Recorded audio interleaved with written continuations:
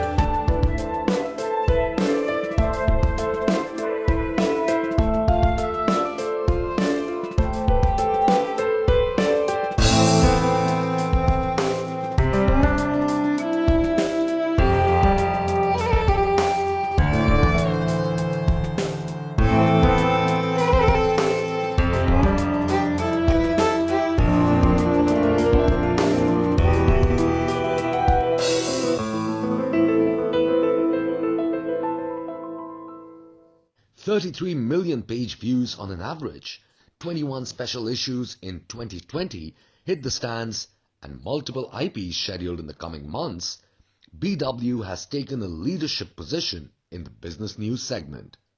To become a part of our legacy, write to us at partner@businessworld.in.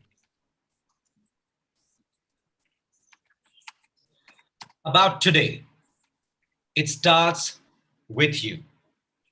Well, don't worry about being successful, but work towards being significant. And the success will naturally follow each and every step in what you do.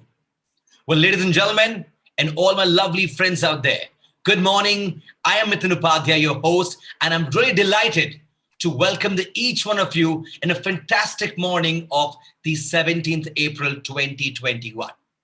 But today, we are going to make memories, historic achievements, and great conversation.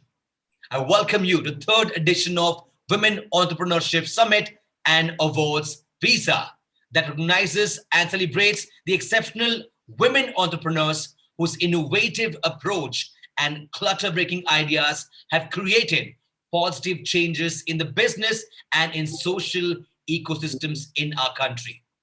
Moving a step further, from empowerment, the platform looks to acknowledge and enable women leaders and achievers who have opened up new possibilities, opportunities for themselves and for others. Through Visa, we will showcase stories, lessons, and even failures that will provide critical in growing up as entrepreneurs in current day across our country. Visa will also serve as a melting pot of different kinds of industry stakeholders, founders and investors included. Talent and abilities with a focus on technology that come together to create successful and a meaningful future that fit in the company. With that, ladies and gentlemen, I welcome you once again for a fantastic, fantastic morning. And I assure you, it's going to be a day full of memories and moments. We have a power-packed day. Please use the hashtag BWWESA to tweet during the day and make sure the world is listening to us, because we're here giving an example to the world in what we have achieved and what we will achieve in the coming future. We're also live on businessworld.in and fb.com/BW Business World. Feel free to share that to the pages and people across who you know and would love to know what is happening here. But before we start, I want you all to have a look at this very interesting BW AV, please. Here we go.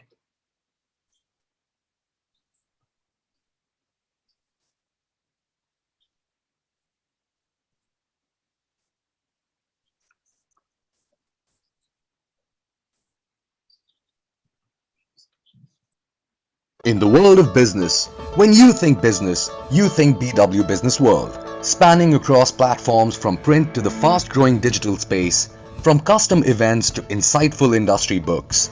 BW Business World continues to capture a critical market space. Enjoying over 1.2 million engaged reader base, we have replicated this success in digital, with a six-fold growth in the past 1 year. So who is the BW audience? Our magazine readers are the cream of the crop business professionals spread across industries and niche communities. BW Digital engages with a much larger audience, hailing majorly from India and US.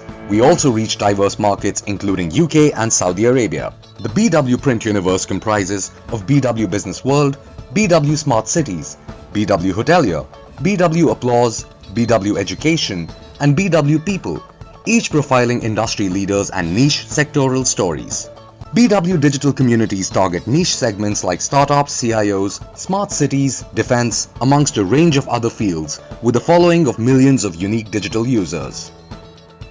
BW Business World is an industry leader in curating a plethora of IPRs. With multiple industry stakeholders under one roof, BW IPR events generate superlative content. BW Engage offers bespoke brand solutions across functions with inputs from the award-winning BW editorial team. We design and execute a 360-degree marketing model, resulting in top-of recall and a large BW Engage client patronage. Why engage with us? We have an award-winning editorial team. We forecast new scoops and future trends before any of our competitors. We provide 360-degree brand solutions and our clients are always happy with the ROI. This is just a glimpse of our client endorsements. To subscribe to our print patronage, visit subscribe.businessworld.in. Follow us on Facebook and Twitter. You can also connect with us on WhatsApp on businessworld.in/WhatsApp.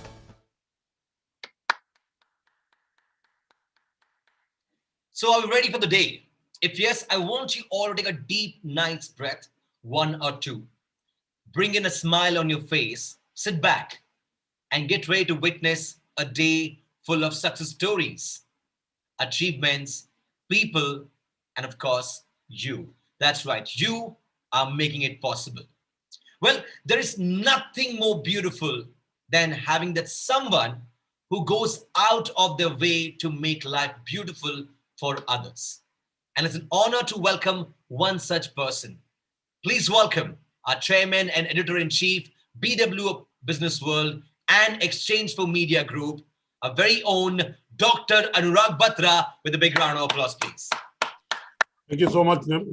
Thank you so much, Mithun, for starting the day on such a positive note.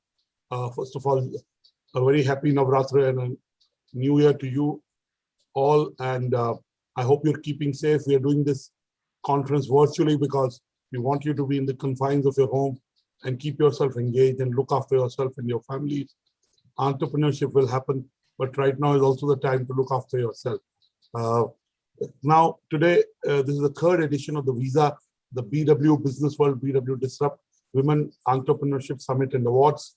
I just want to talk to you for a moment for women entrepreneurship. In the next 5 minutes, Ms. Zia Modi, who was a jury chair for the third Visa, will also join, and she's herself very successful, very eminent, and she's helped many businesses and entrepreneurs grow, and has also helped AZB, her law firm, to grow along with her two partners. So really, Ms. Modi will talk to you about what it takes to be a successful women entrepreneur.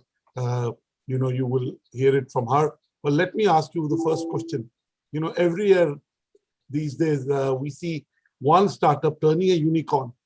The question we need to ask is, out of the 50 unicorns that we have, how many of them have women co-founders or women founders? Less than 10. Less than 10 of the 50 unicorns in India have women founders or co-founders. Now, one keeps asking whether the glass is half empty or half full. The point is, glass is refillable. So even if you don't have a woman co-founder, you can go get one. And again, over the last 1 year, the pandemic has hit us hard. 3 weeks back, it looked like the pandemic had gone, but in the last 10 days, it has come back again. And during the pandemic, one of the data points was all the countries that have women leadership have done better at tackling Corona. Not necessarily that the male leaders haven't, but countries like New Zealand, countries like Germany, they did well. Now, what is it about women-centric leadership that makes them stand apart and perform better? And let me say three things. And again, I don't want to generalize, and a lot of women achievers don't like being called women achievers. They're competing in a very tough environment, and entrepreneurship doesn't look at gender. But let me say the three qualities I see in women leaders and entrepreneurs. First is empathy. They have more empathy. They're more compassionate. Not that there are no male leaders that are not compassionate or have empathy. Second is they're very focused. They're very narrow. They can only focus at one goal at one time and make it work. And it may sound oxymoronish. I just said they're focused and goal-oriented, but they're also good multitaskers. Women balance home and work. Sometimes they handle their young children, and mother's job will always take precedence over a job of being an entrepreneur. So really, they're also good multitaskers. If they need to look at multiple aspects, they can also step into that role. So given that, women entrepreneurs are needed to be able to build more enterprises in India that solve Indian problems. Now, let me also talk to you about, over the years, we've talked about why there aren't enough women entrepreneurs. I think the environment in the last 10 years has changed. A lot of young women, even in Visa, we saw a lot of young women entering and participating, and it was so amazing to hear their stories and how they started and what they're building, and see the passion around what they're building. But often when you talk to women entrepreneurs who've succeeded, and the difference between them and the ones who haven't started are three. One is sometimes the lack of ambition. Second is the lack of mentors or people who support you in your journey. And that patron can be your father, can be your brother, can be your husband, can be a male friend, can be a senior colleague at work who encourage you to be an entrepreneur. And third is the confidence in themselves that they're as good as men. I don't think in today's environment we need to, women know that they have all the power within them to be entrepreneurs, especially when it comes to technology-led companies, product-led companies. More and more women are coming forward. There's much more needed to be women entrepreneurs. So I hope the BW Disrupt Visa, the Women Entrepreneurs Summit and Awards in its third year, will be able to showcase some new entrepreneurs who are women, who are doing pioneering work, who are on the cusp of being discovered. So today's winners, we have 20 winners. At 6 o'clock, we'll start the awards. Mr. Ram Mohan Mishra, who's the Secretary, Women and Child Affairs, will join us as our keynote speaker, and will give away the first set of awards. our jury members, Ms. Zia Modi, Ms. Bhuvna Ravi, Mr. Siddheshwar Balla of Bazaars, Mr. Ankur of Black Soil, and Ms. Anita Murthy will also join in to be able to give away awards. So really, I wish you a day full of learnings, of connections, of inspirations. Today, Ms. Hamid, who's the Executive Vice Chairperson of CIPLA and also participated in the jury, will also join and give us a keynote address. In the evening, just before Mr. Ramon Mishra joined, Ms. Divya Gokulnath, who's the co-founder of Byju's, which at the last count had raised a couple of $1 billion, and whose valuation was north of $15 billion, will also join to talk about why more women entrepreneurs are needed and the opportunity in the edtech space. So clearly, today is a day power-packed with individuals, professionals, entrepreneurs who are making a difference as women leaders and women entrepreneurs. I don't want to stand between you and Ms. Zia Modi. So I wish you luck, and I look forward to interacting with you during the day and seeing you at the awards. So thank you so much. Stay safe. God bless you. If you want to be an entrepreneur, today is the day to start. Thank you. God bless you. Back to you, Mithun.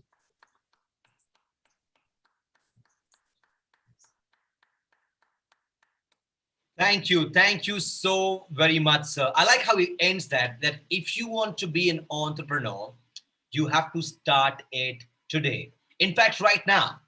And he also gave you the agenda for the day and, of course, how we'll end up celebrating your great work and your achievement through the awards. Let's get straight into what is coming up. The secret of getting ahead is getting started, and the success follows. But what is with success, and what is the secret behind that? Let's get straight to understand that the topic of conversation or spoken by our next keynote speaker is the secrets of our success. Women leaders divulge the most powerful skills for advancement.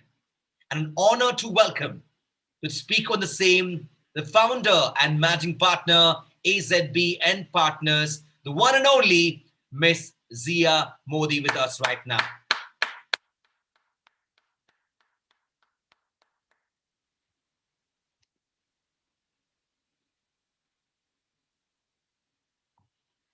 She'll join us anytime soon now, but it's a wonderful, wonderful morning. We have some great subject to converse on today with some great mentors, some great spokesperson, some great panelists. We also have some great session chair as well. So hang around with us throughout the day. We'll make this Saturday a beautiful Saturday. And I assure you that you will remember a lot more about the day than just the day today.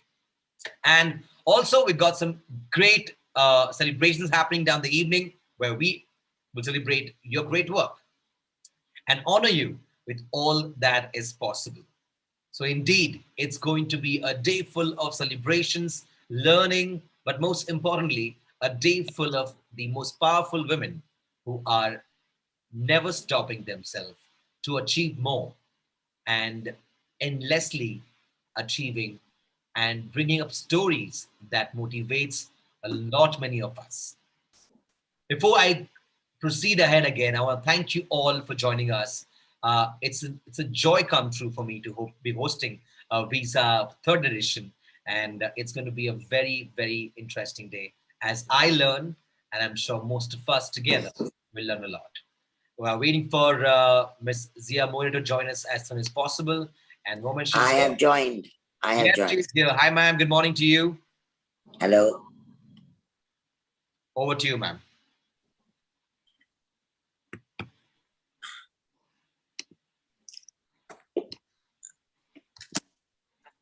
I guess I'll just say a few words. Is that right? Just on the award and what has happened. Anurag, how would you like me to play this? Ms. Modi, you know, what is very interesting is your own journey. You know, even in the awards I saw, you were fully involved. You know, in whatever interactions I've seen you, you know, you really contribute in how you come up, and you've seen very big women entrepreneurs. You've seen startup women entrepreneurs. Give a sense of why it is the best time to be an entrepreneur, and there is an opportunity for a lot of women in it. So if you just talk about your own learnings and why it's a great time to be an entrepreneur, it would inspire. And then briefly, we can talk about the awards. Okay, well, kudos to all the young women entrepreneurs there and not so young who have started as entrepreneurs and have stuck to it. I think that, the journey is pretty much the same for most of us. We all start out with a passion. We all want to do something special for ourselves and to feel proud of ourselves, to make most likely our parents proud of us, our spouses proud of us, and ultimately our children proud of us. But I think what sustains a lot of us is just the self-respect and the kick we get out of doing what we do. And I think that is what creates our young entrepreneurs and sustains them. My journey was an interesting one because I always knew I wanted to do law. My father, who's a lawyer, I always knew I'd probably always be in his shadow because he was obviously so much more accomplished than I was or hoped to be. But law it was, and there was nothing else that was really inspiring.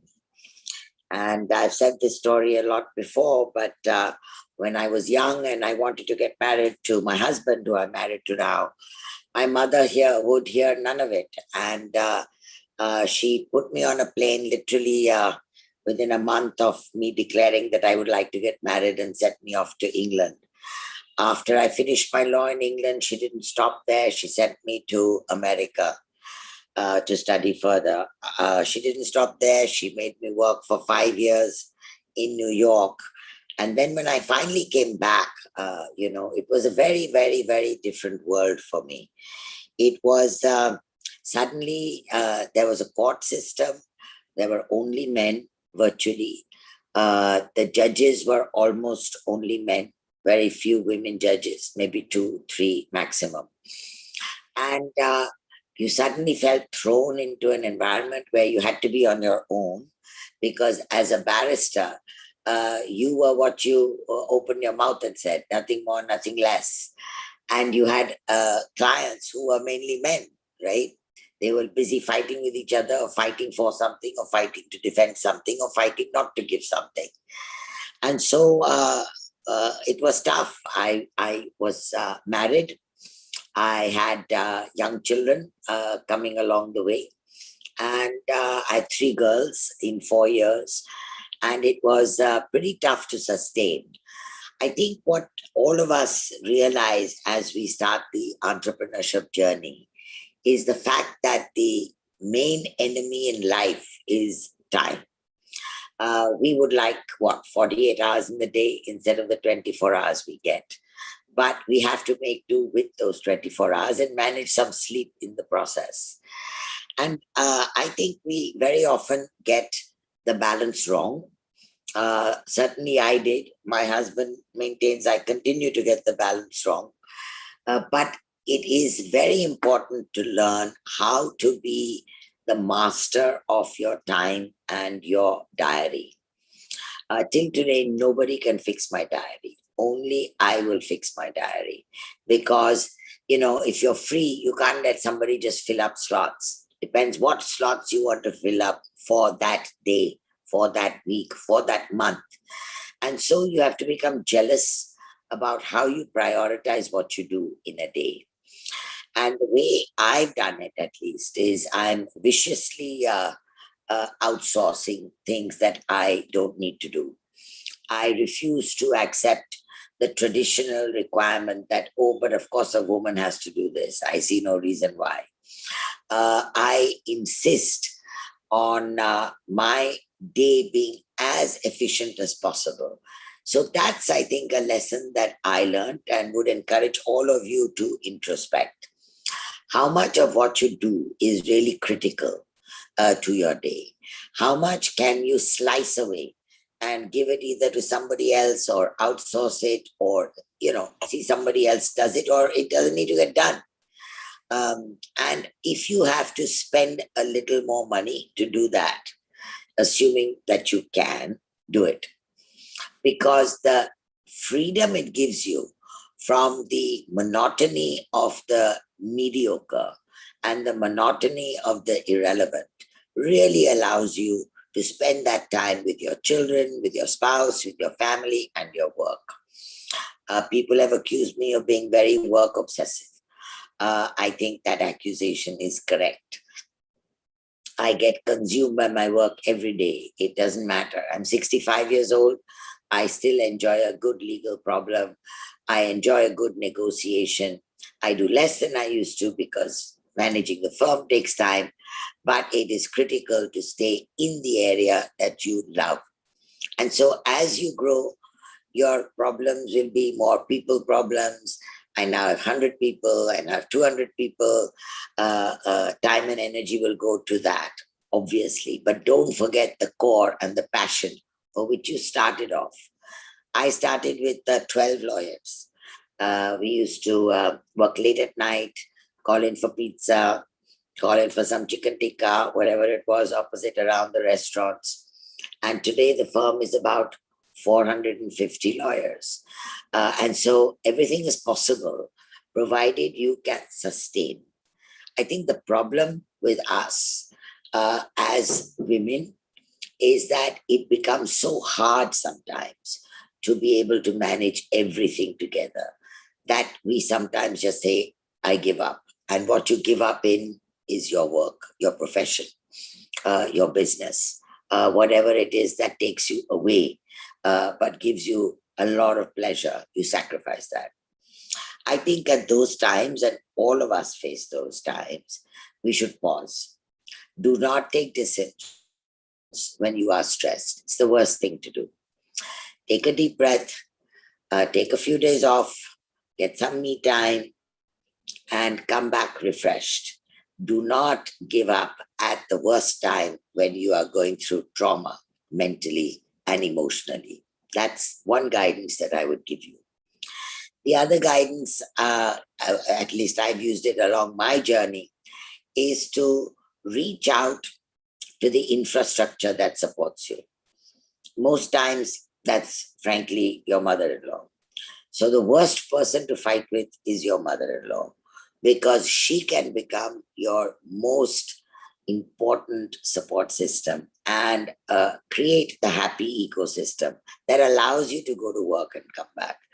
I remember I had one young girl who was working with us, and she said, I'm quitting, and I was very reluctant to let her go and wanted to know why and what can I do and how can the firm help, etc., etc. And she said that, you can't help me because every day I go back at home and my mother-in-law opens the door and said, so did you have a good party at work today? And the whole idea was to accuse her as if she was enjoying life at work and having a blast. And while the mother-in-law was busy looking after the house and doing all the menial stuff. So I told her, well, why don't you just order pre-packed stuff, get a couple of more servants, see that there's more domestic help to work your way. You can certainly afford it, so that's not a problem. But it just didn't work for her culturally. And so I think that, as women, especially young women, we have to train ourselves. We have to train our ecosystem around us. We have to be flexible. We have to make compromises if we want to sustain. While I was on the jury, I was telling Anurag and my jury members that, 48% of India's women fall out of the workplace. That is what is called our leaky pipeline. So I would really urge all of you to dream big, but continue to hold that dream. Don't give up on it and be practical in life. You can't have it all, whatever anybody tells you. You have to make compromises here, there. I remember, the usual, right? For all of us who have children, my girls saying, you were not there, all the other mamas were there. And I remember Indra Nui giving a talk, which I will never forget, when her child told her that. She called up and found out which of the other parents were also not there and told her child, was so-and-so's mother there, was so-and-so's mother there. And the answer was no, no, no. So she felt a little better, but at least the child knew that Indira was not the only one who was not attending, right? So life is full of these small sacrifices. And I think we just have to accept what I call the capital G, which is called guilt. You got to deal with guilt. You got to deal with it practically. You can't let it overwhelm you. You have to step back sometimes and, give work a break for a little bit of time here and there, but don't lose the passion. The minute you lose the passion for what you do, you can't sustain. I've come to the conclusion that for all of us women who are fighting against so many odds out there, the only thing that keeps us going is that we simply love what we do. So keep on at it. And I really wish you all the best. And thank you for all of you who participated. We had a great time as jury members. We saw things that I never thought were happening in the system. And I learned a lot, and good luck to all of you. Thank you so much, Ms. Modi. You're an inspiration, and the fact is, you say it as it is, and from your own personal experiences with your standing in the industry and the way you built the firm, you collaborated to make it even bigger than it was. I want to ask you, what has changed for working women in the last 12 months? How, we started to work in a boundaryless way. We are spending more time at home, and now that COVID is again looming large on us. How do we make sure this new abnormal of work from home, work from anywhere, how do women and working women professionals kind of balance? Because clearly, many studies, both in India and abroad, indicate that really the workload for women has gone up. In some cases, their careers are suffering. And I'm not necessarily talking of women really right at the top. I'm talking women at the middle and junior levels. Like at your firms, there may be young colleagues who are lawyers. You're quite right. So how can they balance? What can they do? It's tough. Let's be clear. Because what has happened during COVID, especially if you're a young mother, which is the key, especially in the beginning, you didn't want anybody to enter the house. You were obviously paranoid about, the safety of your environment for your family, which means you were pretty much lifting the broom and doing things that you never thought you would do or were used to doing for a long time. And you had to do that, plus you had to have the Zoom schooling with the kids, plus you had to do some cooking, plus you had to do a little bit of cleaning once in a while, and then you had to work, right? So you were harassed, I think, as a woman.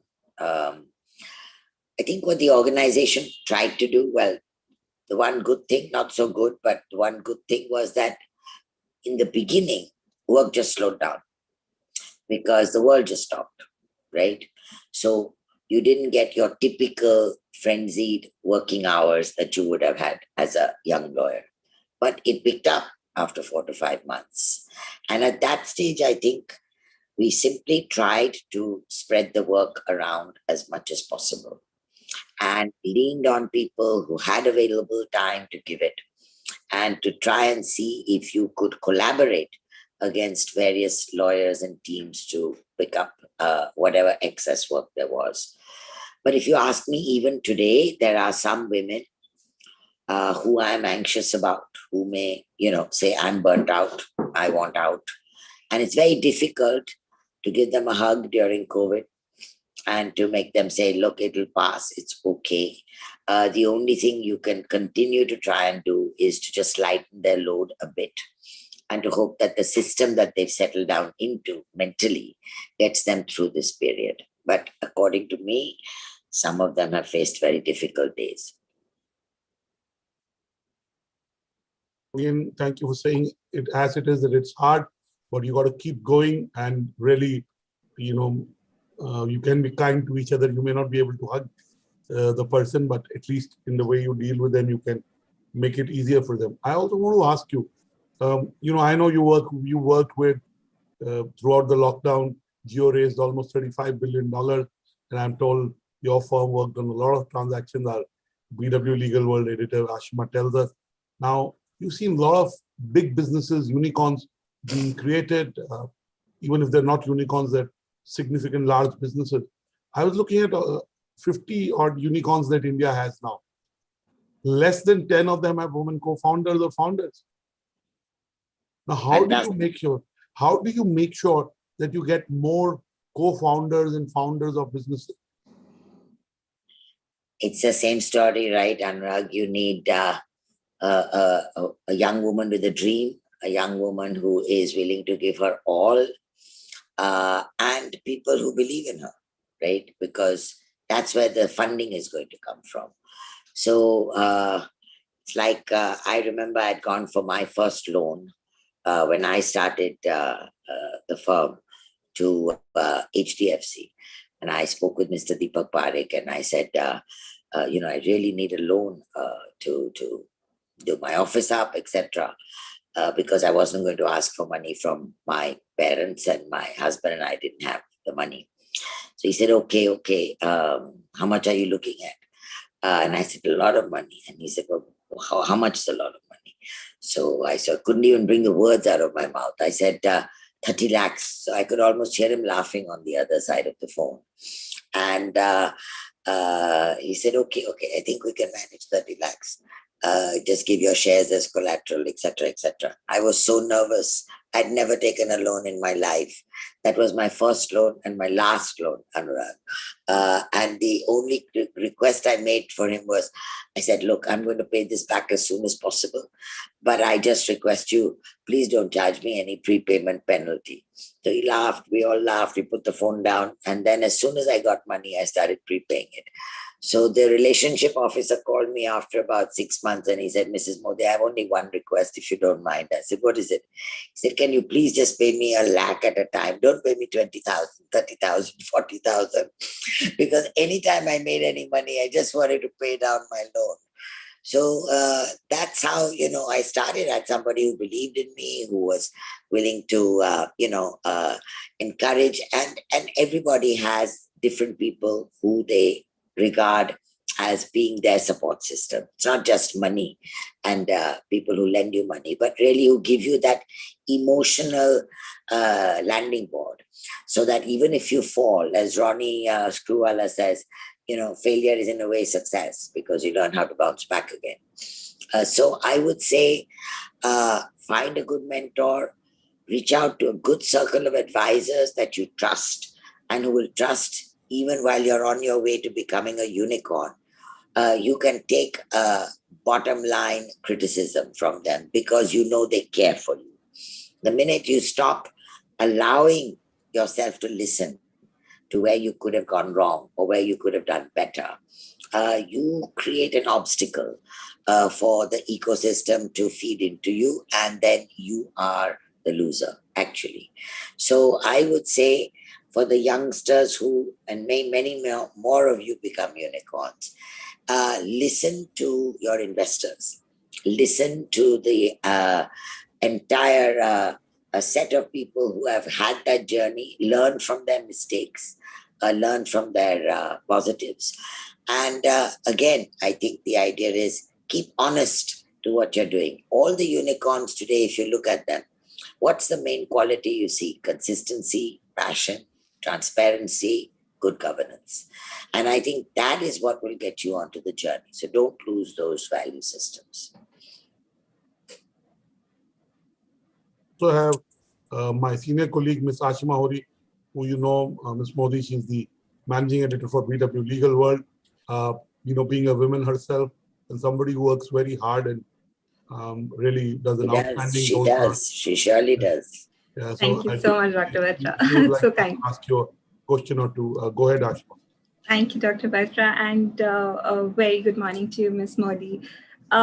Ms. Modi, we heard you speak about building, a supportive ecosystem and all of that. But increasingly, also in media or other places, we hear or people have come to believe that women themselves deal with imposter syndrome. They themselves don't consider, their competence at par with their male colleagues, or, things like that. Like people perceive them to be competent, but maybe they don't believe in themselves. Is that something that you come across when you're dealing with, women on your board and other people that you meet? So sometimes, but not often, because in our law firm, women are encouraged to fly higher than the men. And having a woman at the top always helps, right? Because there is no boundary in that sense. I think as a personality, we are more diffident than men. Let's put it that way. I call it the Venus-Mars syndrome. It is there. But what we learn and what we need to do is learn to overcome it. So why are men so more belligerent about their reviews and their raises and their salary and performance than women are, right? It's just for centuries we've probably been told, shouldn't ask, it's not good to demand, whatever. Do I think it's going to change overnight? I don't think overnight. But has it changed a bit? I think it's changed a bit in the cities and where women have opportunities. In the villages, I see it not happening for a long, long time, unless women can become, can bring money onto the table. That then changes the equation in the family.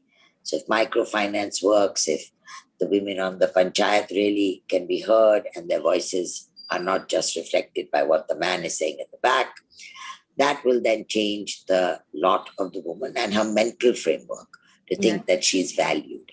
I think a lot of us today don't believe that we have as much value as our male counterparts. It's just constant awareness, constant self-validation of your competence, and frankly, a friendly family support system. Thank you, Ms. Purdy. And I'd like to quote somebody, and in fact, that is Mr. Mukesh Ambani, who has gone and said about you that she's more than just a lawyer, and she has the ability to distill a business issue and offer an integrated global, social, and sustainable view. And she's blunt about it. So how do you, things like these. Now, I'm sure that's a personality trait, a must-have personality trait in the business. Everyone must be blunt. It's not a woman or a man thing. You must be very decisive. You must put forth whatever it is that is to be said. What are these other attributes you think are required in a woman just to compete with men? So Mukesh is always very kind, but I think, he himself doesn't suffer fools gladly. So if you're not bottom line with him very quickly, you'll soon be wheeled out of the door. So there's no option but to be very blunt when you have to give him a no go piece of advice. But I think that, the qualities that we have to, you're saying, what do we need to become so that we don't lose sight of our journey? Is that what you're saying, basically? Yes. Is there something that you think women must have over men? Maybe because women tend to be, a little soft about their conversations or communication sometimes. Have you come across some of those issues with women, or not issues, but just a personality trait? Okay, fair enough. I think that, nobody can get over the reality that if a woman talks bluntly and raises her voice, she's considered over-aggressive. We've seen that happen time and time again. We talk about it time and time again. And I think that, that is just social reality. So I think that, maybe this might not be too popular, but as a young woman, you need to be alive to the cultural dissonance that is around you. There's no point sitting on, a table and standing up and shouting, I'm a woman, I'm equal, I'm as good as you, I'm better than you. It doesn't get you anywhere. So I think the way to do it is just to demonstrate your competence. Nobody today in the talent business is going to be able to ignore competence. As you grow your ability to have people notice what you're saying will increase. When you have gray hair, it increases a bit more. But what you need to be focused on is excellence. So unfortunately, I think that, the way women can stay at par with their counterparts is to be that one step ahead of the game. When I came to Bombay and I started practicing law in courts, I think I used to work at least 20 to 30% harder than my male friends. I used to be 100% more paranoid than them. And I wouldn't let go because I was conscious of the fact that I was, maybe one of the 3 or 4 women that were opening their mouths and 100 men were looking at me, right? So you have to deal with realities as they exist, but you overcome them by staying patient. As I say, taking a deep breath at times. Even if you're right, sometimes the better way is not to be militant about it, but to, navigate it by just taking another road to reach that goal. Understanding that, yes, life does present these problems. Hopefully, if you're successful and you make a mark, people will treat you differently.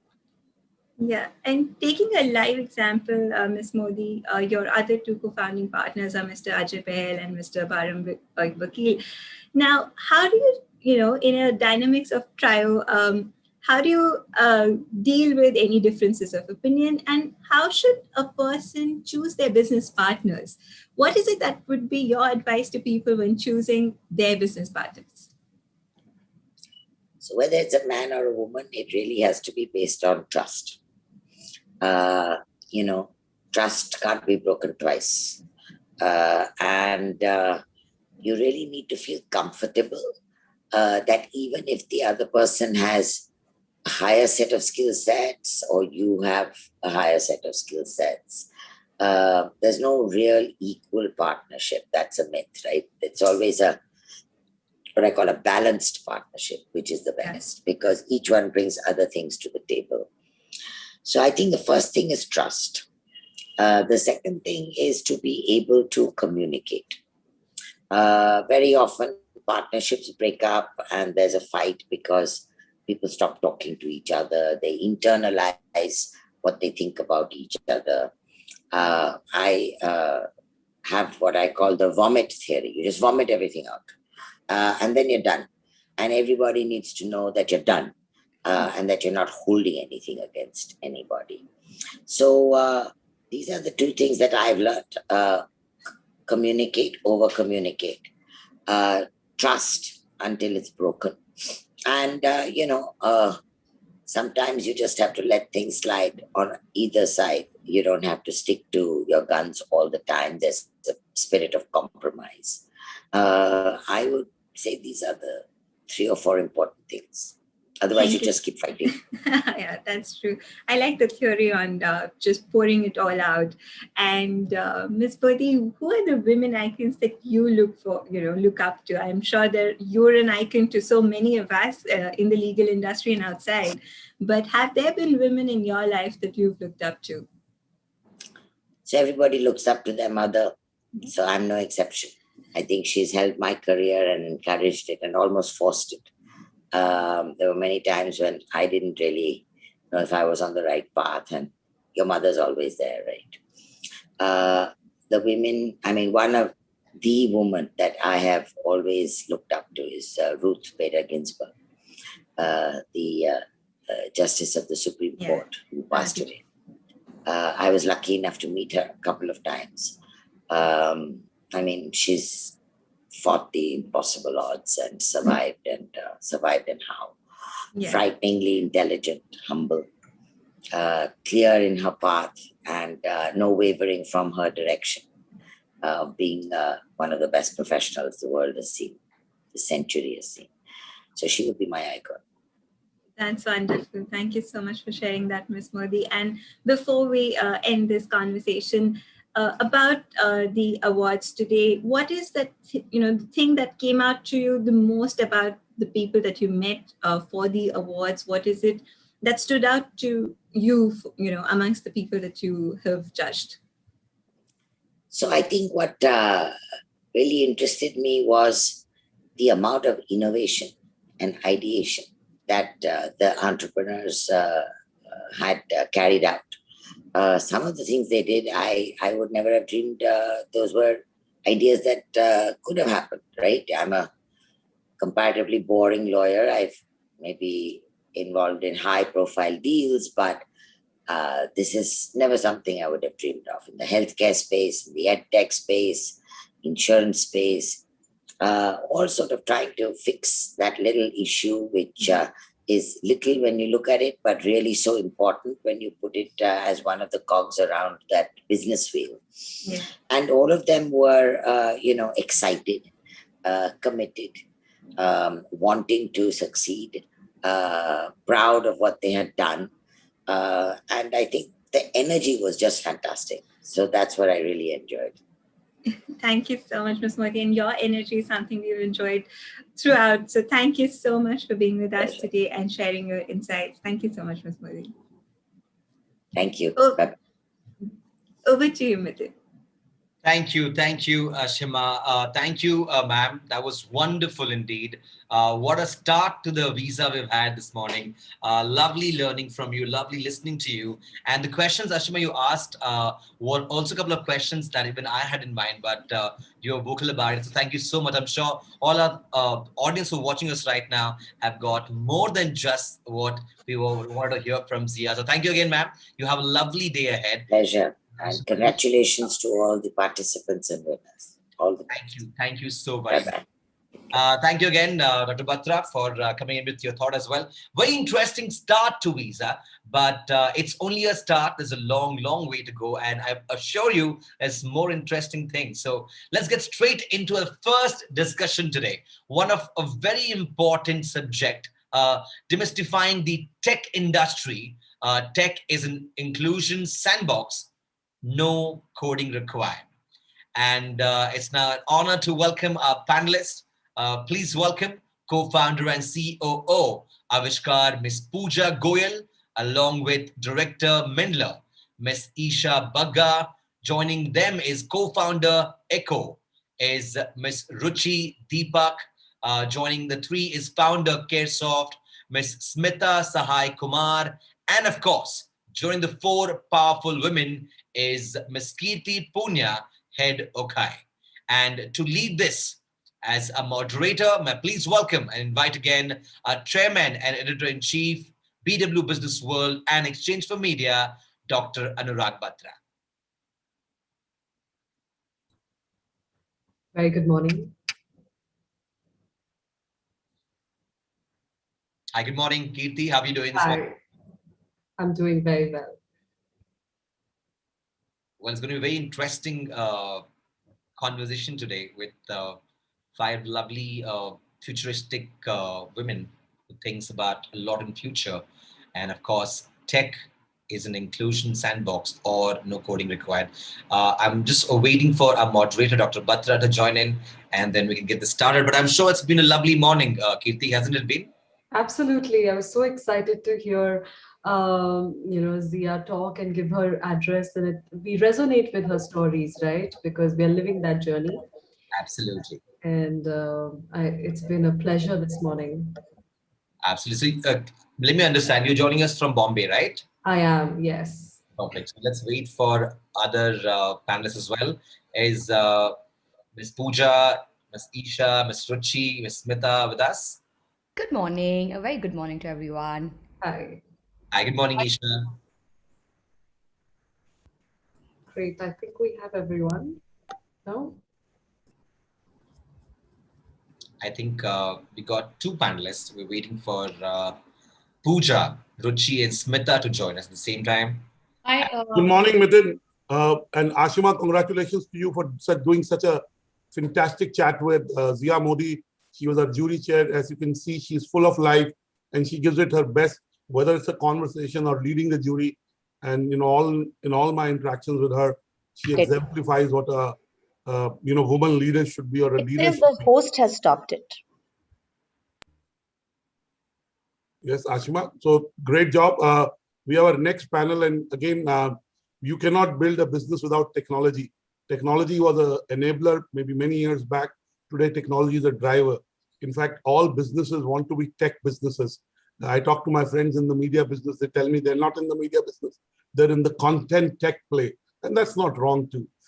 Today, we have a set of women entrepreneurs who are building businesses which are tech enabled and are solving the problems that are unique to India. And again, I said it in my opening address that I'd like to see more unicorns having women co-founders and founders. We'd like to see more women in tech. And clearly, technology is here to stay.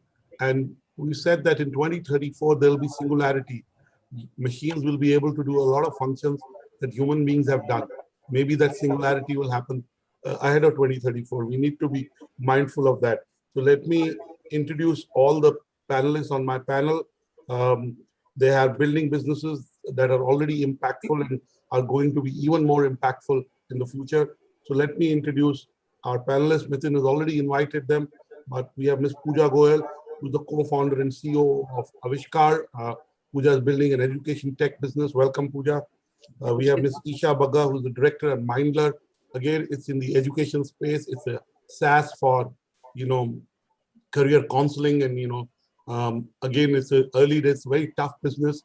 Yesterday we had the Tech Talks jury, which are technology founders and co-founders. I was not very happy on one count because there were very little women in that shortlisted entries. But Isha, your co-founder, Pratik, did participate, and Sanjeev, who was the jury chair, did tell us that it is a very tough domain. So because he's invested in your competition. We also have Ms. Ruchi Deepak, who's the co-founder of Echo. Echo is an insurance company, and Ruchi has a very interesting background.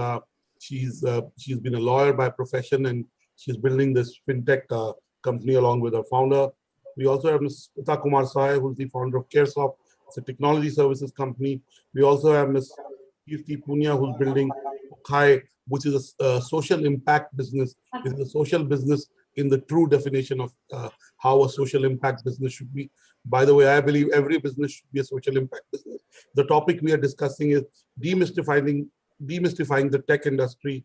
Tech is an inclusive sandbox, no coding required. So let me get in first Isha, then Ruchi, then Kirti, and Pooja and Smita in that order, and then we'll go round the house. Kirti, your opening comments on why do you think we need to demystify the tech industry, and why is tech an inclusive sandbox? And you don't necessarily need to know coding to be able to make it in this tech-led world. I think, firstly, so happy to be here. I feel panels are a great way to meet other amazing women. So very happy to see all of you here. When we started, building an online platform for Okai, we realized that it's plug and play, right? You have lots of solutions available to you which are ready, but at the same time, it can be a bit intimidating for people, right? When people are trying to set up something that they've not had any background in. So what tends to happen is the fear of tech actually prevents tech from penetrating many industries in India. And hence, it becomes all the more important that there is access to information. But people who are looking to embody tech in their businesses also know how to find it. Honestly, all of this information is available online on how you should do it. But at the same time, the number of solutions that are available are also huge. Because you have, say, 10 chatbots, you have 5 companies that are going to provide you online systems to host your website, you have thousands of servers that you can go for. So being able to understand how to navigate and how to analyze different services available to you becomes key.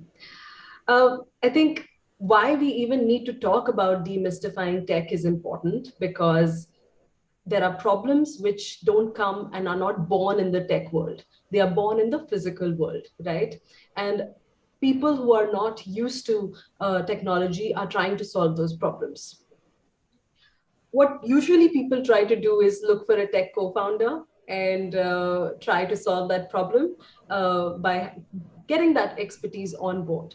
But at the same time, it also is possible to go work with a fabulous agency who you can trust, somebody who comes with a recommendation, somebody else in a business has worked with. I feel like we work with a lot of rural women, and we've seen in the deepest parts of India people using technology in ways that we will not even imagine. And so they have demystified tech to a large extent. Large part of it is to watch movies, but I can assure you that there is also business happening. I work with tribal women. One day I was in an office and I just stepped out of the office to see Rami Ben, one of our artisans, was on a phone call. And I saw that she was on a video call. And she was talking to another artisan in another village. And both of them were on this video call explaining a design to each other. And we had never taught them how to do that. We didn't tell them this is the way you can call each other or it's a WhatsApp call, but they were on that call discussing business. And that day I got the confidence that all they need is a device and they will figure their way out. And that's how I think most businesses end up learning step by step and demystifying it for themselves while on their journey. Thank you so much, Kirti. We'll come back to you. We want to know, for those of you who don't know Kirti, she is a task officer. She was in the Tata Administrative Services. Before that, she worked with TCS. So she did have appreciation for technology, and really to be able to. She worked for Tata Chemicals then. She asked for this project because this was a project within her company which was not kind of seeing the traction it should have, and she's converted it into a business. So Kirti, we'll come to you in your 6-year journey. What are the high points and what are the learnings you have in the second segment? But let me bring in Isha. Isha, again, you are a SaaS platform for one of the large part of your business is building that SaaS platform for people who are in career counseling at each level. Tell us, you also have a background which is not necessarily tech in the true sense of tech. How did you bring about appreciation for tech, and how are you making sure that you understand the tech aspects and weave that into a business in a way that it becomes a technology business? A very good morning to everyone, all our co-panelists and Anurag. So right, like Anurag said, I do not come from the tech background, and I'm in the edtech space, and of course, there's tons that I've learned in the last 5 years. And I have seen people learn technology through the 5-year-long journey. So Mindler, which is my organization. So we work in the edtech space where we have built a career guidance solution, which is completely automated for students. Now, the entire idea of building an edtech technology for students is so that we reach a larger scale of students and not only a limited, restricted number of students.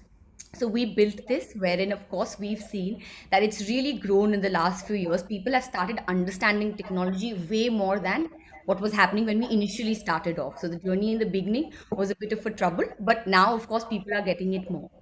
I would like to give the complete credit to obviously my technology team. So I have learned a lot from them. And I also feel technology, especially when you're in the edtech space, it's about building the technology and ensuring that the user is able to understand it and it's easy to understand. So my responsibility primarily becomes like the middle person to ensure whether what we have created is user friendly. And then of course, going back and giving feedback to somebody from my technology team in the sense that whether it fits in or it does not. Once we created this platform, we went down to kind of creating a SaaS portal for career coaches and counselors and educators so that they can use our software and coach and counsel more students. So all of this worked out very well for us because people of late, at least due to the COVID situation, everyone has got that growth mindset. They are willing to understand technology. Few years back, people didn't want to, even understand the concept as much as they want to understand it now. So that's actually a great blessing for us. People understanding it, people at least making that attempt of trying to use it. And it's not rocket science, it is easy to demystify it once you get to it. So that's pretty much the space that I have been with. So these are the two things that we're primarily working on.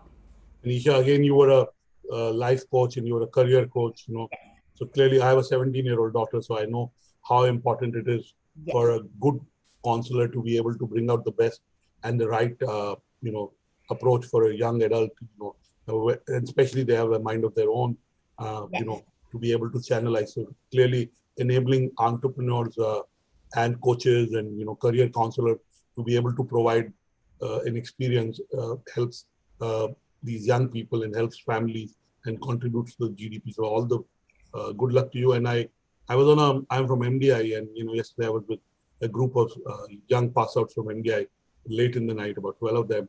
And my colleague was telling them to send a Excel sheets, and I said I've never opened an Excel sheet in my life. I mean, I may have opened, but I've never actually made one. So, and I'm a BTech computer science, and when I was in engineering, the only time I'd go to the computer science lab was when I was bored. And I'm not saying that's how you should be, but really, I think I have an appreciation of technology and how you apply it and how it can be a game changer in businesses, but not necessarily knowing coding. It can be an advantage. There are people who are nerds, who are coders, and who are able to find problems. Yesterday, we saw an entry in Tech Talks, a gentleman, and he's in a certain business. He's raised about $45 million. And, the fact that he did some growth hack where he was getting customer acquisitions way more than his competition, who had raised much more money. So clearly, he done something there, which is his sweet sauce, and which was related to coding and how he built the tech platform. So it can be a differentiator. But I'd also like you to stick to your philosophical lessons on your journey so far, because really, while we discuss technology and how appreciation is important, not necessarily knowing coding is. Let me bring in Ms. Pooja Goyal. Pooja, again, you're building an edutech platform. Tell us, what do you have to say about technology being an enabler and it not being a sandbox? Hi. Great to be here. Thank you. So what I feel is, whether we like it or not, all of us are digital natives, and especially the generation that is growing now, they think of technology as an extension of the human body and mind. And whether we like it or not, it has impacted pretty much every domain of our lives. So if you take relationships, this generation is the relationships in this generation are being influenced heavily by Tinder and Bumble. If you take hospitality, I mean, Oyo and Airbnb have changed the rules of the game by bringing technology in. Logistics, transportation, Uber. So and payments, fintech, blockchain, crypto. It's just changing the fundamental foundations. So it's disintermediating big banks, governments, and democratizing a lot of it. So we are knowingly, unknowingly, all consumers of this technology, and now when we start to think of a solution for any area, technology is just, it has to be part of it. Now, thankfully, the good news is that when you say coding also, it has come to that level where it is just plug and play most of these things. And even the coders are able to pick out blocks of code from GitHub, etc., to be able to have large programs run. So the real work is not in actual coding or knowing the syntax, but in actually thinking of the solution and how it impacts the stakeholders and what is the kind of experience you design for your stakeholders. And fortunately, the coding, the syntax, that has all been, it is at a level where, we are working, 5-year-olds in the Avishkar ecosystem are doing coding now. because it is all block based. You can just, and you don't even need screens to code. So there are lots and lots of 5-year-olds who are creating solutions, and who can get robots to move because of this plug and play kind of For notion. our viewers, I just want to say that she is the odd one out a little bit here, because she went to IIT Delhi. Pooja did her chemical engineering, then she went to INSEAD, but she did go to IIT Delhi, which in my view is the best engineering between IIT Kanpur and IIT Delhi, depending on which years I have. So the closest I made it to IIT Delhi was to the KL Sharma Kenti. The KLS, that was the one I made it to. But go ahead, Pooja, that you have a technology background. That's the point. Right.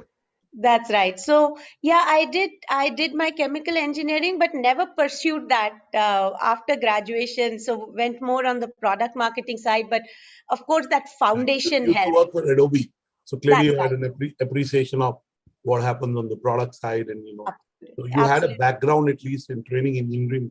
So I'll come to you, Pooja, but let me bring in Ruchi. Ruchi is building a fintech platform, and again, you talked about the fact that COVID has made sure that we are more open to using technology in our daily life, and that is really spurring the growth of all technology-led platforms, virtual platforms. We're doing this through a video technology.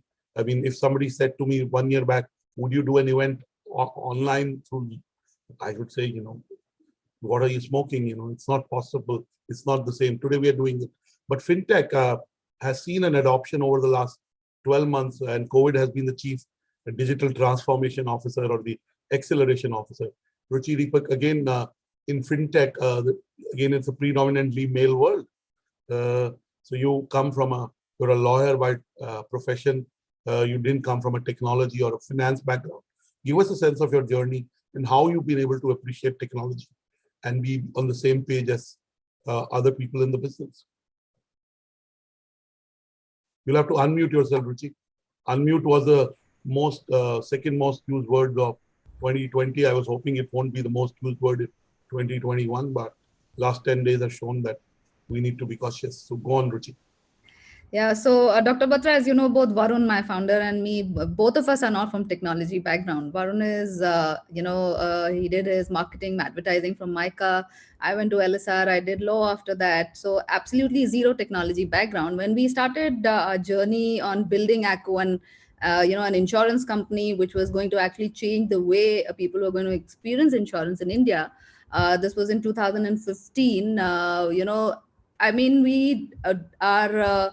the fact that we were not from technology background was actually not a blocker for us. I mean, because I think the important thing is to understand, your domain, your sector, your consumer problem, the kind of consumer experience you're trying to build, how you think consumer first, your consumer behavior. I mean, I think all of that aspects becomes more important before technology can start driving your business. I think it's not difficult to understand or learn technology once you start building a technology business. And like a lot of the other panelists said, it's quite easy now. You have resources available, and all of those things are there. But every business is very nuanced, and when it comes to trying to change the way insurance business is done in India and use technology as a driver or enabler or whatever you want to say, it incorporates a very sort of 360-degree consumer experience to it, right? You have the buying experience, you have the service experience, you have the claims experience. You're also trying to see how you can add more value to your customer by adding more, sort of customer value propositions in the form of more value added services. Some of this can be complex technology play, and I wouldn't say that it's very sort of comes naturally to us, and we sit with our tech team and they tell us we're using this tech stack, and we're going to be trying it's not that easy. I have to admit that it has been a learning all along the way, and I think that's the fun part of it. And I think I have thoroughly enjoyed it. It was a big break for me. I mean, I was part of the financial world. I was part of Matrix. Yeah, because Varun worked in insurance, Exactly. So, some of that... Tata AIG, you work for Franklin Templeton. So he had domain knowledge of insurance, right? Absolutely. And I was also from the financial services background. And before that, for 8 years, I'd worked with, VCs and, investment houses. So I kind of understood what was happening. So some of that helped. I would say that, it definitely is not something that can really stop a founder from achieving what they want to achieve. I mean, if you have a mission in your head, if you're not from technology background, it doesn't become a blocker for you. You have to definitely figure out the right approach, the right team. We eventually invested in a chief product and technology officer, this is about a year or so back. So some of those things has happened. So you build the right team to get the right sort of technology drive into your company. But you have to have a technology mindset. You have to understand that everything that you're trying to solve is by way of technology. So you have to understand what's the technology that's out there, what really works, what doesn't work. So some of those things are there, but at least we did not really feel like we were being kind of pushed back by not being from technology background. And Ruchi, if I may ask, in terms of data, how do you build? I want to ask this to all of you, to Pooja, to Isha, to Kirti. How do you build appreciation for data? How do you get insights to be able to build a better product or service, or to get that breakthrough which causes disruption? But I'd like to come back to that, but let me bring in Smita Sai Kumar into the conversation.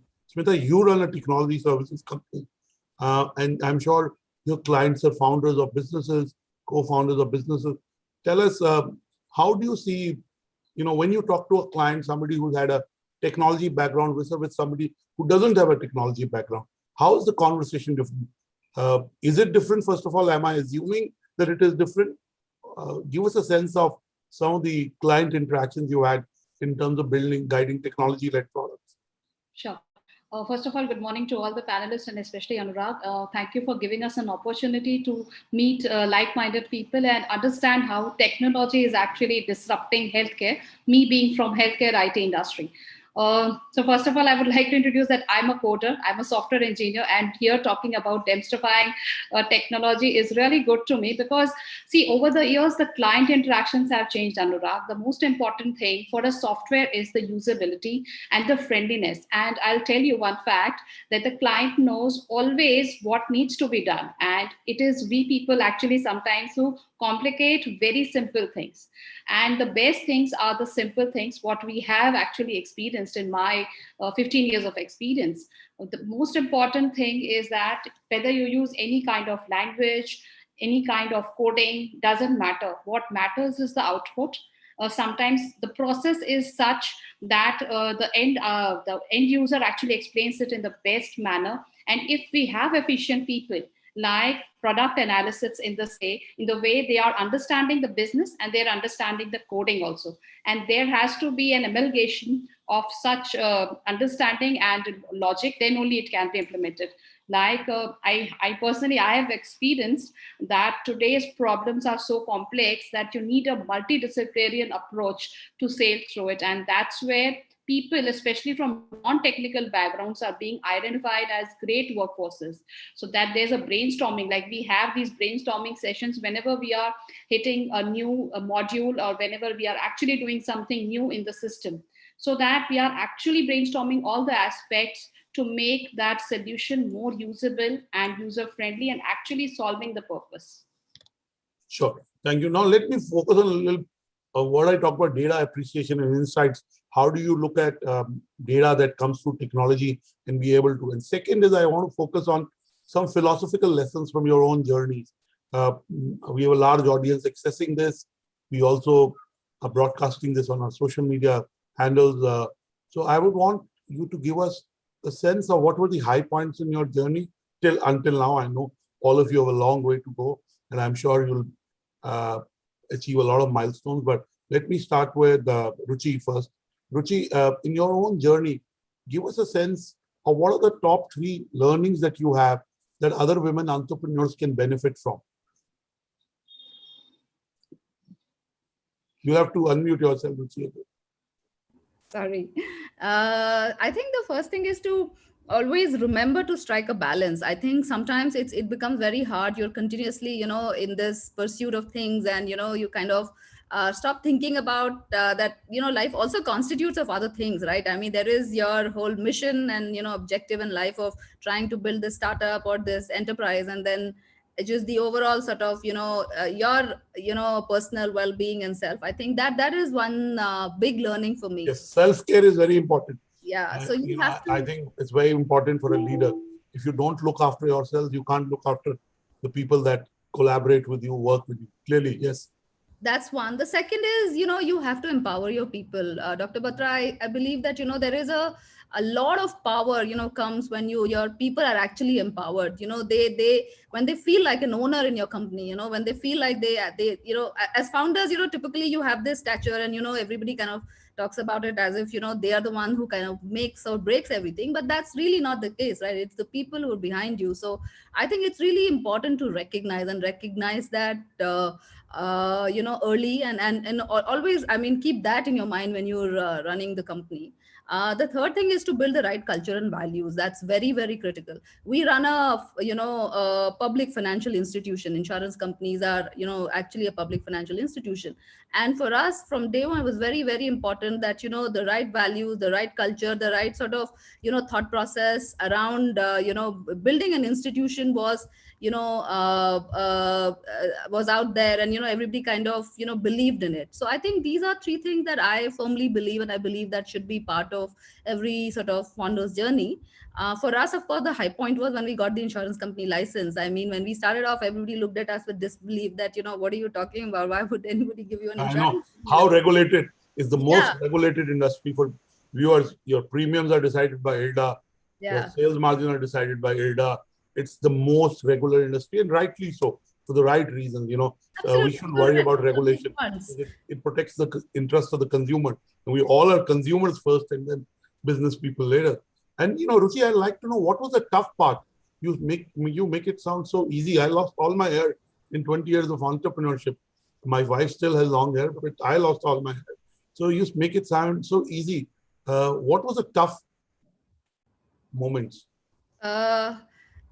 So I'll be honest with you, I feel the tough moments came after we got the license, from trying to build the right product market fit to looking at, because really, if you look at it from an, insurance manufacturing perspective, no innovation had happened, till ACO came into the market, right? So just looking at the market and looking at the consumers and thinking about, how to rightfully scale the business and build the right proposition.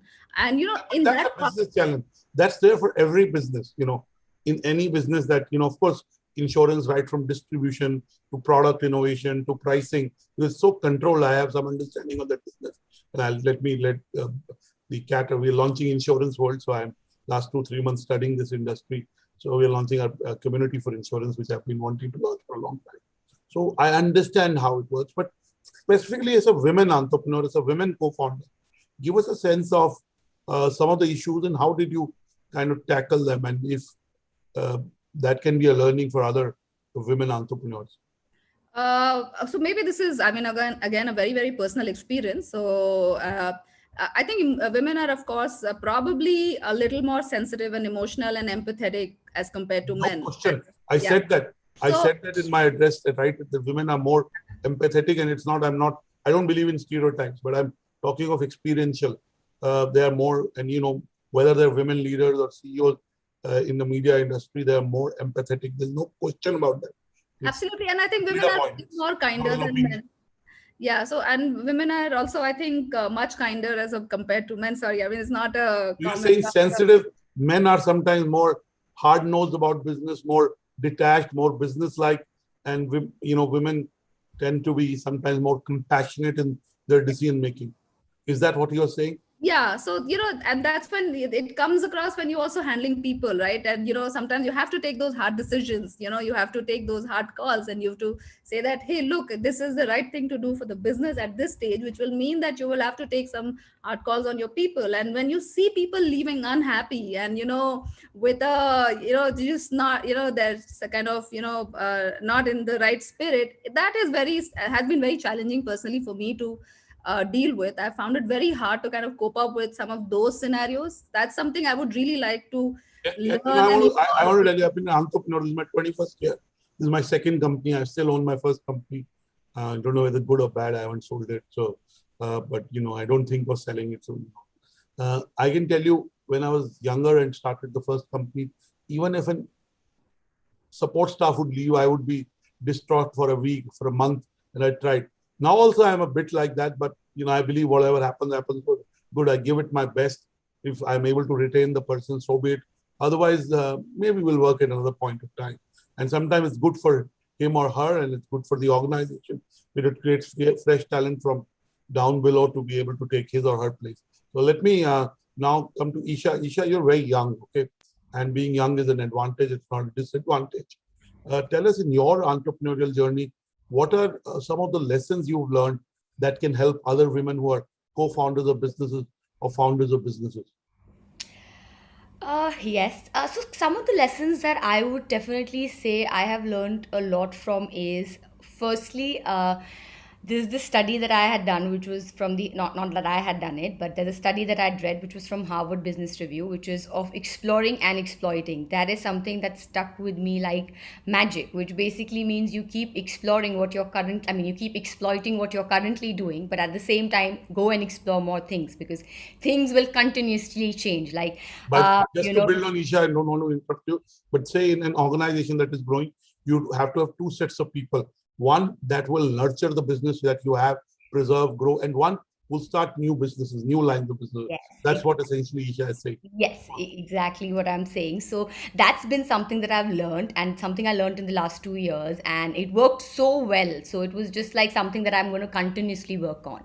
That would be one, and I think this is for both genders. This is the one that I just spoke of. But secondly, I would say communication, which, like Ruchi said, and I'm completely with her, and like Anurag also said, that communication with your team, the compassion, understanding the emotional health, everything, all of that is so important.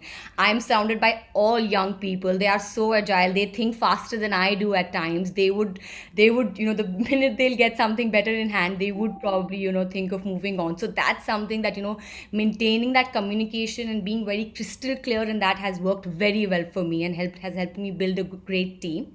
That would be the second thing that's really worked. Third would be similar to the first, which is of having a growth mindset, continuously incorporating new change. You have to take the change, only then the team will resonate with it. So you have to kind of ensure that you are taking on to all the new changes, so that they are able to imbibe them faster. So that these are 3-4 things that have really worked out very well for me. Yet to learn a lot more, but yes, for now this has been good. Okay, Kirti, you're the most experienced on this panel in terms of the number of years. So what are you all learning, especially, you decided to build a business, which is like an entrepreneur and then turn an entrepreneur. And again, it's in the social impact space. It's in the crafts and, artisan space which is not glamorous, It may look glamorous from outside. It isn't. What are your learnings? Well, I'm going to share my most recent learning first, which is during the pandemic. And that's really to collaborate with competition to win against larger players.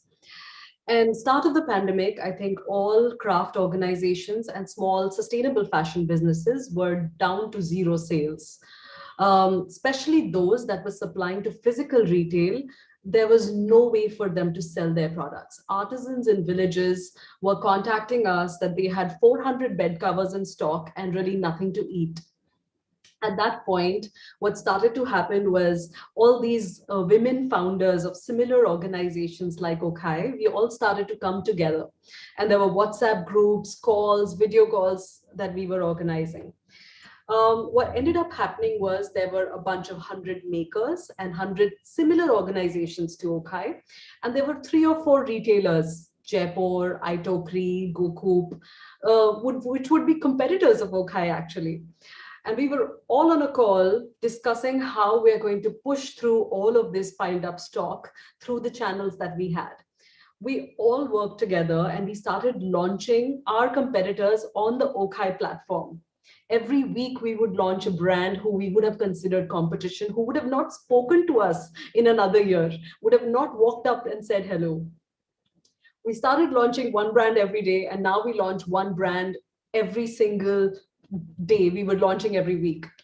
And so we went from 2,400 artisans to 24,000 artisans that we were impacting at the end of the pandemic. We went from zero sales to hundreds of times of sales. We grew by 67% during a pandemic year. This could have not happened had competition would have not thought of each other as competition, but really come together to really use each other's strengths and win against maybe larger players who would have done this maybe even more easily. The next one would definitely be to build autonomy in your company. We have a fine team and they work for the cause. They don't work for the company. They don't work for me. They actually work for the mission. And we've ended up hiring people who are from the same village, who understand what they are doing for the women that they are representing. Even the customer care team, they work sleepless nights because they are representing the women from their village. I think the last one would be vision. We knew 5 years ago that this day will come, and everyone started to help us. Everything came together, and it's a very cliche saying that the universe will come together, but it does end up happening. So I think those would be my three main. If I had to add one more, which is very important, would be transparency.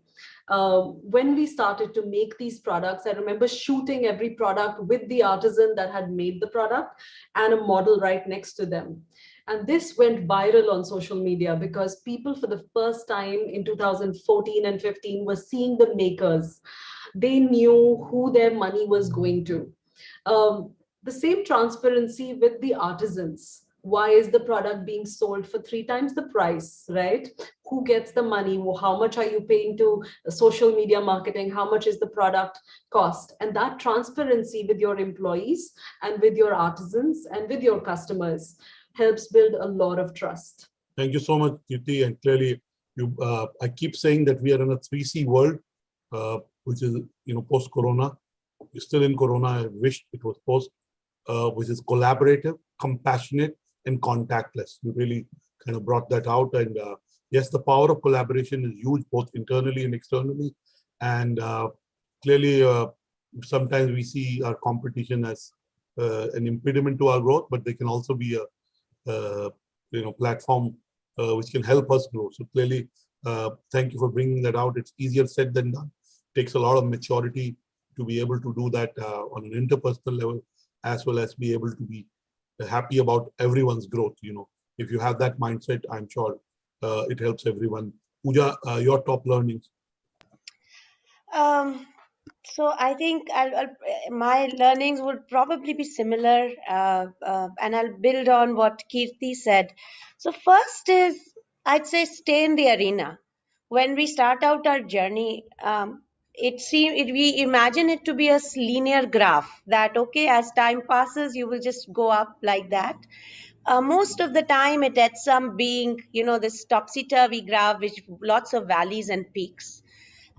So what Kirti talked about, the vision. So having an understanding of where you are headed, by and large, having your North Star, and the journey will take you through those ups and downs. And most of the time, what I have found is your most impactful learnings comes when you are stuck in that trough there, where you feel like there is no way out.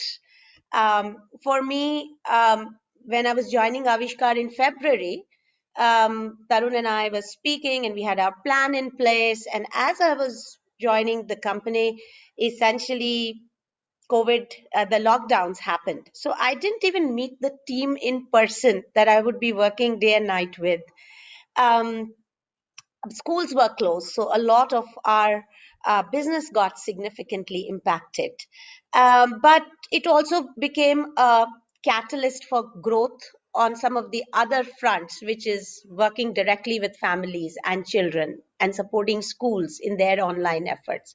So that is one. I think it's important to just stay in the arena and expect these valleys and troughs, and be reflective when you are stuck in one of those troughs. One of those valleys. The second is what I've realized. Avishkar is my third startup, and I feel like a large part of what I end up doing is decision making, saying, should we do this? Should we not do this? And it is inherently prone to risk. So my philosophy is a bad decision is better than no decision. And I try to inculcate it in my team so that, I don't become the bottleneck for a lot of those decisions. And the team is empowered and understands.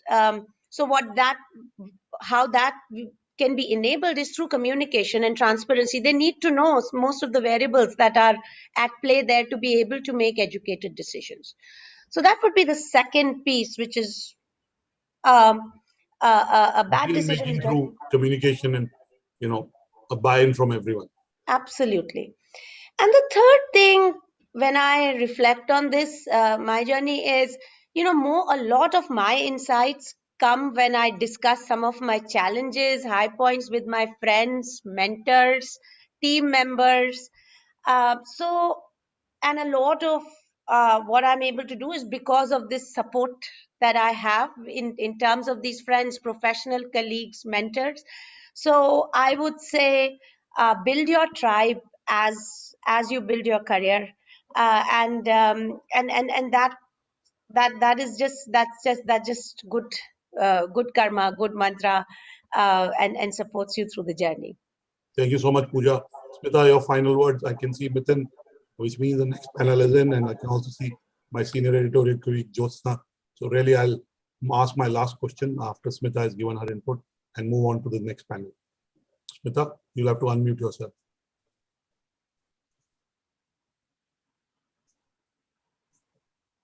Smita, you'll have to unmute yourself. So my first and foremost learning is not being God. That is what I have learned. Not being God. Yes, not being superwoman. Can you explain that to me? I mean, yes, I was. In all our journeys, like in my journey especially, I've been a woman entrepreneur. I have 3 startups. In March lockdown, I started my healthcare media company, MediCircle. So it was like turning a problem into an opportunity. Like many people wanted to have relevant information on healthcare and not just the medical jargon. So, yes. What do you? I mean, I kind of get it why you say don't turn into God, but I'm married difficult anyway. My wife is the one. Yeah, the reason why I said being, I think we all live in a society where we all want to show that we are perfect.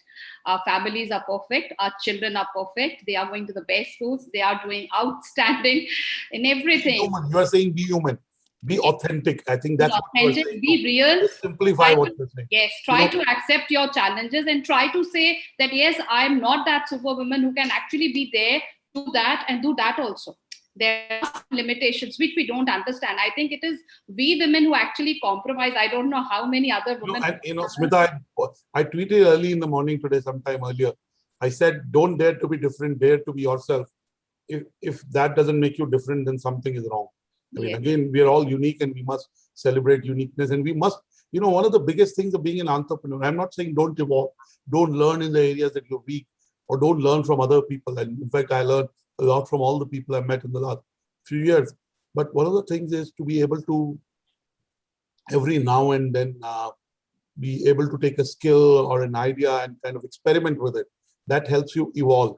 And, being open to other people's suggestions. Kirti also talked about it. Pooja talked about when you talk to your friends, your kind of circle, they give you feedback, which helps you.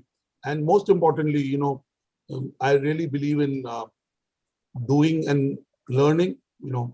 I come from that school. Unless until you do something, you won't figure out whether it works or not. So as Pooja rightly said, taking decisions, that's very important.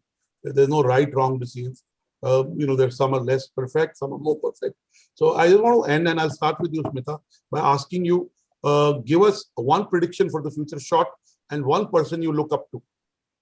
My one prediction for the future is definitely more disruptions in the healthcare IT technology. The way mobile consumerism is changing. People used to order food, taxi and everything. Now they are doing video consultations, which is now legalized in India. So the most important thing would be disruption in healthcare, and that is going to affect our lives. Yes. And the second The question. last 12 months haven't shown how much we need to invest in our healthcare, especially last 2 weeks.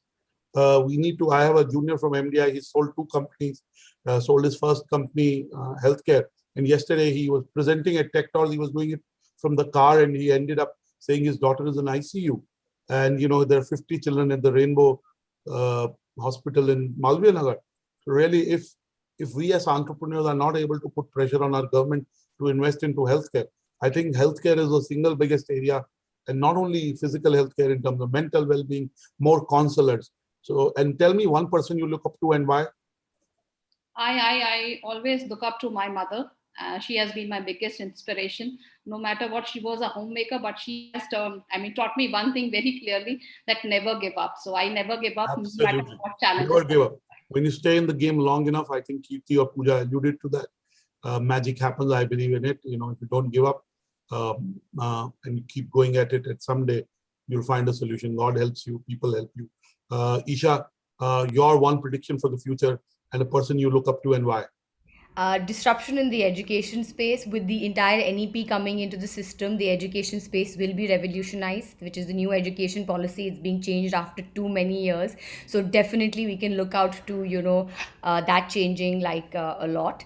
And I look up to my mother as well. I know it's very cliche, and a lot of us may say that, but I feel like my mother, of course, she is in the education space herself. And I do look up to her because she is really the inspiration behind everything that I am or I aspire to be. So she's really like my soul sister. Thank you so much, Isha. I can tell you my parents are 82 and 81, both are academicians. And the older I grow, I appreciate my parents much more. Not that I didn't do it 20 years back, but I think their honesty, simplicity, and what they did to bring their families up, and the integrity and the simplicity. So yes, as you grow older in life, you'll select the right role model for the right. I ask a lot of people this question, and they say Elon Musk, it sounds very glamorous, he's built, a lot of distant things sometimes sound too charming, but I'd like to stick to something familiar. Not that what he's done is not inspiring or big or really outlandish, and in some way really world-changing in terms of the electric car revolution will really help the environment and the planet Earth. Kirti, your one prediction for the future and a person you look up to. Kirti, Ms. Punya, I think we've got you frozen. So I feel like once the pandemic, Go on, we can hear you. Can you see me now? Great. Yes. Okay. So I think the prediction for the future would definitely be that once the pandemic is over, people are going to seek physical experiences, and which is very important for online brands to merge their tech experiences with physical experiences and how to create that hybrid model. The one person I really look up to is my husband. He's from the artificial intelligence tech startup world. Yes, so he's from the tech startup world, and he's starting a plastic waste company to eliminate the garbage problem in our country. And Kirti, I'm saying you're putting your money where your mouth is. And I believe in the sense, what you say, the more virtual growth, the more digital growth, the value of human touch will grow. So clearly Kirti has put her money where her mouth is. She's opened a physical store in Bombay, and clearly she believes in what she's saying. Right now the word is hybrid or virtual, but I believe human experiences as social beings will never go out of fashion. Pooja, your final prediction for the future, and who do you look up to and why? Yeah. So Anurag, you were talking about data, which we didn't get to talk about, but my prediction is that data will finally be used extensively in education to democratize education through application of blockchain, crypto, and to improve learning outcomes. That has happened in entertainment, in retail with Amazon, Netflix, etc. And now we are finally going to see that happen in education. Thank you so much. Yeah, Pooja. And one person you look up to? Well, my mother, because she's not very educated. Okay, so another person I'd say is Ruth Bader Ginsburg. I think primarily for the reason that, we all build ourselves on the shoulders of other women, and she's one person who's kind of kept at it through her journey. So thank you so she's much. an inspiration I as well. jokingly say, even my daughter has never put my DP, and I keep telling she puts her dog's DP, puts her friend name. Papa ka number kab aaya? I will say kisi din, but no problem. Ruchi, your final comment. One prediction for the future and a person you look up to and why. One prediction for the future, since I'm from the financial services world, is hoping to see and will see more awareness towards buying financial products which are relevant for the people. I think this whole self-buying has led to a lot of learning and conscious buying. So people now are making effort to understand financial products before buy it. Previously, it was all induced by through third party. So definitely that is going to be a big change. We'll see that. And I think that enablement will really see us and the economy kind of taking the shape that we've always been talking about. Person I look up to, of course, has to be parents, my mother. We are all here because of our mothers. We are what we are because of our mothers. But during my growing up years, I used to be absolutely enamored by the sports person, the female sports person of my growing up generation, Steffi Graf, Nadia Comaneci. So, I still open up YouTube to watch those old matches of Steffi Graf versus Monica Seles or whatever. So yeah, I mean, some people may not know who these are, but clearly my age, I know all these, and I would have watched all these. I used to be absolutely enamored by them, and of course hugely inspired by again, sports is such, because in as entrepreneurs, if you miss a quarter's target that we set, we can always blame the environment, technology, other co-founder, somebody in the company. But in sports, you cannot blame anyone. The only person who's responsible for performance is you. And the beauty about entertainment in sports is it's purely black and white. It's numeric, 0-1. There's nothing grace. Either you win or you lose. There's nothing. So clearly, sports is a great example to end with. And of course, I love watching tennis. And I've watched all those matches that you're talking of. And I don't know if you watched a gentleman who used to play Ili Nastase. Yeah. Not many people know the Romanian. He's a crazy guy. Of course, we talk of John McEnroe's temper, but Ili Nastase would give John McEnroe competition any day. So I'll end the note by saying that these women entrepreneurs that are talking to BW Disrupt and Business World today are the future of our country. You'll see them making an impact. Yes, they'll build bigger businesses because they're all in growth stage. But what they do through their actions inspires a lot of other women, young women, to be entrepreneurs. So we wish you luck. We'll see you at the awards in the evening. And I know we're running 12 minutes late. So back to you, Mithun. Thank you so much, Smita, Isha, Pooja, Kirti, and Ruchi for being the entrepreneurs and the human beings you are. We wish you luck and we look forward to more interactions and conversations with you. Thank you so much. Back to you, Mithun. Thank you. Thank you, Dr. Batra. Well, what an interesting session it's been morning. Thank you again to Pooja Goyal, Kirti, Punya, Smita Kumar, of course, Isha, and also thanking Ruchi Deepak. With that note, let's quickly get into our next session. Very interestingly, effortless perfection to resilience, and an honor to welcome our panelists. Please welcome Ms. Tanuja Gomez. She's joining us first, along with who's the co-founder and co-CEO FSM Education, along with Varsha Bhambani, who's co-founder and director of the Soul India. And along the two is going to be Ms. Prerna A. Jhunjhunwala, founder and creative Galileo. And to session the chair as moderator, may I please welcome Senior Editor, BW Business World, Ms. Jyotsna Sharma. Over to you, Jyotsna. Thank you, Mithun. So effortless perfection, from effortless perfection to resilience. Of course, resilience is a very important aspect of entrepreneurship today, but also is the fact that an entrepreneur should be able to lead his team towards efficiency. And this has become especially true in today's day and age, given what we've been through, in the last year. In fact, I have a great panel, and you've just introduced my panelists as well. So why don't we begin? And I'm going to request Tanuja to start. Why don't you all introduce yourselves one by one. Sure. Hi, good morning, everybody. Lovely to be a part of this discussion. A brief intro about myself. I'm a chemistry graduate. I did banking for 16 years and I've been an entrepreneur and co-founded Furtado School of Music. As the name sounds, it's into music. So I think as a person, if you look at the trend, I clearly have a lot of kidas and I have done a lot of different things. So if there's one statement that I think my trend has been, that whenever there has been a comfort in my life, I have kind of thought, okay, now how do I dismantle and rebuild? So that's my typical DNA. I'm glad to say that somehow that has not changed once I became an entrepreneur, because as everybody can relate, every day in life of an entrepreneur is different. And that is the beauty about the journey. Quickly a line about Furtado School of Music. We had pre-COVID 75,000 students. We had partnered with 200 schools. Come COVID, we've completely pivoted online. We would have taught over 15,000 students. The good news is that now our students category ranges from 4-year-old to 78-year-olds. So that's about us and what we do.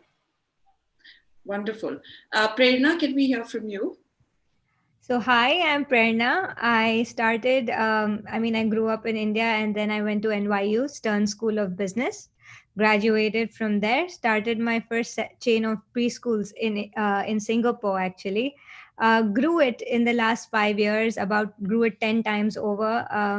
And then I realized, when you are running schools, you're kind of restricted by the brick and mortar. So if I wanted to bring scale and wanted to make a difference in the lives of a lot more children, focusing on their foundational learning, I need to do what I'm doing on an offline platform to bring it online. Right then, COVID also hit. So we launched it about 8 months ago.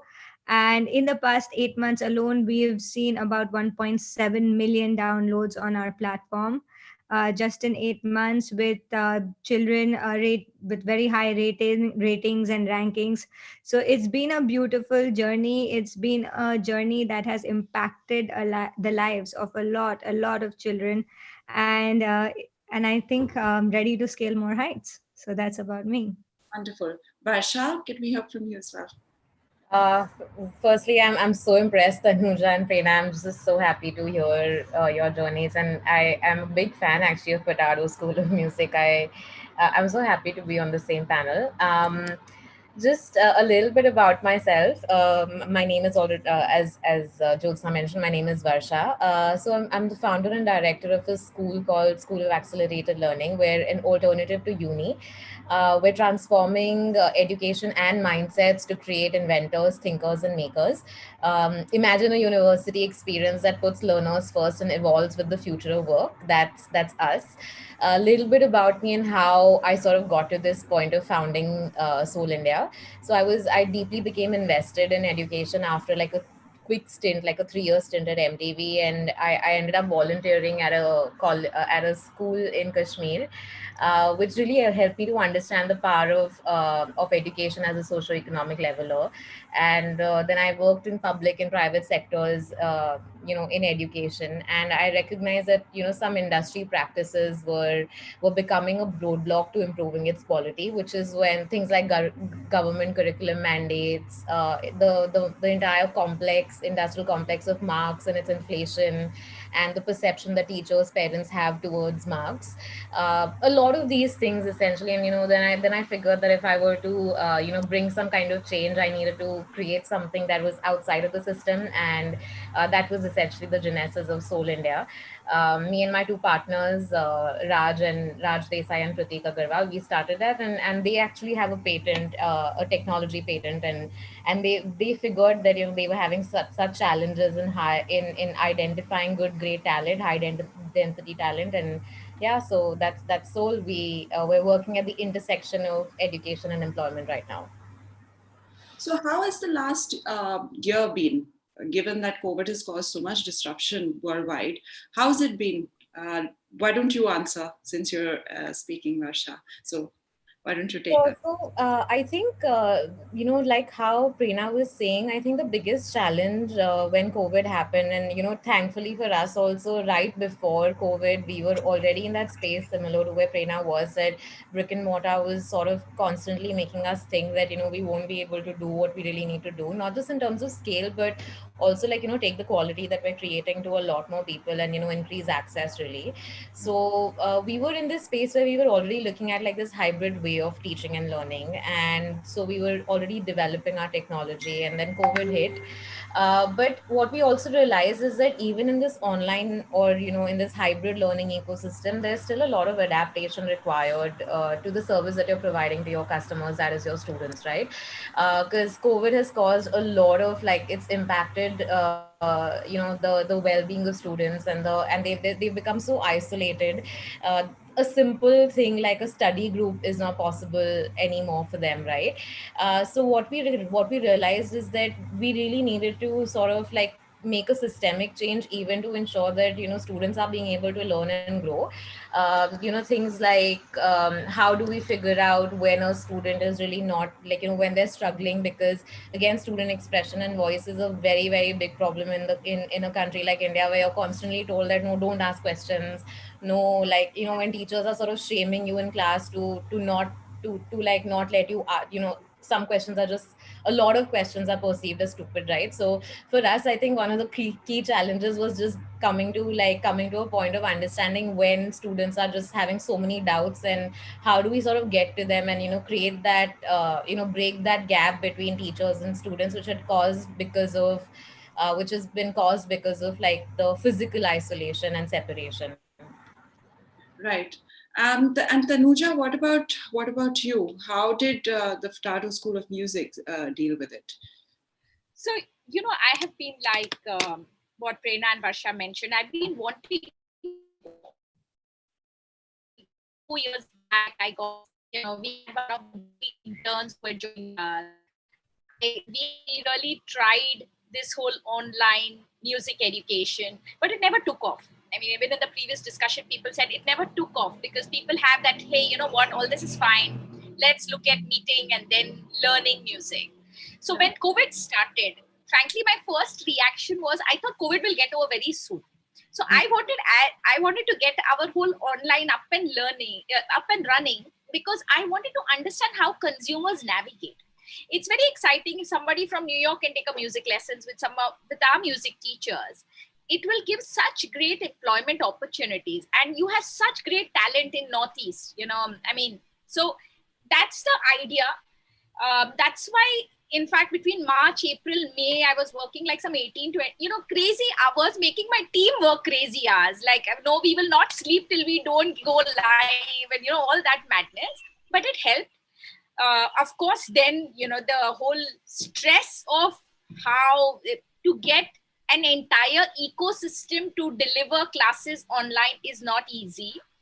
But it was not difficult as well when you look back.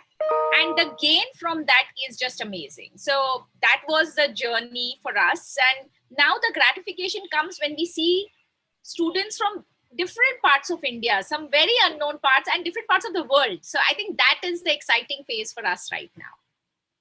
So, well, this is good. Yes, of course, everybody's kind of made that move towards online, of course.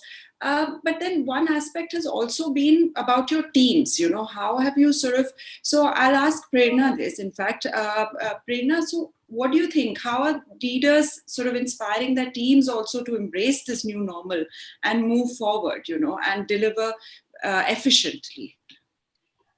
So, like they say, necessity is the mother of innovation. It really is. COVID has made us realize that necessity is the mother of innovation. I started with, much like Varsha, I started with a very offline business, which was schools, right? And we have children from 60 different nationalities already studying in my schools, right?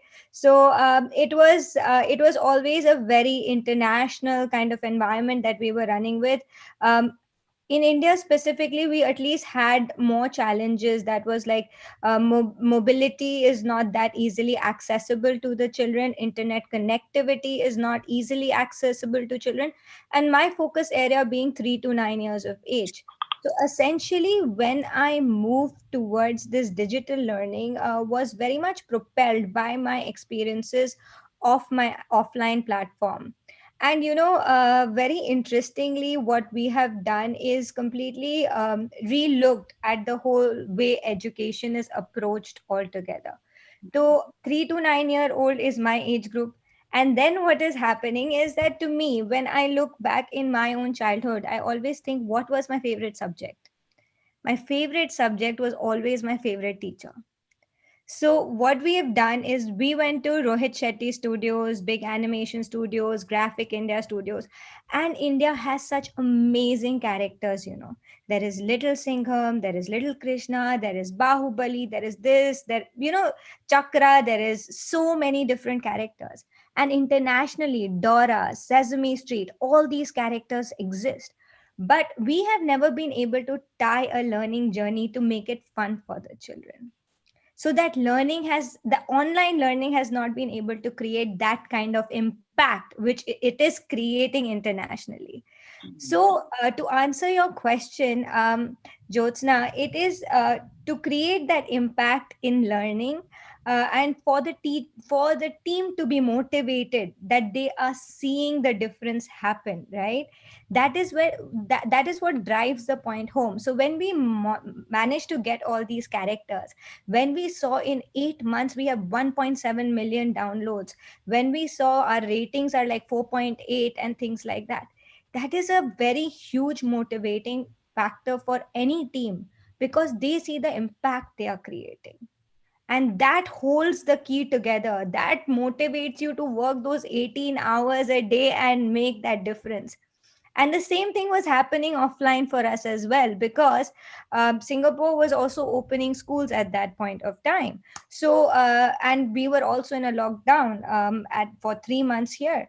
So we were so motivated that children should have the best quality of education. So what if they're sitting at home? The teachers and the educating team was working like over hours to make the best learning packs for the children, making YouTube videos, making group sessions. So the field that we are in, it's a field of heart. Education is a field of heart, and because we are in that field of heart, we are always really motivated to drive the best outcomes possible. You are all very accomplished and driven. So Tanuja, if we talk about women entrepreneurs in India, what, according to you, are some of the challenges that they face? I mean, that we face? I think ambition. It's not very easy for people to, when you're sitting across the table and you're ambitious, people can't relate to that ambition. When a woman entrepreneur talks about a unicorn and stuff like that, I feel very often, and I've done 2 rounds of investments, and I mean, eventually I want to write a book about that. There are preconceived mindsets. So I feel that people don't acknowledge it. And to be honest, in my 16 years of banking, I also never felt it. I was completely blind. I thought that all this is cliche, women, men, aisa kuch hota nahi hai. You're good, you will progress. I did very well in my banking world. But I feel during the funding, there are people, for a woman entrepreneur, she has to prove the ambition very often, and ambition and the dreams, and justify, and all that stuff. I think second is when a woman gets into an entrepreneurship. So when I quit my banking world, the first thing is you're going the family way, right? I mean, I'm not exaggerating. I actually passed a rumor pregnant that, and by the time I reached my desk, all I heard, that is why you're quitting. Nobody can accept ki boss, you have you are going to do some entrepreneurship and stuff like that. It's a stereotype that you're going the family way, so you have to do this. So I feel those cliches, or even the kind of choice of business, so fashion, education, those kind of preset, beauty, people will then accept a woman entrepreneur. For a woman entrepreneur to come from an edtech world, I feel there are biases. So this is what my thought process are. I think I would, sorry, I think I would like to give a very different spin to it, right? Like a really different spin. I often hear this question, what are the challenges faced by women entrepreneur? You know, it's like a very common question everybody is asking. यार हमें तो कोई challenge ही नहीं है. I don't know why we always ask women कि क्या challenge है women entrepreneur. We don't have any challenges. बचपन से, since the day you're born, you're trained to be an entrepreneur. Men actually don't get that training. Kitchen mein, how do you maximize output, right? Essentially, how do you maximize output? You will learn from the kitchen from the day your mother says that अच्छा तुम्हें खाना बनाना सीखना है, right? You are learning how to get the best value for your product when you are in a shopping mall. No one can haggle as much as a woman can haggle in a shopping mall to get a product of maximum value. True. The art of convincing. Everybody is given things very easily. A boy is given things a lot more easily than a girl is given, right? So that art of convincing you learn from a very, very young age. So essentially, your brain is kind of drilled from a very young age to become a very, very successful entrepreneur. Then what happens while you are very, very prepared? Suddenly, there is a flip. The flip is that, oh, you have to focus on family. Sure, you have to focus on family, but I don't think that means that you cannot focus on your career, right? Like, not everyone will get the support to focus on that career. But I think that if that motivation is there, if that inspiration is there, then women are much more equipped to build unicorns than any other man. And that's just a different spin to the question, I think. No, you're absolutely right. Barsha, do you want to add to this? I mean, yeah, I understand where, Prerna is coming from. And I think I relate to what Tanuja was also saying. If I would just add to that, there was a recent meeting that I was in, and it was, of course, like I was the only woman on the table. There were 3 men on the other side. It was an investor pitch, and there were 3 men on the other side. And well, my 2 partners are also men. And I kid you not, I was the first one to enter that, Zoom meeting. They didn't address me. I said hello, and there was they just completely ignored the hello. And then I was like, okay, you know what, I've done this so many times, and I don't want to, like, just draw attention to myself. So I was like, it's fine. I was just really practical about it. So I understand completely where Tanuja is coming from, and I understand also what Prerna is saying, that yes, women have certain, like, they're a lot more gritty in that sense. But I feel that the biggest challenge, whether we're an entrepreneur or whether we're a wife or whatever, I think that the biggest issue is that there's so much judgment on us, to like immensely, like, if you're a woman a woman entrepreneur who doesn't want to have babies, there's judgment. If you're a woman entrepreneur who wants to have that hum saath saath hai family, there's judgment. Oh, how can you run a business and also think about having kids? I mean, why can't you just let us be? Just let us make our own choices. And I feel like the generation is sort of changing. That first we were judged, like the external society was telling us, no, be regressive, just focus on family. Now there's so much of conversation about being progressive, and now external society is judging us for not being progressive. And I'm like, listen, I can make my own choices. You don't need to tell me and label them and say that, listen, this is regressive, this is progressive. I have a brain, I can think. Don't tell me how to think. So I think that's the biggest challenge, that why don't we just, like, we're very equipped. We've all had like massively amazing education. Even if we've not had education, we have brains. We can think. Let us make our own choices. And don't label them. Don't say that, oh, if your husband is cheating or your partner is cheating, you shouldn't go back to them. Or if you're an entrepreneur, you can't have kids. Just like, let me decide what I want to do. So yes, you're right. We're obviously poised for, like Prerna was saying, that we're poised for success. Women are. And like you all are saying, that we're very gritty and we should be allowed to, make our own decisions and move forward. So yes, that is so true. Now, I'm just going to change back to COVID. What are the trends that you all are seeing in, that have emerged, which you think are likely to stay? Now, what happened was, of course, COVID hit, things changed. And then again, we thought that it's ebbing. and things were getting back to normal. But what are the trends that you all are noticing in your work areas, which you feel will stay no matter whether COVID stays or not? So let's, should we start with Prerna? Would you like to take that?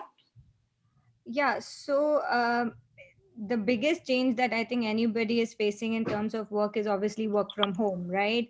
Yeah. There is a whole new acceptance. Like if, say, just 1 year down the line, you in India specifically, you spoke about work from home. Like overseas, New York, everyone was doing it, right? It's winter time, Christmas time, nobody comes to work. But in India, you say that, Acha, I'm working from home, people will think you've gone completely cuckoo and you don't understand what you're talking about. There did not exist a concept of work from home. So I think there has been a new acceptance that people can work from home. There has been a acceptance and a change in behavior where people are working crazy hours from home. Like, when you are at work, you have like that 8 to 10 hours that you're working. But when you're working from home, you're taking calls at 11 p.m., 12 p.m. at night, waking up at odd hours, 6 a.m., taking those calls. There is no more that time frame that you can only work from, say, 9 to 5, you see. So I think that whole acceptance towards work from home and the quality of output that you are able to deliver, not being in your workstation as well, is definitely a acceptance that I think world will move forward with now. Mm-hmm. Tanuja, would you add to that? Sure. I agree. Prerna, I was guilty of that. If anybody would say I'm working from home, I don't think, that culture sat with me. So I completely agreed at one point that that is changing. Okay.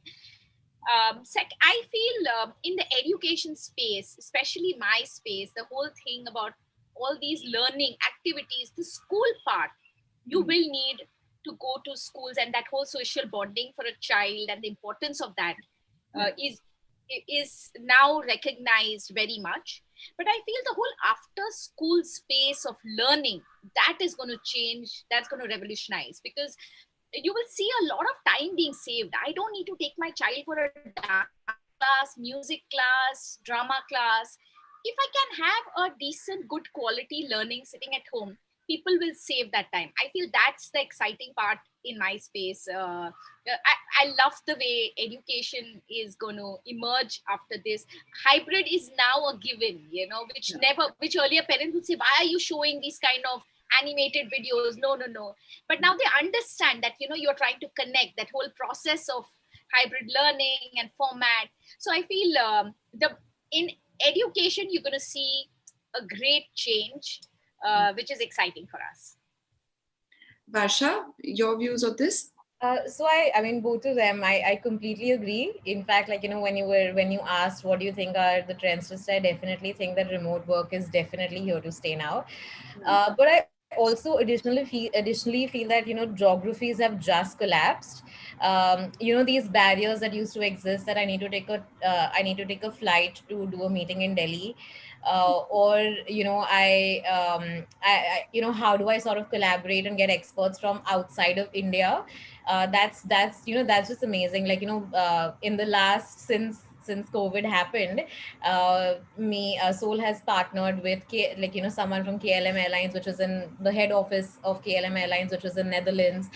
We have an expert who's from the US, who's born in the US but currently in Turkey. So these just this, like, having sort of a global workforce, being an Indian company, I think this is something that is that's a trend that's emerging, that at least for us at Soul, I think that this is something that is completely here to stay. In fact, we do a lot of like remote educators as well, and now we completely expanded that space where we're saying that we don't just want people remote educators only from India, but look at people who are from across the globe. So that is another thing that I definitely think is here to stay. People like the amount of remote working in general, companies hiring US companies or Singapore companies hiring talent in India who's currently in India it's a win-win, right? Like for a US company, so we've seen this again because a lot of US companies are approaching us to hire our students. So it's a win for them because they're getting slightly cheaper talent and better talent in that sense, in that same pay scale. But and for Indian people, it's still getting paid even slightly lesser US salaries is still like a win, right? Because if a developer is, or a product like a software engineer is paid a minimum of 5 lakhs in India, and US companies agreeing to pay just 3 lakhs more for the same entry level developer, it's a win-win, because there they would pay like 10-12 lakhs, but here they're just having to like reduce that money, and basically the entire ROI for everybody involved in the entire ecosystem is just increasing. Also, what about the focus on well-being? Not just for your employees, but that has also sort of come in a big way now. I think that is one thing that's going to be front of mind. Yeah, absolutely. If I could just jump and add to that, actually, that was I really wanted to touch upon this at some point. I think that empathy has become such a big consideration generally, like when you're reaching out to your when you're thinking of any system, whether it's developing your organization or developing your product or service, and not the kind of empathy which is like, oh, poor you, you're so like not sympathy really, because we really confuse those two words as as people. But really the kind of empathy that you understand what context and the living situation and the lifestyle of your employees, as well as your, in our case, the students, right? Just thinking about how do we just make life a lot more bearable for them. I wouldn't ever say that work or education can ever be fun, and how much ever people say that want to make it fun, there's always a concept of challenge involved, right? So it, in that sense, it'll never truly be like having a good laugh with your friends. So definitely thinking about how do you make life a lot more bearable, work a lot more bearable, education a lot more bearable, and coming from a perspective of just really like from a cognitive, on a cognitive level, understanding your employees as well as your students. I think that is completely here to stay. But I also feel that this is not, it's not something that happened because of COVID. There were a lot of people already talking about the need and importance of empathy, and a lot of people already doing that. And in fact, I personally feel that it comes very naturally to women, and in that sense, it just makes us, it empowers us so much as leaders. Yes. So I think we're running out of time because I've got a little notification from my team saying the time is running short. So why don't we, okay, my last question to all of you, why don't we sum up on what are the key traits required to be an efficient leader? So Prerna? For me, 3 P's: planning, perseverance, and passion. If you have the right planning and you have the passion, and then you can persevere, there is nobody who cannot succeed in life. And that is not just entrepreneur, but in any field, in any space. It can be sports, it can be education, it can be wherever, right? Yeah. The person will succeed. Yeah. Yeah, true. Tanuja? I think what Prerna said is absolutely right. For me, what worked has been transparency and honesty, in addition to perseverance. My team will vouch for that. That we are a very transparent. The culture of the organization is very transparent. When COVID hit, we actually opened our balance sheet and showed it to all our stakeholders, to our core team, and said, "This is our balance sheet. These are the challenges we have. This is what we think we want to do. Do you want to share? Do you want?" So, and took the entire team over. So honesty works, and perseverance clearly. I feel that an entrepreneur, no matter how beaten up you are, no matter whatever happens, it's just an innate thing that you still get up. You say, no, we have to move and push and move forward. That helps and inspires the entire team. Right.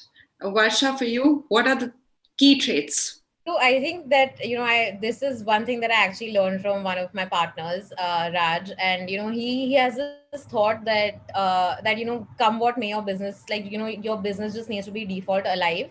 Kuch bhi ho jaye, that needs to happen. So whether it's perseverance or whatever, I think that that's one thing that I keep as like a guiding force.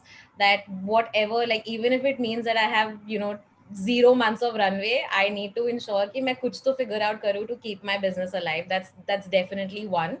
And the second guiding force for me is authenticity. And I think someone was talking about it in the prior panel as well. And authenticity to a very, very deep level, really, to a point where, you know, I'm completely true and honest with my customer, where there are no like cheap sales tactics, no like, you know, window dressing to like, you know, get that additional sale. So that is very critical for me. And also like, I don't want to be a copy. I don't want to be a me too. And I just want to be honest and, you know, inspire everybody in the team to just, you know, be themselves and, you know, bring their ideas forth and sort of disrupt with that really. Wonderful. So I had this was wonderful. I really enjoyed talking to you, wonderful women, and I wish you all the best and keep rocking. Likewise. Thank you so much. Thank you, Jyotsna. Back to you, Nitin. Thank you again, Jyotsna. Thank you, Tanuja. Thank you. Thank you, Varsha, and wishing you all the very best for Thank you. 2021 and the coming years. I'm sure it's going to be only scaling higher and better. And as Prerna said, yes, perseverance and of course plan to keep you sailing through it. So thank you again. Have a good day to you. And Jyotsna, as always, a perfect orator to bring out the best conversation. So thank you again for your time here.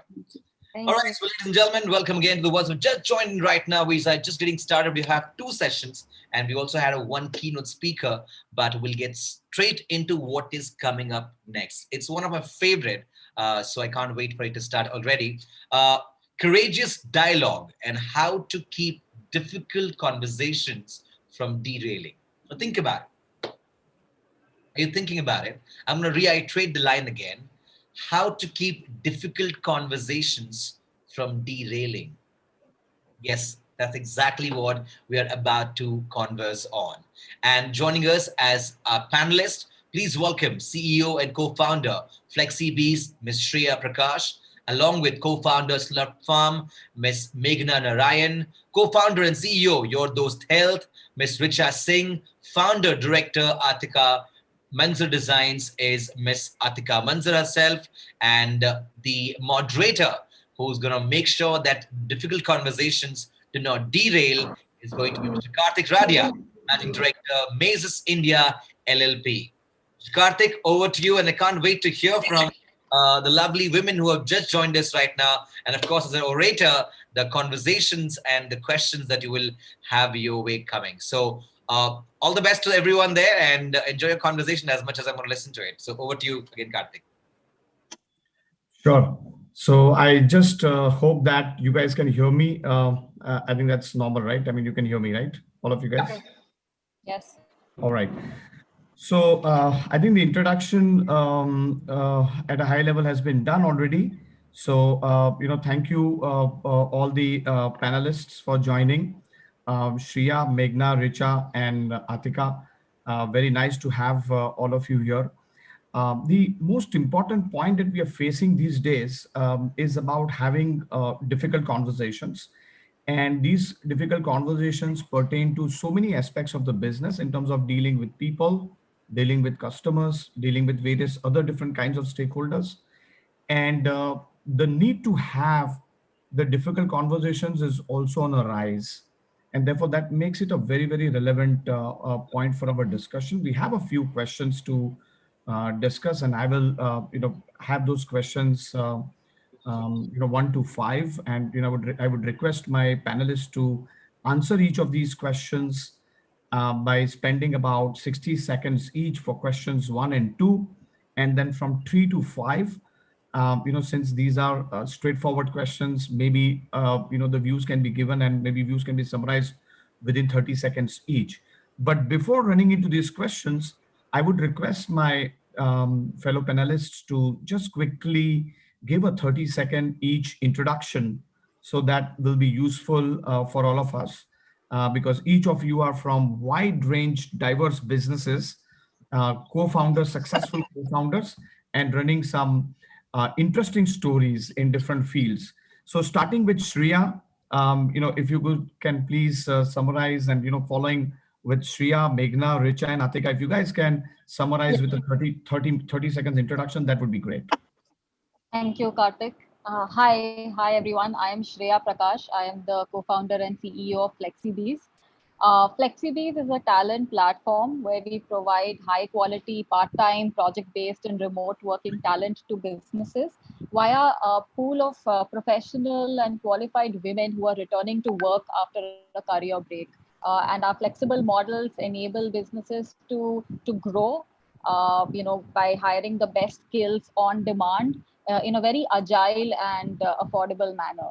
And they equally allow women and really qualified and professional women to balance their professional and personal lives. So that's us at FlexiBees. Hi, I'm Meghana Narayan, and together with Shoravi Malik, we are building India's most loved kids food brand. We make products the way they are meant to, without maida, chini, dalda.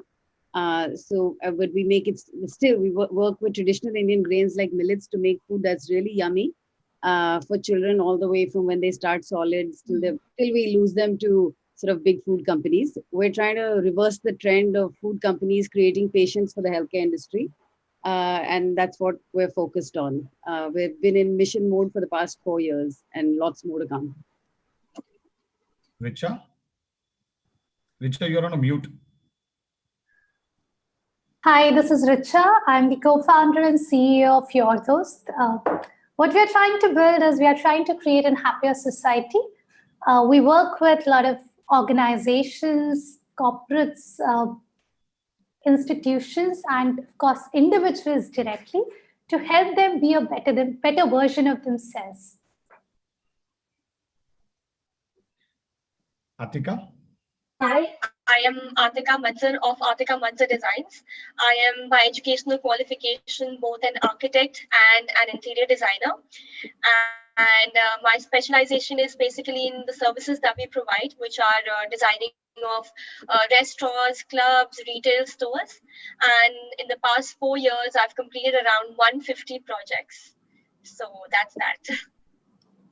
So thank you, all the fellow panelists, for the introduction. I would jump into the questions now, starting with my question number one. As I mentioned already, that the need to have some of these difficult conversations is on a rise, and there are various stakeholders with whom you keep having day in and day out difficult conversations, whether it be it your stakeholders like employees, investors, even customers, and even business partners at times. And particularly this has become a lot more important, where the things have to be very, very flexible in the aftermath effect of pandemic on the business environment, and now with even the second wave picking up. What do you think are the key reasons that each one of you believe in your respective businesses are the reasons for the rise in the number of difficult conversations in regular day-to-day businesses? And secondly, based on your experience, what are the major root causes for the need to have these difficult conversations? Shreya, again, I would start with you. If you can please summarize your response in 60 seconds, please. Sure. So yes, the incidence of difficult conversations that all of us have seen as entrepreneurs definitely gone up. There is no two ways about it in the in the aftermath or during the pandemic. I'm sure everybody here when they speak they'll talk about it. It could be to do with your employees and being having to sort of lay them off, or having to get them to take a salary cut. All of us have done that. In fact, even with clients, for example, a lot of our clients have faced issues with their demand, have faced issues with their their balance sheet, and so there have been delays in cash flows, there have been delays in paying us. We've had conversations around those with those clients, which are difficult for both of us, because we know that they're going through a tough time and we have to be empathetic, but at the same time we have to also ensure that our business sustains, that we have the cash flows to pay our people. And so those are, I mean, nobody's at fault over there. This is a difficult environment, really. So we've had those kinds of conversations as well. But I would say that difficult conversations have always been around. They are the nature of, they are embedded in the fabric of any interaction with another person, where you come together with different people to create something big. There are bound to be difficult conversations, because there are bound to be different perspectives that everybody brings from their own experience, especially for entrepreneurs, because a lot of times they are they're going from 0 to 1. There is no playbook, there are no hierarchies. So a lot of those things you have to navigate through on the go, and that is definitely fertile ground for difficult conversations. Yeah, so I would say that while there is definitely a growing incidence, stemming from some of the experiences related to the pandemic, difficult conversations have always been there, and they are here to go, and they are here to stay, and I would say they are good. They are good. I mean, if you were not having difficult conversations as an entrepreneur, that means that you are not getting diverse perspectives, and you perhaps are just, going with what you think. And that's studies prove that when you have diverse perspectives, is when the best output emerges. So I'm a big fan of difficult conversations. In fact, I would say, barring what we've all had to do during the pandemic, which a lot of it has been heartbreaking. But otherwise, yeah, difficult conversations are the bedrock of growth. Sure. Coming to Meghna, if you can also summarize your response in 60 seconds, I would really appreciate, because, we have to cover a wide range of questions. So Yeah. over to you, Meghna. I'm not going to repeat what Shreya said, but broadly, I think when you, take a high growth company and then you take a sort of a speed breaker like a pandemic, there's going to be friction, and that's going to cause, difficult conversations, right? So we've all seen it all around. For us, that came in the form of literally our business. We took 50% of our business, we took it behind the barn and shot it, because we felt that our offline business was going to really otherwise die a slow death. We decided that let's make a strategic shift. And with that, there was a fallout, right? And I think, we did a few things right in that we took the decision fast. We did not waste time. We did not waste anybody else's time, right? Even most of the people we were able to repurpose and put them into, whether it was, calling abandoned carts for our website or whatever it is. But there were a few people that we had to let go, and we did them all in one day. And the next day had a big town hall about it and explained to everybody, right? The ones that were staying were not going anywhere. And we said there wouldn't be a drip, people, because we had seen so many startups where, people were getting fired over a period of time. So we took one cut, it was a deep cut, and then we, took it from there. So I think, what people appreciate, right, on either sides is transparency, and I think we try to follow that. We try to treat people the way we would like to be treated, frankly, as best we could. And the other thing that Shreya said, right, is, I grew up at McKinsey. That was my first 10 years of my career. And a value that I have sort of tried to instill at Slurp Farm is the obligation to dissent, right? Which is, not only do people have the right to come in and say stuff to me and, say what they're feeling, they have an obligation to, because they're in the room, because they have a voice and a point of view. Otherwise, I would not have hired them. And if that's going to result in a difficult conversation, so be it, right? I welcome that. So I think COVID has meant we've all grown up very fast, whether we liked it or not. All of us, right? Not just, I wouldn't just say leadership. I think across the organization, teams have seen this. Richa, you go next. Yes, I think completely agree with what Meghna and Shreya has been talking about. Karthik, so at Yodos, we work with probably 200 plus organizations, right? Smaller organizations, larger organizations.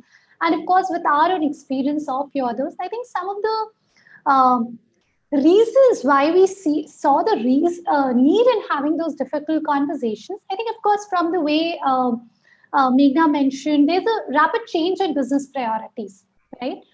Be it for the business itself, for the clients, for our partners, employees, of course, investors, for everyone, right? And it's important to bring everybody on the same page. I think there's also a change in environment. Maybe my business is doing everything fine, right? But in my house or in my somebody that I know of, maybe their businesses are not doing well. And that's why I'm worried about it, right? So there is an increased need to talk about those things. I think personal and professional, the boundaries that used to be there because people were coming to the office has sort of blurred, right? I think for an orchestra to happen in perfect harmony, you need different players, right? But earlier, all those players were in an office. Right now, probably if you're a 1,000-strong organization, you have 1,000 different offices, right? So I think that need, or the personal and the professional intertwining together, is more than ever. And that's why there's more need for having some of those conversations which were not there earlier, right? Also, the amount of time people would get to spend with their peers, and that's how they learned about the company, the culture, is lesser, right? As water cooler conversations are not happening. People learn a lot from each other, which, like, unconsciously, subconsciously, which is not there, right? Earlier, there were people like HR managers would walk on the floor, talk to their team members, just not there anymore. So I think that makes the need to do, be it employees, be it your investors, be it your customers, be it your partner, any other partner, right? Vendor partners, they are invested in in the goal. That is one goal, which is of the organization, right? And all their goals are coming together. So I think when there is a change because of a lot of these external factors, I think to bring that perfect harmony, we need to be constantly reminding or having those discussions. Why are we making these changes? Why are things happening? And the need to do that becomes more than ever before. I think I will probably take a pause at that. That's how I would look at it. Sure. Atika? Yeah, I think we've been having difficult conversations with our clients because I don't really have stakeholders as such. But I think we've been having difficult conversation with our clients pre-COVID as well. The conversations pre-COVID used to be different from what we have now. Like earlier, we used to have, because I'm a woman in a construction field and I have an all-girls office. So whenever we used to go on site visits, so there used to be like a lot of, questions regarding that will we be able to understand the structure, the technicalities, and how anything from the foundation to the columns to the beam is being constructed. So, but now over the months and how we've, kind of restructured our environment and how we are working, like the working style as well. So now pertaining to that, we don't really have those kind of questions anymore. But the difficult conversations that we've had with especially our clients post-COVID is that the cost price of all the materials used to be very different before COVID. And now, for example, the cost prices of glass or say metal has gone up by 25%. So now we have had this very difficult conversation with them about the fact that what we had shown them before COVID when the project had started cannot really be feasible now, cannot be executed with the same amount, with the same budget now. Either we'll have to probably increase the budget or we'll have to, kind of replace those materials. So that initially was a bit of a challenge, but I think we are pretty much past that. And as everybody else in the panel has discussed about the difficult conversation with the employees, obviously, I think we've all gone through that it took them a lot of time to have like a proper work schedule, starting exactly at 10 and finishing the work by 6, because obviously they can kind of get lazy and all of that. So we obviously had to have a conversation with them about, how we can manage our time well, how we can start working more efficiently, and a bit of a reduction of salary after the first 3 months of paying in full. So all of these have obviously been difficult conversations, but now hopefully we are past that. So it appears, based on the responses that each one of you have given to me on this panel on the question one, that there seems to be always some kind of an elephant in the room. Most of the times it's the way of business, and you need to keep having such kind of difficult conversations in and out and day on a day basis. However, I think an important point is that you still need to dig a little bit more on this subject to see, which are the stakeholders where you spend the maximum amount of time. Invariably, a lot of time, it comes to saying that it is employees with whom you have, or maybe it's some of the other stakeholders with whom you continuously have. Could be your customers, could be investors, could be regulators, or could be some other stakeholders. As also, I think there is some structure and maybe there is some method to doing this, because obviously there is a need to do it and there is a certain amount of bandwidth for doing that. Which area to focus on?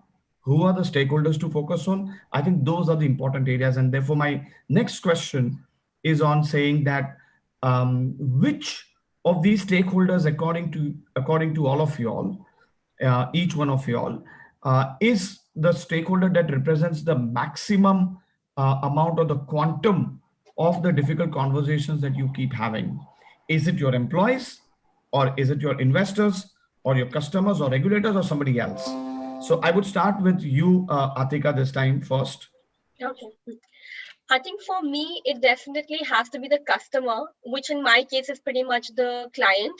So I think that's the most difficult bit, because sometimes what happens in terms of my business is that the clients are very much invested in the project. So they have like a particular, say, perspective towards designing of a project.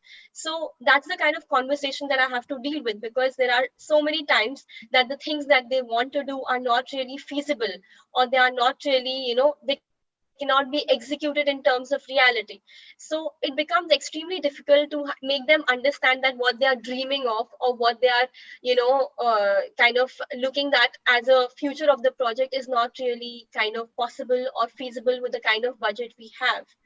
But there are obviously ways of dealing with it. So now we've, for example, started providing with them with like a 3D renders. So now before we actually get involved, get invested in the project and how to go about it, we show them a 3D visualization space, how the space is going to eventually turn out, so that we don't really have to face that kind of difficult conversation. Sure, Richa, over to you. And I would very strongly request you all to just keep your responses really in a specific time limit, I think, because there's a few more questions to cover. Richa, over to you, please. For Richa, me, you're on mute. for me, I would say it would be my own team. I believe that if we could have those discussions, empower them, taking care of all the other stakeholders, be it investors, be it our clients, customers, that is all taken care of, right? So I think that's how I would like to put it. For me, it will be our team, our employees, who are the part of your those family, and then they take care of the other entire family. Sure, Shreya. I would say for us too, it would be clients, and these aren't really difficult conversations as much as they are ones that aim to shift the mindset a bit, because we provide flexible talent, which means remote talent and part-time talent, and this is a new way of working. Even though there has been a pandemic, I can say that for India, as before the second wave hit us, as companies were going back to office, there was definitely a lot of companies which didn't want to hire remotely, even though the needle had shifted from the pre-pandemic stage. So a lot of our conversations are around showing that remote talent is actually it can be very beneficial. You have access to pools of talent that you wouldn't have if you were not open to hiring remotely. It's very cost efficient as well. So a lot of our and there is absolutely nothing to worry about in terms of the work quality if you hire right, which is what we help companies do. So a lot of our conversations, and difficult ones at that, are in order to help companies see that they can get invaluable talent added to their teams if they're open to the idea of hiring flexible talent. Meghna? I think in terms of time that we spend on thinking about, I would say the customer comes first. So I don't know about difficult conversations, but that's certainly where I'd say we spend most amount of time. Employees come next. For us, we're not an overly regulated industry. So the investors after that, and then the regulator. Sure. So going into this further, again, as you all mentioned that, having difficult conversations is a part of your business life, and it cannot be avoided. It's very, very inevitable.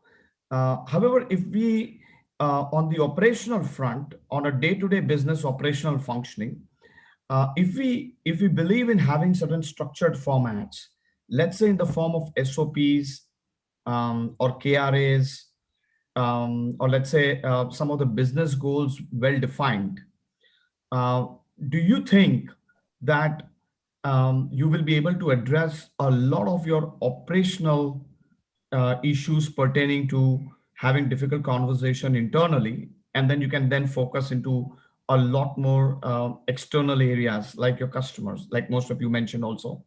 So Meghna, I would start this question with you this time, since you have a well-defined OKR kind of a framework which is on similar lines. Yeah. If you can give your perspective on this, and now I would request you to limit within 30 seconds, please. Yeah, I know, absolutely. So, we follow the now famous sort of Google's OKR framework, which is objectives and key results. So we have an annual operating goal and, specific metrics that we go after. But most importantly, every team in the company builds that for themselves by quarter and then measures that for themselves. Now, what this does is actually limits the difficult conversations, because then everybody knows exactly what they're doing and, more importantly, why they're doing it. So I think, it doesn't have to be the OKR framework, but everybody needs something like this, especially as your team grows. Sure. Richa, I would now go on to ask the same question to you. And since you have been working for your clients in this particular area, I'm sure that you would have various kinds of programs or trainings or things like that.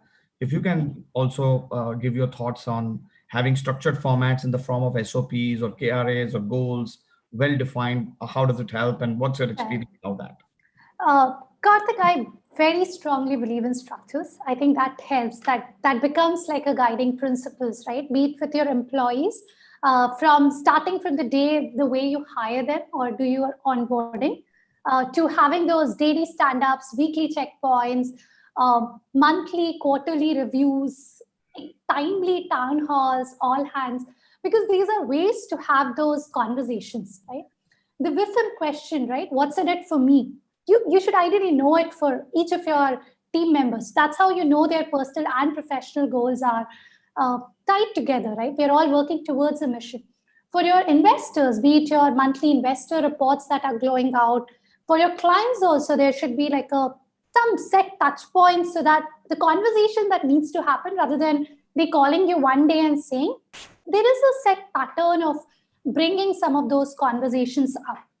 Right? Having said that, I think one of the things that we work with across organizations is a lot of trainings, right? Trainings for even when massive layoffs happen in the industry across various industries, and when the pandemic had hit, right? How do you have those conversations, right? How do you not make it about you and your performance, rather about situation? Right? The HRs that were there on the floor earlier when companies were all working from office probably are they're not seeing or observing, right? So it's important that our managers are trained, are equipped to handle some of those things, right? They're empowered. There are support systems in the organizations. Let's say, you cannot treat a person very same as person who has everything in their house versus a person who's maybe a parent or they themselves are contracted with COVID.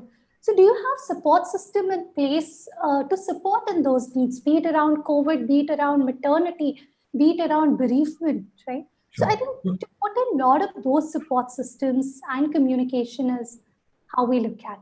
Sure, Richa. So I will move on to Atika. I think there's very limited time left and I will have a final wrap-up question after this. So Atika, over to you, please. So basically, we do have two different types of structures. Like we have a basic structure for our team as well, and on how to go about it. Like there's like a stage 1 on what drawings we are providing, stage 2, then how we move to the technical services of the project, and stage 3 where we basically move on to the look and feel of the project. So when we share this structure with our team, the team knows in which direction and in what manner they have to move forward in, and the clients also know at what stage what drawings they should be expecting. So that makes it obviously a lot more easier. And if you add basically like a mood board or a 3D render of the space, how it's going to look like, then basically, our life becomes very, very easy. Sure. So I think each one of you have said that, if you have structured formats, then of course you tend to spend a lot of time then on the external focused areas like customers, products, offerings, innovation, disruptions, rather than keep having internal conversations. So I think that's a very, very important takeaway that is coming out.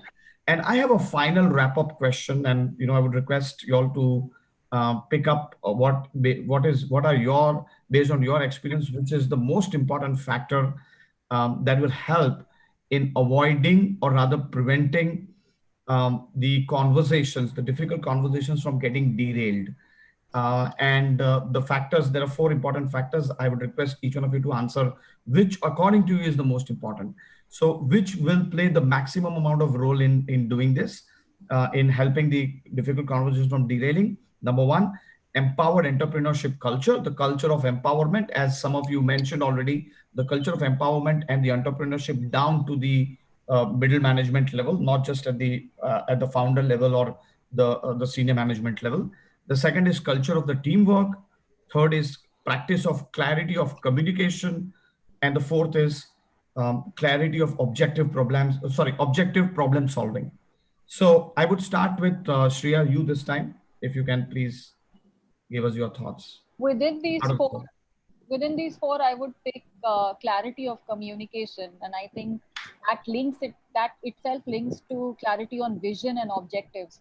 So if your vision and objectives are clear, then a lot of difficult conversations become more streamlined, because the person at the other end also gets why you're doing a certain thing that you are doing, and it just helps in making that conversation as objective as possible. So I would pick that. Sure, Richa. I think I would go with what Shreya was saying. Communication, clear, honest, right from the top. People know why are we doing, what are we doing, vision, mission, culture, because everybody here is playing a role to make that happen, right? So for me, I think everything else comes after it. If that is there, 1, 2, and 4 would happen. Atika?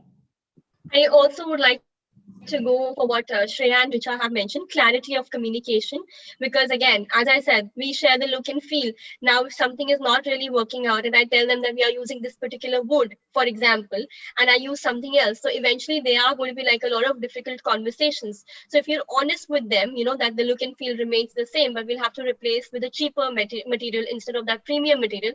If that clarity of thought and communication is there, then things become again very easy, and we can have that conversation before we get into the execution and the funding bit. Meghna, your final word. Meghna, you're on mute.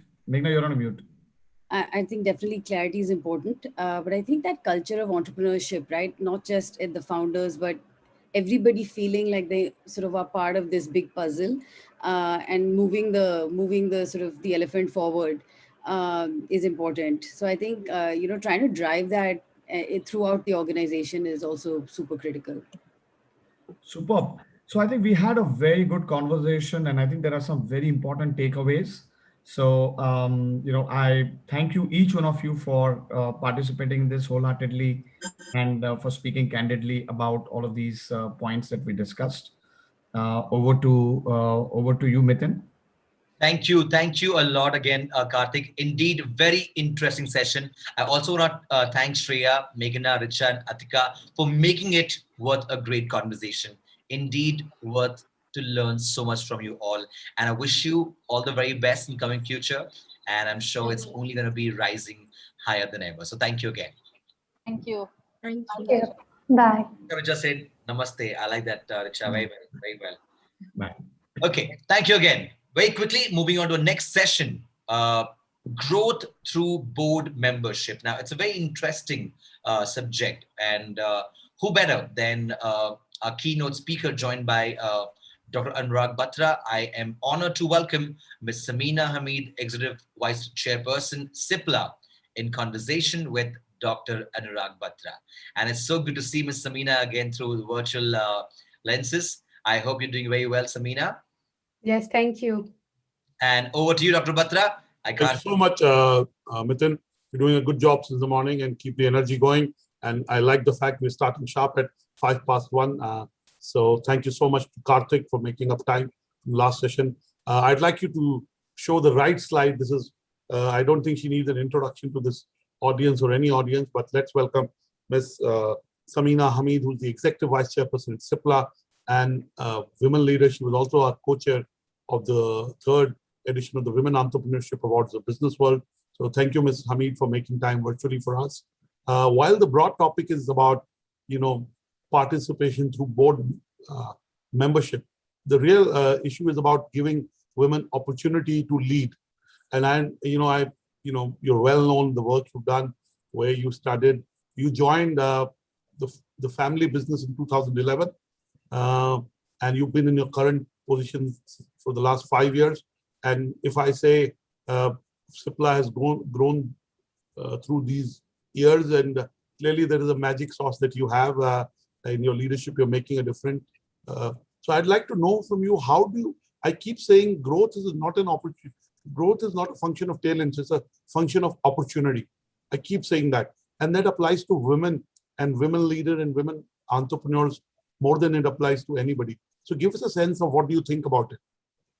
So great. Thank you, Anurag. It's a pleasure to be here today. Very, very inspired by the incredible women entrepreneurs that I went through as being co-chair of the jury. It's incredible the kind of talent, capability that these women have. And this is a fantastic platform actually to unleash that women power. So thank you to Business World for bringing that to the forefront. So like you said, Anurag, I joined CIPLA in 2011. I've been on the board for the last 5 years. But I had the wonderful opportunity to joining CIPLA when they were at this massive cusp of transformation. And being thrown in the deep end is actually what gave me the impetus, to make this critical turning point. So I think it's, about being at the right place at the right time, having the opportunity, but not self-editing what your capability is to achieve. And I think also having a very strong team that helps you make that change is very, very important. So there are several factors. For me, it's about having the right mindset, about being future forward, seeing where you want to take the organization over the next 10 years. It's about segregating what's urgent and what's important, and also about building for the future. And when I talk about building for the future, it's everything about talent, making sure your value systems is intact, just defining what your purpose is, and going back to that mantra, saying what is the purpose of the organization and how do we constantly kind of evolve it. I think for CIPLA, we have an incredible legacy. This is an 85-year-old company started by my grandfather, going back to 1935, when he promised Gandhiji that he would make medicines so India would be self-reliant. And that's the kind of mantra we've carried with us. It's about caring for life. It's about putting the patient first. Yes, it is about conscious capitalism. At the end of the day, we have to return back to our shareholders. That's our fiduciary duty. But we have a larger responsibility to patients around the world. And to me, that is the core of what CIPLA does. Thank you so much. Now, clearly, I've said this before that, ambition in women sometimes is at least. Sorry, I can't hear you, Anurag, actually. You've gone on mute. Yes. I said ambition in women at least 2 decades back would be seen as a negative trait. Today, whether it comes to my daughter or it comes to the people, women mentees that I have, we encourage them to have ambition, right? How do you think women entrepreneurs can cultivate ambition? Can ambition be cultivated? Is there a playbook to that? Because once women or any human being decides to achieve something, they find a way. So how do you make sure that we get women leaders, women entrepreneurs to have ambition? So I think the ambition starts from the way you are brought up. And this goes back to what every family should do who are raising daughters, is to create the ambition from the starting point. The ambition to do your best, the ambition not to self-edit, and the ambition to really work hard and excel at what you're doing. I think the schooling system, the higher education system, everything has to over-index, making women feel that they are equal, that they have equal opportunity, and creating that sense of ambition by telling them that they are not far behind and they can, choose any profession they want. And I think women have to believe that to be able to do that. So it's about ecosystem, it's about the right mentoring, it's about creating the right cultural ecosystem that makes women believe that they're absolutely equal, that they don't need to self-edit, and they can do anything that a man can do today. Thank you so much. You're right. It starts by watching your parents. It starts by it's how you raise your daughters, but it's also how you raise your sons. Yes, absolutely. I agree. And I keep saying in diversity and inclusion conferences, good to get women leaders, but you have to get more men to join that because you need to sensitize them. So I buy your point. And clearly, you also learn from role models, and role models can be parents, brothers, sisters. It can be sports people. It can be business leaders. It's about the exposure you have and the opportunity to be able to see things up close. Now, let me ask you, we are in COVID times, and the role of CIPLA, whether there has been a global health crisis, well, like when bird flu was there, swine flu, or the anthrax scare, CIPLA has taken the lead in making affordable life-saving medicines, and its response to COVID-19 pandemic has been no different. And you're almost a $3 billion company, right? Now, tell us, what are your lessons, especially in the last 12 months, as a leader, as an entrepreneur, and as somebody who's providing life-saving drugs to people? Give us what have been your top lessons in the last 12 months. Yeah, so I think my top lessons are, one, it's 24/7. When you're in the middle of a pandemic, teams work 24/7. You have to be accountable and keep the patient at the heart of what you do. The single most important focus is that drugs should be accessible and available to patients. I think it's about keeping your teams motivated. We are as good as what our team does. And I have to say that the teams at CIPLA have been absolutely exceptional. They've gone over and beyond the call of duty to make sure. So while we get tagged as emergency essential services, we had people walking into the plant from day one in the middle of the lockdown, getting beaten up on the road because they didn't have passes, but nothing stopped them from going to the plant, going to the depot, just making sure we could make medicines and get them out. But it's also partnering with the medical fraternity, the doctors in the hospitals, making sure we get the right kind of information to them, the right education, and making sure that our drugs are available across the board, across India, not just, in states where we have plants. So it's about equitable distribution of our medicines at a value that is affordable and accessible. And I think our teams, from having remdesivir to favipiravir to having tocilizumab, to making sure we have diagnostic kits and we have sanitizers. We have made sure that we have the entire spectrum available to India in a very, very short, accelerated period of time. Clearly, two things.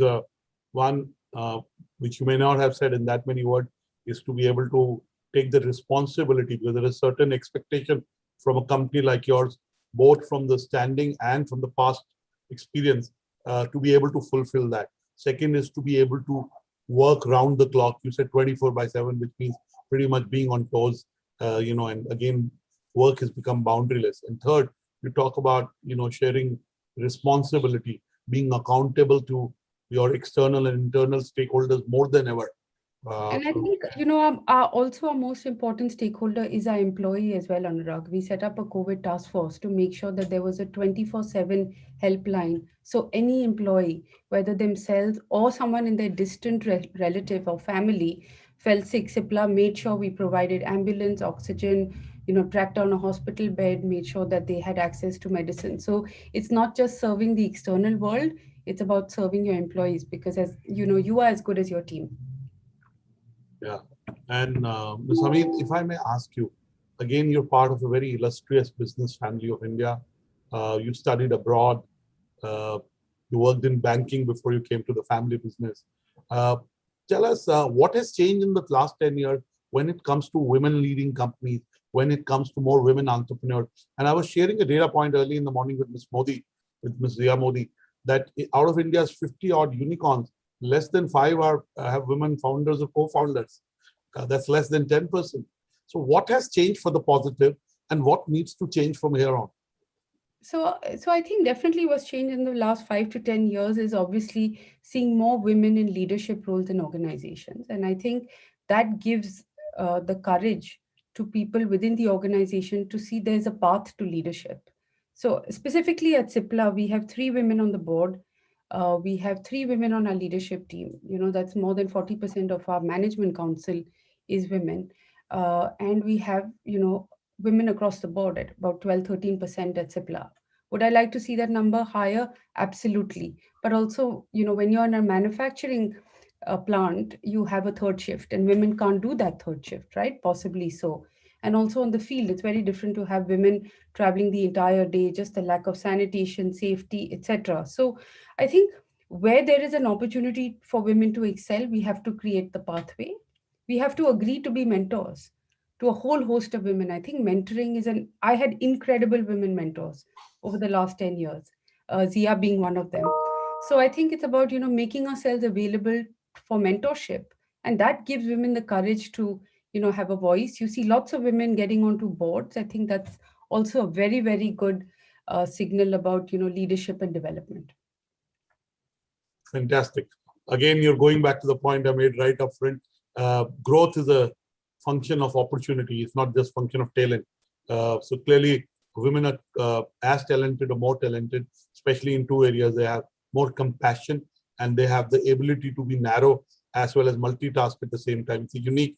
I find that women have that. My mother, my wife, and now dare I say my daughter, and all the women colleagues that I work with, and I can say I have more women colleagues than male colleagues in my company, both at leadership positions and as editors or business heads.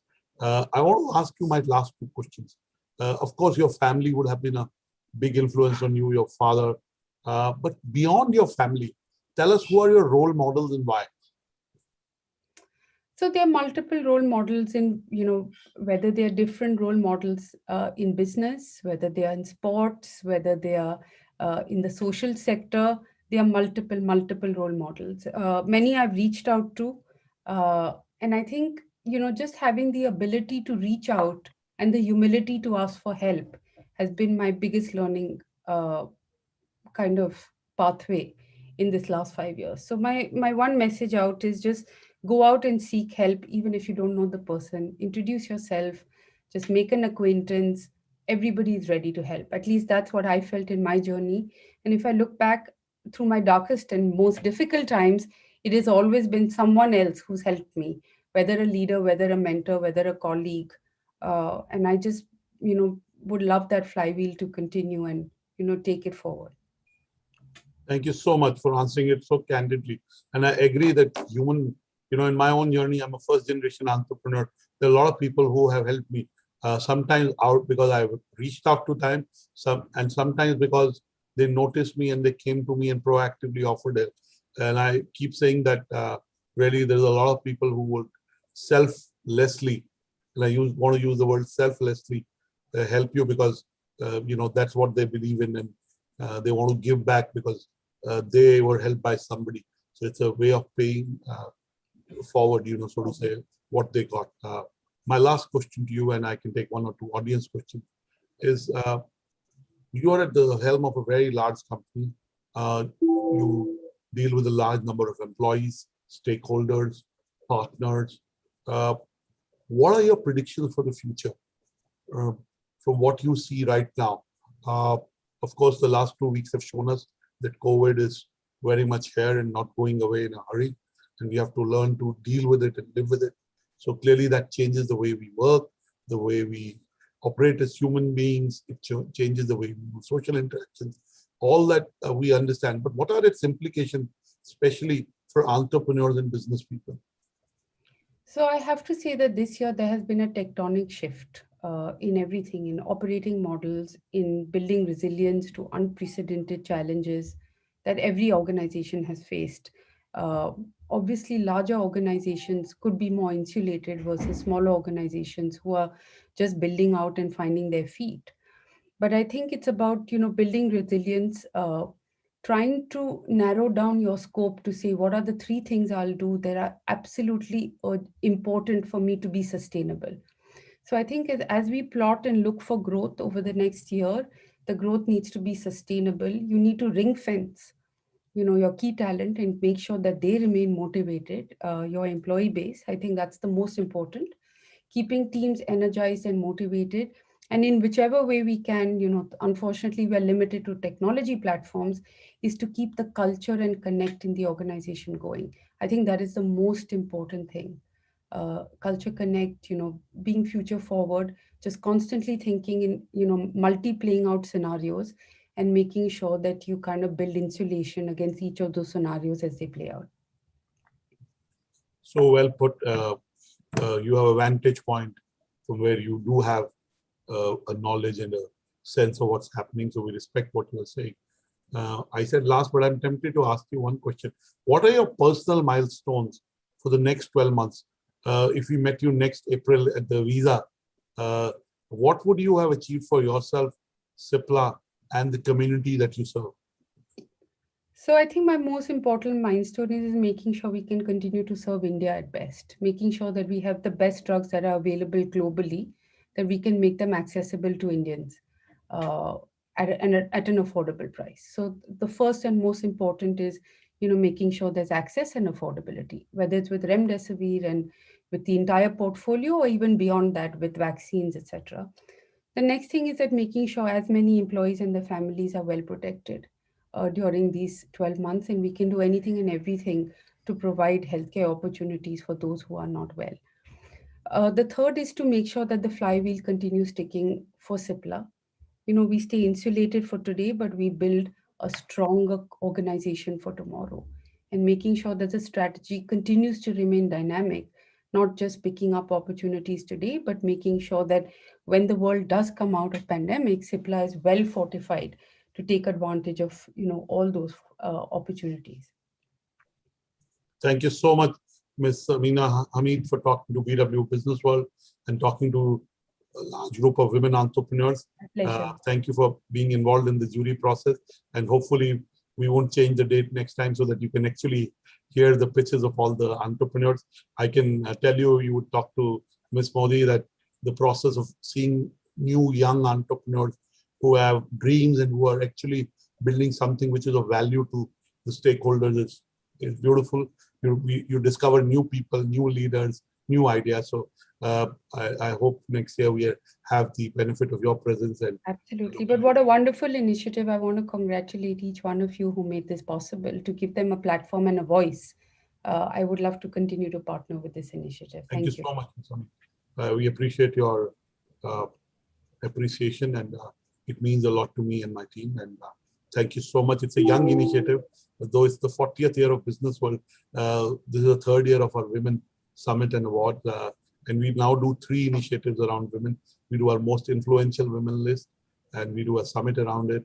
We do our Women Entrepreneurship Summit and Awards. And we are now launching Women World, which is a community focused on women leaders and women entrepreneurs. So clearly we'll do more, and it's a very important stakeholder ecosystem for us. So thank you so much for appreciating it, making time today, and doing what you do. Thank you so much. Wish you luck in your endeavor to provide affordable healthcare solutions and medicines to India and to Indians. Thank you so much. Thank you so much. Back to you, Mithun. Thank you so much, Dr. Anurag Batra, and thank you, Sumina ma'am. It was lovely seeing you, and I will see you very soon, otherwise any which ways. So thank you again for your time, and you have a wonderful, wonderful day ahead, and all the very best for what's coming up in future with Cipla. Thank you so much. All right, ladies and gentlemen, very interesting one-to-one with Ms. Meena Hamid and Dr. Batra. Absolutely a great orator to bring about a great conversation about growth through board membership. With that, let's get into a next conversation. Very, very interesting again. Command the room. This 3 words has got so much around it. It's got a mindset. It's got a thought. It's got those sparkling ideas in your mind, and most importantly, what to speak and when to. Well, that's exactly what we are heading towards. Command the room, how professional women can master the art of executive presence while they're together.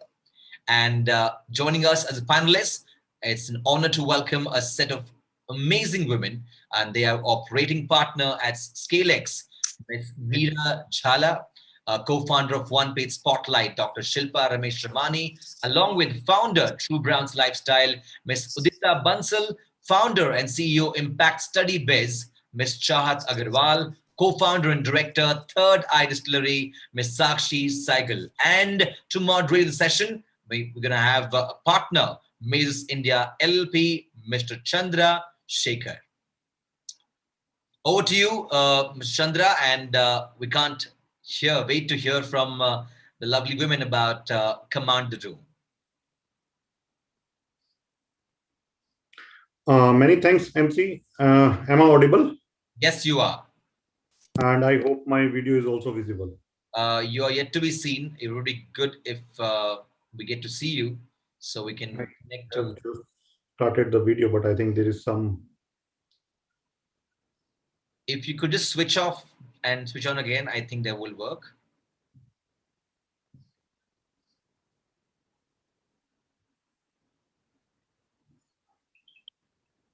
Not sure why is it not coming. You want to just join back again, Ms. Chandra? Log out and log in. Maybe that's going to help you be with us as soon as possible. Yeah, I will just log in again. Okay. Sure.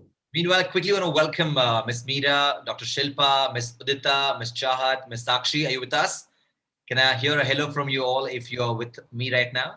Hello, how are you? I'm doing good, thank you. Lovely to be here. Hello. I'm Mithil. Happy to be here with this amazing panel. Hello. Hello, this is Shilpa here. Hi. Hi, Shilpa. Hi, Meera. Hi, Udita. And of course, hi to Chahat and Sakshi as well. Okay, so it's going to be very interesting. Command the room as we wait for a moderator to join in. I'm sure you'll have so much of experience in the past in terms of how have you dwelled and went about the conversation in the room where there's so many other professionals, and of course in the presence of the executive altogether and the top directors and leaders. So it's going to be learning for me, absolutely. Though I do this most often, meet them and address them and listen to them, but listening from the futuristic women in the panel today is going to be very, very delightful. So quickly want to ask you, wherever you are, I hope you all are safe at the moment. Yes. The good point is staying indoors and taking all the precautions we can at this time. Okay. Udita, you're from which part of India, if I ask, Udita? From Gurgaon. From Gurgaon. I think Meera also is from Gurgaon, right, Meera? Yes, I am also from Gurgaon. And Shilpa, you're from Mumbai? Sorry, I'm just trying to get myself. Okay, I'm from Bangalore. Oh, you're from Bangalore. High five. So we give each other a high five because you're from Bangalore. And how about you? Oh, you're from Bangalore too. All right. Yes. Yeah. I'm a South Indian. I'm a proud South Indian. Me too. Me too. High five again. High five again. And how about you? Where are you from? I'm from Chikmagalur. I'm from Karnataka very much. And what about you? You're from Karnataka too? I'm from Bangalore. Oh, Kerala. I don't know. I'm from Bangalore. I'm precisely a Bangalorean. So I take pride in saying that. Though I have connections from Udupi, but I'm from Bangalore. Oh, we're very close by. Now it's going to be a personal talk now. We're very close by. I studied in Bangalore. I did my dentistry in Bangalore. Oh, that's interesting. That's very interesting. I wish I had a chance to, converse with all you lovely ladies, but then unfortunately, we're going to have another moderator who's better than me. So he will take pride to be a part of it as well. I think is Sakshi, Sakshi is here. Sakshi is here. Sakshi with us? Waiting for Sakshi to join us. Chahat, you are based in Bangalore, sorry, in Mumbai right now? No, I'm based in Delhi. Oh, you're in Delhi. Wow. Yes. Okay, so perfect. So we're going to wait for Sakshi as well to join in. But how was the lockdown treating? I'm sure it's good. Okay. Chandra is here. Chandrasekhar again. Welcome again. So I will pass on the baton to you. And meanwhile, as you're joining, I had a great conversation with all the lovely ladies. So I will cut my time and I'll get passed on to you. And thank you again. Over to you. Many thanks, MC. Sorry for the interruption. Actually, just before this session, another call was going on in Teams meeting. And I think I missed to log out that. And that's why this was creating a kind of a conflict between my video. Now it's done. So I am a partner and co-founder in Mazars India LLP. Mazars is a consulting audit and consulting firm. I am part of the consulting part in India. and it's a global firm based out of 104 countries, is across the globe, and it's ranked around 8 in terms of its revenue. So quickly, I would, maybe some of you were already introducing yourself. I could hear only a bit of that because of this technical glitch. Would like to have a quick introduction from your side. Maybe one by one, you all can introduce yourself. By the way, I am based out of Kolkata because just I heard that Silpa and MC were discussing on the location. So I thought of mentioning that it's good that we are from different part of the countries now on this call. Absolutely. We have the entire India in conversation. And that's exactly what we're looking for. So again, Chandra, sorry to interrupt in between, but yes, welcome to you. Welcome again to the entire thing, and over to you. Thank you. Thank you. So maybe one by one, we can start the introduction. Maybe a 30-second introduction of each one of you. Sure, I can go first. Sure. Hi, Chandrasekhar. My name is Meera Jhala, and I'm based out of Gurgaon. I'm a serial entrepreneur in the food space. I ran my own food services company, which was acquired by CureFit, which is India's topmost health and fitness platform. Post that, now I have moved on to the investment side, and I'm an operating partner at ScaleX Partners. And we are hoping to invest in a lot more women-owned and women-run businesses. Okay, great. Maybe next can be Udita. Yes, sure. Hi, Chandrasekhar. I'm Udita Bansal, founder of True Browns Lifestyle.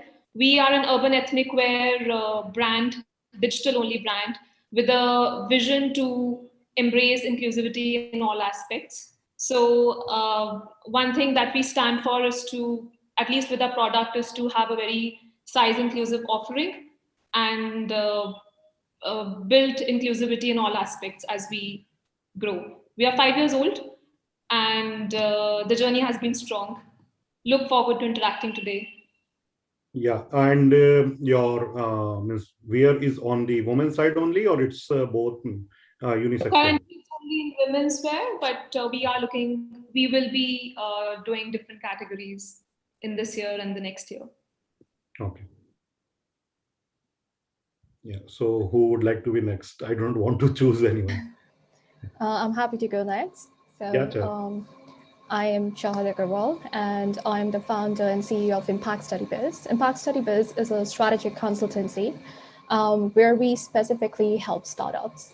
So one thing, I am really big advocate for generation equality. 80% of my workforce is women, and it's a more inclusive environment. The whole vision is to provide strategy at an affordable cost to each and every startup so that they can actually meet their vision and bring their awesome products to market without, losing out on the opportunity because of the costing and the resources it actually requires to happen. So I'm really glad to be here. by the name Study Business and the books which are being shown behind you, I thought it would something which will provide us a lot of education related aspect. Not an issue. Yeah.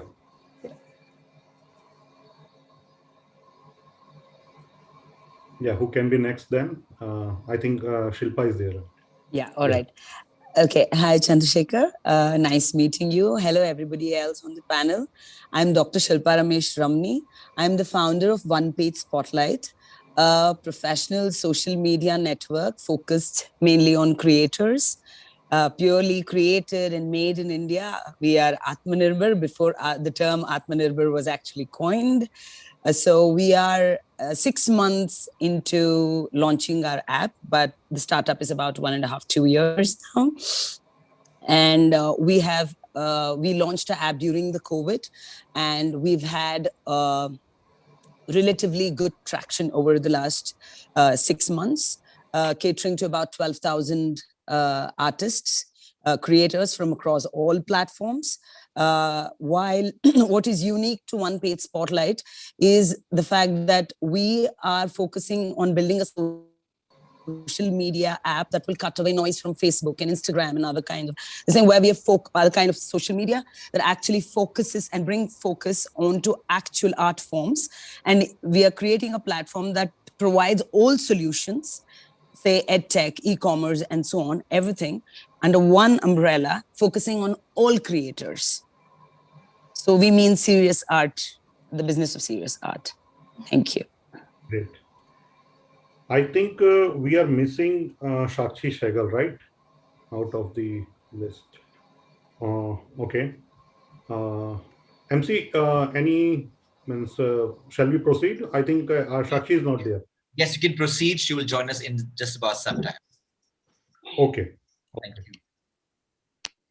So maybe we can have our pointers, thoughts across this particular session that we are having, and we can make it as interactive as we can.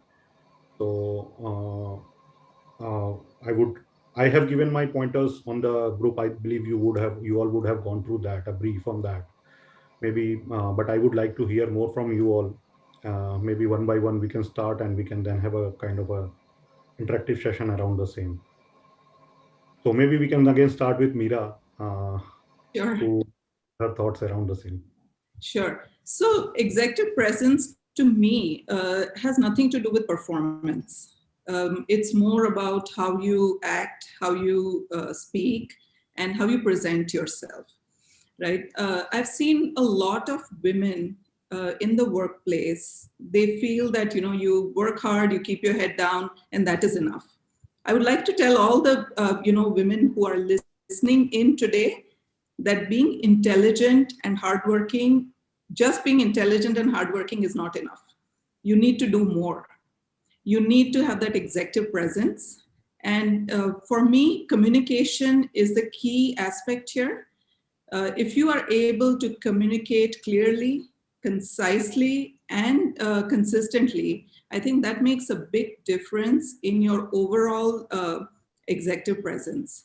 What that indicates is that you are ready for the next big role, you're ready for the next big project, and you will not be overlooked.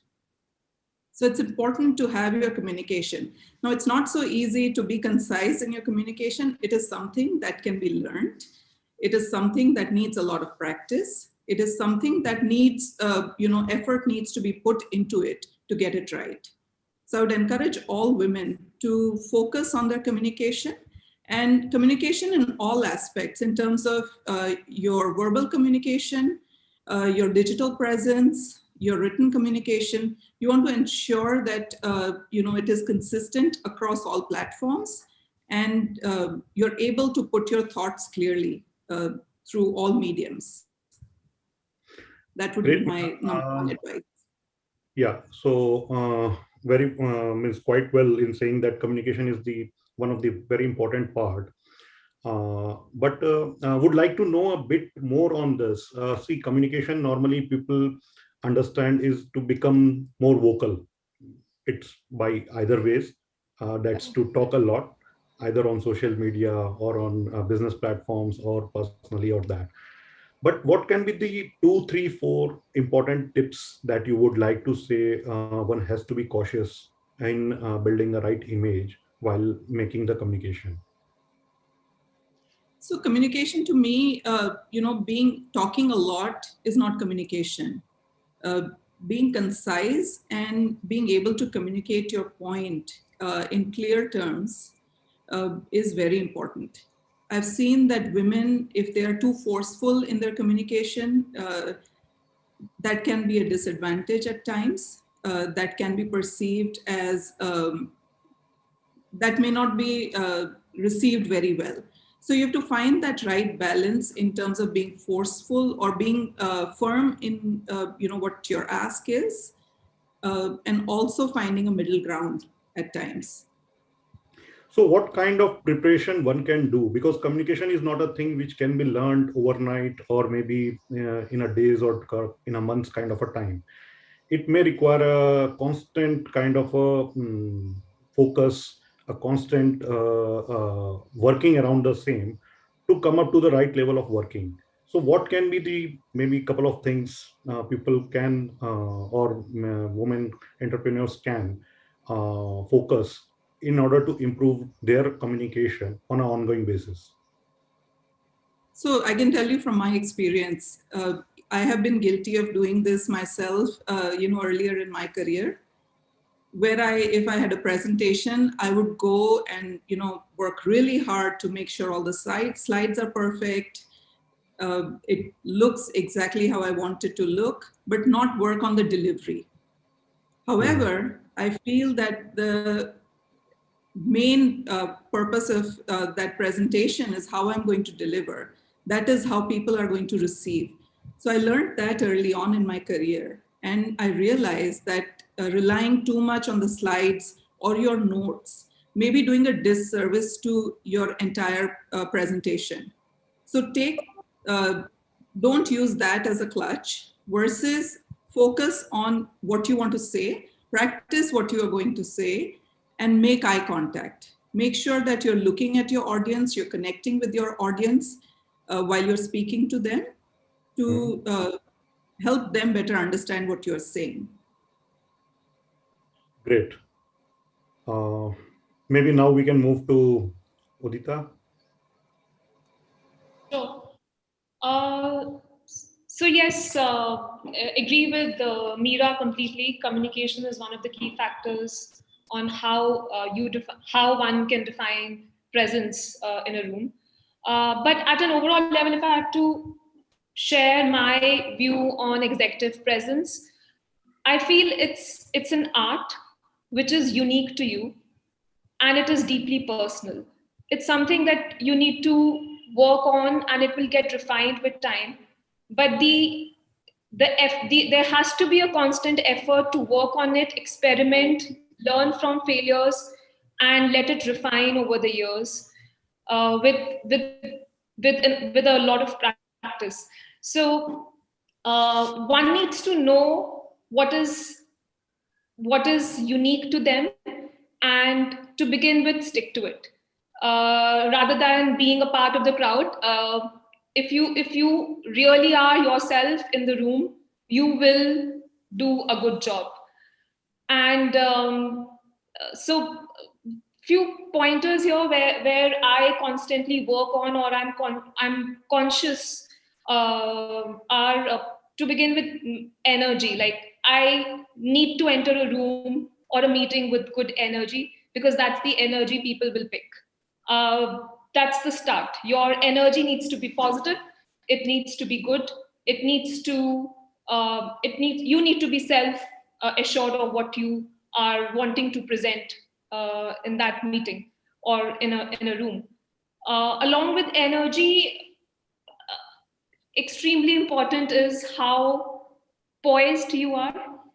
Rushing into a conversation, speaking too fast, using a lot of hand gestures sometimes do not, in fact, never maybe exude any kind of confidence. So the poised you are, it actually eludes a lot of confidence. So being confident and being poised is something, again, that I try to be extremely conscious of. Along with it, as Meera mentioned, look in the eye contact is extremely important, and genuinely engage with people, because a lot of conversation happens through non-verbal presence, and a lot of cues in a meeting or in a room are through non-verbal actions. So looking into the eye, engaging genuinely when you are speaking to someone is extremely important. For me, in the non-COVID era, a good handshake was also very important, because, and I've faltered there, where I've not been confident, and my start of a meeting has been with a very like a not a confident handshake. One needs to work on that. So yes, these are the pointers which I consciously work on and believe are important to define one's presence in a room. Okay. So you were in the beginning, you were telling about knowing our own strength, or maybe knowing our oneself. That's quite valid, but the important thing is that the people at times tend to spend the whole of their life, but they could not realize what's their real strength is, or what they can, how differentiated they are with respect to the other mass. So any tips you have on that which may help people in actually recognize themselves, understand themselves? There's one thing that I follow is, after every meeting or an interaction, evaluate what happened, what went right, what could have been improved, pen it down, and try to improve on those points for your next interaction. So I'm going to pen down even today's interaction, what, where I could have maybe performed, I mean, maybe spoken better, or where I could have maybe not spoken and been present better. So constantly evaluating, penning it down, and keeping it as a pointer to work on in your next interaction helps one work on defining their unique self. Okay. And you were talking about the bringing in positive energy when we are entering any kind of a communication or room or anything. And to an extent, I would thank COVID to that by virtual meeting, that has given a lot of positivity in terms of in entering a meeting room. Normally, because if I consider my experience, the positivity at times are not as means the is not as high in a physical but a business kind of a meeting or a formal meeting, but it becomes quite easier when we are in a virtual room. So my actually question is different. My question is that you would have come across certain difficult situations when entering kind of a discussion or a meeting or a conference, whatever, where you would have expected a kind of a positive environment, but maybe certain all of a sudden you would have faced something negative. So in short, if you can share your experience around the same, thought process around the same, it would be good. Sure. I think at some level, to begin with, yes. If you enter a room which is not how you expect it to be, there is a setback. Having said that, I'm going back to my point where I'm saying you need to have your good energy. If you feel good within, you can win half of that problem. Having said that, yes, something can be absolutely 360-degree different from what you expect. So half the battle maybe is won because from internally you feel good, you stay positive. In terms of physical things that one can practice when one in such a situation, I would say stay calm and breathe. Genuinely take a deep breath into your belly, and that's going to relax you down, and that works. That definitely works, at least not in reacting to that situation, but consciously being aware and present to your best in that particular situation. So at least you can control the reaction part of one in that situation, I would feel. Great. Maybe we can move to Chahat now. Yes. Yeah, Chahat, if you can hear you. So both of you made excellent points, which is right, communication is the key, and the energy you step in. One thing you said, which was very is right on point, is that everyone is unique, and we all need to understand what is our persona. Just like a brand or a company, every individual has certain key phrases attached to them. Either you control it or you let other people control it for you. That's what your presence means, right?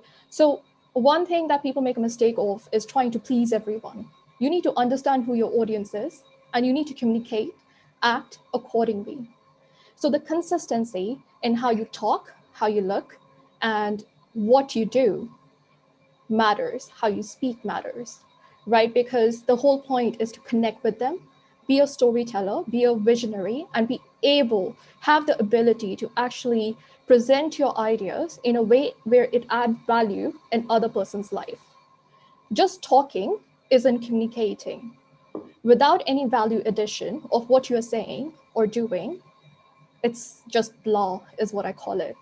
So it's not really, it's just words. It's not communication, right? So for a proper executive presence, or I would say what it takes to be a leader, irrespective of whatever role you're in, you need to understand, you need to be reliable, you need to be easy to connect with, but that all relates to your audience. It is impossible to talk to a group of 100 people and get all 100 people to agree on the same point, because we all are individual, like different people, we have different experiences, we have different values, right? But how effective you are to communicate your thought process to them matters. And I think that's what we need to build in people. I have been in many meetings where I would say how people talk versus their actions do not connect at all. They might be great orators, amazing conversations, but when it comes to the actual actions, they're unable to deliver. That's not a real executive presence, right? There's a gap, there's inconsistency. That doesn't build trust. So someone, or any women or any individual for that matter, who's able to provide that consistency in all the three aspects, that's what a true leader or a positive presence, positive presence is all about. It can't be just one or the another. It has to go all together. I always say that every person has a personal brand, if whatever people talk about you behind your back, that is your personal brand. So if you take it in your own hands and you actually build on it, as you said, about how working every day and reevaluating your actions, your words, what you could have done better, where you should have stepped back, so on and so forth, it really helps you. And yes, your energy does matter. If you are entering, no matter how bad the situation is, but if you're entering with a positive and a can-do attitude, you will also bring the entire room up with you, right? It's even if it is negative, if negativity is affecting you, your positivity can affect them as well, right? So why not go in always that positive tone in it, right? And as as Udita said, that she's very poised in a room when she goes into a meeting. I'm like complete opposite. I'm like bang on point, like I'm full of energy and I need to be, I understand, like, as I said, every person is different and your target audience is different as well. And I love that how calm she is about it, like even now, and look at me like going, like I can't even sit still. So that's the uniqueness of each person who needs to enhance on it and build that. Because if you're not authentic, you can't really create your personal brand without coming on as a liar or a person who's fake, what we call, right? It needs to be authentic to who you are. And you need to see what are the people you're connecting with. And those are the people, when you connect with your audience, that matters whether you get the promotions or not, whether how good a team player you are you able to get things done or not, or what kind of clients you bring in. It's all around your own personal brand. And yes, I completely agree on the communication style as well as the energy and the work we have to do every day to bring it up. Great. So, a couple of things on what you have said. One is in your discussion, you were, though you haven't directly said it, but I think you wanted to talk something about being formal and informal. Yes. Because the way you were expressing one or couple of situations, maybe you can throw a light how it can be helpful by having a balance between both being formal or informal. One is that, and sorry, I'm missing the second part. In the meantime, I will try to recollect that. No worries. So what matters is what your role is at the time. If I'm in a team, if I'm working with my colleagues at the time, I can't be formal with them. I am their peer there, right? I need to connect with them at a level where they understand me, where we are open to each other, in which we can provide positive criticism is what I call, and understand the feedback and work on it collectively. I can't talk to them in the same manner the way I talk to my clients, right? Because with my clients, as let's say the first meeting, it has to be much more formal till we build a confidence and we understand each other if we are on the same page or not, right? There's a difference. I always say that you can't be same with everyone. Your audience matters how you speak with. It's very similar when we are kids, you know, when we go to our mom, the way we ask her for stuff versus how we ask for dad, like ask from dad, it's very different. You don't go around saying the same thing, right? Because the objective is different. So I would say as a leader or as an effective team player, you need to know what your ask is. Second, how are you communicating it? And third, if the way you're communicating it to the other person doesn't make sense or not. The way I talk to my team, if I start talking to my clients like that, they'll think I'm crazy. So there has to be a balance between, and it's not just about formal, informal, it's literally about your tone of voice. What is your tone of voice that other people understand? What does the client expect from you? Do you have that tone of voice or not? What does your team expect from you? Are you talking to them in the same tone or not? It's, as I said, again, it all turns out to the reliability and the trust factor. If I'm able to connect with them in a way they understand it, I am successful with my communication. If I'm talking, it's like talking in two different languages and not understanding what either of them are saying, right? That's all lost in translation. It's very similar when our tone of voice is not connecting with the audience. And although we might be talking about the same thing, the understanding of our words will be very different. So yeah. Next, my second part was in relation to when you took the example of being an orator. So where one can be a very good orator, but in actual performance or delivery, may be totally different. So one thing which comes to my mind upfrontly is that while fundamentally it's a very, very right principle, what you have said, but normally, and especially more so in today's world, where communication plays such an important role. Yeah. So somewhere the general feeling among the people is that being a good communicator by being a good orator also can make them very successful, and and at times people get confused with this thing, with the salesmanship or the being a marketing person, because normally people believe a marketing person or salesman, they can talk a lot, but actually their product will not deliver. Exactly. So the belief is largely that being an orator is more required rather than being an actual performance. But I'm not advocating that. I'm just yes. No, of course, you're right. Many people do believe that. And I have seen a lot of companies, a lot of people being duped into that. Like, just because someone talks sweet doesn't mean they can actually deliver.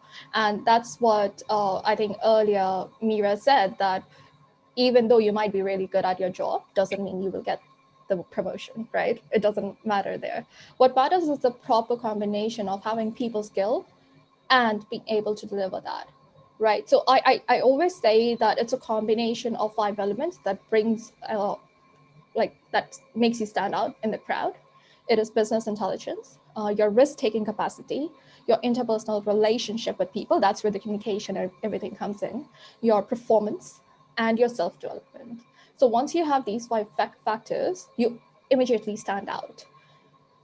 Being a good performer and a bad orator doesn't work. And similarly, being a good orator but a bad performer, it might get your foot in the door, but it's not consistent for a long time.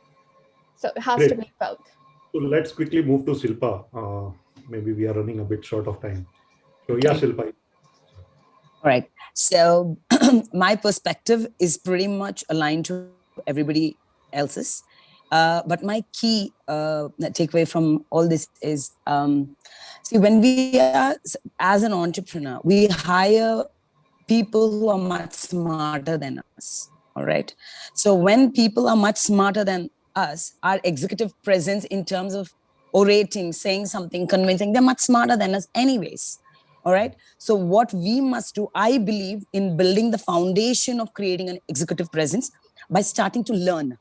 Okay. Ask relevant questions to those people. For example, if you're dealing with people from the world of technology, or you're talking to the people of science, or so you cannot expect an entrepreneur running a tech company to understand everything about design or something like that. So I think we have to learn on our knowledge skills, build fundamental knowledge skills before we consider ourselves at least partially successful in building a brand, or our executive presence, or convincing those people. Otherwise, like Chahat said, that you can come out as fake. I can just keep nodding my head, and people say, she doesn't know, she's just faking it. All right. So for me, I think the border, it's a very narrow line in my experience, where you can show your employee your vulnerability, that you do not know, it's all right. So you have to pick and choose the right people to communicate first and learn from. A lot of people themselves are, because of this personal branding, a thing that everybody is coming up with, which actually is not personal branding, because authentic personal branding is actually being who you are and actually working upon it. So that's where people like Chahat also help us out. So I think, yeah, so there are, executives also come, like team members come to us talking, come out and they want to deliver a personal brand to us as entrepreneurs. So for me, I have to pick and choose the right people who actually are showing their authenticity. So I have to understand, one person has to understand where the other person is coming from.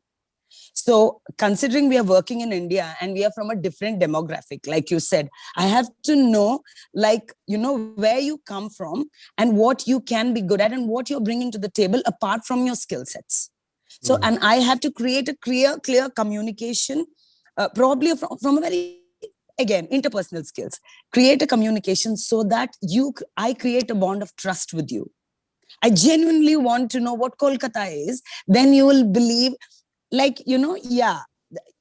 you'll know what if I show you that I want to know what Kolkata is or Delhi is, then you'll know, okay, chalo, she's trustworthy. Now, then we move on to talking about the actual skill sets. And then I understand sometimes you may not agree to the way I want a certain product done or certain thing done. So I think I have to give a democratic environment to a team member or a set of team members, which also increases my personal brand. Me being authentic, allowing you to speak and listening to you and genuinely listening to you, making you feel important, not for the sake of making you feel important, but I really, showing that I really consider you important. Now, like you said, this thing always works. Poise and being bubbly. You already, I throw that energy all the time, like being bubbly, being loud. So poise is something that I'd like to, be in my imagination. I always want to be like probably Udita, but I never end up being there. So I think in cases like mine, where we have a lot of energy, or where we bring, I bring in great energy, touchwood, but the point is mindfulness and, mindfulness, yoga, these kind of things actually help us to, communicate effectively. So this has helped me, in my experience, this has helped me rather than raising my voice, I have learned to raise my words. Great. So, yeah. Yeah. So, means 2-3 good points came up, and I was actually expecting those points to be coming up in this platform. One is being a good listener. So that's a really one good thing. And a similar one means related to the same is kind of a bringing or getting into the same wavelength with the person with whom we are interacting. And in that also being a good listener helps in actually getting into the same wavelength, so that we can understand each other and we can talk at the same common wavelength. Also good that you have mentioned about a couple of things we can practice, is being mindfulness and being yoga and all these things, which on an overall perspective, it really helps in developing our personality on an overall basis, and ultimately helps us in all the streams of our life. So good that couple of things, these kind of things you have brought in. I was expecting that these kind of things should come up in this kind of a forum. Good that. From me, that if you people have anything else to share, anything to respond, leaving the platform for all of you. I think sorry. One thing I would like to add is that we've talked about the communication and the presence. What we have not talked about is the look. It can be a very insignificant thing. However, it can open doors. So how you present yourself, how you dress also plays a part. Say you work in the social sector, there is a certain way you should present yourself. If you work in a tech company, there's a different way you should present yourself. So it's not, it's a make or break type of a thing. It's a check in the box. You have to make sure that you're dressed for the part that you're playing. It may be a small thing, but becomes a roadblock sometimes. So that's something women should be mindful. And very related to that is the body language. Because if suppose you are interacting with a group of children, your body language will be different. If you are interacting with your friends, colleagues, your body language will be different. If it's in a formal boardroom, body language has to be different. So very much related to dress code and the things that you have said. Yeah. Can I go next? Yeah.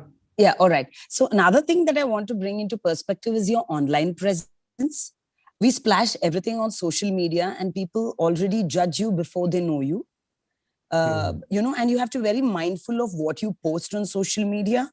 And when there is a discrepancy between what is there in social media and what you actually see, then what you're expecting out of a meeting can fall flat.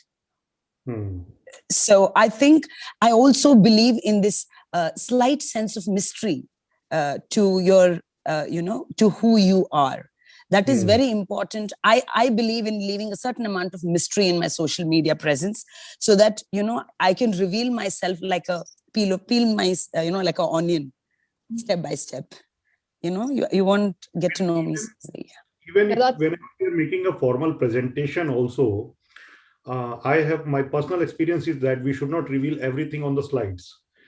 If we reveal everything on the slides, the presentation will go for a toss. So same thing with the presentation, and has to be it has to be very it should create a lot of curiosity and questions in the mind of the people, and then it can be interactive with you and can be helpful to us in actually showcasing our real strength. Yeah, sorry, somebody was trying to add something. Yes, I was just saying that's really true, and that we need to be very careful about what we put on social media. One thing, what you said right, is that there has to be certain level of what to expect from you to be available there, right? So when people see you or meet you, they should know. They shouldn't be like in a shock. Oh my God, this is not what I thought. What I'm getting into, right? It can't be. The moment that happens, it's a gamble. Can work for you, cannot work for you, right? So the whole point is that you need to know who you are and let people know a part of it so that they know what they're stepping into when they're talking to you. They know how to talk to you. They know when they're meeting you, how they dress versus on how you dress. Like, it has to be consistent. As I said, it can't be like three different things. You talk one way, you act another way, you dress another way. So there has to be a balance between that. Yeah, great. I think we are largely done with this discussion. So over to MC. Thank you, Chandra. Indeed, very inspiring. I like the last point about your views on social media, and Shilpa very, very well said. There should be an element of surprise about something that talks about you in person than on social media, and hence I'm not on social media. Okay. So thank you again, Shilpa. Thank you, Chaha. Thank you, Udita. Thank you, Meera. And of course, our orator and moderator, Chandrasekhar sir. Thank you so much again for joining us. I wish you all good luck in the coming future, and wish you a very, very happy Saturday and a great weekend. Thank you. Thank you so Thank much. you. Thank you so much. Okay, so a lot is happening here, and a lot will continue to happen here. After all, we're here to learn, and every time our panelists come and speak something, there's so much you can learn. And you smile about certain things because you connect, and then certain things makes you think about it, and when you think about it, it connects you even more. And it's all been happening since the 10 a.m. this morning, and it's going to continue to happen the same way. Yet again, I want to thank all our panelists so far in the first half of our lunch, and all our moderators for being as great as you always are. And let's look into what is coming up next. Here we go. Okay, so what is lined up is very interesting. Work is going to continue happening, but yeah, workplace well-being, creating a productive and positive culture. Now, it's a battle of thoughts. So let's get into it. I want to invite on as a panelist, Dr. Vibha Tripathi, CEO at Swajal, Ms. Manisha Dhingra, co-founder WizCare, Ms. Anuja Bashir, Ore, that's how it pronounces the Greek word, Ms. Anushka Iyer, founder and CEO, Sixth Sense Retail, Ms. Shikha Pava, founder and CEO at Tree of Life, Ms. Upasana Dash, CEO and founder, Tajabor Brand Consultancy, Ms. Aishwarya Bansal, promoter M3M India, and to moderate the session, it's going to be a president of Exchange for Media Group, Mr. Sunil Kumar. So over to you all, and it's going to be very interesting. Before I continue to start this, I want to quickly take a moment and talk to Anuja Bashir. Anuja, I want to really understand how, this is a Greek word, right? Your company comes from a Greek word, which means the mountains, if I'm not wrong. If you could teach me how to rightly pronounce this, I will learn in the coming future. You're on mute, Anuja. Thank you, Nitin. You are not the first person on earth to tell me that how do I pronounce this word. Even my employees have a great time dealing with this particular word. So it's basically Oria. It is not Oreo, it is Oria. Oria. So it's Oria, and it comes from the Greek, right? It comes from a Greek word, and basically I am so much keen with these kind of Greek words. I like Greek mythologies, like anything. So I'm a conceptualizer, a strategist. So whenever I get a story kind of mode, I connect it, I correlate it, and then, I try to bring in such a mode that, something, there is a spice or a spark where people like kind of, so I don't know why from initially when I started developing the company itself, this was all in the role. So Oria, Thank you, Anuja. Indeed, that's just, I learned something new about it. So thank you again for giving me a chance to get this answer sorted. And all the best to all of you. And sir, Mr. Sunil Kumar, over to you. I'm sorry that I had to buy this 1 minute from it to understand the meaning of it, but over to you, sir. Take more if you like. Thank you, Miten. Thank you so much. And good afternoon, everyone. Thank you for joining us this afternoon. Thank you, delegates, attendees who are there with us on a Saturday afternoon in a very uncertain kind of environment that we are in. People are worried. People have, something in the family, someone somewhere in the office going through a difficult time. Let's start with a prayer in mind for all of them, those who we know, those who we don't know. And let's continue to pray, because that looks like the only hope. So on that somber note, if I can call it, let's talk about the well-being. It linked well with the well-being anyway, which we're going to be talking about in this session. So how we can start with is, since you're entrepreneurs, many of you run organizations which have been in the business, but not yet as known as they would be in the coming months and years. So I thought it would be a good idea if we all kind of introduce our organizations, the business we do, maybe in a line or two, so that we can come back to the subject as quickly as we can.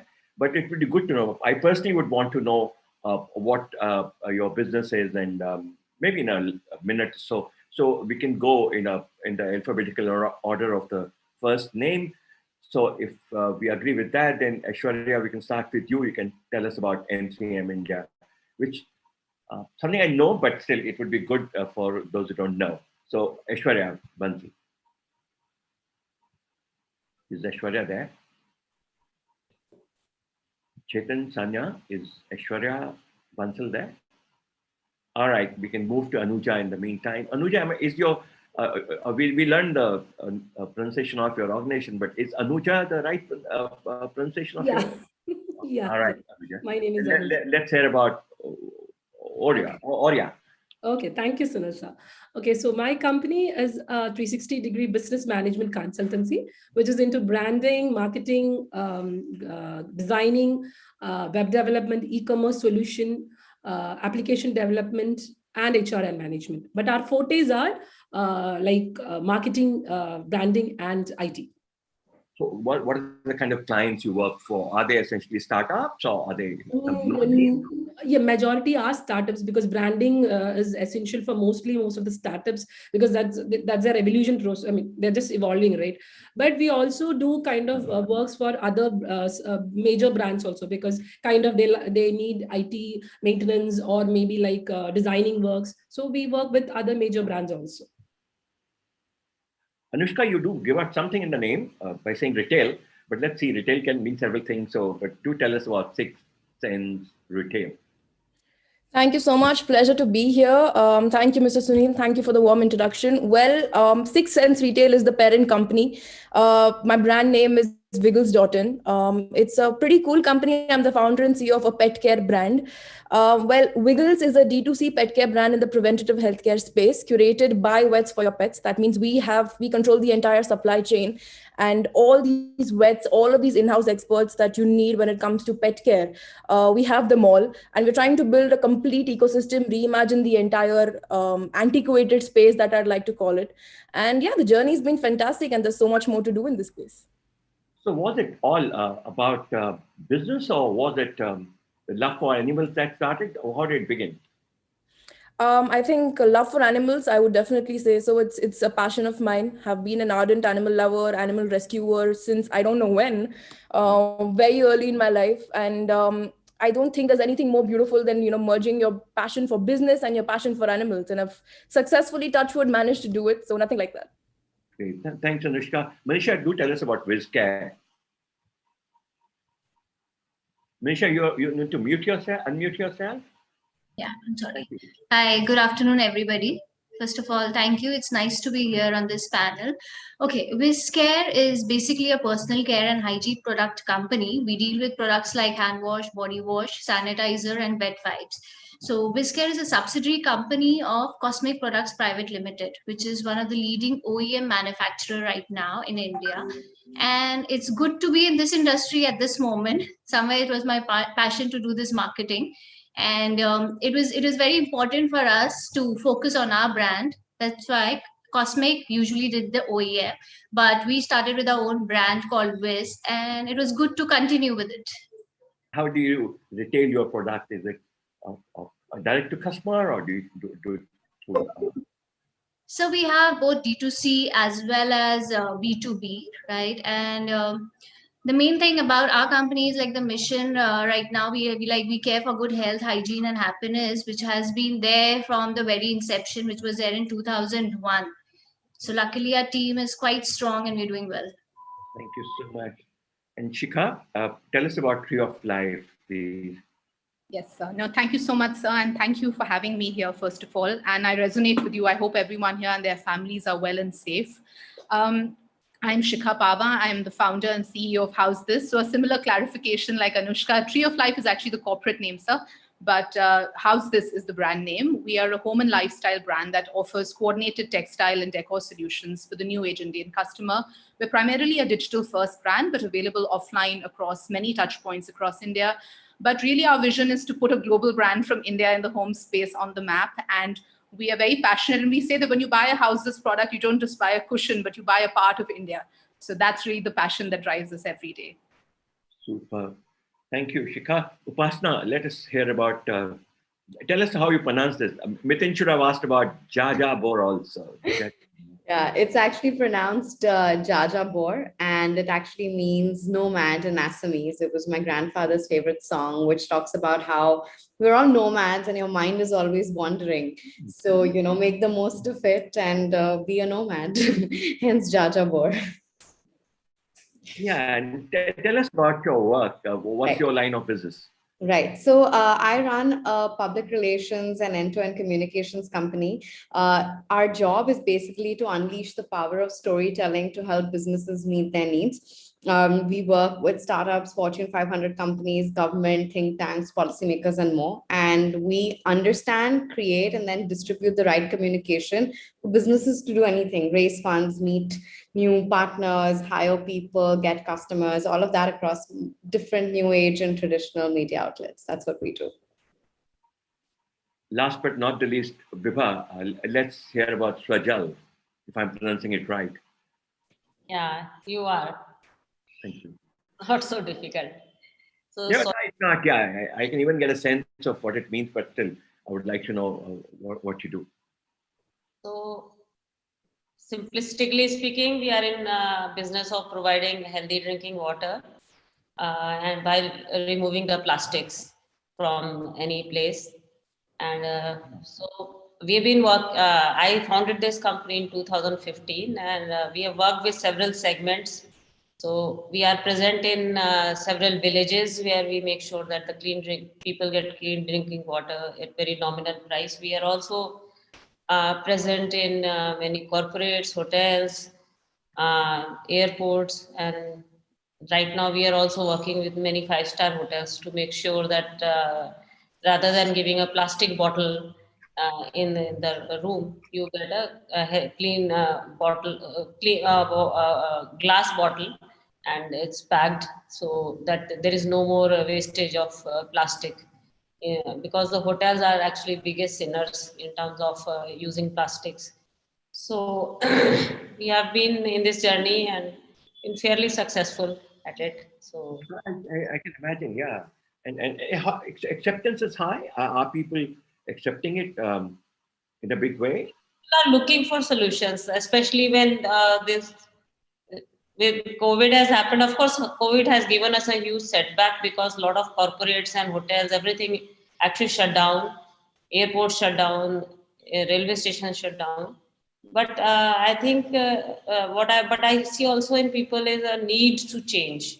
So many corporates or other people who never used to bother or listen to us when we would come with our narrative now are actually changing their perspective. And I feel that more and more, especially the youngsters, they are very much more sensitive to these issues. Thank you. So, see, one idea is, of course, for the audience to know what our panelists do. Other one also is that if you need any help from each other, you know what they do. If you need to reach out to them, please reach out to Sanya or Chetan, and they can help you connect with the other person. I mean, not just the ones on the panel, anyone else you heard through the day. If you need to connect with any of them for good for your business or for anything personal, even if they don't supply in small quantities, I'm sure they would support each other. Okay, so now we come to, sorry. Thanks a lot. No, I actually, yeah, something what you do, I don't know how large or small can your supplies be, but it's a great idea, Vibha. Thank you. We try to reach every nook and corner with that. Or it can even be 20 people in an office. They can buy a plant. Normally, we are working at more than 50, but we are coming up with designs for smaller offices too. Thank you so much. So now coming to the culture, which is about which creates which is positive, which is productive. Maybe again this time we can talk about individually. I can imagine all of us do not have very large organizations at this stage. Irrespective of the size we have for our organization, I'm sure it does cross your mind in terms of how to kind of take care of the physical, mental, emotional, moral well-being of people. Because if people feel good, people are happy in life, they work more. And I'm not saying strictly in the sense of productivity or HR. I'm really thinking in terms of what we owe to society. All businesses are to do with society. Things come from society, they go back to society.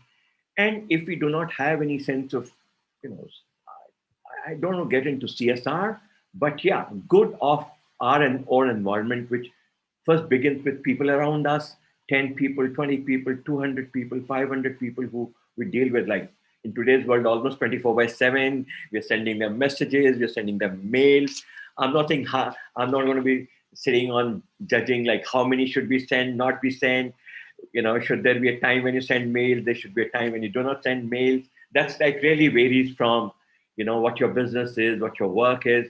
But you can tell us, either you can tell us how through your own example of your organization or your views. I'm not going to be strictly, audit on what your practices are, because this is not the forum for that.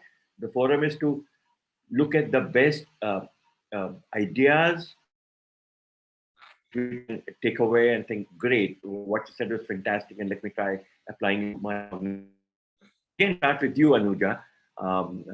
Again, this is alphabetical. So, Anuja, we can start with you. What do you have to say, or how you think we can work towards creating a productive and positive culture in the organization? Thank you. Thank you. Thank you, Sunil sir. So to start with, basically, as a business, as an entrepreneur, as a business owner, as a CEO, I totally agree to the fact that we all do need a distinct corporate culture to be maintained so that our ecosystem expands, scale, and spread, or whatever it is. Because ultimately, the term organization does not depend upon the management. I mean, the CEO, CMO, whatever, or the owner himself. It is a collaboration of employee and the employers. So if that particular side is weak, if they're not happy, definitely at some point it will definitely reflect on our ecosystem. So I totally believe that there should be a very positive work culture that has to be maintained in every organization. Like you said, no matter small or big, that doesn't matter actually, because because it's the magic that every individual or a member of your team can bring is very huge. For example, if I speak myself, I was attending a meeting, I was having a client call, and I was supposed to take this 1:30 panel thing. My teammates, my employees are so supportive. They set my lab. They see, I could do everything parallel. If not, trust me, time management would have been, I don't know. I cannot face that constraint, because that is since we do a lot of multi-verticals, services, it is pretty much hard sometimes to manage all the balls. So I totally believe that my employees, the team actually supports me to the core. Even like you said, sometimes, timing doesn't matter. At midnight, I give them a message via WhatsApp, dude, girl, I need this thing, because a client is like, tomorrow morning, if you didn't get, sometimes I feel so bad. But on the contrary, what we do is that we compensate it. Sometimes we give them an off. Sometimes whenever they do a kind of, extra work or something, we give them an increment. We take them for a weekend, a kind of like, something, a dinner or something like that. Because I believe that, even though we talk everything on a professional note, I totally believe that, everything is a personal touch. Thank you. Yeah. By the way, so I didn't say, I clarify again, I'm not going to be giving any judgment. I'll hear from you and people can form their own opinion. I think I clarified how much you call, when you call.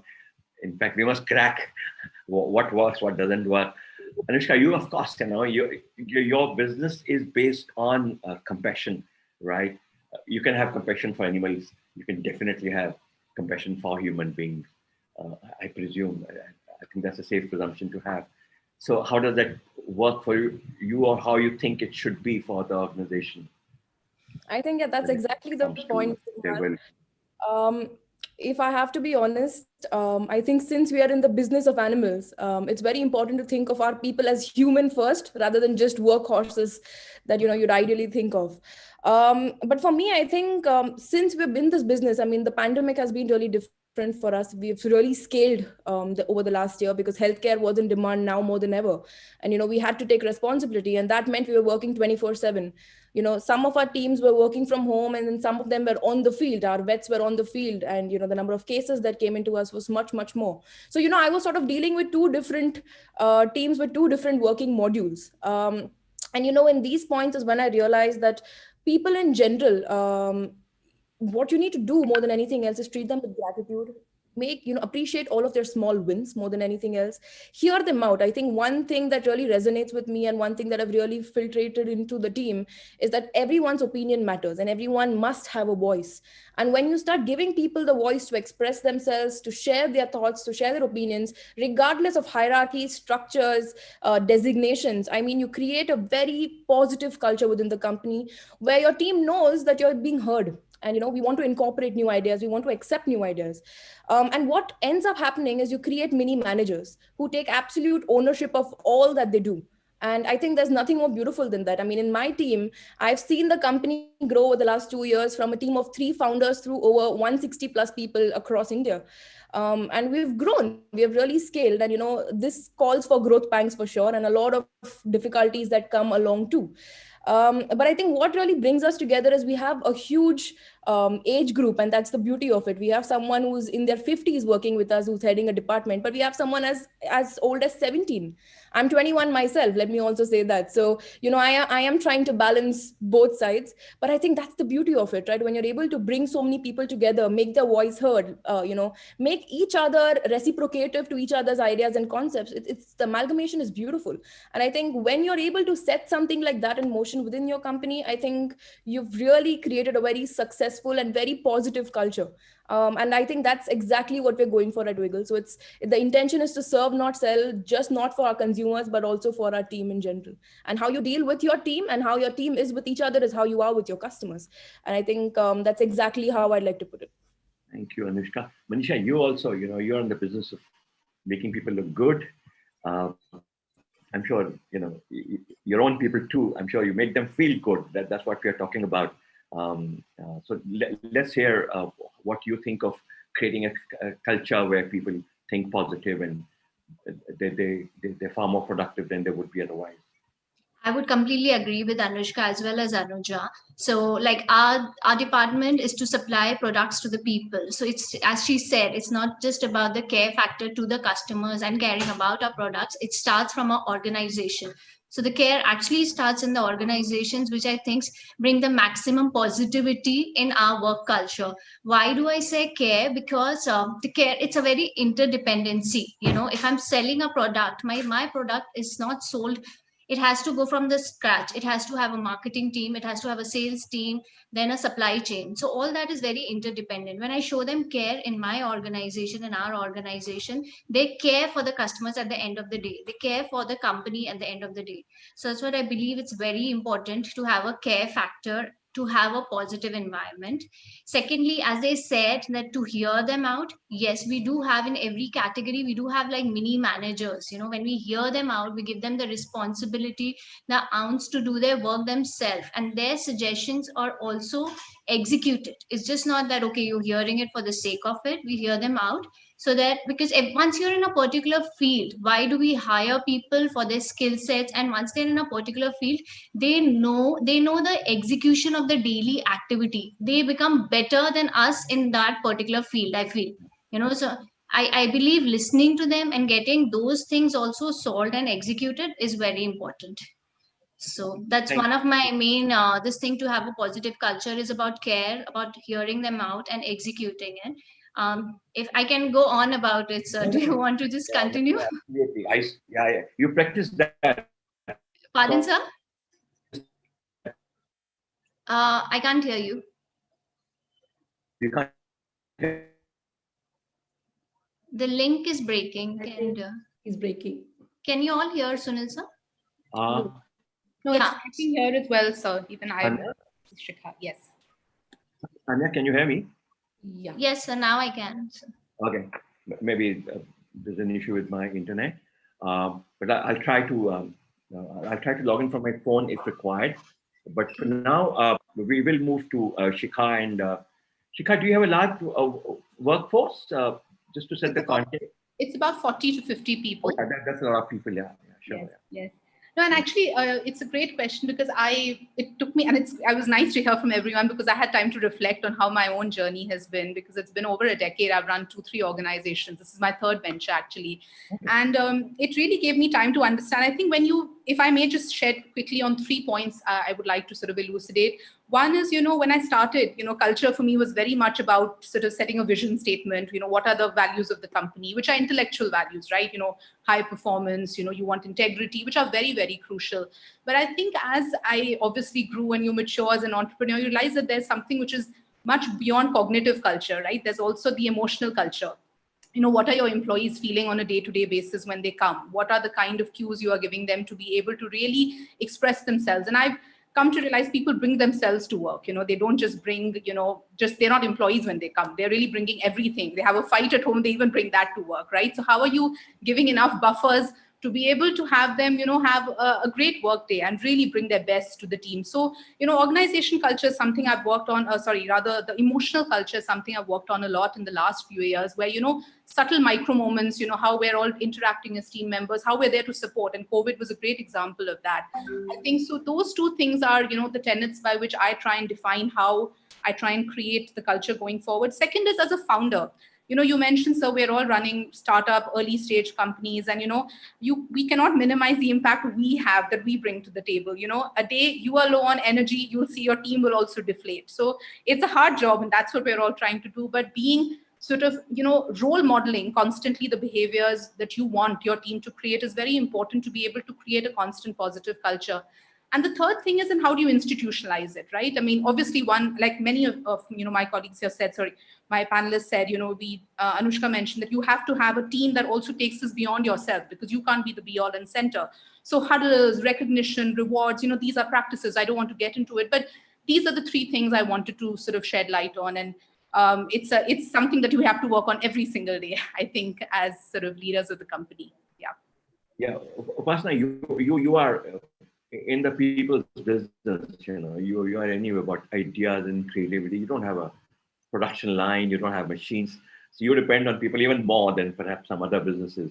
Absolutely. So how does that work for you at Jaja Board? Yeah. No, absolutely. So we're a complete services business. There's no bots, there's no factory stuff. So people are our assets, and that's very, very important. But my experience comes from not just working with my company on a daily basis. We have everybody from early stage startups to Fortune 500 companies coming to us and saying, hey, how do we now communicate with our internal stakeholders? How do we make culture sort of scale?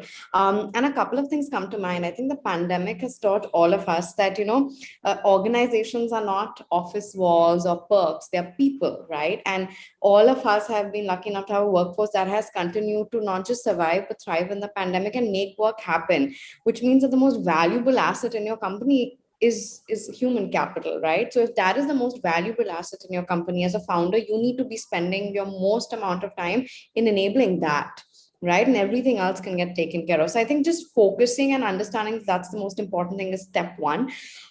Step two, all of us are early stage founders, and we all have a company is always an extension of the founder. And I really agree with my fellow panelists on that. It has to start top down, right? So we all have this idea of, this utopian workplace, or the kind of place where we want the values we stand for to work. The biggest challenge is actually scaling it. Okay. How do you get it from first you to 10 people, then from 10 to 50 to 100 to so on, which is where I think foundations and processes work really, really well. Culture, if it's not scalable, is just a beautiful document, right? And that's not going to make any difference. So when you are creating, or when you are just sort of understanding what is the culture you want in your company, it has to be something that comes directly from you, that you feel passionate about. It's scalable, but the most important thing is you have to walk the talk, right? I have this rule in the company that nobody can delegate anything to anybody if they can't do it themselves. It could be the smallest thing, or it could be the biggest thing. So if you're expecting a company to work and thrive in great culture, you have to be the physical embodiment of that every day. So yeah, those are my key takeaways from my company and the tons of company we work with. Almost near unanimity, fantastic. But of course, Vibha, we know from you, your kind of work requires exceptional kind of social commitment, understanding of the cause of sustainability, why it's important to be doing the business that you're doing. So how is it any different from other organizations, or you think the challenges of creating a positive and productive, with the result productive workforce are the same?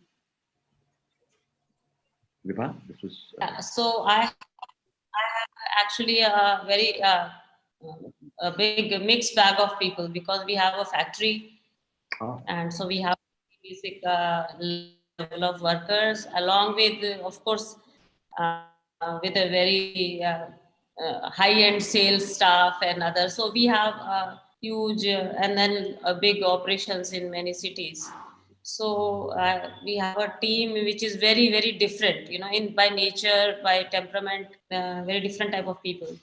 So one thing which I always do, which seems very basic to, I think you have said a lot of things, is to make the workplace very, I try to make it very beautiful, you know, keep it very clean, put a lot of plants, keep it very happy place. So, you know, because everybody spends the best time of their life in this place. So I feel that they should come in and feel cheerful, you know, they should give a joy as soon as they walk in, and they should feel joyful to walk into this place.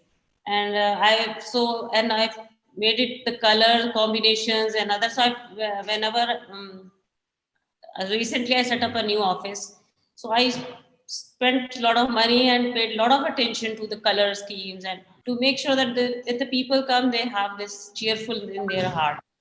So this is one point I feel, and I think it does help because you have done it once, it continues to help you day after day. So is that a new line of business? That's one thing. You talked about. No, it was an office. Sorry, nothing else. An aside, Same business, but yeah. Second, I feel that we continuously do town halls, which I wasn't doing them very regularly before, but during COVID, I felt the team was actually falling apart because there were so many cities and they were feeling little down.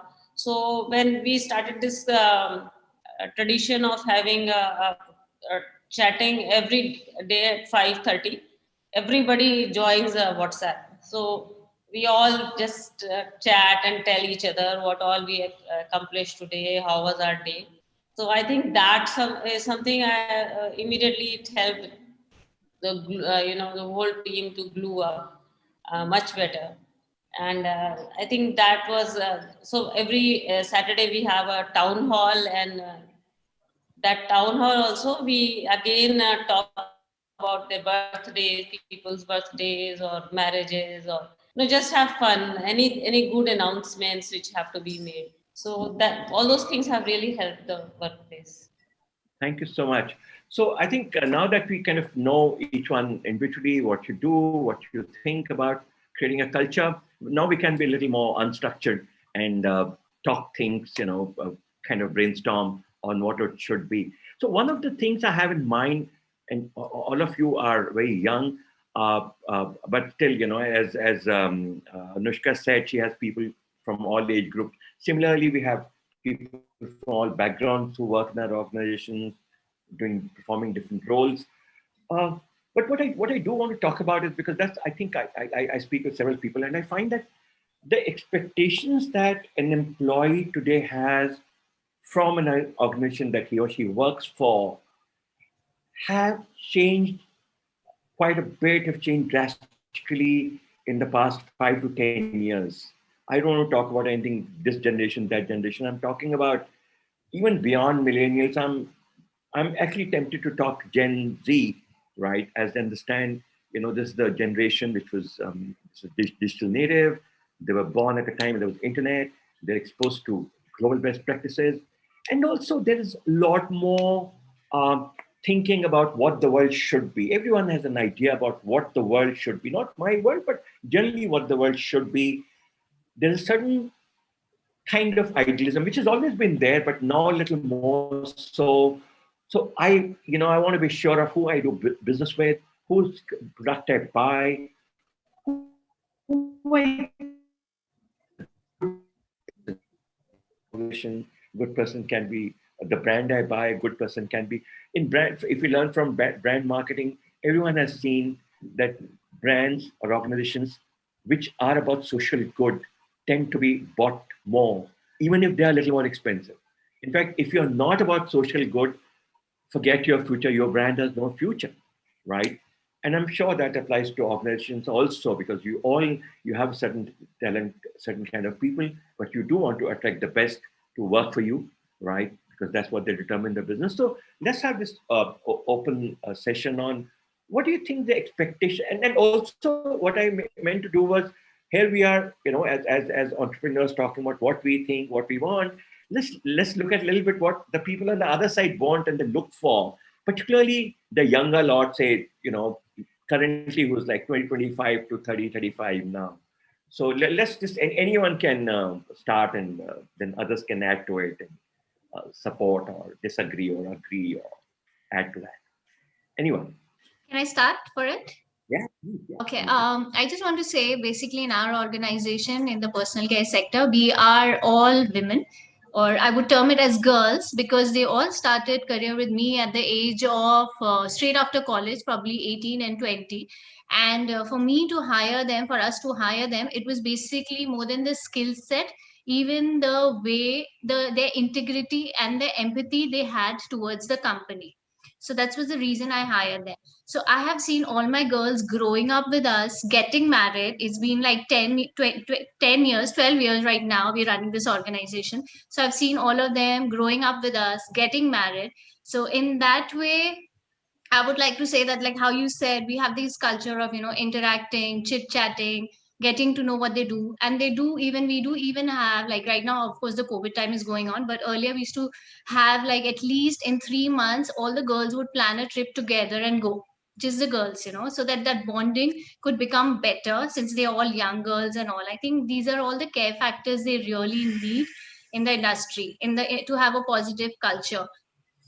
And as how I like the way how Vibha ma'am said, about I did not realize that we can still have these interactive sessions even during Zoom calls and all those stuff, because it was only work, work, work. We are even trying to redefine the work, in these COVID times, because it's not easy when they are actually missing the office space and all that stuff, especially all the girls working with us.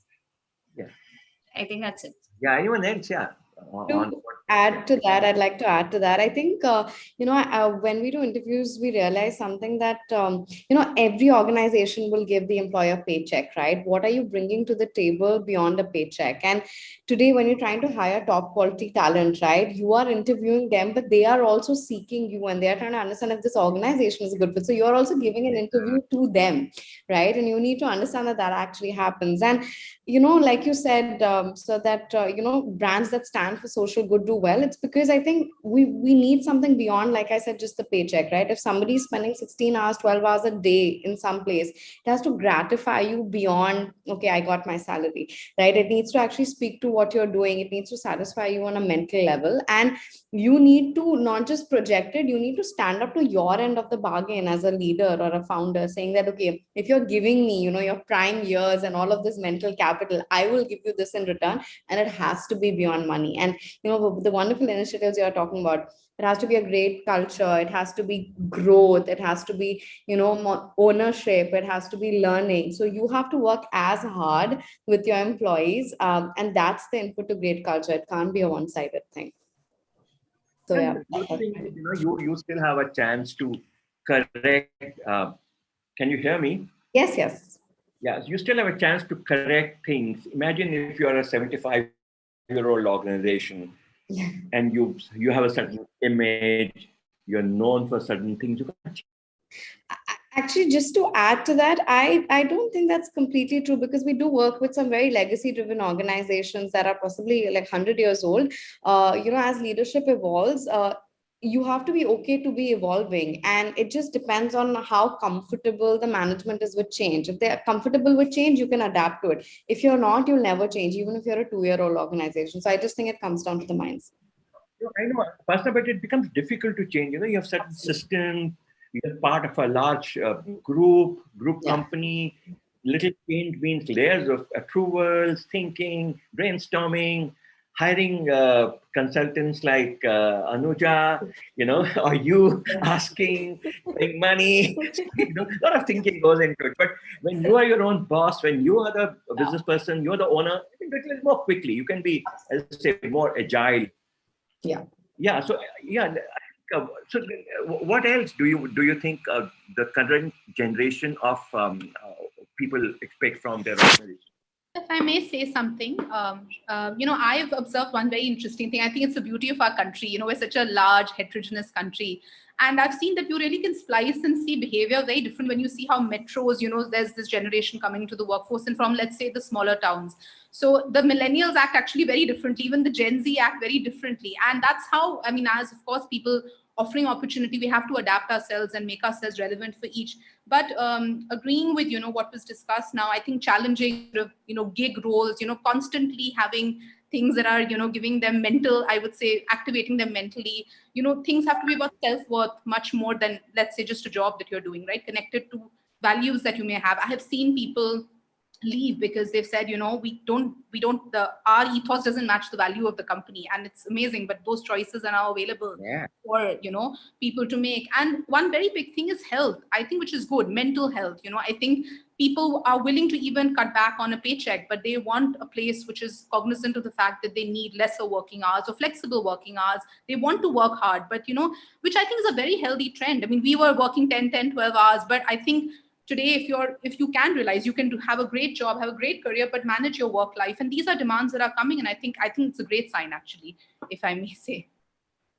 Yeah, in fact, thank you so much for making my job easy, which is what I was trying to get at. Beyond paycheck, and number of days of work or hours of you want them to put in. I was talking actually beyond that, which is what Chika said. And to my mind, that's what's happening. People are really, people even want to see you have integrity. People want you to be ethical and moral. They say, ma'am, it's all right, sir, it's all right if we make a little less money, but let's not do anything wrong. Let's not do anything which means I can't sleep at night. And don't make me do any wrong either. Let's not cheat anyone. Why do we need to? Let's be a better product. Let's market ourselves better. Let's be more efficient if you want to save money. But let's not do anything wrong. Let's pay our taxes on time. So that's why I find new age organizations are far more ethical, far more, safer places to work at from the point of view of, legality, health, as you said, well-being. So yeah. Anything else anyone would like to add from I would like to add today's on generation? Yeah. Please go I would ahead, like to add on to what Shikha said. The first statement, what Shikha said in the earlier previous conversation, for an entrepreneur or a business owner, every day is a learning and every day is a struggle. It is not that the challenges you face today is not what you face tomorrow. And what Upasana said and Manisha said, see, the bond we have with our employees, it matters than anything, because I have three companies basically. One is a consultancy based where we give services. It is a completely service based stuff, and other one is a tech based thing. It's a cloud management, hosting. It's a cloud managed hosting where it's a group of techies. I have to it's kind of like I'm in mid of like a war between the techies and the marketing people, because of the vision they have, it's totally different. So like Shikha said, sitting in a mid, you're sitting in a heap of a lot of troubles, a Pandora's box in itself, where sometimes you have to tell them, okay, calm down, guys, it's okay, your vision is right, their vision is right. So every single day it's kind of like, I don't know, sometimes I really don't know how these women entrepreneurs, how do they manage their time? I don't think that 24 hours is enough for me. I'm sure that every single one of them sitting out there would totally agree with that. Sometimes you forget your breakfast, I don't know, it is like that. And since we being into HR, Upasana said, these guys actually interview us back, because I am the head of the HR stuff also. So sometimes I also get certain calls, especially for high profiles and all. You won't believe it. The question they ask is like, the demand is that they need high pay scale. The second thing is that they are asking us what all other than the salary stuff, what are the perks they get and what is the timing. Then many kind of like, especially after post pandemic has given again, like what Shikha said, it is an eye opener to a hell number of problems. The ones which were under deep beneath the hell, everything has rised up to that level where we don't know what to answer. So we need to be very, very patient to tackle their problem and make them convinced, okay, fine, this is like that. Because I recently started an edtech platform. So I needed so many recruitees for that, the content managers, the app developers, all blah, blah, blah. So the thing is that I have to handle HR for different profiles. So at the end of the day, once that interview is done, I myself don't know where do I start. Because the vision, the views the Gen Zs have is kind of like, it's like people like us, where like Sir said, we guys, the entrepreneurs of the colleagues I have, we all belong to that an era which is in between the Gen Zs and the old generation. So we are the only people who are flexible. The question is that so from where do we get that empathy? Yeah. No, I understand. In fact, yeah, I hear it all the time, Earlier there was a time when we wanted to recruit someone, we said, let's do a reference check, let's do a 360 degree. Now I meet people all the time who say, by the time he came for the interview, she came for the interview, she had done a reference check on us completely. She had done a 360 on us. How's the boss? Is she very temperamental? Is she this? Is she that? How progressive are they? Every interview we have given also, they might have checked. Yeah. Which paper, which feature? And what I realize is a lot of things they don't say, but they keep it in mind before they take it. And you might wonder, he took the offer, he never joined, but probably because he checked on you with some people and says, they don't have this, they don't care, no career plan, no growth plan, man. They just kind of expect you to find the next job, whatever. If I have to find the next job, then I might as well find it now, Now I realize that's what's happening. So now that we have another 4-5 minutes to go, again, let's keep it open-ended. And, again, we talked about what we think, what best we can do, or what we're doing in our organizations. Can we, here maybe probably each one of us can name at least one organization or an author or a blogger or a trainer or somebody or something or some institution where you want to share with us as you do when friends sit and chat, which we all must know from when thinking of employee well-being or organizational culture. So here we can start with you, Anuja. Any organization that you particularly admire, any book that you've come across, any author, any blogger, any Twitter guy who you think I follow him or her so closely that what he says is like something which really inspires me every day in this area. Very inspired by the way Google has set up their system, because the way they look for ultimate productivity. See, if earlier when the organization were built, it was on this terms and conditions, like this. There'll be a number of bullets where it will be like these are the discipline.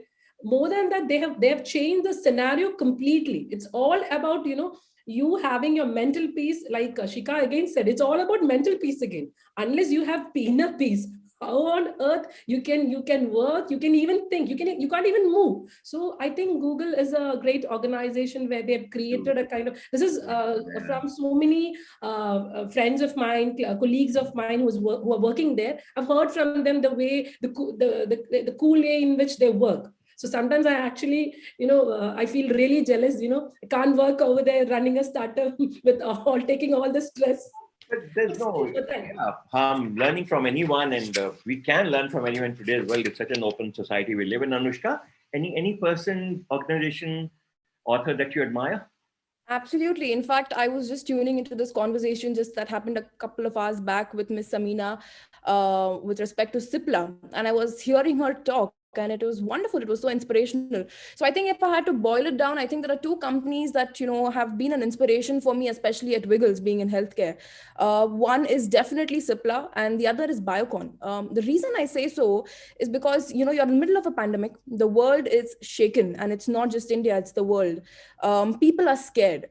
But, for a company to be a visionary and to bring everyone on the same page to work towards helping and saving so many lives, regardless of their own lives, and taking a risk every single day. It's phenomenal, and that deserves an applaud. And if they're able to do it, and so can we, and they are huge, and to ensure that passion and that spirit and that motivation is seeped into all of their team members, it's brilliant. And I think I draw so much inspiration from them.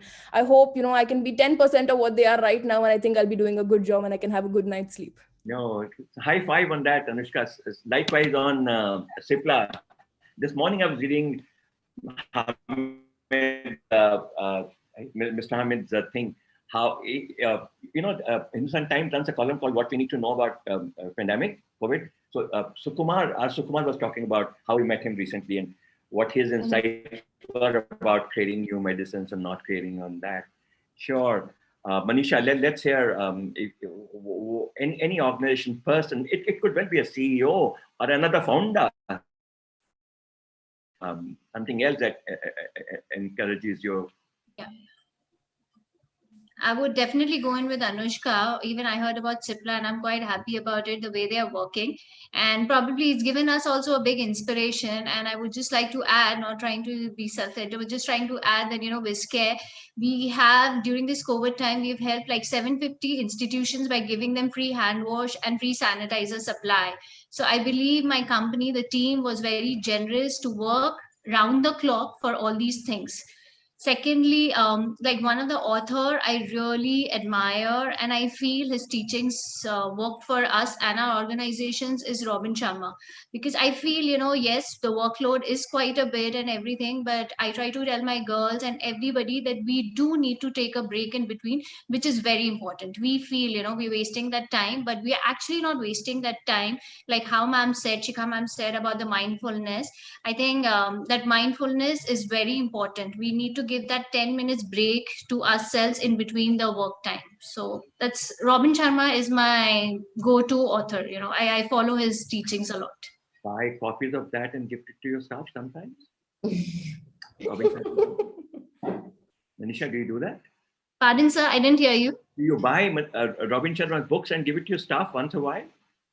So we have this online. So I have bought for all of them. So we just bought this online thing. Of course, I mean, you would know. So I felt that online was better for all of us than to distribute the books. So we did that Audible. I gave a Audible membership to each one of them, and I've asked them to hear it out. Oh, wow. Yeah. Oh, super. That's even better. Because that's what I felt, we can connect to that. I don't know. So it's like, you come to know that this person has finished the book and they shared it with us that we've done the book. And it's interesting because at times they told me that they could not read the book because they didn't have time. So I said, okay, let's start Audible then, for the time being. Your headphones and get the book. Shikha, let's hear from you. Yes, for me, two ones quickly. I think first, I've always been very inspired by The Body Shop, the way Anita Roddick built a company, to make ethical consumerism part of the fabric of an organization and to make it like the DNA. I mean, I think if we can create something like that in India, that's honestly my goal. And I think it's phenomenal how she managed to create an organization with those kind of values, which are really lived. The second is maybe more personal. I was I did my MBA from XLRI Jamshedpur. So the Tatas were all around us. And I think just to see the way they've built a conglomerate of all kinds of businesses, tech now, everything, old businesses, but, to still have those same solid values running through, and that actually is under the umbrella of the Tata conglomerate. I think it's phenomenal. It's how a business really should be run. So these two sort of are guiding posts for me and continue to be inspired every day from them. Asna? Right. I think the first one would be Whitney Wolfhard, who is the founder and CEO of Bumble, the dating app. And there's this image that you would have all seen where she was holding a baby on one hand and she got IPO'd, right? And it was such a phenomenal image to see as a female founder, where we're all constantly said, okay, how are you going to balance? Oh, but how will you make the company profitable? Just to see her with that baby and, being the youngest, I think she is the youngest billionaire CEO in America right now, was phenomenal. And I've spoken to, people who work at Bumble. Majority of her employees are female and there's incredible balance. They're all working towards a product that's really changed the way women interact online, making the first move. So she's definitely an inspiration, and that culture has seeped onto every single piece of the company, the product, the way people speak, etc. The second one also is a female-led company called Canva, which is a design company based out of Australia. Also IPO, was $1 billion company, and I happened to interact with the team as well.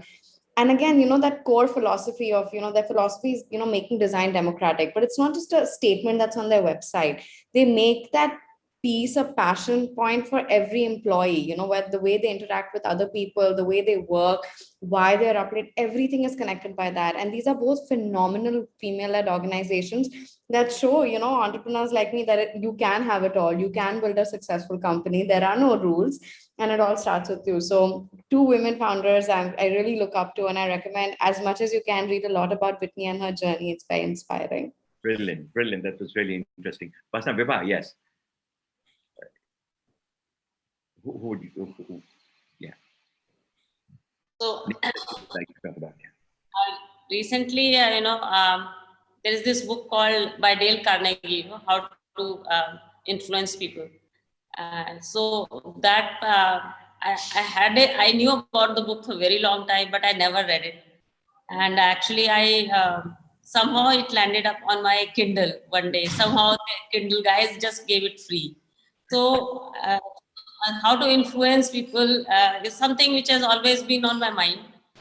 And when I read it, and it's such an old book and in a very, very archaic, old time language, but it made some very solid points. And I had a habit before this that frequently, in our business, we meet these people, we feel they are the scum of the earth. You go to these government offices and these people are simply not responding. These clerks are really killing you. So I used to really lose my temper. That kind of stopped me on the track. That book, I realized, holding on and keeping your behavior stable and keeping your personality very strong, rock solid, and influence. Coming always from the place of dignity is very important. So I would say in this last 1 year, that kind of really changed the way I look at things in all aspects. And thank you so much. Thank you, Vibha. That's all we have time for. Wish it could be a little more. The way it was going, as it happens, it picks up towards the end. That's when you get messages from Chetan and Sanya and everyone, and Vitin also kind of showing up saying, please, let's wrap up now. So thank you guys. It will be more fun. I think if nothing else, we had fun. We talked things which really were meaningful to the businesses, and I hope we have learned from each other, and the audience too picked up a few things which would help them in their businesses, in their lives, and things would be good for people at large. Thank you very much. Bye-bye. Thank you so much. Good afternoon. So interesting. Before you all log off, I just want before you log off, a quick question. I heard people talk about Kindle. I heard people talking about reading book. I heard Manisha talk about audiobook.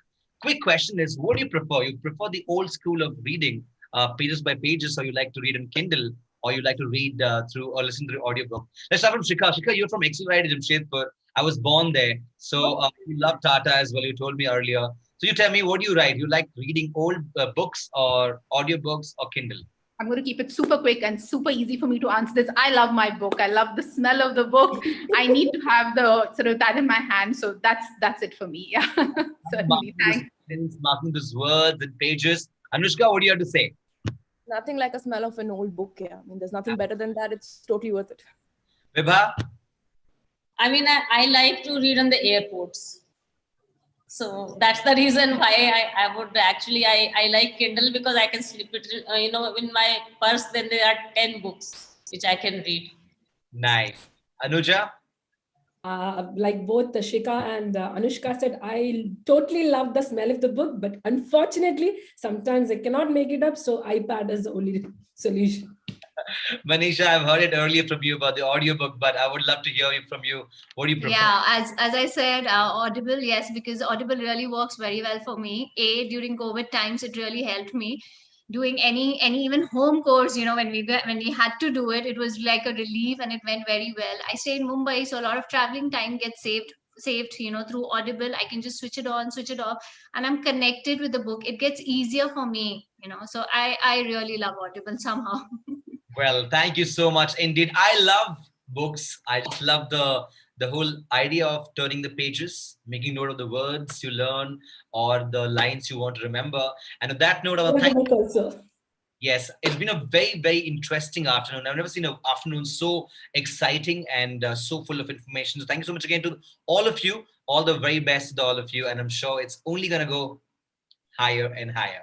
Thank you for your time here. Have a wonderful weekend ahead. And thank you again. I also want to quickly thank our moderator here, Mr. Sunil Kumar. Thank you so much for addressing so well and curating such a well content out of this last 1 hour. Sir, always a pleasure listening to you because you bring about connections that people generally don't bring in. And it was an honor to listen to you being the moderator. Thank you again, sir. Okay, with that note, I can see our next moderator is all geared up and he can't wait for it to start all the way. So I'm going to quickly introduce the session first. Finding your wow factor. Now, wow is generally a factor that goes beyond X and unlock your talents to do your best work every day, one day at a time. And joining us as panelists, I'm honored to welcome CEO, Editor-in-Chief, Save Us Wildlife, Ms. Sri Nandi, along with founder and CEO, Prerna's Handcrafted Ice Cream, Ms. Prerna Puri, along with co-founder and head chef, The Baker's Dozen, Ms. Aditi Handa, along with that managing director of Fonte Fashions India, Ms. Chinnu Kala, and managing trustee, Mukul Madhav Foundation, Ms. Ritu Prakash Chabaria, and joining the 5 women are co-founder and CMO at ABL Workspaces and co-founder at Rooftop Fintech is Ms. Akshita Gupta, and to be led by our moderator who's enthusiastic, who loves to dwell in a great conversation. Please welcome Managing Director, BWTV, Mr. Abhinav Trivedi. Thank you, Mithun. Thanks for the great introduction and having that kind of level of energy in the middle of the day. It's really, I'm really excited for this session because, when Chetan, one of our back-end members, introduced me to the subjects, I was like a little perplexed, like, finding your wow factor, isn't that somewhat of a prerequisite for an entrepreneur? Like giving your best day. I mean, this is like getting back to the basics, back to square one. You don't need your wow factor. As an entrepreneur, we all understand. I mean, that is something which is taken for granted. That is a prerequisite before you step yourself onto entrepreneurship. But then I dwelled on some numbers, and that's when I understood the importance of this subject, especially when it comes to women entrepreneurship. As we are talking today, in the last 2 years, the contribution of women in the workforce has gone down by 60%. I mean, leadership is one step ahead. I'm talking about contribution in the workforce, ladies and gentlemen. Contribution in the workforce. Women are not allowed to work. I mean, we have to live with that reality. So entrepreneurship for women, and I have met a lot of women entrepreneurs in my career. And one thing which is common, and I know it's a very cliche question to ask this to women in today's day and age, but I would still like to start because numbers reflect a different direction. So I'll start with the Prerna Puri first. Prerna, has entrepreneurship been different and difficult for you as compared to your male peers? I mean, what has been your experience? Has entrepreneurship in this country been different and difficult for you? First of all, hello everyone. It's lovely to be here. And hi, Abhinav. Entrepreneurship. Okay, let's get to that. I think, yeah. So my journey is a bit different. When I started my brand, it was just last year during the lockdown, and it arose from a very simple reason. I wanted to give something pure to my child. It arose from that. And from there, I created a brand and I decided to retail it in the market. Now, here's where things turn a little difficult.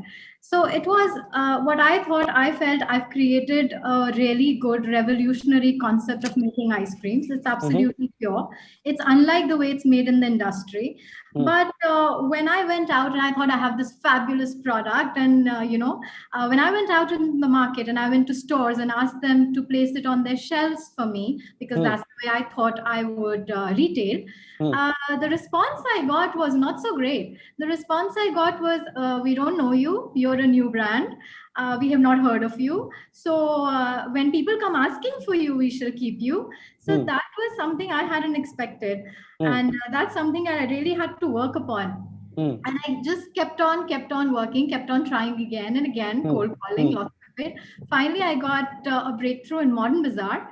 And from there was no looking back. But that initial hearing a no from so many stores telling me things like, we don't understand the name of your product, you're very new, we don't know, be there in the market for 2 years and then come to us. That was slightly tough as an entrepreneur as I would begin. But since then, it's been quite a great journey, because the response has been fabulous to the ice creams, because it's all natural and pure. The response has been great. Yeah. Okay. Chinu, let me come to you. I mean, how has been your journey? Because I was reading about you and how you built a Fonte Fashions. Like the journey, like, was there any difference when you interacted with people, your clients, your customers? Were there any repercussions of you being a female in this industry? Yeah, hi, can you hear me? Yes, very well. Yeah, hi, everyone. See, definitely yes, because with women, there's a bigger concern. So what happens is, first step is you need to convince the world that you're not a bored housewife. You're not just doing it because you want to pass some time. That's the first thing which you need to convince people. Trust me, no one wants to buy this. Okay, they look at you like in a way that, okay, one more bored housewife. Now she's going to come and now she's going to go back and then she'll say, I can't do this, and she'll give 100 reasons. But what I've seen is that is a starting problem, and I've seen it everywhere. I've worked with corporates, I've worked with big companies, small, everywhere is the same mindset. But then slowly it changes when you start delivering. But the starting issue is there as a woman, and bigger thing is one is if you're a bored housewife, that's one segment. Other is, oh, she's already 23, 24. Oh my God, she'll get married and she'll go off. So no point. But it's not just about entrepreneurship. Even for a job, when you go for an interview, that's the same attitude. The first question is like, okay, will you be able to work after marriage? Sure. A little onus on us to change it and show the world that, we are not just bored housewives. Okay. Now, let me, since Chinu brought this up, let me ask this question to the baker in the panel. Baker is generally considered to be a time pass occupation. So, Aditi, was this one tag which was given to you that you are a bored housewife and you are into this profession because you are bored? And of course, I'll come to fintech and other panels as well. So I actually love how Chinu just called a spade, and it's really funny. But so for me, the journey was a bit different, where I did not get any of these tags initially. But things that would always make me very upset is, yes, we started the business. This is a business that me and my co-founder run. My co-founder also happens to be my husband. And yes, I'm the expert at baking, but that doesn't mean I don't have any business acumen to that matter. Sure. And there are times when we're having a meeting with, let's say, probably investors or some senior people in the industry. And I find it very upsetting, demeaning when a finance question comes and all heads tilts towards him. And I'm like, okay, listen, can I not know my bread and my numbers? Is that not possible? And I do know that. Instead, I think at times I know it a bit better because I have this habit of dwelling deep into every topic that I pick up. And it's amazing how that happens. And it's not, these are not the uneducated ones. These are the senior corporate members of big banks, big companies who've been running a business for 30 years. And when they do this head tilt, in my head, finance kaisa hoga? Let's talk numbers and the query goes to your husband. Yeah, and I feel like, listen, I think I can give my input, but at that point, I'm also judging them. Like, this is not the person I'm going to take help from. Definitely not. Sure. Now, since you... It's not just the investor. My own banker does that too. no, you're my banker and I'm CEO of the company. So your whole team was related that. Sure. Now, since both of you brought numbers, I'll go to the fintech. Akshata, finance is primarily considered to be a male-dominated area, male-dominated domain. Did you also face such discriminations? Hi, Abhinav. Thank you so much for having me here. And not only finance, Abhinav, everything. Trust me, these girls have just hit the right spot. So, despite the improvement in the social parameters, India's growth does not translate to economic inclusion or development of development towards women. So like what Aditi said, so even if I'm, there have been times, so I've been in the business for almost seven years now, and fintech thing we started last year. So even if you're, you're a woman, you're sitting in a meeting room, so people are discussing things, they'll not even look at you half of the time, because you're a woman sitting. So you have to make them, you have to make your presence, you have to literally yell, hi, I'm here. Hey, I'm the one, you can talk to me also. So so the social stigma, the personal social challenges are a big hurdle for women. Yeah, I mean, no matter. So, like you said, the women labor force has gone really down. I mean, we are, down than Pakistan and Bangladesh, for God's sake. That's correct. That's and correct. it's declining year on year. So imagine the kind of, I mean, if everybody, all the women force get into it, the kind of GDP that we will create. But no, we are still, sorry, you want to go ahead? No, please complete. So we are still, imbibed with the idea that your main career or main thing is you're the primary caregiver of the house. You have to take care of the house, and any professional thing that you do outside is considered secondary. So these are the pointers that we have been grown up with, nurtured with. Yeah, nurtured with, and so imagine how difficult it is. And for girls, for the panelists here, we are still privileged. I mean, semi-urban and rural areas, so these are not even talked about. That's correct. That's correct. And who better than a journalist in the panel? Srinandi, namaskar. How has been your experience? Media in particular has been a little more liberal when it's come to accommodating women leaders and women as co-workers. What has been your experience? You're on mute, Srinandi. Sorry. I was so absolutely engrossed listening to everybody, forgot to unmute myself. So first of all, thanks for having me here. So, my story is very different from possibly everyone who's here at the panel. So I have been like a square peg in a round hole all through in the world of wildlife and conservation, which has very much been a man's bastion. It has been somewhere which has been related to charity, which has been related to doing good for the society. But business has been kind of a taboo word to be used with air, water, and nature, which is all free resources available to us, which we are exploiting. And my background is that I am a master's in engineering. I was with Siemens, so I was into projects. So I had done the full exploitation bit before I decided to move to sustainability.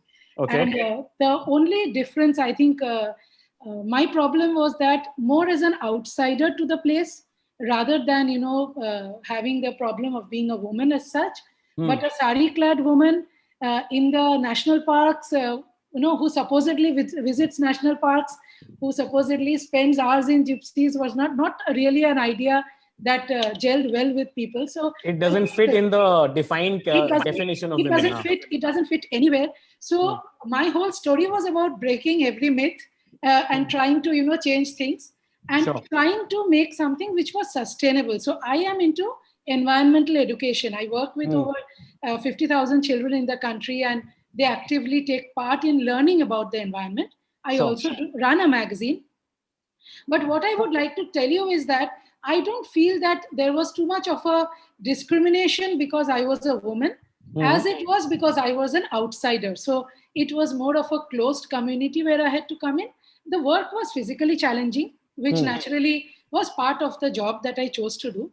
But otherwise, as you said, journalism is more accepting to women as such. So I don't think that at a personal level, I have faced much of a discrimination, and I have been lucky to that extent. Touche. Ritu, you're on mute, please. Hi there. Hi. How has been your experience as an entrepreneur in India? I mean, have you faced discrimination only because of your gender?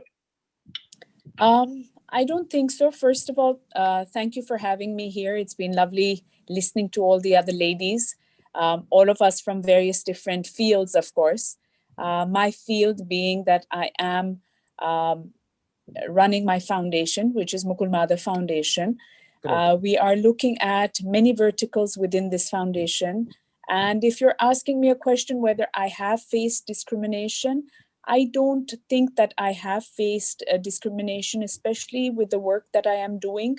I think it's a lot of care, compassion towards the work that we're doing towards rural as well as urban cities, working with children, working with women. Yes, at times I feel that when we want to break through and go and meet the right people in the authorities, they sort of look at you and they try and see whether, you know, you're going to be serious about what you're doing, or is it just something because of your background, you come from a family that has everything. Why would you be coming on your hands and knees wanting to help in these areas? I think that's the thought process that is there, that are you serious? Are you going to be a long-term association with the work that you're doing? So I think convincing them on that part is more difficult. But other than that, I think it's like a breakthrough. As soon as they, you crack that open, the doors are open, and we've been able to sort of inch our way for the last 22 years into rural as well as into urban spaces in the way that we're supporting medical skilling, women, farming, a lot that's going on within our foundation at this present moment with the help and support of many people. But truthfully, not so difficult. It's been a very happy space, very happy to work where we are. So I haven't faced those problems. Sure. Ritu, and my sincere apologies to everybody, the sixth person whom I reach on the panel, because we have so many people. So there will be a considerable amount of time till I reach the last person. So please pardon me for that from the very beginning. Now, after hearing all of you ladies, I think of renaming this panel as Are You Serious? Because that is one of the common things which is coming from each one of you, that you're not taken seriously. And of course, I'll come to Aditi and start this round of questioning again. Aditi, like Chinu highlighted and like all the other panelists highlighted, and I was talking to some senior executive a couple of months ago, and these are all closed door conversations. People won't come out and speak these things in public, but that's how they talk when behind closed doors. It's like women are good in only those sectors which are traditionally women oriented, like bakery for that matter, or maybe running a foundation. Okay. And this is the kind of perception I'm telling you, the kind of grape wine talks which are here. Now, do you think that, is it our ecosystem which needs to be blamed for that, that women in general are not able to find that wow factor, we call it, or not able to express their seriousness? Or is it because traditionally a lot of women do take up businesses because they are actually bored? I mean, if you find out the number of housewives who are entering into businesses, the number is huge, and they do it just for time pass. The moment they are pregnant or the moment they have other responsibilities, they just dump the business. So is it wrong for the society to, take them in that perception, or where does the change need to happen? Arti, you're on mute, please. Sorry, there's so many multiple points I want to say to this. First of all, I feel whenever a woman is starting a career, whether this may be a job, whether this may be entrepreneurship, she needs to be a little bit reality oriented, that the challenges that she's going to face, some of them are going to be unfair. Let's just accept that reality. And it's important to have a chat with your husband, with your family, with your in-laws, with whoever is in your surrounding, and set the boundaries. Saying this is what I intend to do. I am not born to cook and clean and manage a house. I can earn enough money to get people to do that. So this is what my ambition in life is. And at least set that expectation right from day one. Hopefully she gets a positive response. I've been extremely lucky to be able to get that. But the ones who don't, I feel you still need to set the boundary and pave your way forward. Okay. Second, I am actually in very big favor for housewives starting businesses. I think it's extremely challenging to say, listen, I had a dream, but I got married, I had kids, I wanted to concentrate on that. Now maybe the kids are off to school or something's happened and I feel I'm ready to start. Go ahead, start. I wouldn't judge them ever, because there's several men out there who start a business who don't do well or who do well and decide to sell it out and go on to the next thing. And I wonder, why is that not considered a bad commitment? When the going got tough, you decided to sell a business. When the going got tough, you got a lakh more as a CTC somewhere else, you decided to change your job. Upheavals the entire family. So if judgments have to be passed, there are extreme judgments on men I can pass. So to me, it needs to be a woman's decision what she needs to do. If she wants to stay at home and be a mother, well, totally fine. If you want to go to work, you go to work. But to pass a judgment based on this decision is not right, because when a man chooses to do that, we're not passing these judgments, are we? When a man says, I don't want a very challenging job and this is where I'm happy and I'm doing this for my wife, you're the best husband ever. And when a man says that, wife, stay back at home and I'm going to go and earn billions, you're still the best husband ever because now you're going to get me that money. So there's no rules for him. But for women, that tends to happen. And so I think there's a lot of mindset change. Second, I think women just need to be a bit stronger and say, listen, this is what I want. This is what I'm going to do. And yes, there's a price I will pay. I'm willing to pay that and pave my way forward. Sure. Now, Chinu, Aditi has raised some questions which date back to the 18th century. The judgments when they were formed pre-industrialization era, when men were considered to be the primary breadwinners of the family. Now, the questions and the pointers which she's raising, and this is open to all the panelists, but I'll come to Chinu first. Where do you think, and I know I'm not the first person to ask these questions, but I'm determined to be the last one. What changes needs to be made? I mean, where do we need to change in the society? And is it only a mindset problem? Yeah, so I think there are two things which has to parallelly change. One is we as women. So I always say this, okay, any women who decide, if she decides to be at home, well enough, brilliant, that's the toughest job. Trust me, it's more difficult than sometimes running an organization. But if she decides that, fair enough. But if she decides to go out and work, that woman needs to build a mechanism around her. Family, with the whole setup, which puts her work to the equal or a higher pedestal than the husband. So if you're able to do that, so I'll just give you a small example. So I have a 9-year-old. Last when I was talking to her and I told her, Anna, Mama is busy for next 6 months. She said, what? I said, yeah. I'm not saying I'm not giving her time, but yes, I'm not available for her fancy dress. I'm not available for all the things that other mothers are able to. Now, that's the price I pay. And am I regretting it? No. Am I complaining about it? No. So these are the mechanisms and your family has to be aligned to it. Like you have to tell them, this is how it's going to be. But it's the women who have to decide. Now the problem is women don't, we are nurtured that way. Which is a beautiful thing to do. But somewhere there has to be two sides of the coin. So you have to be like that strong woman, that strong woman who puts the foot down saying, this is what I'm going to do. But yes, maybe twice a week take care of the house. I don't mean by taking a lead. I just mean just be extra nice. Just balance it like that. That's what I do.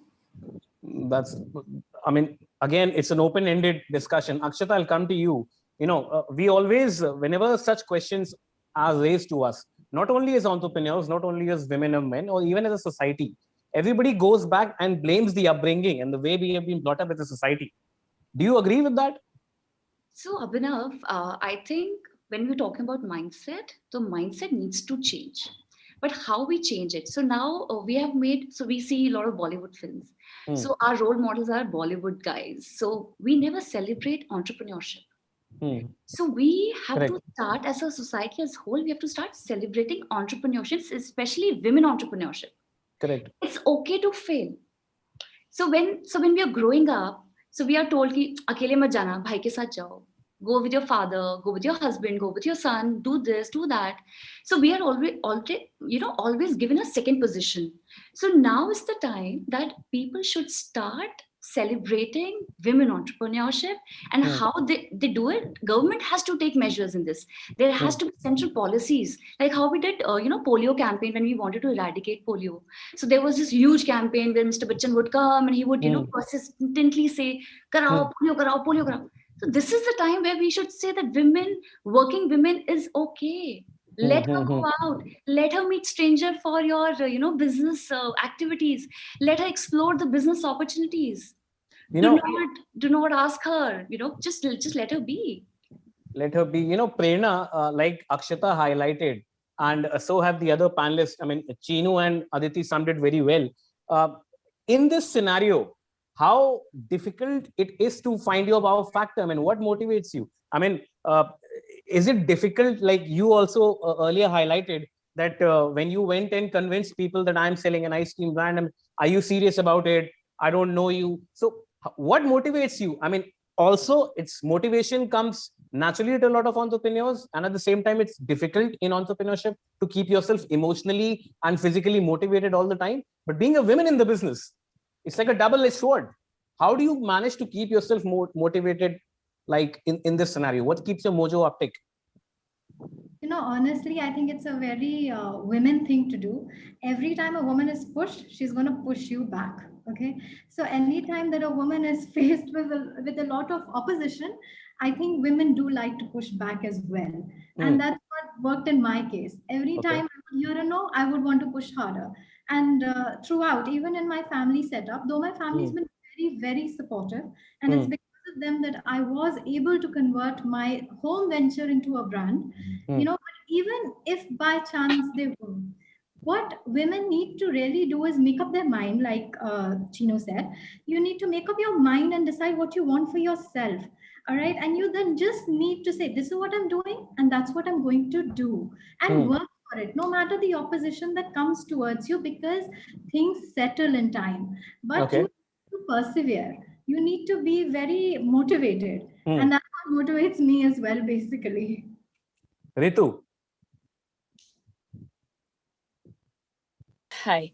Well, I think Akshita said something very important, is that there has to be a sort of an upsurge in trying to get people to understand where women stand and how we do what we do. A lot has been happening. In fact, in the spectrum that I'm working, I see a lot happening where they are opening doors. For example, farmers. Women farmers are getting a lot more subsidies. They are being encouraged. They are being pushed into what they're doing. So I think a lot of talk is happening, and implementation is happening. And it's important for us to realize that at the end of the day, like Prerna just said, women, you push them, they'll push you back. So determination and the way that you move forward, you need to be focused. And I think having the right relationships with not only your family, but with the teams that you have, and with the the outlook that you have with the spectrums that you're going to work in, it is all about alignment. It's all about being focused, determined, compassionate. And I think more than anything, I think once a woman has made up her mind and she's going to do it, they stick to what they're doing. And it's not that difficult. A lot of changes are happening around me. I've been working, like I said, for more than 22 years, and things have changed. There is room for improvement. Men definitely. Now, for example, if you look at the rules and regulations that have changed about women being on board, on every board in companies, you have to have a woman on board. I think this was a great big step. There was a lot of learning where women used to sit back and say, oh, we don't have an opportunity. But when the opportunity came, they didn't want to be learning, training. They didn't want to learn as to what are the basics of being a board member. So a lot of companies like KPMG, Ernst Young, they're doing all these programs where women are being prepared for the board. And so I think a lot of changes are happening. It's all about opening our eyes and looking for those opportunities. It's there for us, and we must grab it. We must make sure that we're not asking constantly to be equal to men. We are equal. We just want to make sure that we reinforce that, and that's important.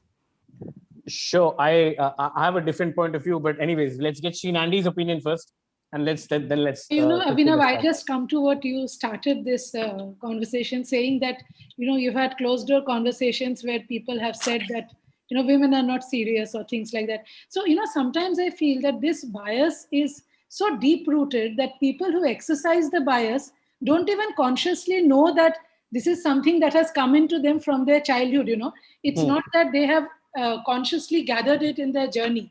So I would just like to say that when there's a young girl who's born into the family, right from her choice of academic subjects to the way she is allowed to participate in the family's finances. I don't know if you all watch Young Sheldon. I watch that show. So where they say that Sheldon, who's this genius, he does all the taxes for his father, but his sister Missy is all about looking pretty and her hair. So somewhere, this is something that we have grown up to believe, that women are about being beautiful and pretty, while the guys will do the finance. Why don't you have the young girls take active decisions about the finances in the house? Why don't you give her assets? So what happens? I feel a housewife runs a lot of transactions. She runs businesses within her own space. She manages money, even if it's a paltry amount. She works on collaborations. She firefights challenges. She does everything which, as people like us who have handled startups had done at some point. If she is able to exercise these parallels and scale them up in a business environment as a part of her grooming, I think that would make many more women feel comfortable in the business space. But the truth is that we try to shelter them. We try to, just as a mother takes her to the kitchen, once in a while to say, at least, ye to seekho banane ka. I mean, why don't we do it for her? Why does the father call her up and tell her that come sit here and see my tax returns? You have learned enough of maths. Why don't you see what does my balance sheet look like? I mean, that is not done even in family-owned businesses in most cases.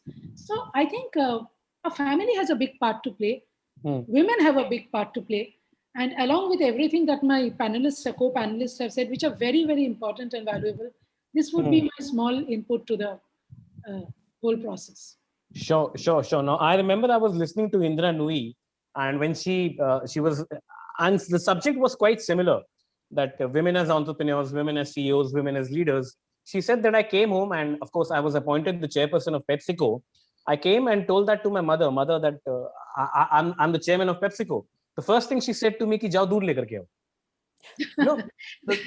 So that is something ingrained in a society, yes, and like all of us rightly said. But I'll come to Akshita first, because she was the one who planted this thought in the entire on all the panelists' mind. When it comes to changes, Akshita, and like Ritu also mentioned, things are changing.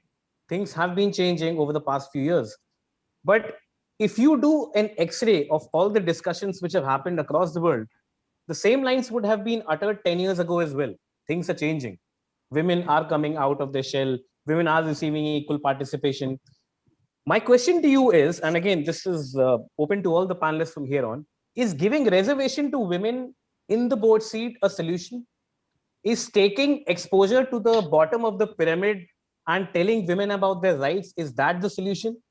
And we are talking about the country where more than 70% of women do not have access to sanitary pads. We are talking about such a country. In such a country, where do you think the solution starts? Yeah. So, Abhinav, the issue, the problem is that the policies, the reforms that has been happening are not reaching the right set of women also. I mean, we are sitting in Delhi, we are sitting in Bombay, we are sitting in metros. For us, the material is still available. So I know my rights, but majority of women, they don't know. So reservation is just a hand holding that is being done. Okay. And I strongly believe such reform should happen. I believe that government should give some tax rebate to the investors or the VCs who are putting in money in women-led ventures, Okay. So that there is a push, because right now also, if I go for funding, people will listen to my pitch deck, but I'm telling you, I'm guaranteeing you, 99% people will not take me seriously unless I have my husband coming along with me and like, oh, these are the numbers, and we are serious about it. So you know what I'm saying? So these giving a board seat is just a step. This hand holding has to be done because there are deep-seated cultural, dogmas which we have to fight. What Ma'am Sri Nandi said, it's very beautifully put. This is what exactly I mean. You have to handhold women. if you don't do it now, it'll be too late. I mean, okay. we're already, I think it's a diminishing minority that we're just, slipping the rank every year. I mean, there's hardly anybody in labor force now. There's hardly anybody. So, yeah. Sure. Ritu? Well, I don't know, Akshita, but I just feel that you're saying that there's a discrepancy in the information reaching. So there are policies, but they're not reaching. I agree upon that.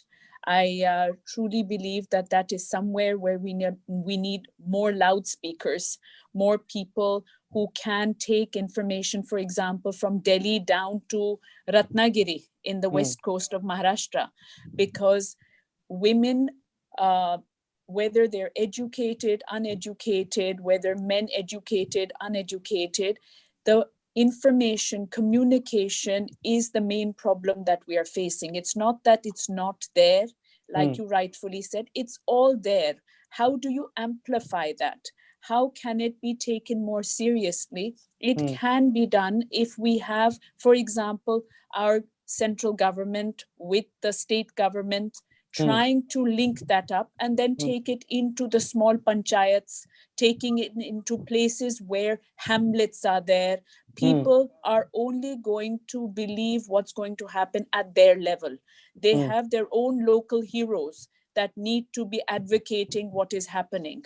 It's so important to realize that you and I walking into a village may look like oddballs and foreigners. We need to be having local people advocating what is happening. So what's being said at central government, into state government, flowing down into those channels is so much more important for us to realize that will be where we break through. And we do know that the information will disseminate properly at that point. You're saying reaching the last mile operator, that is essentially what you're saying in communication. Absolutely. If I may give an example, if I may take a minute, is that I work with 900 cerebral palsy children through my foundation. Okay. Now, these numbers have not only been discovered by me, but these are numbers that were hidden from me. Okay. So when I started going into all these details and found out that these are the problems now in disability of cerebral palsy, there are 3 different ways of looking at it, whether it is neurological, physical, etc. So when we're looking at all these problems, we wanted to know why these children do not have any insurance. Why isn't there an insurance policy? So when I went from A to B, pillar to post, trying to see that I bring in these parents who are anyway suffering, they're from a different strata of the society. They need much more help, not only with their children, but being educated about their rights. They were not being given those rights. So I was standing there fighting for their rights. Finally, I discovered that somewhere 11 years ago, there has been a policy to make sure there is insurance to such children. Okay. So why was this not given by the civil surgeon or the district health officer to those children who were on this list? It's all about disseminating information, withheld for 11 years until a person like me walks in and finds out. Well, Ritu, that is not exclusive to this area of dissemination of information. It is generic problem in the country. I mean, it's infrastructure problem. I just took that as an example, which has been, something that came to me, and I thought this would be, it's like it was a Pandora's box open for these families. There was a huge amount that they could reap through and help the medical status of their children. So this was just an example that came right to my mind. Sure. Chinu, what is the proactive and pragmatic, I would mention this, pragmatic solution you have for this problem, if we call this problem? Well, there is no pragmatic solution for the problem. But as you said, that what should be the changes, I think we as women should change, and we can. So I'll tell you, I personally believe that women are the best multitaskers. You see them at home. They are awesome. They can take care of like 10 people, and morning, evening, different need, different liking, all of that. They can just manage all of it. They can also manage finances at home. So they can do all of that. With this belief, I have about 75% of my workforce consciously women. at every level. I have designers, I have people from NIFT, I have packers, at every level we try to appoint women, and we at the lower level we train them. We just don't hire women who knows the task, because see, this housewife, they don't know what they want to do, and a lot of them in my office are sole bread earners. In fact, there are few for whom we train them and we tell them that, we'll give you insurance, for your family, because their husband might be a driver at some house. He's not insured, his family is not insured. So we train these women. So what I'm trying to put here is that we, sitting here, can make a lot of changes. At least it will start. And slowly it will go beyond if all of us consciously just start doing it. But okay, fine, point taken. But Aditi, do you agree with the fact that what Akshita said, that hand holding is needed at this stage, or we are beyond that? No, I think a lot of hand holding is definitely needed. Now, what is this hand holding being defined as are different things to different people. Like I am Bangalore does this wonderful program where they take women entrepreneurs and help them raise funds, help them get mentorship. This is something they do in collaboration with, I think, Goldman Sachs. And it's a privately run program, brilliant one. So I see there are lots of people in the private sector. I have very little hope from the government. So anything when it comes to them, I say, let's just close the door. But I think in the private sector, there's lots of things like this one can do. And like how Chinu said, at the end of the day, all this discussion is well and good, but I am only under control of what is under my roof. So that is what I do. And I'm extremely biased towards women employees at my place of work. When it comes to mentorship, when it comes to giving them an opportunity, I would rather give a woman, even if she's a little bit behind her male counterpart, for her to come forefront. It's pure bias. And there are lots of my male employees who come and tell me, ma'am, that's not right. I said, I agree, but there have been decades of a bias against men. So let there be a little bias against women. What's the harm? Okay. Prerna? Yes. So I have a quick few things to add here. I'll give you a real life example. So since I started working, I've had a lot of women call me up and send me mails, and basically to tell me that how they've read my story, they're very inspired, and they want to do something just the way I've done what I've done in my journey. So what I came across all these women when I spoke to them, and I made a point that I spoke to all of them, is there is a very strong want to do something. Okay. But there is so much confusion. There is no guidance. They don't know where to go and how to go about things. They're clueless, basically. And last, finances. Finances is a very, very big thing. We don't talk about it. Every entrepreneurship needs finances. Just collateral, lower interest rate loans are not enough for a woman. The government needs to start getting in more things like collateral free loans. You to spend in infrastructure or machinery, and there should be an incubation period of 2 to 3 years before you start paying. I think that would really help women. So like Ritu said, this should be taken up at a state level. Every state should have a program where they help women with their capital, with their machinery infrastructure, with guidance, mentorship, technical support and stuff, and in coordination with the central government, so that this actually reaches somewhere. We should probably have a special ministry for women entrepreneurship, just for women entrepreneurship, to streamline things, because there is so much confusion out there. These women don't know how to go out and how to start. They just want to do something. So we need to get things to be more streamlined. Sure. Srinandi. Yeah, I think I'll just have a quick word on it. I think it was very beautifully shared by all the fellow panelists.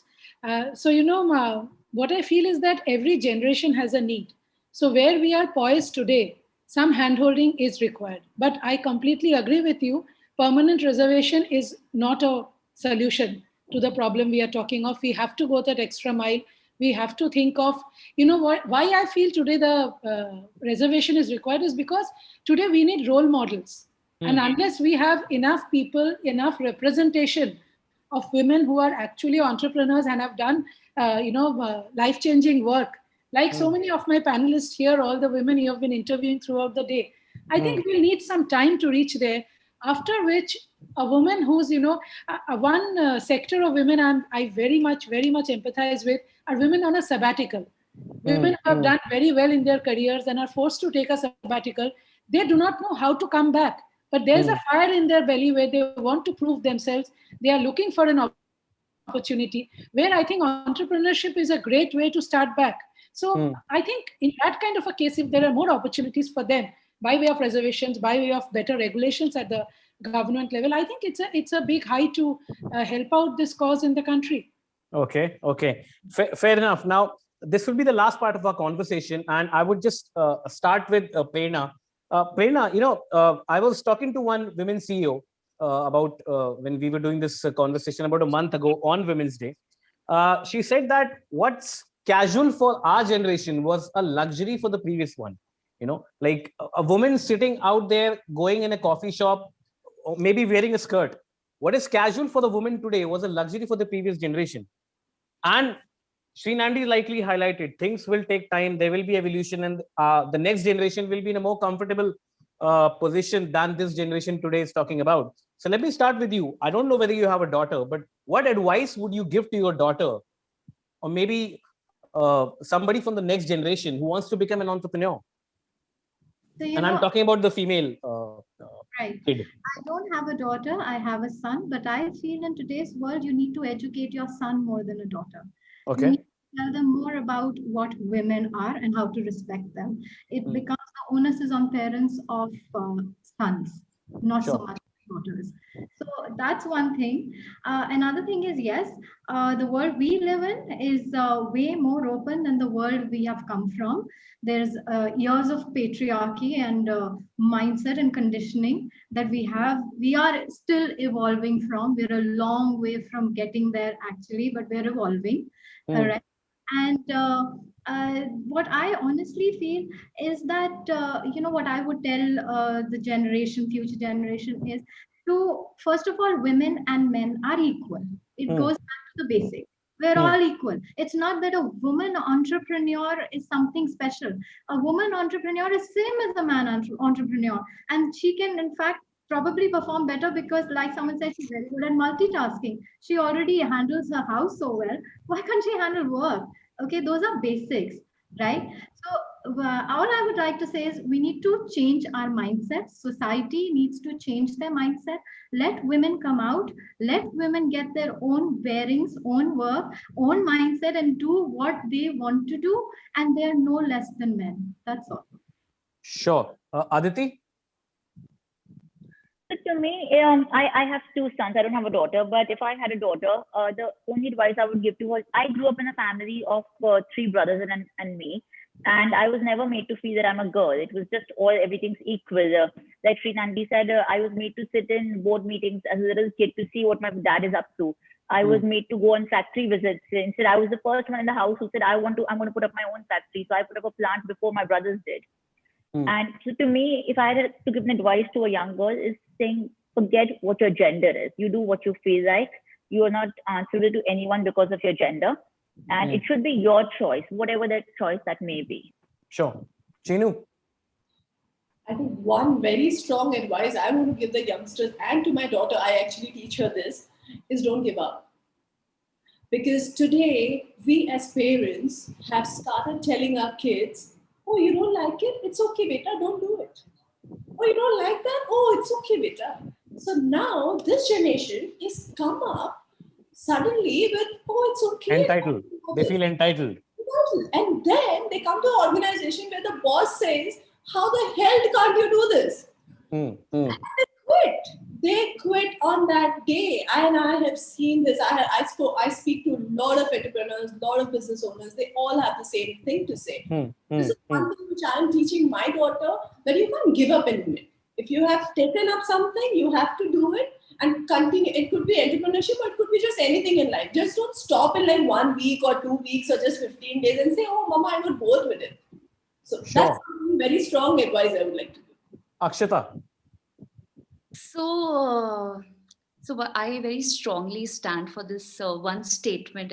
It's okay to fail and be curious. So this is what I don't have a daughter as of now, so as in when. So I would give this advice that, it's okay to fail. If you fail, that's how you learn. You have to start celebrating failures. Embrace it. And be curious, ask shamelessly, stay foolish, ask people, how is this happening? Why is this happening? Question. So this will be, I think, yeah, these are my 2 cents for to my daughter. Sure. Srinandi. So, I have 2 daughters. I don't have a son. So in my case, they are just, they have been grown up as individuals. So they will follow whatever is their calling. And I also think whether they will get to be entrepreneurs or they are going to take up something in life will be largely dependent on the ecosystems they will find themselves in, their peers, and the way things are dictated there. But I do believe that, I love that quote by Warren Buffett where he says that I'm so successful because I'm competing with only half the population. So I do hope that all the women out there set up their businesses and really do well for themselves so that we put in more competition for all the men out there. So that will be my only closing words. Thank you. Ritu. Well, I have 2 daughters, 21 and 28 years old. Both have been brought up with, I wouldn't say they've been brought up. I think they've evolved themselves looking at how the family values are, our heritage, our culture. They've imbibed that and they're living in today's world. And I think they have a best of both worlds because both my husband and I believe that both our daughters have innate qualities and we want them to nurture those qualities. Having said that, we do believe in family values, culture, which, in all our Indian culture, values, I think are one of the most important things. It's not been thrusted upon them. It's been out there. They've picked up on whatever they've picked up. Both of them are working extremely well. Younger one has just launched her work, her new sustainable clothing line. My older one is working with my husband and working with my foundation. So I think the doors have been left open to them. It's not about a daughter or a son. It's about making sure that they come up as good human beings for the next generation to sort of embrace themselves and see that we have a better future and a better environment around us. So I really appreciate what Prerna said, that she's she's making sure that her son knows how to deal with life. And it's not about training him about anything else, but valuing, women around him. There's so many nice things being said over here on this platform, and all such valuable points that one must sort of learn from. But truly, I think it's, in today's day and age, keep the doors open, let girls be girls, and let them thrive on what they have in front of them. There's no sort of barriers at all. Sure. Now, and as Virat Kohli once said, that consistent progress is boring. Now, I would like to highlight one fact here. When I was Googling about, whenever I Google about any successful women entrepreneur in this country, and if I type her name, automatic search में उसके आगे आता है husband, father, or some legacy which she's been attached to.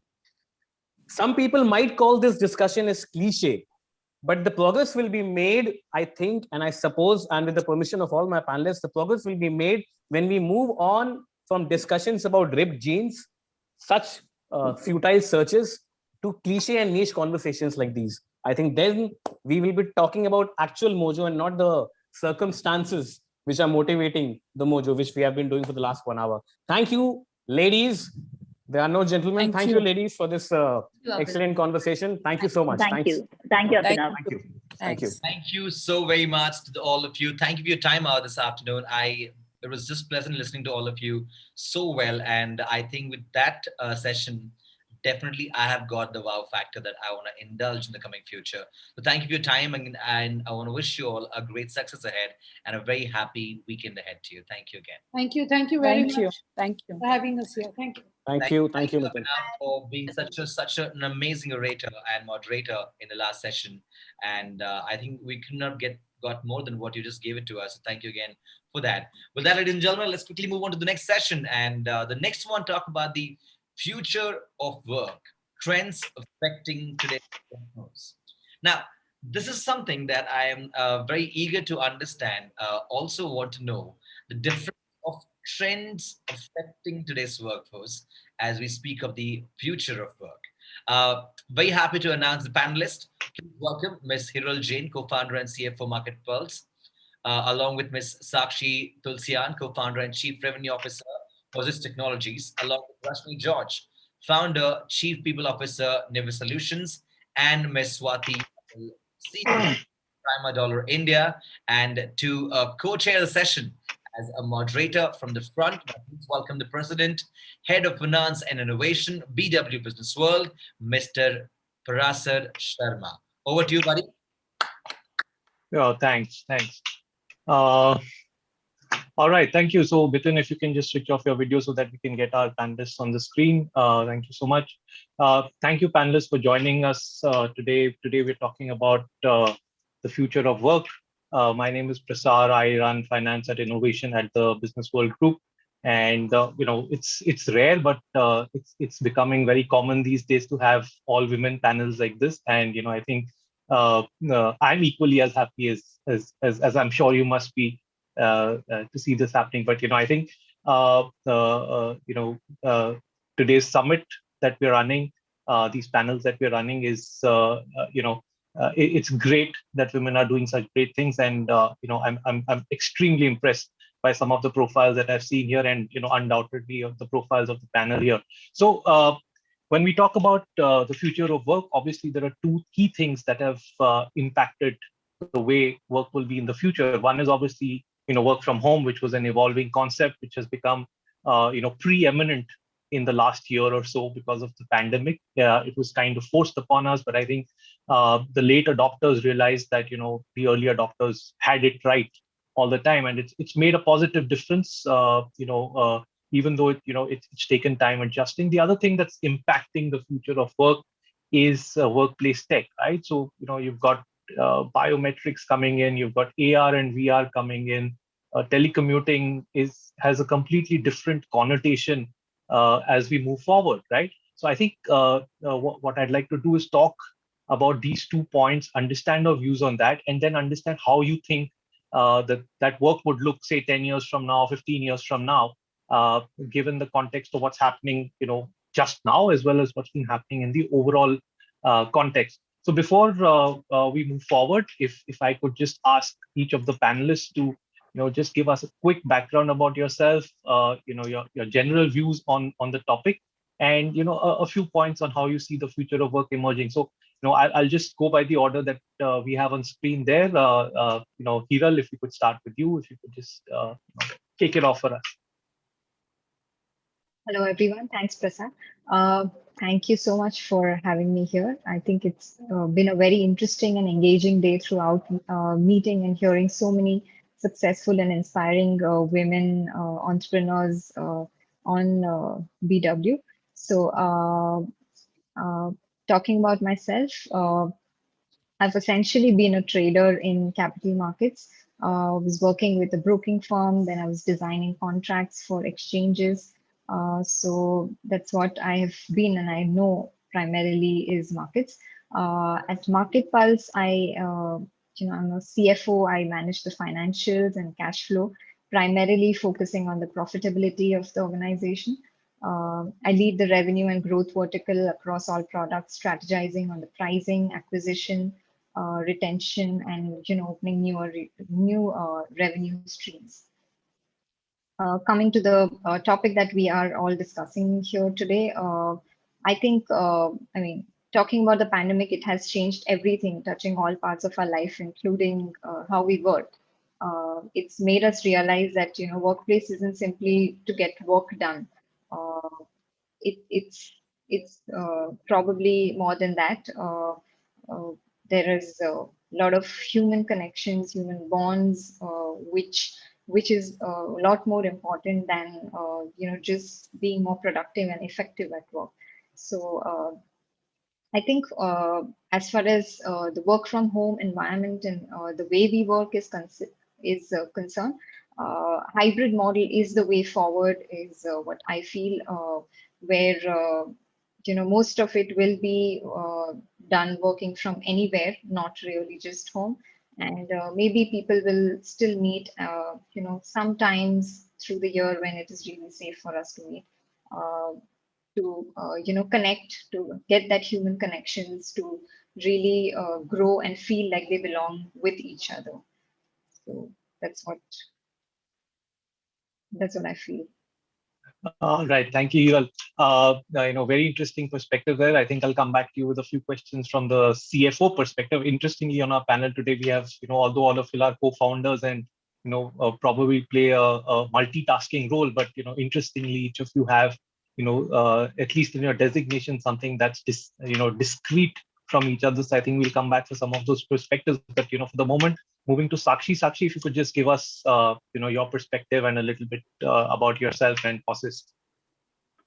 Yeah, hi. Thanks, sir. Thanks for having me here. And so I'm Sakshi. I'm a co-founder and chief revenue officer at Posist. We are a global restaurant technology platform. We work with 9,000 plus restaurants across 35 countries with a team of close to 140 people across 5 countries. Been 9 years running the show, and for me, my entrepreneurship journey started back in 2009 with my first startup that was in web services. Ran that for 2 years and ended up investing in a restaurant. I think most of us have this secret desire to open a restaurant someday, and I think I also had it, and a lot of learning, but I think the biggest gift I got out of it was my current company. So we built the product to solve our own problems while running our restaurant. And that is where Posist was born. In 2012, we started Posist. About the topic today, I think it's a very interesting topic, honestly, because it's been 1 year now, more than a year, since all of us are dealing with this external enemy, which is forcing us to change every day, every week, every month. And I think the moment we think that we are past it comes back again, right? So we have to change. So change is inevitable, and I think changes in all aspects, personal, professional side, has to be done really, really fast. So the cycles are also compressing, and compressing with technology, compressing with people. So I look forward to a lot of insights from my fellow panelists today on this topic, and learn about the same and share my experiences for last 1 year. Sure. Thanks, Sakshi. I think, we will come back to you again, in terms of how, these different paradigms are impacting revenue generation and how somebody in your role would cope about it. But, before that, let's move to Rashmi. Rashmi, if you could hear something about Niveus and your thoughts on today's topic. Hello all, I'm Rashmi George, founder of Niveus Solutions. Niveus is a cloud solutions company based out of Udupi, which is in South Coastal Karnataka. I started off my journey in Cognizant, worked there for about 6 years, then wanted to come back to my native and start something over here. So that's how we started off Niveus. So now we are a team of 250, all working from home across various locations, various time zones. Today's topic, yes, very relevant for the current situation that we are living in, right? So last year has been a total unexpected, never heard of kind of a situation for all of us, which really, set a new beginning for the way we live, the way we approach the workplace, right? So some businesses found it really tough. They had a tough time coping up with the change of scenario, while others really emerged and grew in the pandemic times.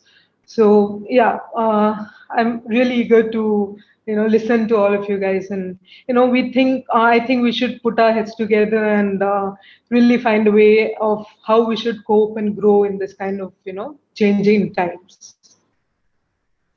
Sure. Thanks, Rashmi. And I think as a chief people officer, I mean, I'm sure we'll get some perspectives from you in terms of how you see it impacting people, from multiple perspectives, both professional and personal. But before we come back, again, let's hear from Swati. Swati, if you could tell us a little more about yourself and Prima Dollar and your views on what we're talking about today. Thank you so much, Prasar, for passing it on to me. Hello, everyone. A very good afternoon to everyone. I am Swati Babil. I am CEO for Prima Dollar India. Prima Dollar is a UK headquartered fintech company, and we always stand for disrupting the conventional ways of how the global trade is functioning around the world. We are a fintech SaaS provider company. We bring exporters, importers, and their funders put together on a platform and change the way conventionally working capital has been sought after. So this is our company's profile. And coming back to the topic, a very famous Charles Darwin saying is that it's not the strongest of the species that survive, or not the intelligent one, but it is one who survives, who is ready to adapt the changes. So that's where we are coming from. And being a satellite office ourselves for the UK entity, I would say we have an advantage, and we were already well progressing in the same direction. This is our way of understanding that the remote working, or the hybrid way of working, will be the future of work. But I'm happy to hear from my fellow panelists if they have any other view to share with us. Yeah, thank you so much, Swati, for those inputs. So, let me go back around the panel again. So, Hiral, if I could, bring you back into the conversation, and, specifically from the perspective of CFO, right? We've seen, two ends of the spectrum being looked at with work from home, or even the emerging technologies that are, more strategic rather than just responsive to the current situation. Work from home certainly does, save costs in terms of, cost of the office, cost of conveyance, utilities, etc. But then, it also adds to the cost of technology. You may need to compensate people in other ways. So how have you seen this whole evolution, which has been accelerated in the past year, impact you in your role as a CFO, and obviously, as an entrepreneur overall? What do you see its impact?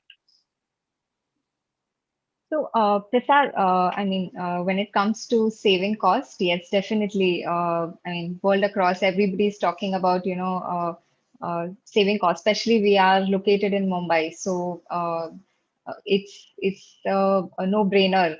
Shut the offices and stay at home, work from home. Let's just do this. But I think at Market Pulse, for us, it's always been about about our people. And even though we are a tech-first company, but we've always focused on the well-being of our people. And what we realized is when really COVID hit, everyone came out with productivity tools popped up in market, and uh, get more work done, more productive, more effective at work. And but somewhere I think the world forgot the human bonds matter more. And while the narrative is always pointing towards burnout, I think the real problem that we actually encountered was that people were feeling a lot isolated.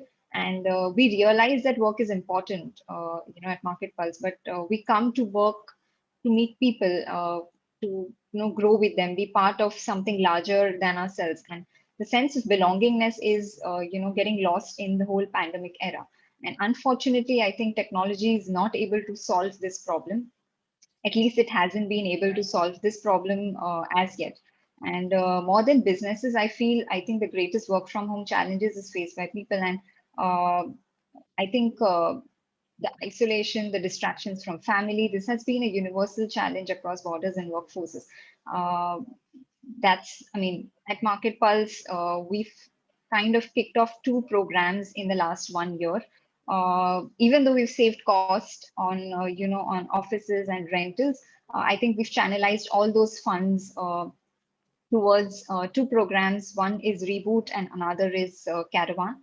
So Reboot is something that that was basically an idea of, giving mandatory off to people. We realize that everybody is working, all days of week. People are not taking off. So we kind of are now forcing people where every month we have like a long weekend. Every quarter we have like, 3 days off, mandatory off for everyone. And in December, we in fact came up with this 9 days long, off. The company was shut. We actually shut all our operations for 9 long days. And I think when people came back on 2nd of January, they were all revived. They were rejuvenated. They were very, very happy. And that is something that really gave us happiness, even though, people were on their own. They were learning different things. They were picking up new skills, maybe traveling in their own safe environment. But I think for the company, it was really, really beneficial in terms of getting back that happy faces into the company while we came back from that 9-day long break. And I think Caravan is something that is what we introduced. We've done a small experiment last year. So it's a concept of co-working and co-living. So I think, as I mentioned, that our approach towards the whole work from home is a hybrid approach, where I think 90% of the time people will be working from anywhere, but that 10% of the time is what Caravan brought about, where we actually, like all 40 people in the company, we met, we at a common place, and we lived together for 8 days. We worked, out of that 8 days, we worked for 5 days. And I think the kind of connections that we built in those 8 days was exceptional. People actually understood the pulse of, what really we are going towards achieving, and what is that, that North Star that we are going after. So that has been like really, really, I would say, I mean, people could definitely pick that up. If I'll have maybe more stories to share when we actually implement this, even in this year. And, if it is successful, then I think that will be a very innovative way to go forward. All right. I think great perspective there. I think, the main thought that's in everybody's mind is that, how long will this persist as something that's forced upon us, and how long will, this new paradigm of working remain because it's something that we found more beneficial and we can get better productivity out of. So thanks for those insights. So Sakshi, from purely a revenue perspective, obviously, I would think that most businesses, probably without exception, have seen an impact on revenue, right? Even businesses which have kind of thrived during this period have had various pressures that come out of the way we are working now, right? So, and it's not just about work from home nowadays. It's obviously something that's been evolving over a period of time. So, how do you see, the impact on revenue over the past year or so through this new working paradigm? And do you think that there are some lessons that we've learned, some new strategies that we've evolved that can persist over the long term? And how do you see that evolving over the next few years? I think very valid question. And last entire year has given us a lot of time to force ourselves to think of alternate ways of selling. And especially in our case, right? So we as POSes serve restaurants, and this industry has been the first hit and the worst hit industry during this pandemic, right? For us, our entire revenue from our customers, right, came to a standstill in last April when COVID just hit all of us. And what to do next, right? I mean, we had never thought that this problem will come up. My entire marketing and sales strategies at POSes, right, have been a mix of offline and online, right? And every new country we launch, every new country we open an office, right? My playbook says book top 3 exhibitions and conferences in our space, go put a beautiful booth, showcase the product, and we are loaded with leads for the rest of the year. This time when it hit, I was like, where do I get my leads from, right? I mean, I had 10 exhibitions booked for 12 months in 2020. I was actually reaching out to everyone just to claim my refunds because there was no way we can participate, right? So now we have to look for alternate methods, right? So switching to digital, I'll not say it's been easy. We were already doing that. When I say that we have team in 5 countries, but customer in 35, definitely we are not present, right, to sell. So the product is on clouds. We give the demos online since always, but so we serve the mid to enterprise segment, right? But to serve an enterprise, we have to meet, right? There are at least 8 to 9 demos with different stakeholders in the companies that we have to give. Now there have been 2 things, right, that happened. One is, on one side, sitting at home, we could actually increase our reach to multiple countries because no one expected us to travel this time, right? I mean, all enterprises were available and they were okay to take an online demo, which earlier they weren't. Secondly, we were facing challenges in past to reach to certain C-level people to showcase our product, right? Because they were traveling. Now, this is the time when no one was traveling, right? So we could get meetings from people whom we were chasing for last 12 months, 18 months, right? So I think it came as a very good time for me. My sales team was super loaded in last 1 year, though the industry was impacted really bad. But it has been a difficult year, but a transformational year as well for all of us, right? And everyone is changing. We as companies are changing, our workforce is changing, our customers is changing. And the expectation at every level, is being built and rebuilt to make sure that the end result is achieved, right? So I can say that at my side, transactional level, nothing changed, right? On the revenue side, definitely the targets we had set for the companies in last 1 year, we could not achieve them, but yet we closed the last financial year with at least 30% growth from the previous financial year, right? Because now the entire industry is looking forward to technology to run the business, right? And these are the changes which technology is getting on table. So if I talk about restaurants, right? There were a lot of new products we launched. There were products like QR code menu that we launched, right? So restaurants moved to online ordering platforms. Restaurants moved to cloud telephony to take orders from anywhere sitting at home, right? So 50% of the restaurant staff was not required to be at the restaurant. They could work from wherever they can. Definitely the kitchen staff cannot be replaced. I mean, food has to be prepared there, but technology actually helped them to not stop the business for them, right? So business kept on increasing, customers kept on evolving. Same is with us. So I feel everyone is changing, right? Revenues are being impacted, but everyone's learning how to achieve what we need, because businesses are running and everyone knows that this is the new normal. How long will it stay? No one knows. 3 years, 5 years, no answer, right? So we should change. Definitely one thing I feel bad about this entire work from home and remote thing is it's pretty transactional, right? So as Hero also mentioned, right, the human touch and the bonding is something which gets lost somewhere in between. And personally at Persist, what I faced as a as a founder and a co-founder is we started rehiring in September 2020. Between September 20 to January 21, we hired close to 28 people, right?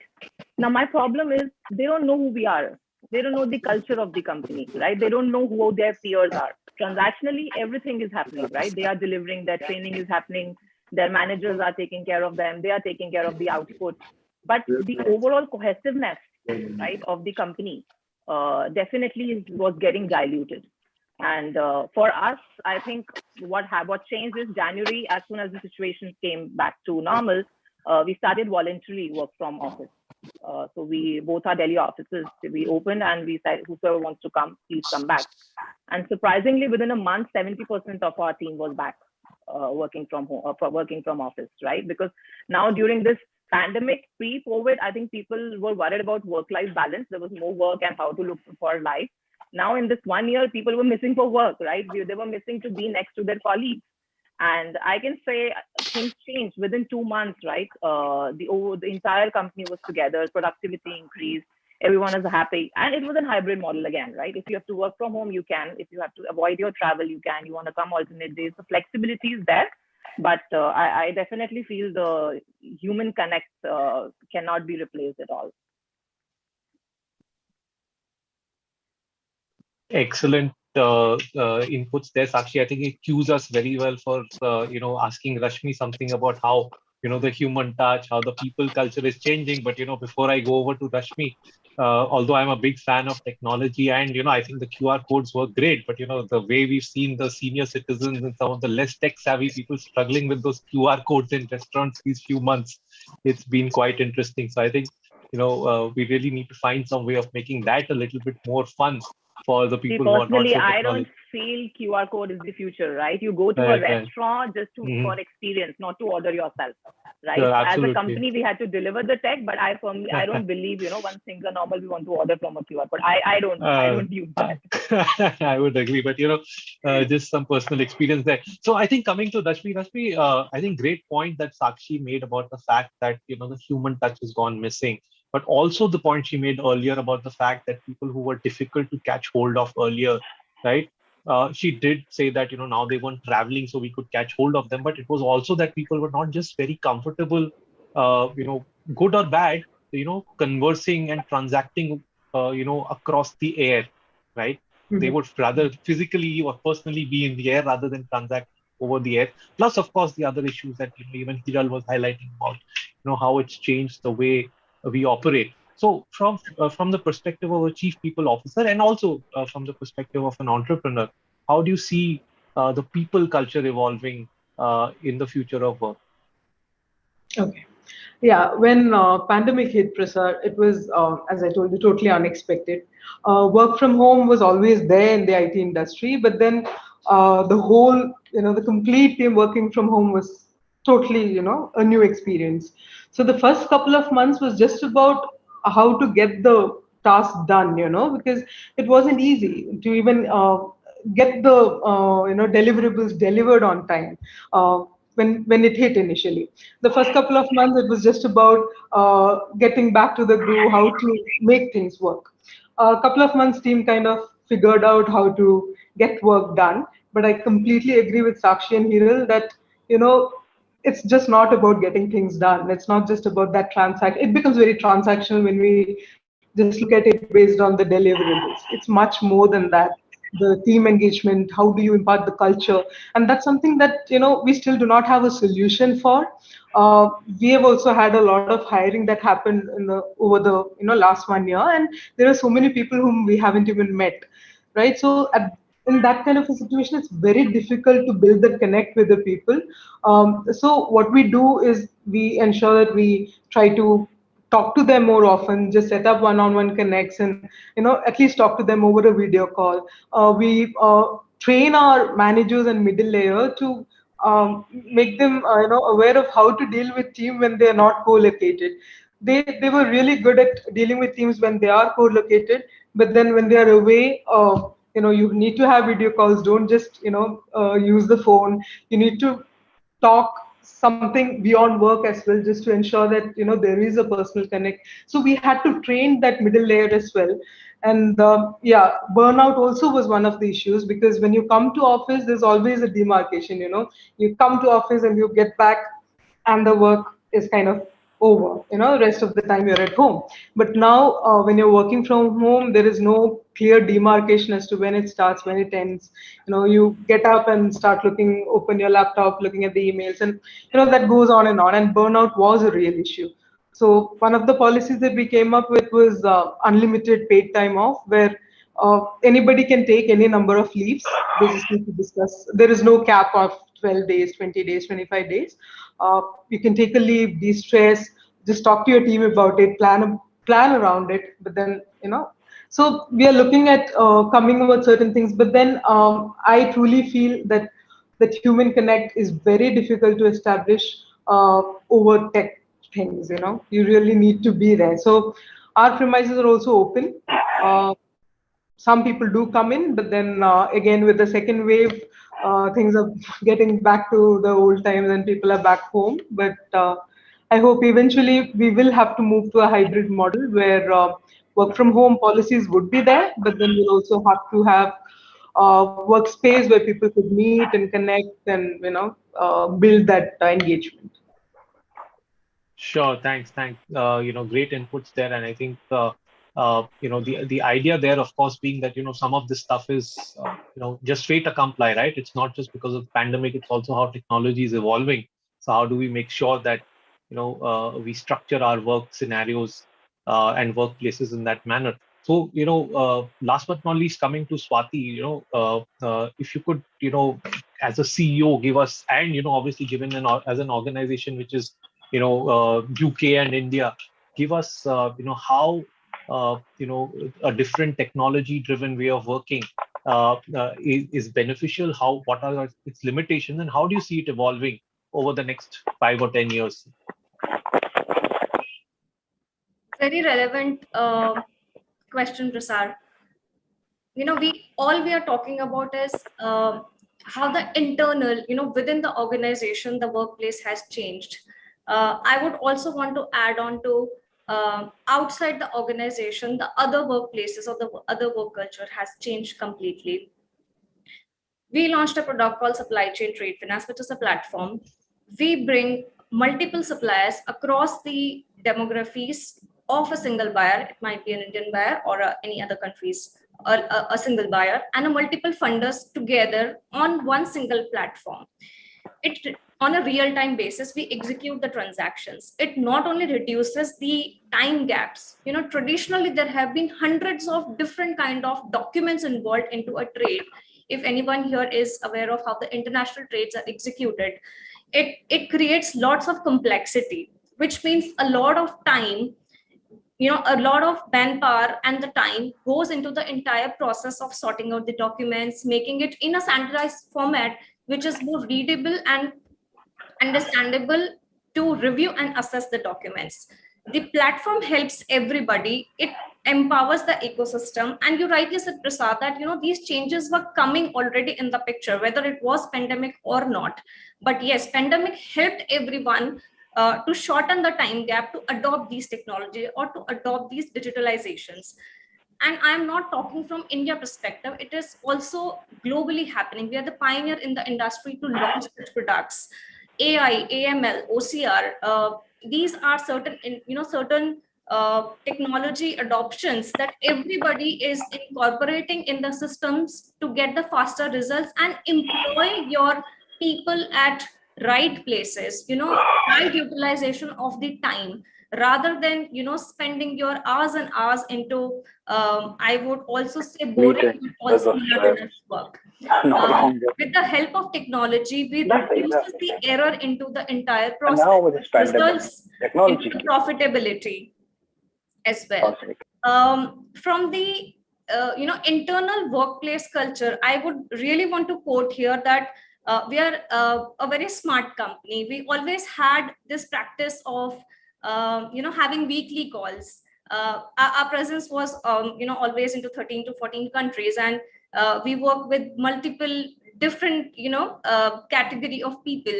We all come together once a week over the video call. That's where you get this human touch, because you're not there in the offices. You really need to have that bond, support people, to have those kind of motivation. If I have to talk about my India team, Prasad, interestingly, more than 50% of my team have toddlers. Now, if you ask them how the work from home is treated, and they all are really happy with the culture that we have adopted. So we also have, implemented a Friday weekly calls. While my, fellow speaker Sakshi and Rashmi was saying that the human touch is losing in entire process, these Friday calls that we have adopted in the company, we we come unmute ourselves, we celebrate birthdays by clapping, or we celebrate work anniversaries here. We never intend to lose that touch, of course. So that is how we coped up with this entire situation. People buy from people, so these connects are really important. So while I agree what Hiril said, that the sales cycle has increased because now you are unable to meet these people, your customers. But I also had very different experience, wherein when I called or somebody called me at 9 o'clock and I was in the kitchen cooking, and they know what am I cooking today in my kitchen. And these are the things that created a very strong bond, not just for current organization, and these are the relationships to nurture for the future as well. So I think the entire world is changing, and everyone is adopting the new ways of working. All right, thank you, Swati, so much. So, I think this is a topic that, given the current scenario and what's evolving out there in the market, we could keep talking about it for hours. And I think we probably need to kind of, catch up with all of you sometime soon again to, talk a little more in depth about, how these things are impacting your organizations and the future of work. But, today we're out of time. And, that being said, it was a great session. Your inputs were valuable, and thank you so much. It's great to see women leading organizations, and I think it'll be great to see more women like you taking up leadership roles and making a difference to the future of work. Thank you, everyone. Thank you. Thank you so much. Thank you. Thank you so much. Thank you again for that Thank you so very much for having us. thoughtful session. And thank you to all our panelists for taking our time to be with us this afternoon. And indeed, it was very insightful. Thank you again, Sakshi, Swati, Rashmi, and Hiral. And I wish you all great success in the coming future and have a great weekend ahead. Thank you. No, thank you. Thank you so much. Bye. All right, then. Parasa Sharma, making sure that contents are delivered the best way possible, our moderator. And indeed, he pulled out the best possible from the future of work trends affecting today's workforce. On that note, let's quickly get into the next session, taking care of you. Indeed, how to incorporate more exercise in a business lifestyle. Now, this talks about a whole genre overall in terms of how, what steps and what protocols, what thought process has to be considered. And we have all the answers with our moderator being a finalist to question our panelists. It's an honor to welcome the panelists to start with. Please welcome Dr. Periwinkle Kaur, Managing Partner, DCATS International. Joining her is going to be Ms. Surbhi Gupta, co-founder and CEO, Organics, Ms. Mithali Sampson, founder, Design Squad, and Ms. Sonali Chaudhary, visual artist. And to moderate the session, I'm happy to announce and welcome our senior editor for BW Business World and executive editorial BW Plus and everything experiential, Mr. Ruhail Amin. Over to you, Ruhail Amin. And I can't wait to understand how one should take care and how to incorporate more exercises in a business lifestyle. So over to you all. And I can't wait to hear, as an audience who are watching us are delighted to hear what's coming up next. Thank you, Mithun. Thanks for the introduction and welcome everyone on the panel. I think this is a very relevant topic, least spoken about on a summit, and very relevant one too, because the way we are right now, the way the pandemic is around, I think it focuses, it brings this conversation into focus. I'm glad that we'll be talking about it. So our everyday life is what we know. It's about technology, meetings, now with work from home, even lesser time for ourselves. We all are busy. I think there's a study that says that working professionals who especially do their own, have their own ventures, spend around 62% of their time working, leaving less time for their wellness. So how do we, the conversation is around how do we ensure that in this world where the personal and the professional lives are overlapped, how do we make time for ourselves? So I want to welcome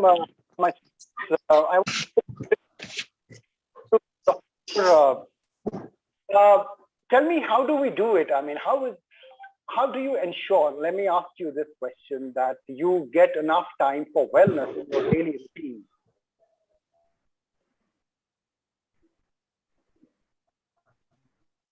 I hope I'm audible, Ms. Moore. Hello, can you please repeat that? We can't hear you. The voice was breaking. Am I audible now? Yes, you are. Thank you. So I want to start with you. Tell me, how do you ensure that you have wellness is a priority in your everyday, to-do list? Give us a sense of that.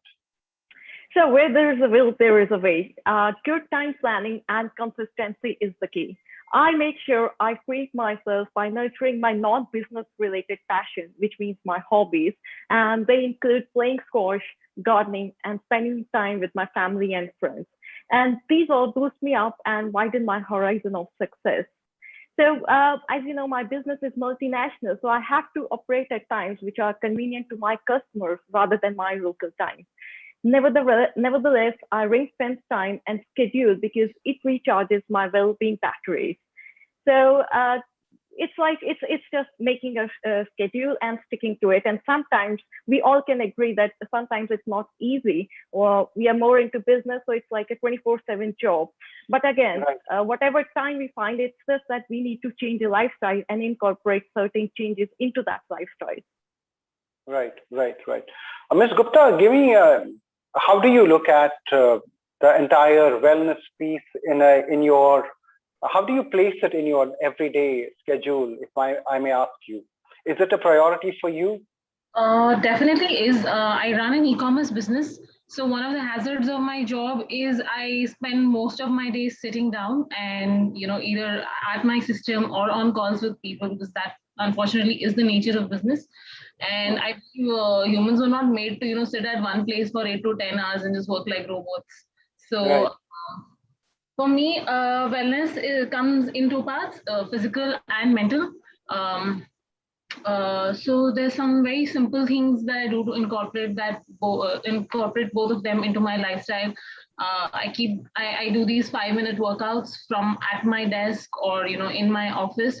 That's a practice that I do throughout the day. I don't have like a particular routine. I'm not very fond of get up, do your workout, then go to work. I'm not that sort of a person.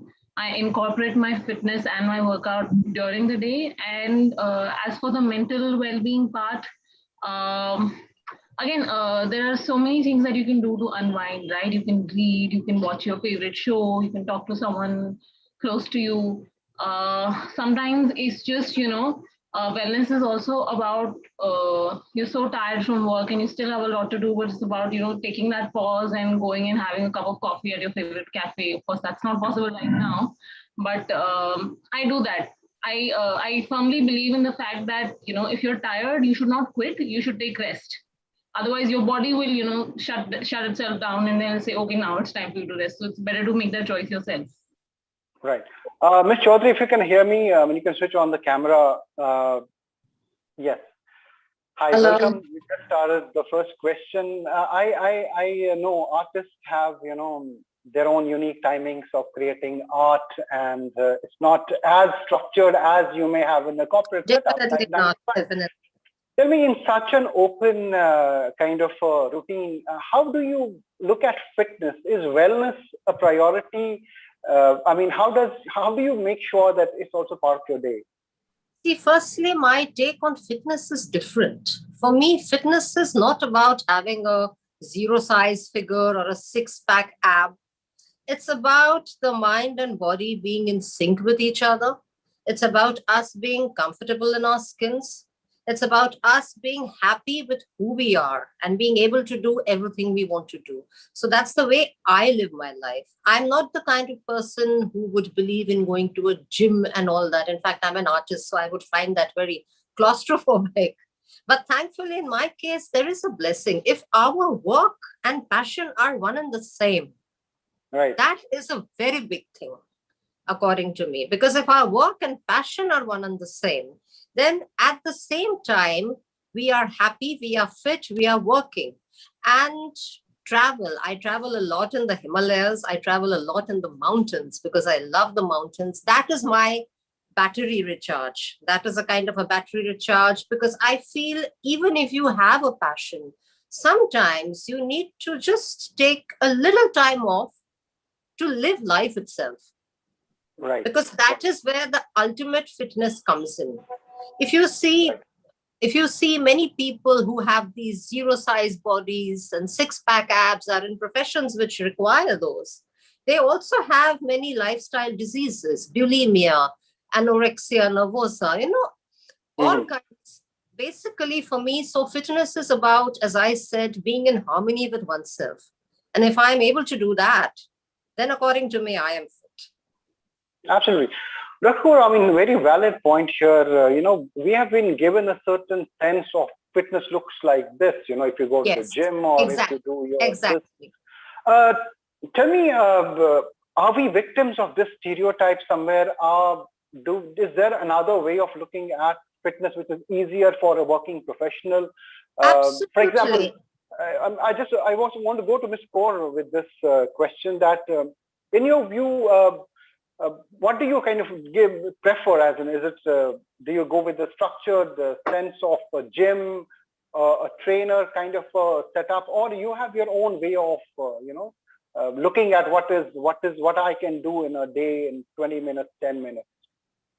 Well, I'll agree with both, Surbi and ma'am, that it's about mental and physical. Both should go hand in hand and they need tuning. So for me, I'm not a gym freak. I don't like hitting the gym. the simple thing I do is in the morning, I listen to my podcast and do some gardening, or I make sure I spend time with my father and mother, and we all go out for a walk, or if not, I go out for a walk with my mom. So that's simple. And in between work, I take regular breaks. So instead of ordering coffee, I just go grab one. And instead of using a lift, I use stairs. And I have coffee while drinking and chatting with my colleagues. And if I am on a phone call, then obviously I make sure I move around. And there's a very interesting thing I would like to share.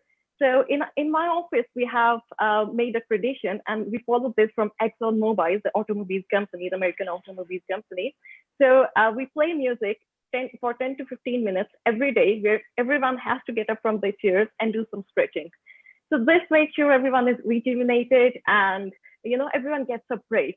So it just refreshes the mind. So these are some simple activities I do. I make sure I get up from my chair regularly for little to big activities, and that's all I do. And apart from this, for at least 4 hours a week and 1 day completely in a month, I make sure I do what I like, and for my mental and physical health. And this includes playing squash and also going out with my family and friends. Right. Ms. Gupta, give me a sense that we all talk about wellness and fitness. One, it's easier said than done, that we all know. Second, have you always been, someone who had a fitness schedule? Or, how was it somewhere in between a turning point that you started looking at it as a priority? What has it been like for you? Very honestly, no, I've never had, I still don't have a fitness schedule. When I was in my early 20s, I really didn't give too much thought about fitness. It was more, junk eating, and how the college lifestyle is. It was fully like that. But, once I started working on my own startup and the business took off, and you realize the busier you get, the less time automatically it is that, your body has. And then one day it suddenly hits you, the lesser time you're giving to your body, the less efficient you're becoming. So to me, it just became connected. And I still don't have like a routine, but there are a few things that I follow, like I mentioned earlier. And if nothing else, I always like to squeeze in a walk with my husband. Probably we do that at night. That is also a time when we go through our entire day. We discuss any issues we may have faced at work. He's also my co-founder, so we discuss anything that may have come up at work, and we kind of unburden ourselves of those stresses of the day. And I'm the sort of person who believes in you should take time to smell the coffee. So I like to, stop and maybe look at the flowers and sit in my balcony, do some gardening. Those are the kind of things that I do. And putting fitness in a bucket or in a schedule, it makes it like a chore for me. It makes it like a task.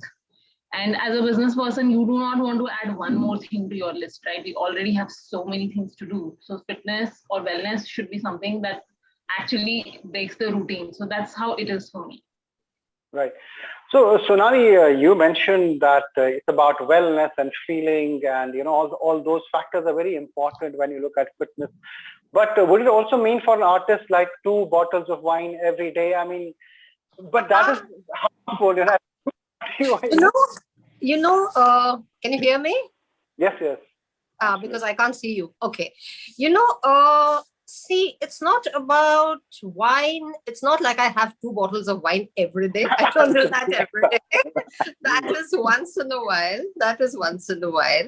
But drinking in moderation actually is not bad. A glass of wine a day is not bad. In fact, it is a very healthy thing. There are many doctors who will tell you that it's healthy. Of course, there are many people who do not consume they have religious reasons or whatever reasons they have. I respect that wholeheartedly. But personally, I believe a glass of wine a day is good for health. In fact, I remember many of my friends who are senior doctors have also told me this. So this is just not me talking. Yeah, but definitely not 2 bottles a day. Not that. So I'll come to you for fitness coaching then. Great. Dr. Kaur, tell me, for people who have a similar lifestyle as you, what would you tell them from your standpoint, if they want to have a work-life balance, what's been your experience? What would you like to share, and let them, follow that? Well, I would recommend everyone to take care of their mental and physical health. So I'll share with this. It's all about self-being, and self-being means self-awareness.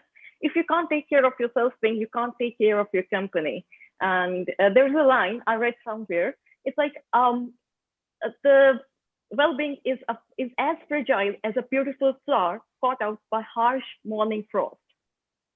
So it made me think of the importance of guarding well-being against the morning frost, which is the stresses and pressures of continually moving my business forward. And I'm sure every entrepreneur and every business lady will think of that.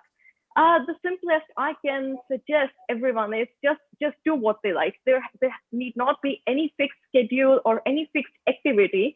They just need to take time for themselves. And so it's like taking a medical approach for a business that is no different from a human body. There are many vital organs in the body, and there are many vital components to make a business successful. So all of these have to work together and in tune.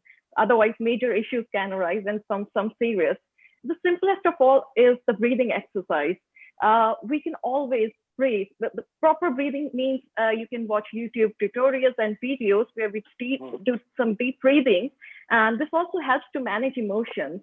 You can think better, and that's why most therapists recommend the same. So this is something, just incorporate anything you like and just make time for it. Even if you can't, you are business professionals, you are running a company, so you know how to manage, how to make time.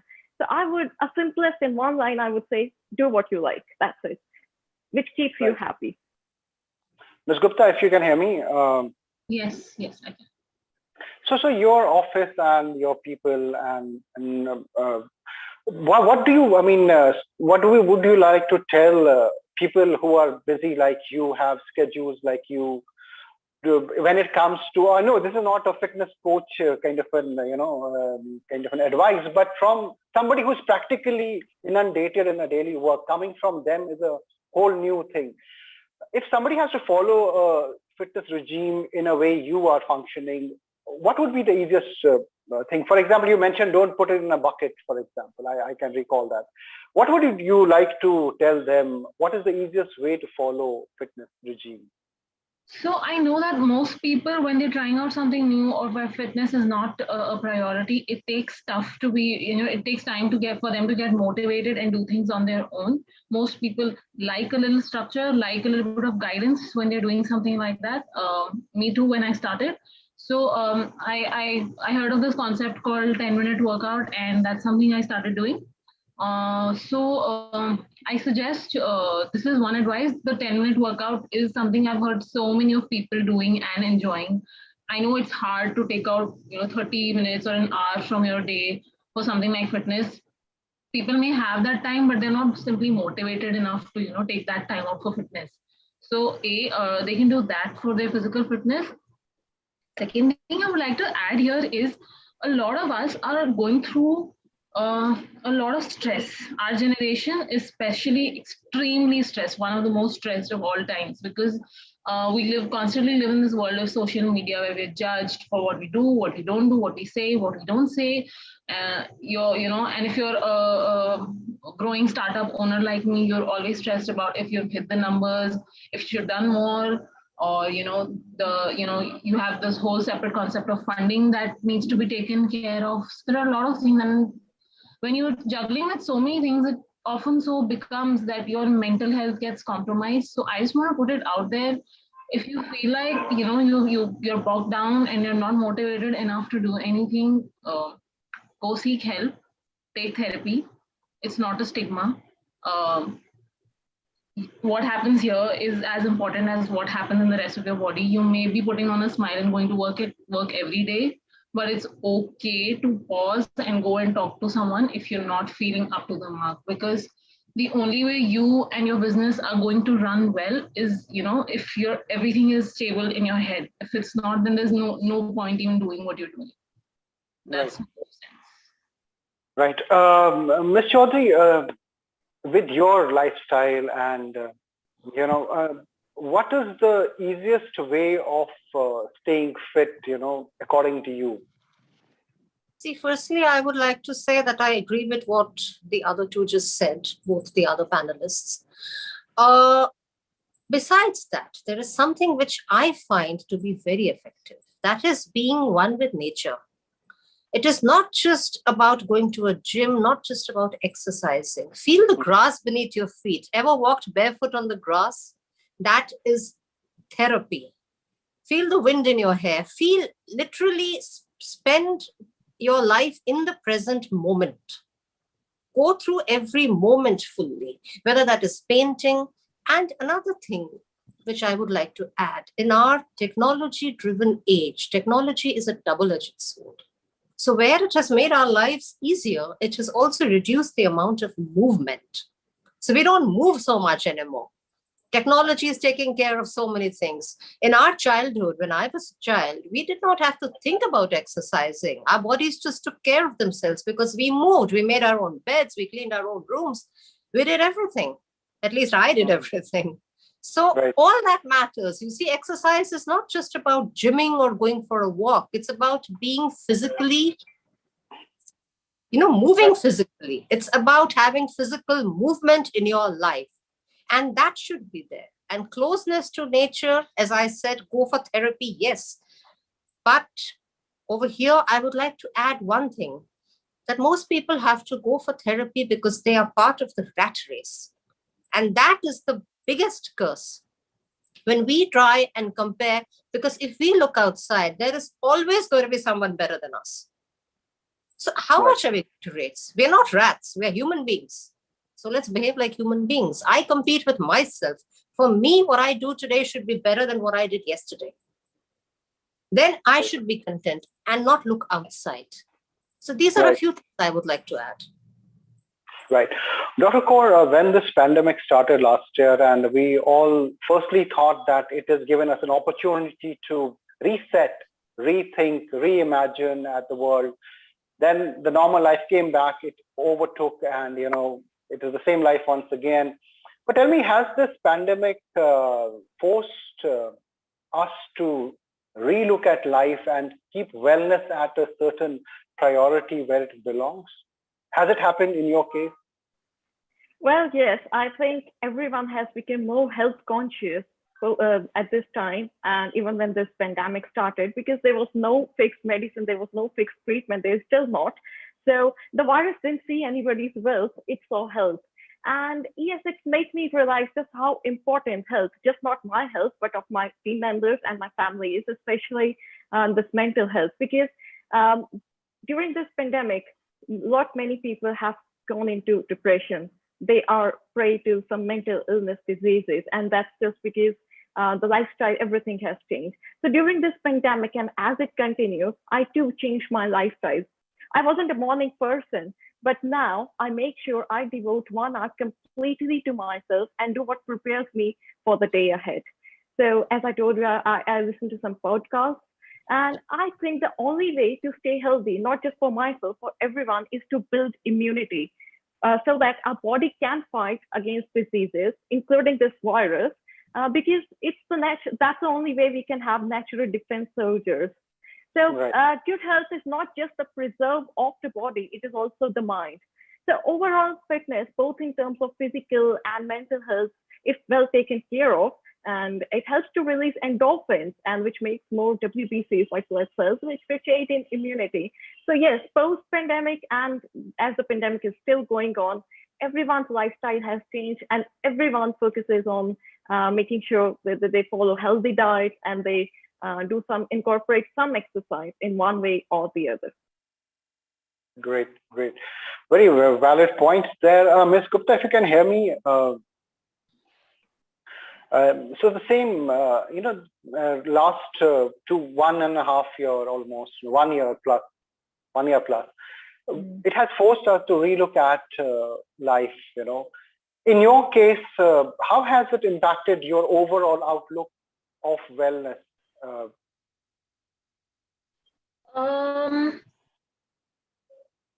my overall outlook on wellness has been impacted in a way that now I don't take things for granted. What Ms. Sonali very rightly said, what it is like to feel the grass beneath your feet, something as small as that. It's important because for the longest of times we were inside our houses and we did not have the luxury to go out to the park and to just do that, taking a walk, which is something so simple we took for granted. We couldn't do that. And looking at the stars at night, we couldn't do that. So for me now, it has impacted each of the things that I do in my life. Going out for a meal with my partner or with my family, that is something, these small things is something I've stopped taking for granted. Each activity that makes me happy, I feel that I should make it count, because somewhere there is always that little fear in the mind, when this may stop.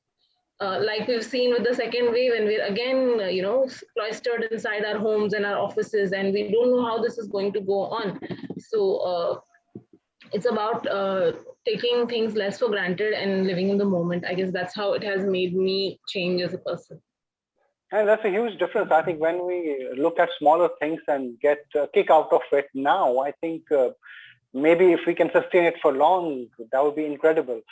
Ms. Chaudhary, so this pandemic and your sense of wellness, look at your outlook on it. How has it changed? Pandemic and my sense of wellness. Well, the pandemic taught me one very important thing: how to be happy alone. That is very important. You see, sometimes human beings are social creatures, and that is all very fine. But I feel beyond a point, we should not be dependent on others for the sake of our own happiness. And the body and mind are very closely interlinked. You will notice one thing, that some of the healthiest people in the world are not the ones who have a low weight or who have a very fit body. They're the ones who are happy. They're the ones who are happy. So if you can be happy with yourself, only then can you be happy with others. This is one very important thing that this pandemic taught me. And thankfully, as an artist, my studio is in my home. So I could work, I could create. That is very important. But furthermore, I feel that deep inside, all human beings have that spark of an artist in them. So we can create our own happiness to a great extent instead of relying on it, instead of relying on others for it. Sorry. Right. That's what I feel. Dr. Kaur, this is probably my final question to all of you. Tell me, is there, do we need to have an entire change in the way we function, the work culture, from the big corporation, from the HR side to the ones running their own individual businesses, giving their employees time that, fitness is also productive time? Do you think this is going to happen?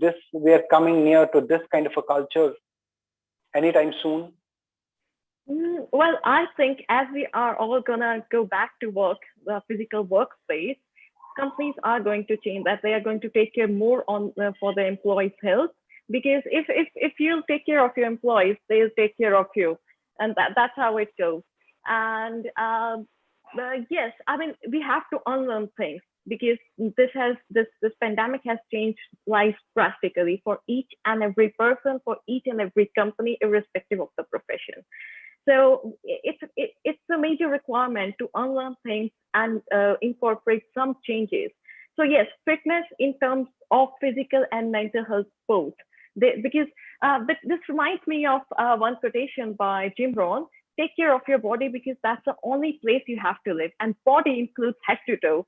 So yes, it's important to make your employees aware of the culture and incorporate changes. For example, for once a week, like every weekend, you can plan a sports activity, like you can play soccer together, or you can go for lawn tennis and have some such kind of activity. And if not, then obviously you can always have you can have tea together in evenings, so you can talk about so many things. And because human touch is a form which we all are lacking at this present time. So yes, these changes are a must. And if we incorporate these changes, if we think of people as our own people and take care of them, then definitely it's going to benefit us from each and every angle. Ms. Gupta, for next time your employee is in the gym and saying, I am working, would you count that as productive time? I mean, should we move to that kind of a culture when an employee, gym break is a valid, kind of part of the work, wellness and work balance? Why not? Why not? I'm not a person who sticks to structured routines anyway. If I have to disseminate some kind of culture in my company, that would be the kind of culture in my company where they don't have to be, in front of me at their desk for a certain number of hours and only that counts as work. No, let them be wherever they are. And to me, what matters as a founder or as a leader is that what is being tasked to you or what you're responsible for, you deliver that. Whether you do that in the gym or in the pool or at a bar is hardly my concern. So go ahead and do that, because I don't feel my productivity only comes at my desk. It could hit me anywhere. That's what I purely believe. Some of my best ideas and breakthroughs have come when I was, in fact, not at my desk, when I was doing something completely random. The idea for my business, in fact, came to me when I was, at my honeymoon, and I saw these sustainable paper napkins over there. And that's when I thought I wanted to get into sustainability. And that's how my brand was started. So if that's the kind of person that I am, and I do believe ideas can come anywhere and you can be productive as long as, you're honest to what you're doing. So yeah, if they are at the gym and they feel they can deliver on time, it doesn't really matter to me.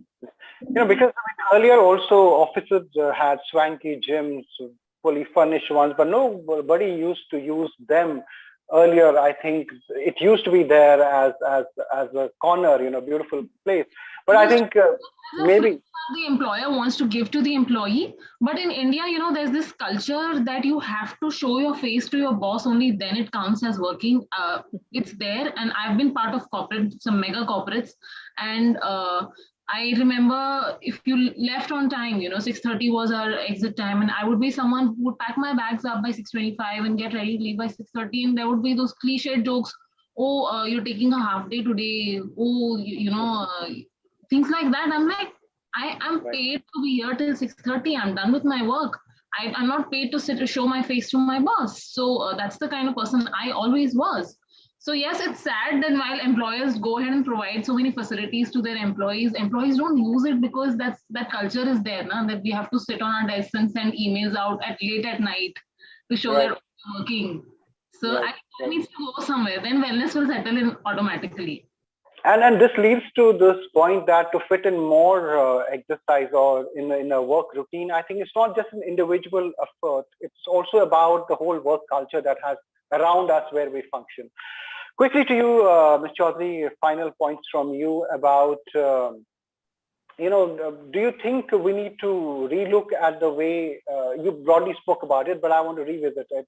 We look at fitness overall for freelancers, for example, who are totally independent, don't belong to a work culture, don't have to show their faces to the boss every day. For them, what would you like to tell them if they have to find a work-life balance? Yeah, I would like to say one thing here. People tend to think that being a freelancer is very easy. It actually is not, because at the end of the day, we also have to be successful. We also have to earn our bread and butter.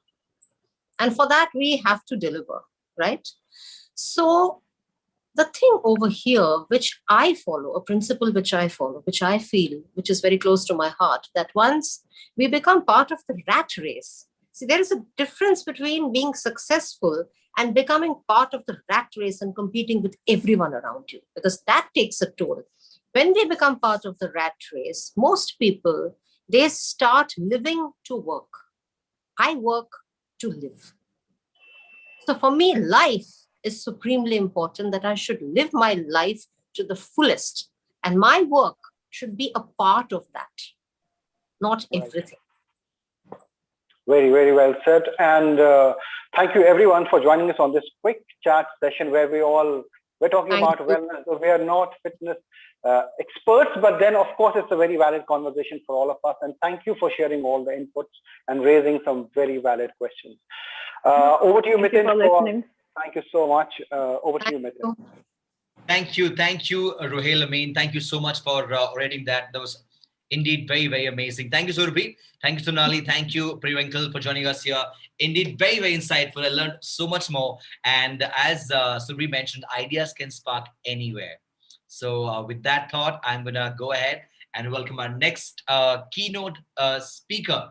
And it's going to be very interesting. Once again, I want to welcome you all to a very, very amazing platform where we're celebrating the power of women and women entrepreneurship altogether. And if you just joined in, it's just getting started to so much more. And let's see what is coming up next. Well, one of my very favorite person is joining, and one of my very favorite orator is going to be accompanying my very favorite person. So this one is going to be about the future of education and the importance of diversity in startups. And who better than somebody who's everywhere globally, making a mark in every division of growth in terms of education of all age. And the team has led from the front. An honor to welcome here co-founder Byju's, Miss Divya Gokulnath, in conversation with the greatest orator I've ever come across, Dr. Anurag Batra, Chairman and Editor-in-Chief, BW Business World and Exchange for Media Group. Over to you, sir. And of course, Divya, it's so good to see you, Divya, here virtually. And I'm very delighted to listen to the two of you talk. So over to you again, sir. Thank you so much. Nitin, I'm grateful to you for calling me the greatest orator, but clearly I'm not, I just do my job and I have a long way to go, but thank you, Ms. Divya Gokulnath, for joining us. And we had a full day of getting women entrepreneurs to share their stories and how they're making impact. Let me start by asking you, how have been the last 12 months for you personally and professionally? I know on the business front, there has been an acceleration, but you're also a mother. You also have a role of managing a household along with being an entrepreneur. So give us a sense of how have been the last 12 months for you personally and professionally? I think, I always joke and say that if working mothers have made it through the last 12 months, they'll make it easily through the next decade. Because, it's not really easy managing home, managing work, managing family. And I'm blessed to be a mother the second time 5 months back. So my younger one is 5 months old.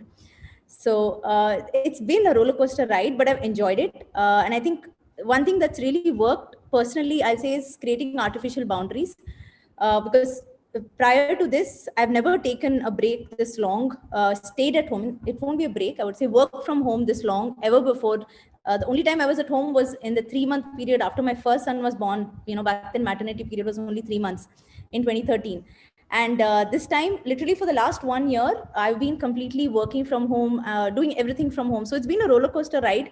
Prior to this, it was all about, it was easy because you could block yourself off home, go to work, create a physical boundary for yourself. But then what happens right now is you have to put an artificial boundary. Otherwise, if you try to do the whole multitasking bit, which women do so well, it'll come back and hit you, because then you try to do 10 things at one time, end up giving only 10% to each of it. So my policy is more like, try to do one thing at a time and give 100% to it, one by one. That's actually, I love both the things you said right at the start. One, if working mothers can survive these 12 months, they can get through the next century and be successful. And second is, I said this in the morning, Divya, that women have two amazing qualities. One, of course, they're more compassionate, they're more, considerate, but they also have a quality of being in the moment, being mindful, giving it your 100%.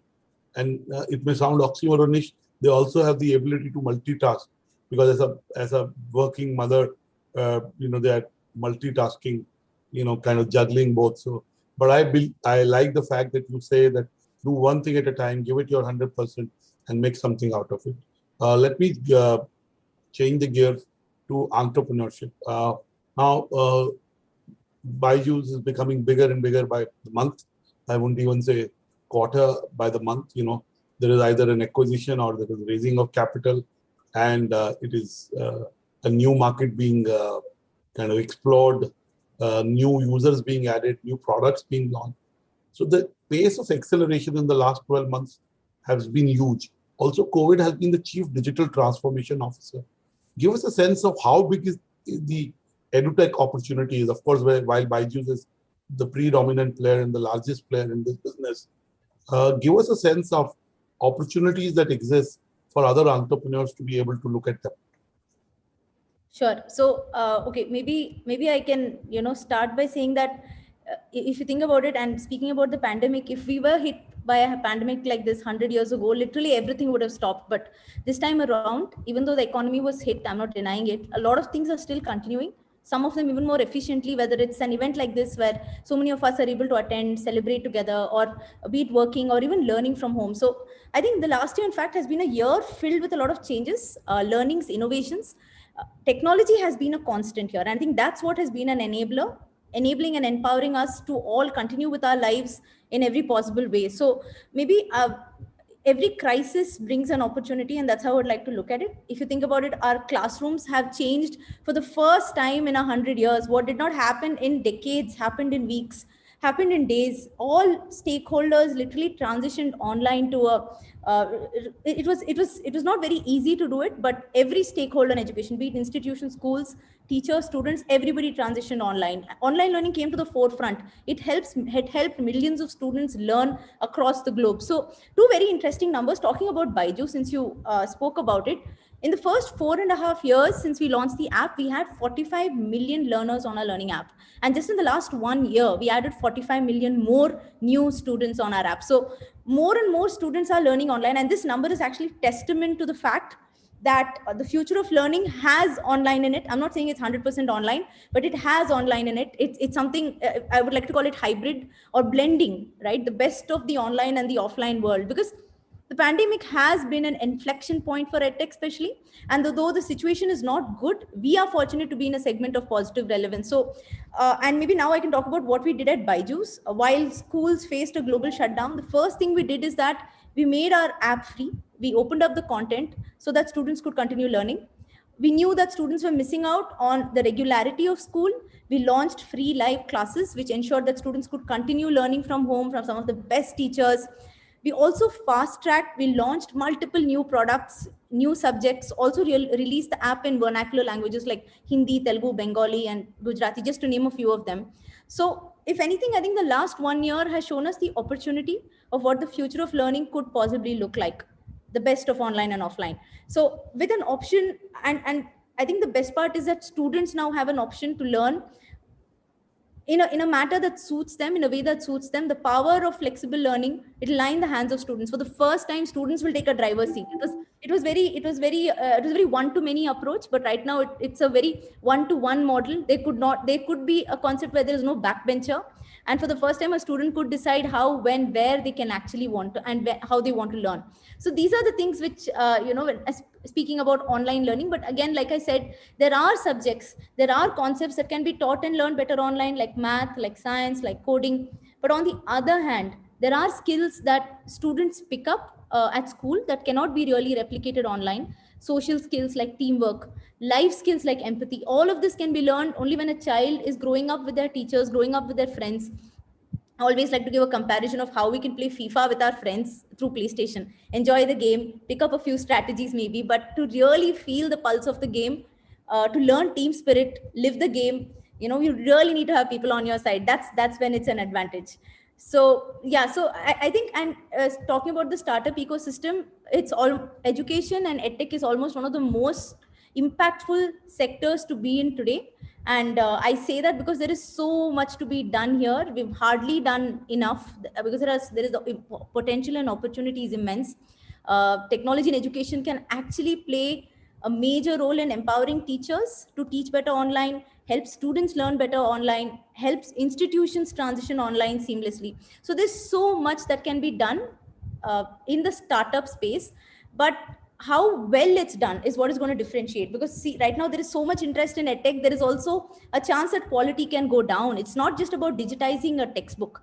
Edtech is much beyond that. It's about high quality learning. It's about better learning. So when you talk about a startup, I think it's important to be focused on your goals, focused on what you want to achieve, but be very flexible with how you are going to achieve it. So at Byju's, we've always been fixated on our mission and very flexible in the way we've executed, because we've used technology at every point more like an enabler, more like a self-disruptor. And our idea has always been about pushing our boundaries and doing everything within the learning space. It's never changed. So we are actually a decade-old company, even though our app was launched just 4.5 years back. 5.5 years back, actually, 2015. So, but if you had asked us this question, 10 years back, what is your aim? It is to create an impact in the way children learn. And if you ask us today, you ask us 10 years from now, the answer will be the same. So I think that's very, very important. And when I talk about flexible with execution, I mean, not being afraid to disrupt yourself. If something can be done in a better way, go back, take big risks, put big bets, but then once you take a decision, don't look back on it. So these are a few things which we've done. And while we've grown as a company for our student community, we've also done some things on our own. We've done a lot of things actually with first principles, because we are forerunners of the segment. Apps itself, when you leave alone learning apps, right? In 2015, when we launched, the whole concept of using an app itself was something very, very new. So we've written our own rule book. We've created our own benchmarks. It's not a cut, copy, paste model, and everybody knows that. It's completely made in India kind of a story. So, but I think we've also been cognizant that we're not an expert in everything, and that's where we managed to integrate some rockstar companies. That's what you were speaking about. A lot of inorganic growth happens that way, along the way, to increase the end value finally for students, to help them learn better. That's always the mission. And I think when we acquire and integrate, it's not about becoming bigger, it's also about becoming better together. So that's roughly that. And maybe if you want, I could speak about what each of the, because we've had 3 major integrations in the last 3 years. If you would like, I can also like touch upon why. We'd love to. We're all aware of the acquisition. So if you can take latest being Akash, the other bigger one was White Hat Junior. Yeah. And then you've done a series of small and mid-sized acquisitions. So take us through them. How does your vision kind of align with what the founders of these businesses had? And going forward, what is the offering going to be like? Yes. So for us, bringing in strong companies and mindsets of people who have been, decades in the business. For example, like Akash, it's more complementary. It's again, it's not about competition. It's about doing something better together, like I said. So maybe I will start by talking about 3 of our biggest acquisitions. The first being Osmo, which was a US-based company. We integrated Osmo's computer vision technology into our product for lower grades, actually within just 3 months. And we've always been I think we've done our integrations in a very different way. For us, it's not just about the product, it's also about the team. So I think one thing that we are all very proud of is the way in which we've managed to integrate teams and retain that founder mindset. So all the co-founders are still here, even in all the integrations that we've done so far. And that's critical to keep. If you want to take it from X to 10X, you need the founders by your side. And it's about having a better team. When we are together, it's not about one person buying another person, but about how you're stronger when you come together. So with Osmo, for example, even before we finalized and we actually signed the agreement and everything was professionally done, we've already started working with the product teams, integrating their technology. And when we launched our lower grade products for 3 months, it had the computer vision technology which Osmo had to offer. And speaking about Akash, the integration of Akash is another example of us partnering with India's most trusted brand for test preparation. And this was keeping in mind that the future of learning is actually blended. And the complementary models will provide a big value addition for students. So imagine that a student can decide whether they want to come to a center for classes or take it at home. They want to attend tests in the center or take it at home. It's completely their choice. And I think students need this choice because every student is different. We cannot have a one-size-fits-all approach anymore. So the aim is to provide a new offering, which is quality driven, which is innovative, also affordable. So that's about Akash. And speaking about White Hat Junior, it's something that has helped us move into the one-on-one synchronous live tutoring model. So White Hat had done a great job at scaling this model with over 11,000 plus teachers, all women. So So the scope is actually massive. And if you think about, and I'll speak a little bit more about the white hat integration, because this strong army of women teachers based out of India are teaching students across the globe. In a way, we are taking education from India to the world, right? So, in fact, this is our first global product, Byju's Future School, where we aim to define the schools of tomorrow. And coming May, that is next month, we are launching in the US, UK, Indonesia, Australia, Mexico, and Brazil. So that's in a way, this product, this offering of taking teachers from India to the world is our first global product. And it's actually an indicator that the golden era of teaching is coming back and empowering so many women. Because if you look at the statistics of workforce also, although 50% of our graduates are women, only 23% of them are in the workforce. So there's a huge untapped potential here to make an impact. Thank you so much, Divya, for taking us through how collaborative forces can multiply the impact, and how founders are the key to moving from X to 10X, as you said, how you deeply collaborate with them.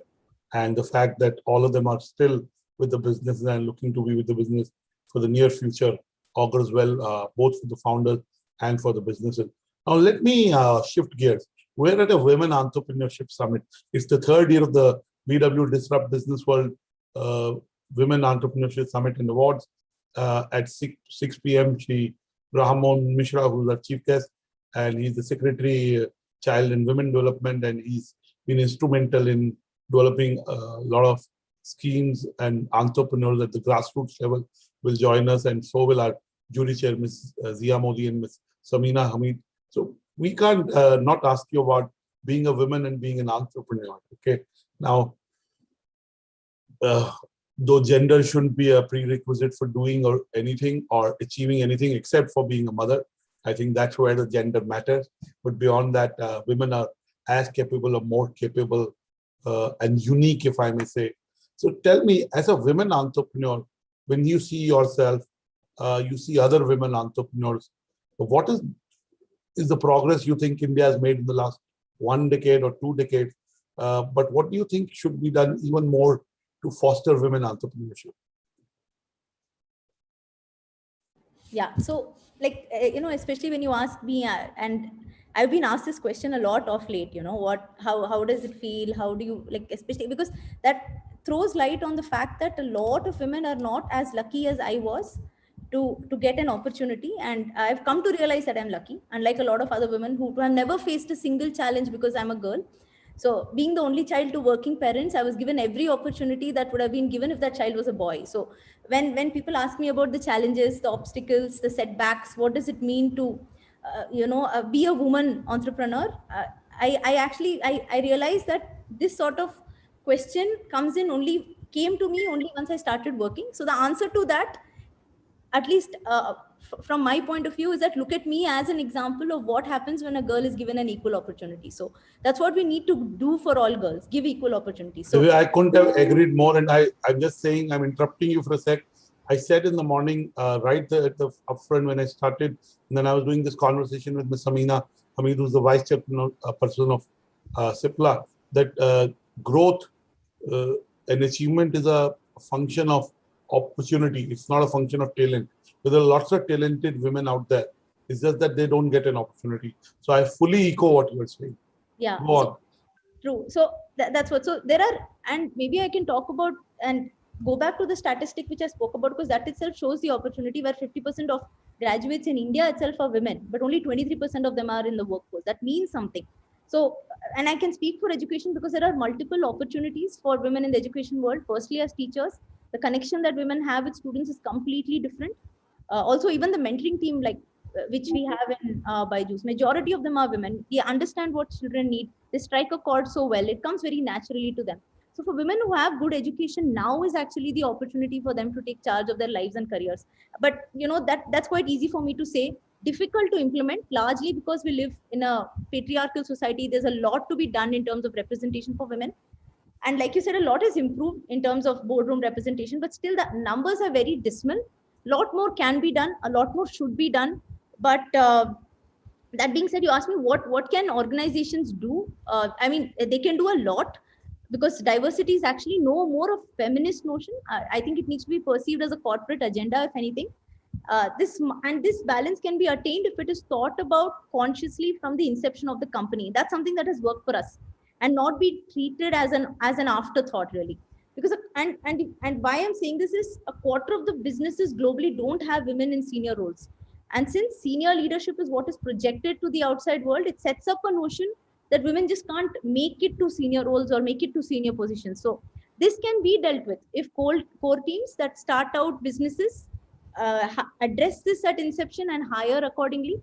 And while a lot is being done to address diversity, a few core changes can have a much bigger impact, I feel, than just some policy changes. Hiring initially without bias, for example. And enough studies show that women tend to hire more women to support them. And this can actually set the ball rolling for diversity throughout the organization. And another thing that companies can do is promoting from within. And I've seen that works rather than just hiring laterally, because there are so many fabulous women who run the show from behind this. And I've seen that happen. So it's important to bring them up and call them out. So in Byju's, we've seen that the balance starts from the top, because we've been a very diverse organization. 33% of our board is women. Close to half our top management is women. 40% of our workforce is women. So the top-down approach is something that actually works if you think about it from the beginning. And I think when women come to support each other, cheer each other on, there's nothing that can stand in their way. That being said, while companies can contribute in ensuring diversity, I would say family support is the one that can really give women an impetus to contribute professionally. There's nothing like the support of your family. I mean, I won't be able to do this talk if not for my parents who are taking care of my younger son today.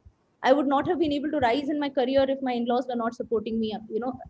So it's all of them who come together and make. So you are actually standing on the shoulders of so many people who are sacrificing their time for you. So that being said, and knowing that my parents supported my ambitions, gave me the liberty to make my own decisions, and gave me the strength to chase my dreams and goals fearlessly. So that's something which is invaluable.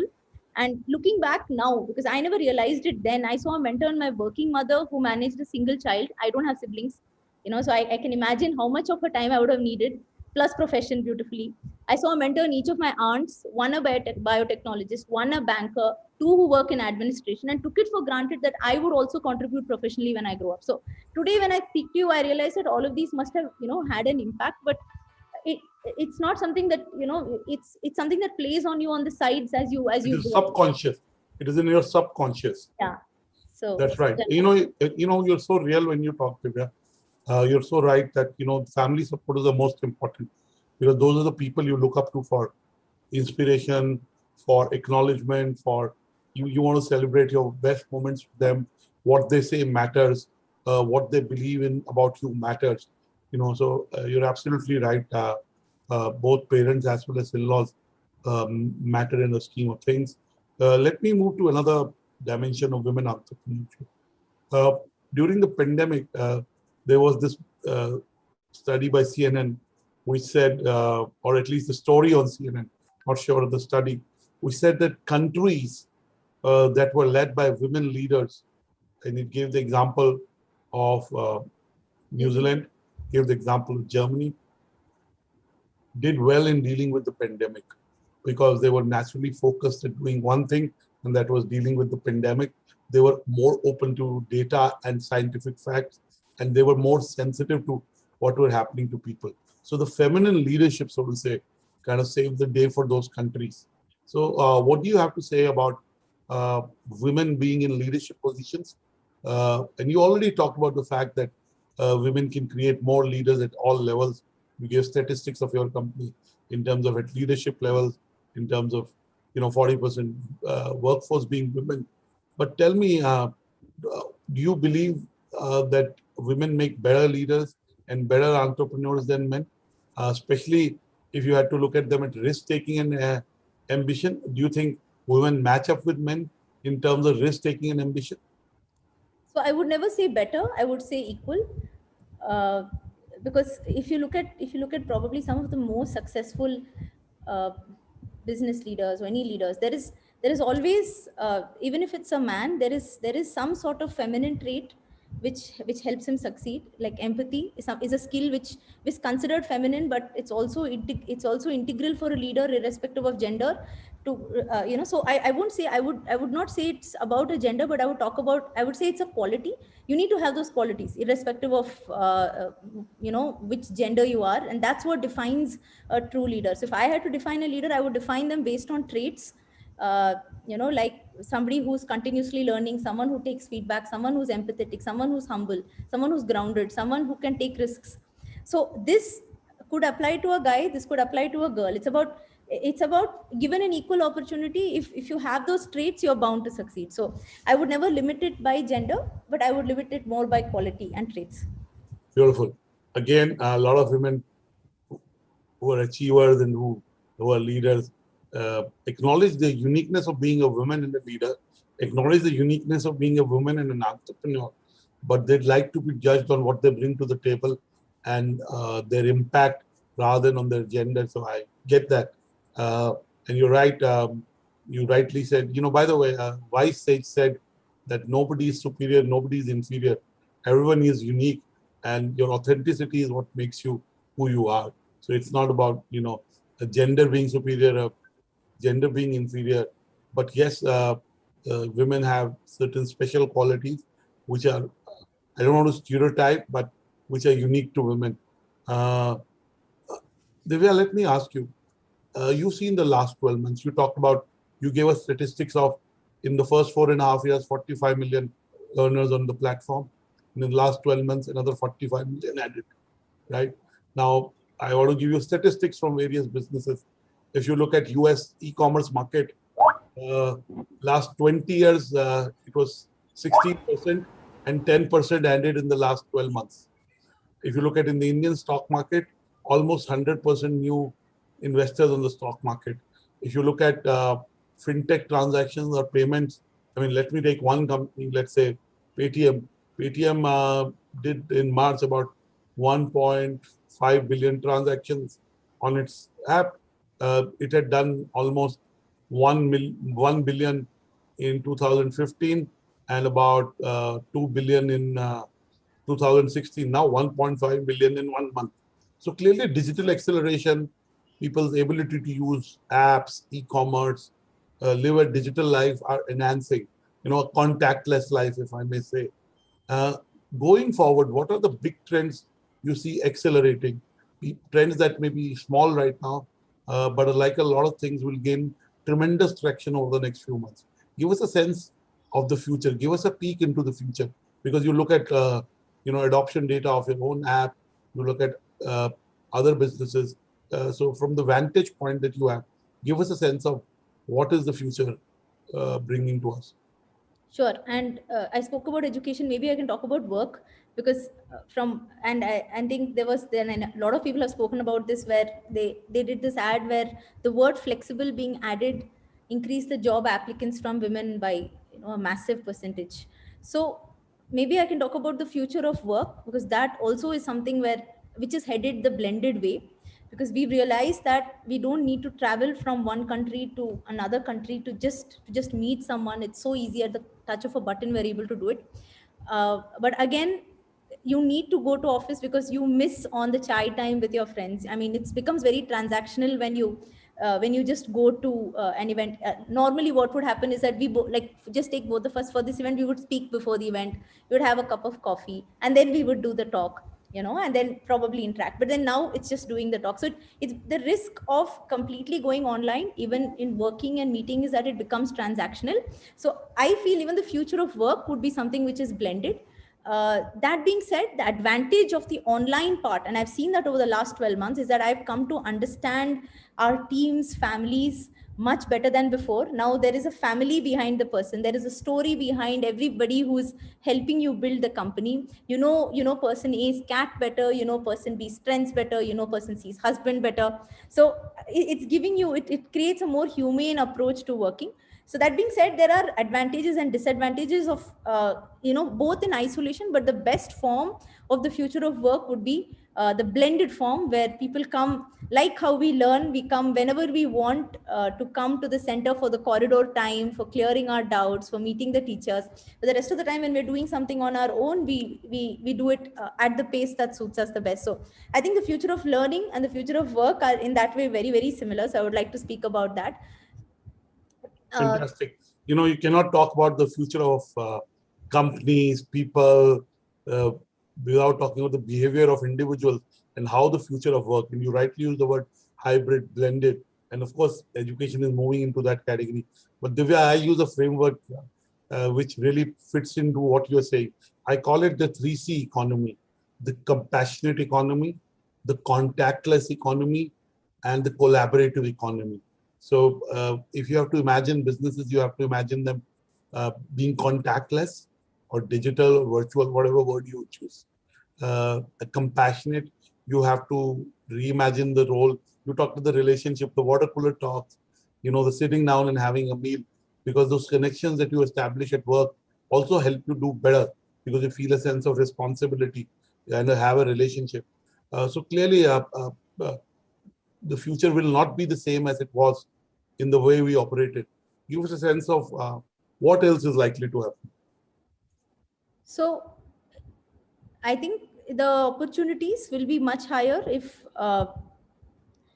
companies continue to think about a world where people have a choice, in everything, in every aspect. Like I said, the way they work, the way they learn. So there is scope for new businesses to launch. But I think the companies that will succeed will be the ones that retrospect on how they can provide products to this ever changing sort of customer portfolio who are now spoiled for choice. I mean, I know I would probably, like, I've never been an online shopper. I've always wanted, go to a shop, check it out and buy it. But like the last 12 months, I have seen my mindset shift. So there's a lot of mindset shifts happening. So there is scope for newer businesses to come.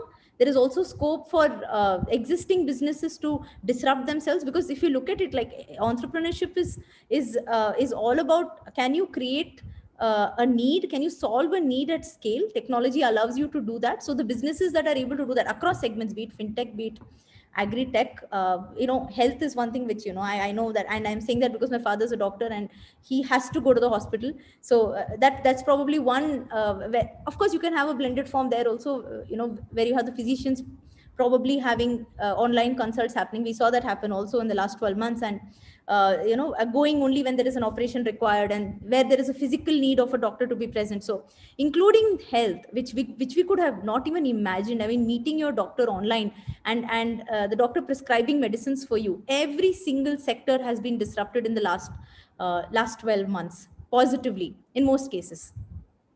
You're right. Touch and feel and being face to face in the physical sense was very important for all businesses. You talk to retail, and I must say, during the October-November time in 2020 also, while we talked of e-commerce, we talked of omni-channel, really the footfalls drove the sales most. While e-commerce also grew, the footfalls were there. So people wanted an experience where they could touch and feel the garment. While jewelry can be tried out using AR and VR, it is not the same. And clearly, Divya, a lot of our behaviors are governed by compulsion. Sometimes we have a choice. Like last few months, it looked like COVID had gone. So we had the choice of either doing a physical event and a virtual event. And I must tell you, we did a couple of events physically, because there is a certain experience. However, the advantage of virtual is we are able to get everybody we want because they don't have to travel. They're able to make time. It is much more convenient for them to be able to come. And also, we're able to draw from international experts we are able to bring in. So there is a trade-off, and there are advantages of both. And yes, you right upfront use the word hybrid and blended. So if we can have a hybrid and blended model, even in events, even in media, in healthcare. And again, telemedicine was very big. And there is something, as you know, called Li-Fi. So there were surgeons in the US performing surgeries in Japan using Li-Fi, laser guided, remote guided surgeries. So clearly that was happening before COVID, but the widespread acceptance, if I may call, of that has as gone a up way in the of last. being has really gone up. Yes, Now let me ask similar you. to EdTech, similar to EdTech, right? Even though it was there for the last, it's been there for a long time, but then it took a pandemic for people to realize the impact it can have on the learning of a student. And Divya, there's one more question. Again, while we know the advantages of technology, when it came to government schools and certain sections of the society, rather than creating a democratization, COVID, at least for the first few months, created a digital divide. At one point, 90% of schools in Maharashtra in the first 3 months had no access to either the devices or the bandwidth to be able to log on and attend a class digitally. So tell me, what is Byju's, who's such a large player, has an impact? You had 90 million already, and you just kind of got started. So tell me, what are you doing to bridge this digital divide? Yes, no, very, very relevant question, because this is something that it should be addressed. And while digital divide is a reality that will always be present, it can get smaller as the years go by, because with the penetration and penetration of internet rocket high, we've been seeing the numbers. So it'll anyway get better. But if you actually think about it, the inequities and disparities that exist in the physical world are a much bigger hurdle to solve, because in the physical world, a small section of students have access to good schools and good teachers, and the majority do not have an access to any teacher at all. So while metro cities I can say enjoy good educational infrastructure, that's not the case for the tier 3 cities and beyond. So these challenges can actually be solved at scale, either by using technology as an enabler, or by solving it at the infrastructural levels by building good schools, giving access to good teachers. So obviously the former is a more practical solution, but it's something that will take time. And that's where I think edtech companies like us can really create an impact. I mean, we've started, it's a very small way, but we've launched, and I think there is scope for so many more companies to do this. In November last year, we launched our Byju's Education for All initiative. And under that umbrella, we launched the Byju's Give campaign. And in this, what we did is we were cognizant of the fact that there were students with no access to internet. So we initiated a sort of a campaign where, and it's still running, where people across the country could donate a device, and we would load the Byju's content on it for free and give it to students who are underprivileged, who do not have access to the internet, for example. So this is a small initiative, but it's something that can really be scaled up. This is just one of the ideas. There are so many more that can be done. In the last 1.5 months, we've already touched 5 lakh students. I mean, it's really not a big number. That's why, you won't see us talking about it much.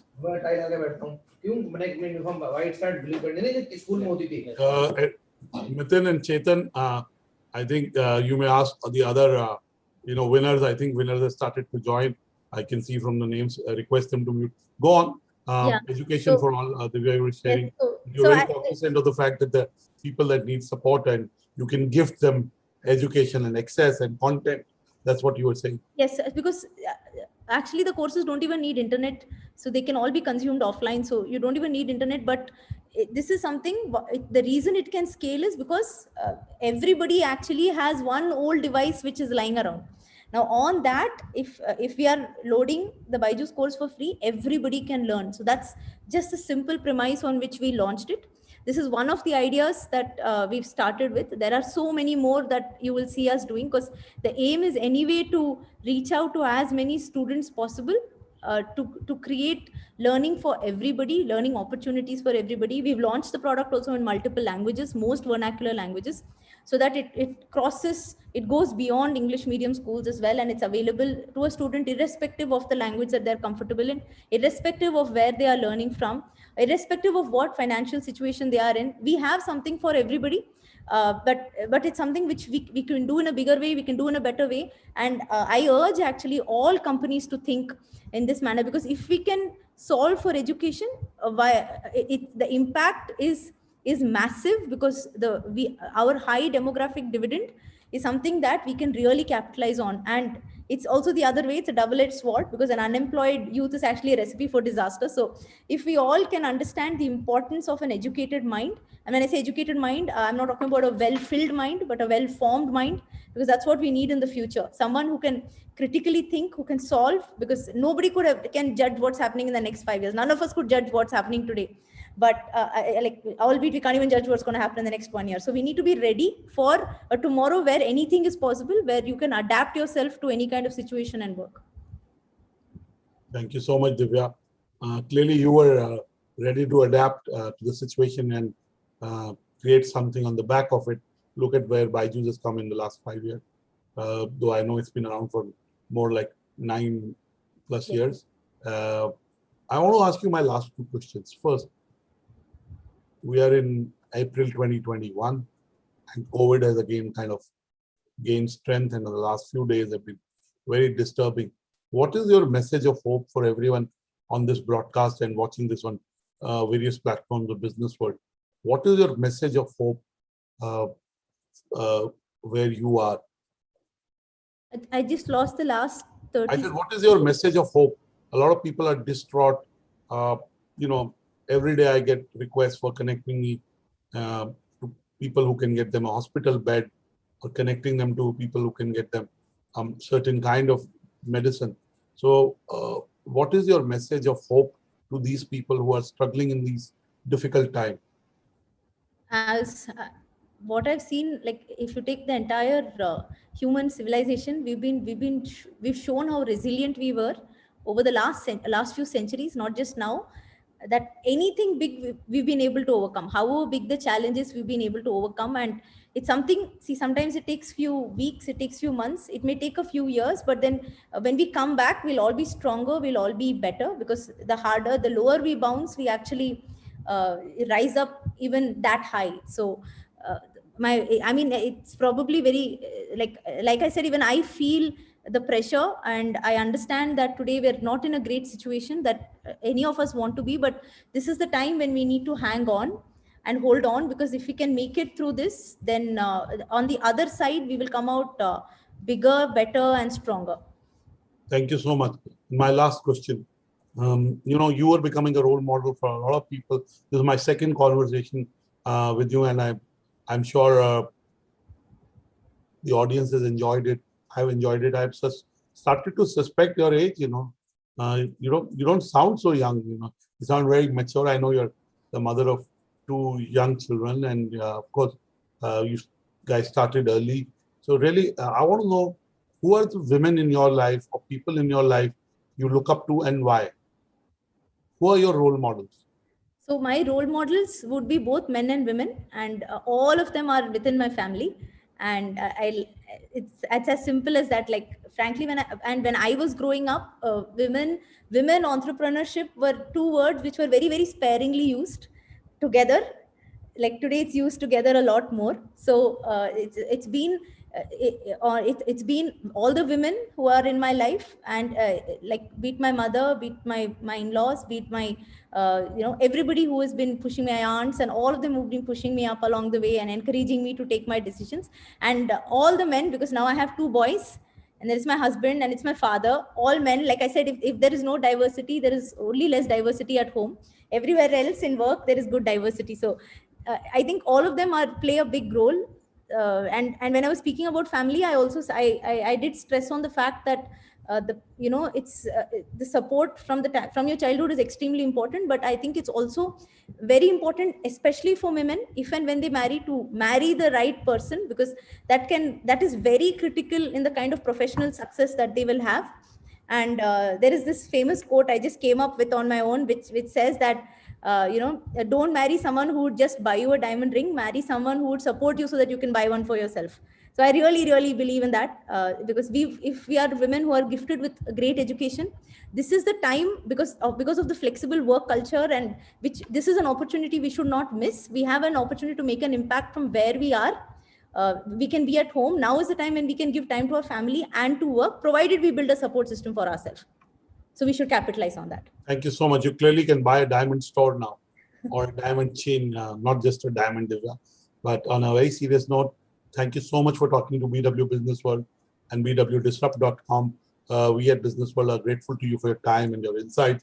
I'm sure the audience has enjoyed listening to you, and the simplicity and authenticity and the depth of what you say and you say it with so much conviction. It comes across in the way you say it. So we wish you luck and wish Byju's luck in its growth and its endeavor to provide education to many people in India and across the world. So wish you luck. I'm sure when we talk next time, 90 million will be much more than 90 million. And yes, Byju's is a Indian company that is making an impact globally. So we're very proud of you, what you have achieved, what Byju's has achieved, and we continue to watch you and engage you through our platform. So thank you so much. God bless you, and look forward to talking to you soon. Thank you. Thank you so much. Thank you. Thank you so much.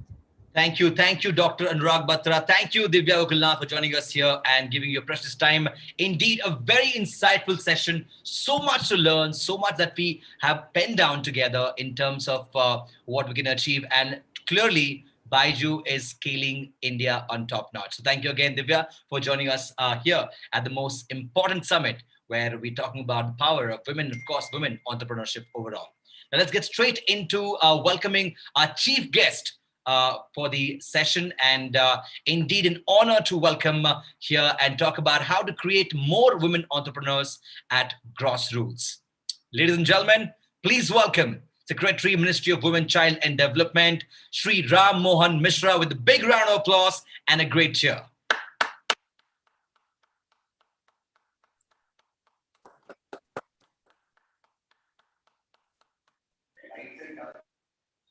Hi, sir. Good evening to you.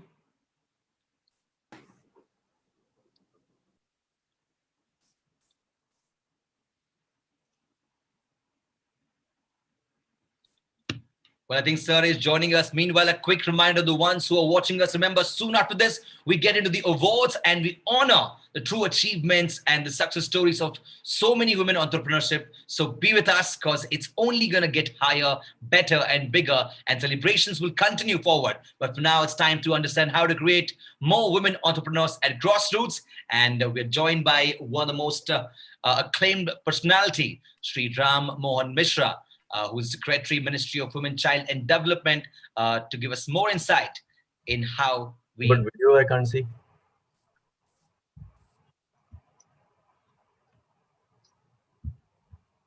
Hi, sir. Good evening. How are you this evening? Hello. Good evening. Mr. Mishra, good evening. We look forward to your address, and you have, through your ministry and through your work over the years, been a big champion of entrepreneurs. You were Secretary, MSME, and you really built a new framework. So we are grateful that you could join us and talk to all the entrepreneurs. We look forward to your address.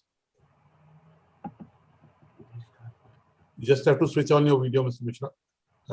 Yes, that's good. I'll switch off my video, and welcome, sir. Very good evening, Anuragji. At the very outset, I would like to express deep gratitude for this invitation which you extended to me. This is a very, very important subject on which you have given me opportunity to speak.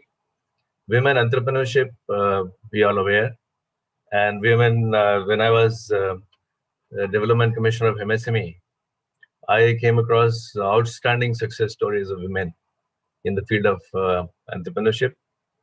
Very, very inspiring. But coming to grassroots, also we as a nation, we all know that this entire SHG movement, the women who have done wonderful work at the grassroots.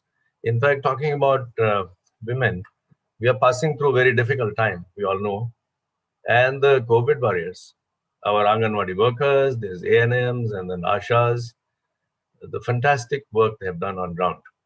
They've been braving this COVID pandemic and then risk their own life, and then their wonderful contribution they have made to all of us. This entire subject you have chosen, again, I compliment you, because this is where the strength of nation will be multiplied. And with little bit of experience which I had in this sector, I have felt that women can do far, far better, provided certain things are sorted out, and which should be like this. Women empowerment has basically broadly 4 aspects. One is the social, cultural, political, and economic aspect. And all these are interrelated. Because until unless these social and cultural issues are sorted out, then the economic part, there are constraints there. For example, this entire inheritance of ancestral property. So girls, when they are born, then they pass through adolescence, and then during youth they get married off. Most of them, not everywhere, but then particularly the grassroots, when you're talking about, they get married off, and then they hardly get anything on the parental side. When they go to the new home, there are problems, because they many times they are not able to access property rights. And this is where, when they go to banks and they start asking for mortgage of property, this mortgage will not come until unless they have rights. So there are certain things which need to be sorted out on the social front, then the legal front, and then the cultural front. And if all this is done, then this entire speed of women entrepreneurship, particularly when we have noticed this now, COVID times, there is a lot of have been a lot of interest in producing masks. So I came across some wonderful work some of these self-help groups have done in terms of producing masks.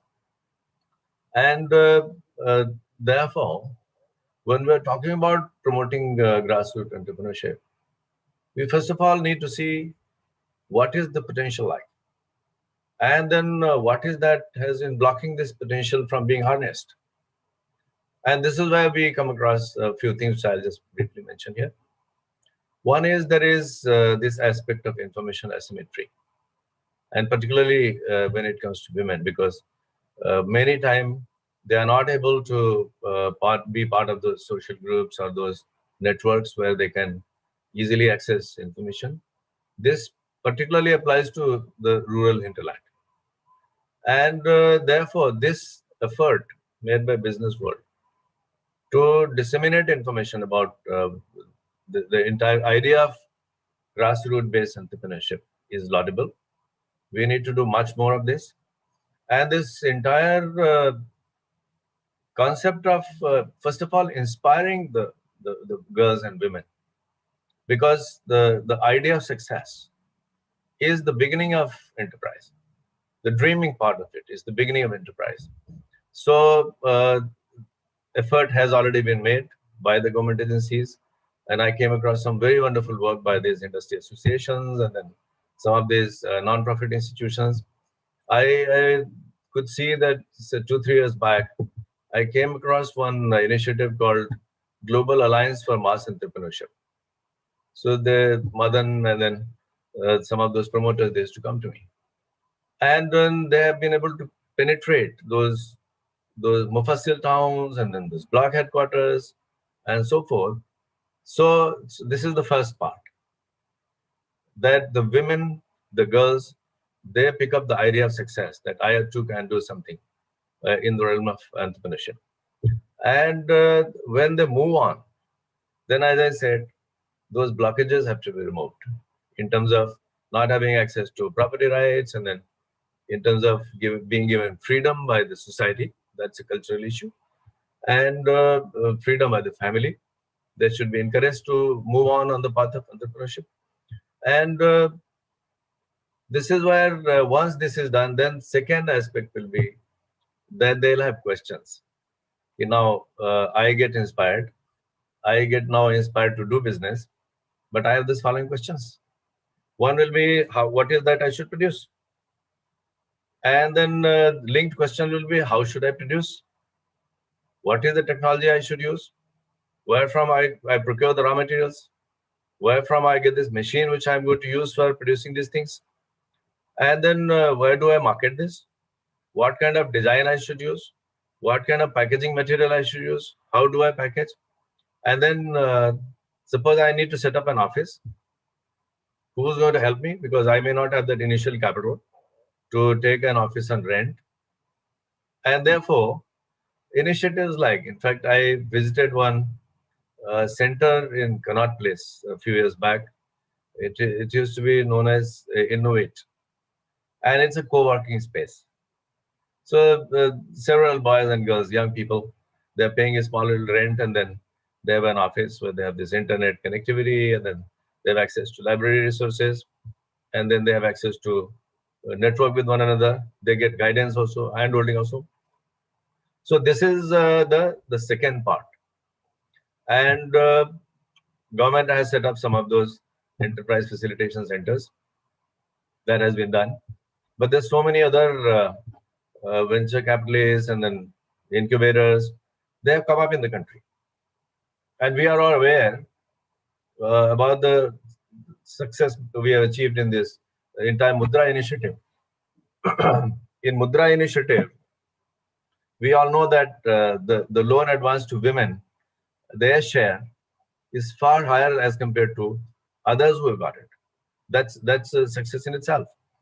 But finance alone, if it is given, and then the capacity to manage that finance has not been created, then many times my experience has been that it creates more problems. And therefore, this entire idea of handholding, entire idea of facilitating businesses, and how should this be done?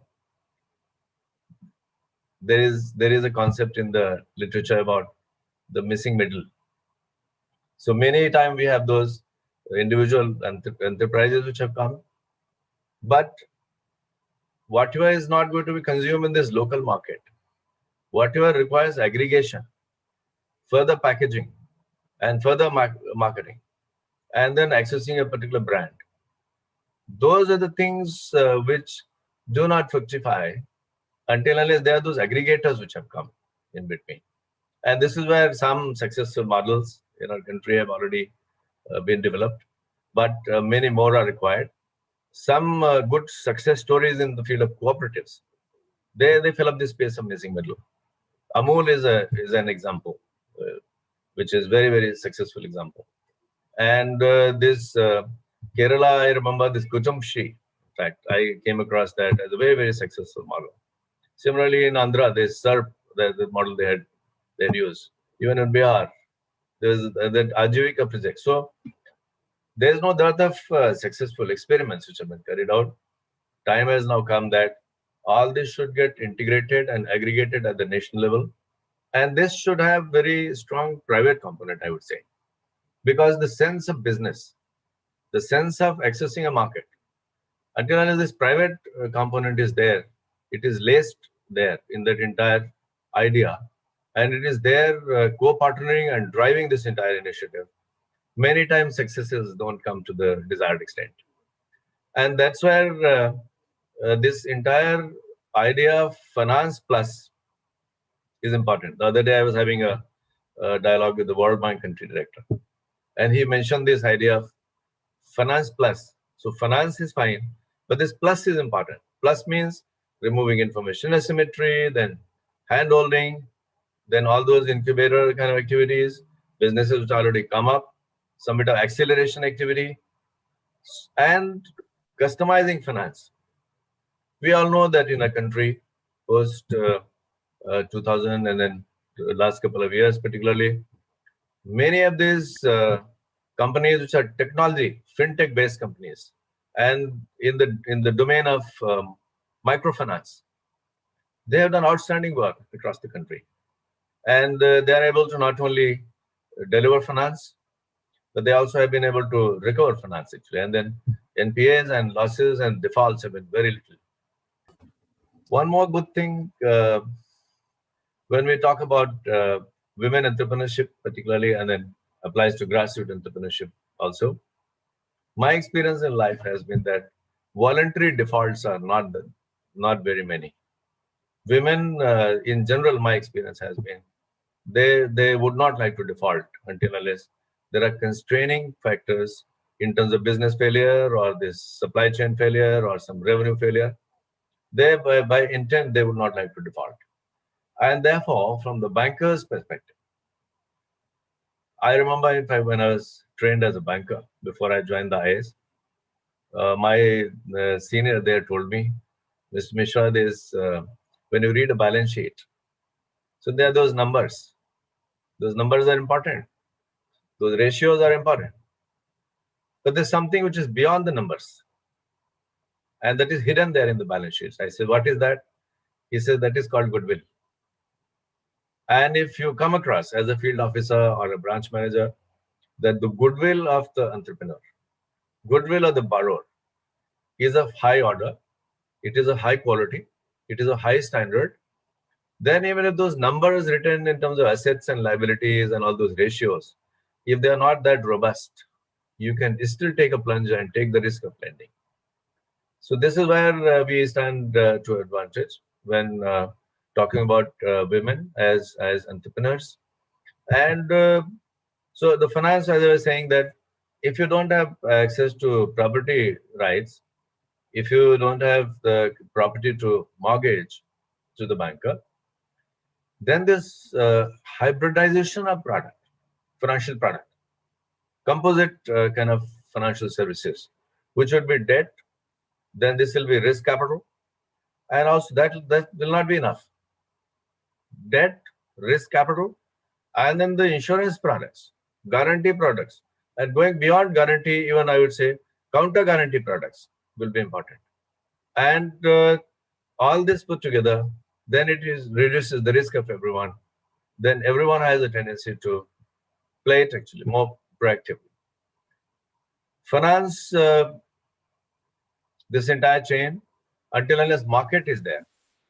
So this is one more point, that finance delivered is fine. Then we need to have that efficiency and the people have to be active. They have to deliver finance.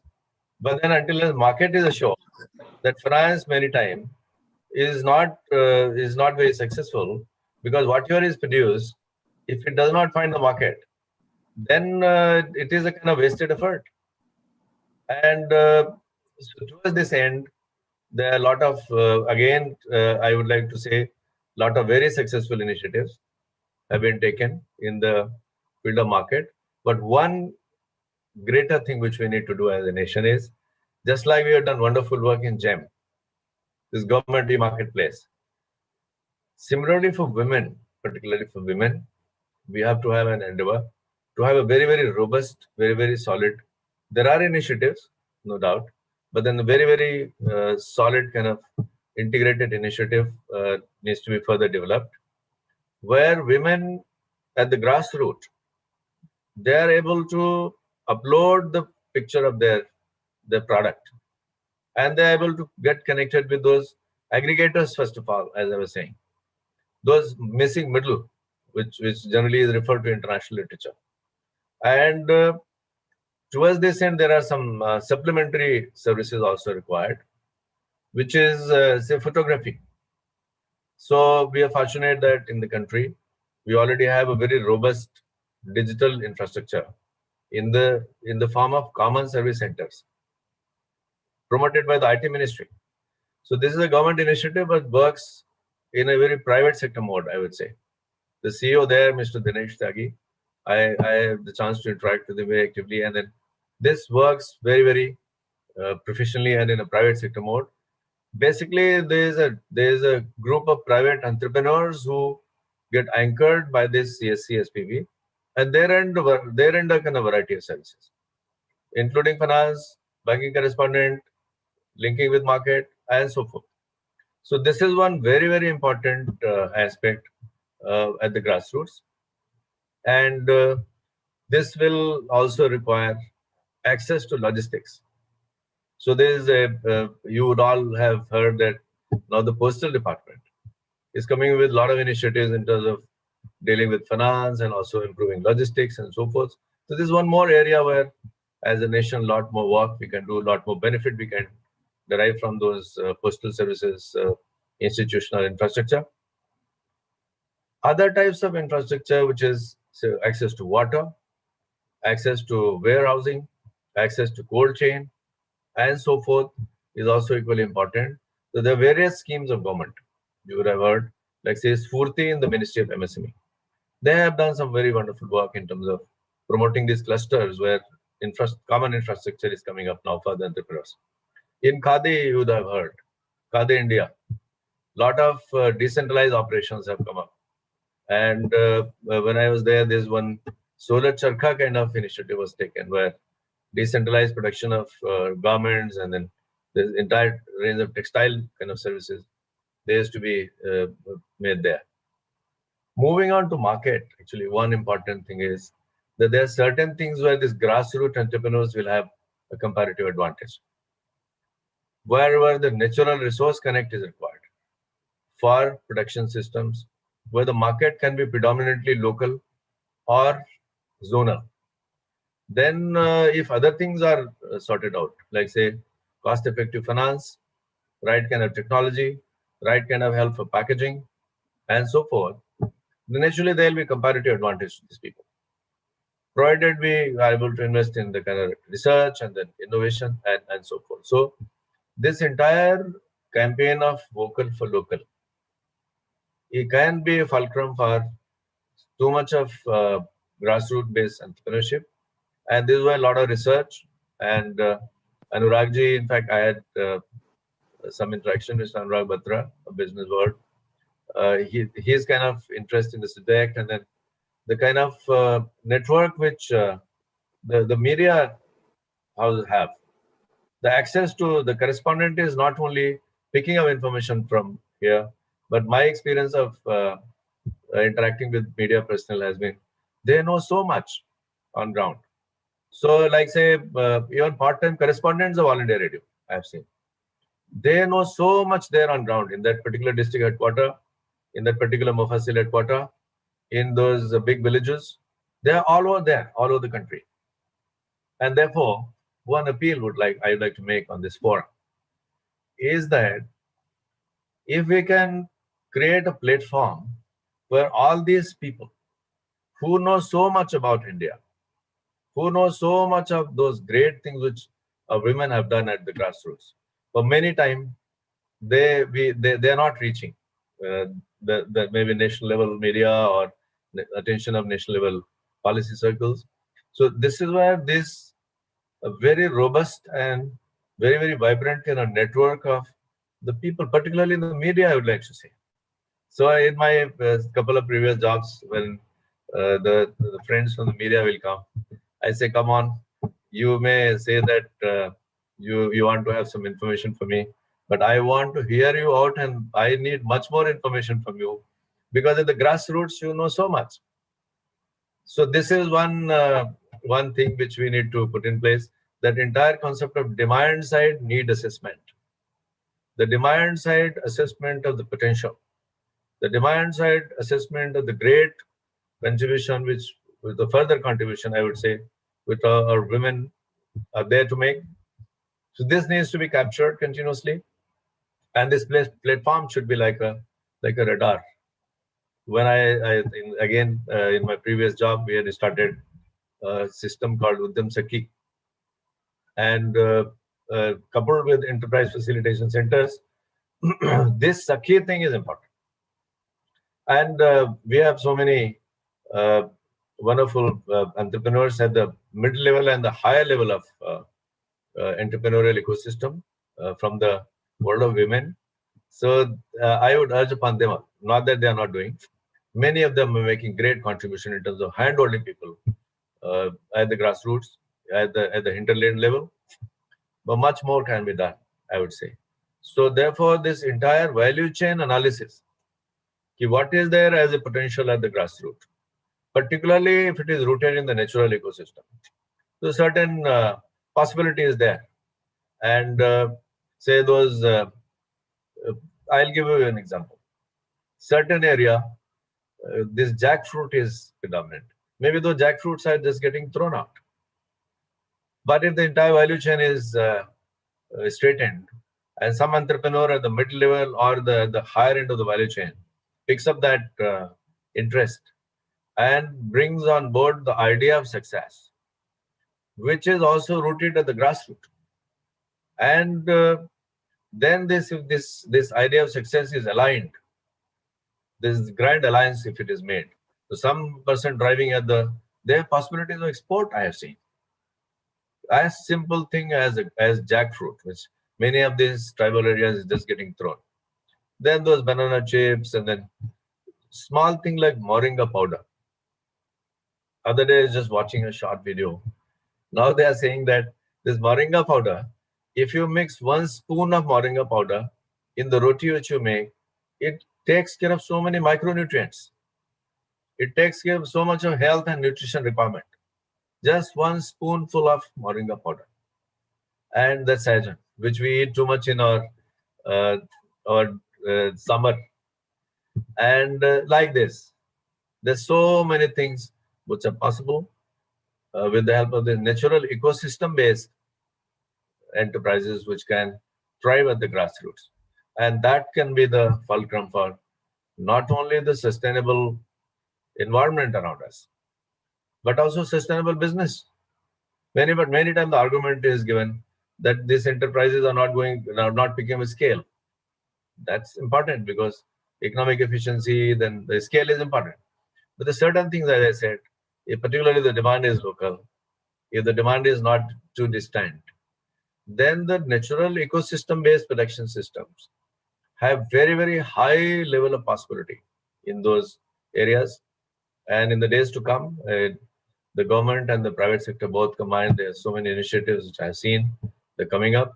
In the days to come, I see a very bright future for this kind of enterprises. Dairy, as a nation, we have done so well. So there are a lot of possibilities. Honey is a grassroots level enterprise. So at the primary level entrepreneurial ecosystem is grassroots ecosystem. Similarly, there's flower-based kind of perfumes. There's the essential oils. There's such a huge possibility in our country. And we are not only a global hotspot of biodiversity as a nation, we are also, I think, the global treasure of all kinds of aromatic substances. So these are the things which are, again, rooted in the natural ecosystems. And one more thing which is, again, very, very localized, very, very grassroots focused, is art-based enterprise. And we, in fact, we are so blessed that everywhere you go in the country, the tradition of art-based enterprise, it is so robust, it is so rich. And one day I had gone to visit the Asian heritage, in fact. So the anchor there was explaining to me about some wall hanging, that cloth was hanging. So he said, Mr. Mishra, do you see this? There's so much of asymmetry in this weaving. I said, yes, I see. He said, that is art. And that has its own aesthetics and beauty. And that has its own value and price. So we all know that even internationally, the handmade products, handmade in India, one is made in India, this is handmade in India, is a huge kind of possibility again. All these things are there. Some of our women have done wonderfully well. But I would say that many more are somewhere in the cusp.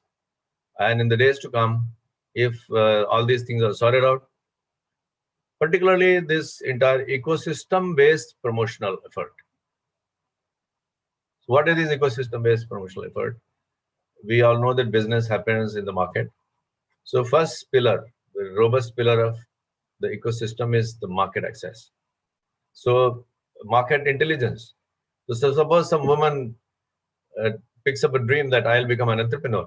Then she has to produce something, or she has to decide about rendering certain services. And then for that, from the day one, she has to be provided, or if she doesn't have it, provided the intelligence, market intelligence, to see as to what are the chances of success of this product or service in the marketplace. What is the nature of the market? Who are the competitors? What is the level of the price and quality?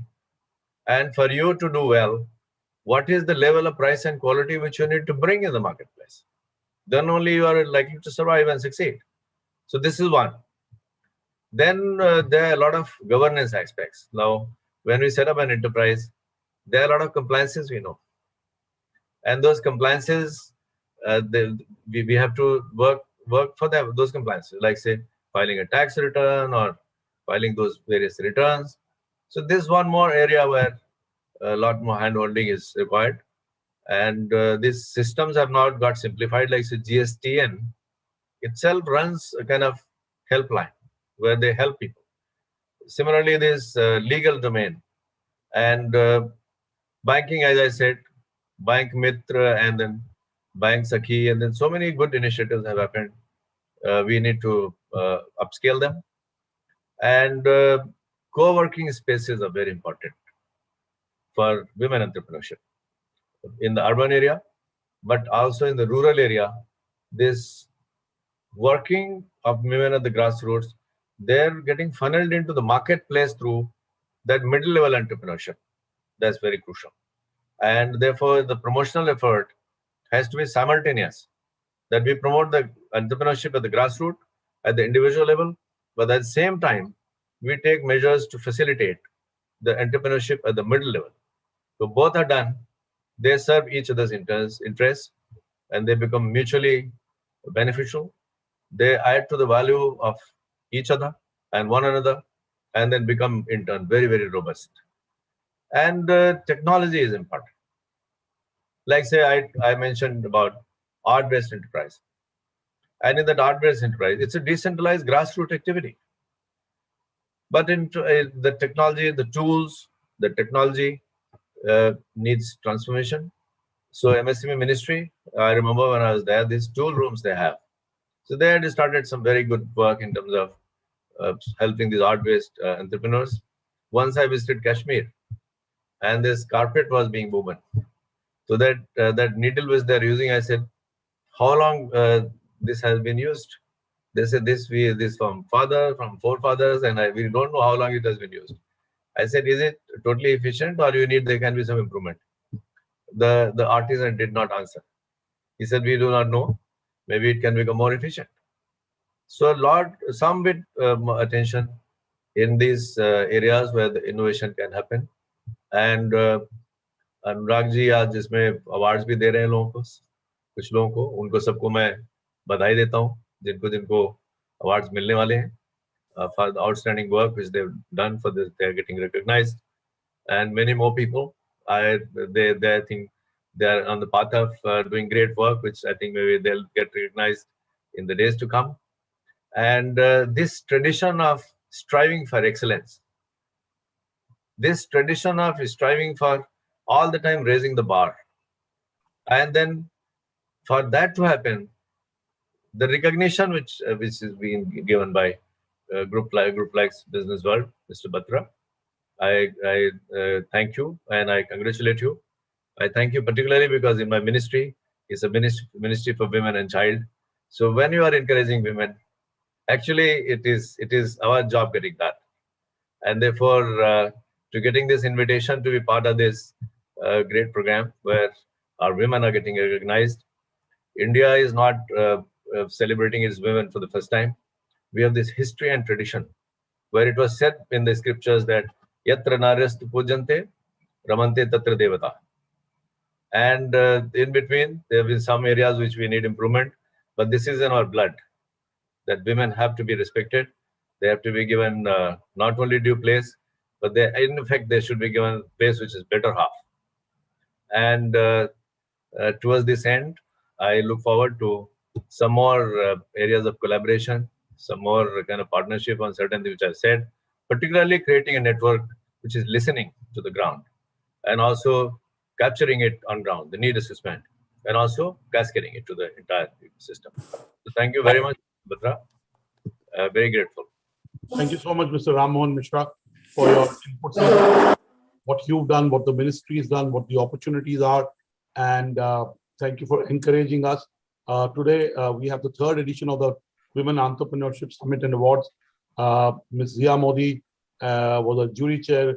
The jury was co-chaired by Ms. Samina Hamid, who couldn't join the jury but sent her markings through the mail she looked at because we changed the jury meet date. We also had Ms. Bhuvna Ravi, an entrepreneur, a social entrepreneur who joined as part of the jury and was very involved in the process. We also had Mr. Ankur Bansal of Black Soil, who again asked very tough questions to everyone, especially on their numbers. So it was a jury-led process. We also had Mr. Siddheshwar Balla, who's a partner in Mazars India. I was part of the jury. So it's through a jury process. Only 10% of the applicants are being given the awards. We have 20 women who are being recognized today. So we look forward to you staying for at least the next 20 odd minutes to be able to be on the screen and congratulate them. Your being there will add to the prestige of their getting the award from you and other very accomplished jury members. So really, and there were a couple of women leaders who, I would say if there were 25 awards, they would have made it. But I would say some didn't make it because they were good and they were very young. So the jury said possibly they can win it next year. Some didn't make it because they had won awards with us and, in the past. Some didn't make it because, they were very good, but they couldn't articulate their numbers. So really, the 20 that have won today really touched the heart of the jury in some way, or the mind of the jury. And our award process is an honest, transparent award process. We try to be perfect in the way we bring in people, and give them an opportunity to talk to our jury. It's an involved process. I know about each of the winners. It's not like, even in shortlisting, we pretty much have everyone, being screened by the editorial team. So Ms. Zia Modi, who was a jury chair, has also joined. We started the conference in the day with her. So we'll stick to the time. We are absolutely on time. So back to you, Mithun, so that you can take forward. And thank you for Mr. Ram Mohan Mishra for accepting to be the chief guest this evening and giving away the first set of awards and giving your keynote. Back to you, Mithun, so that the jury AV can run. And we can, Thank you so very much. Once again, can we have a big round of applause for the chief guest being with us and enlightening us with all the message. We have to give a big round of applause. Thank you so much, Sri Ram Mohan Mishra ji, for joining us here. Indeed, it was an honor to introduce you, an honor to listen to you, and we were delighted to have you. So thank you again. And I can't wait for you to be with us and also award some of the great winners who are our women entrepreneurs. With that, moving towards the much awaited award ceremony now. The third edition of BW Women Entrepreneurship Awards recognizes and celebrates exceptional women entrepreneurs whose innovative approach and clutter-breaking ideas have created positive changes in the business and as well as the social ecosystems in India. Moving a step further from empowerment, the platform looks to acknowledge and enable women leaders and achievers who have opened up new opportunities for themselves and for many others. As we proceed ahead, I request you all to please use the hashtag BWWESA21 to make sure you tweet and make sure you are recognized well and the world is watching you. I repeat that again, hashtag BWWESA21 on social media. And with that note, ladies and gentlemen, it's an honor to once again talk about the jury members. Dr. Batra did in honor, but it's my honor again to kindly introduce one more time all our jury members. The jury chair, a big round of applause for Zia Modi, founder and managing partner, AZB and Partners. The co-jury chair, of course, Samina Hamid, Executive Vice Chairperson, SIPLA. We also had Naina Lal Kidwai, Chairperson, Indian Advisory Board for Advent Private Equity. We had Anu Aga, who is the Director and also Padma Shri winner, and also MP of Rajya Sabha member. Dr. Anurag Batra, of course, the Chairman and Editor-in-Chief, Business World, BW, and Exchange for Media. Anita Murthy, founder and host of the European Startup Show. Bhuvana Ravi, Director, Drishya Education Scholarship Foundation. Ashish Vidyarthi, as we all know, Indian film actor and motivational speaker. Madhushalini Iyer, partner, Rocket Ship VC. Kanika Tekriwal, founder and CEO, Jet Set Go Aviation. And of course, Ankur Bansal, co-founder and director, Black Soil. With that, ladies and gentlemen, it's an honor to let's hear it from our jury members. And can we have the jury AV, please?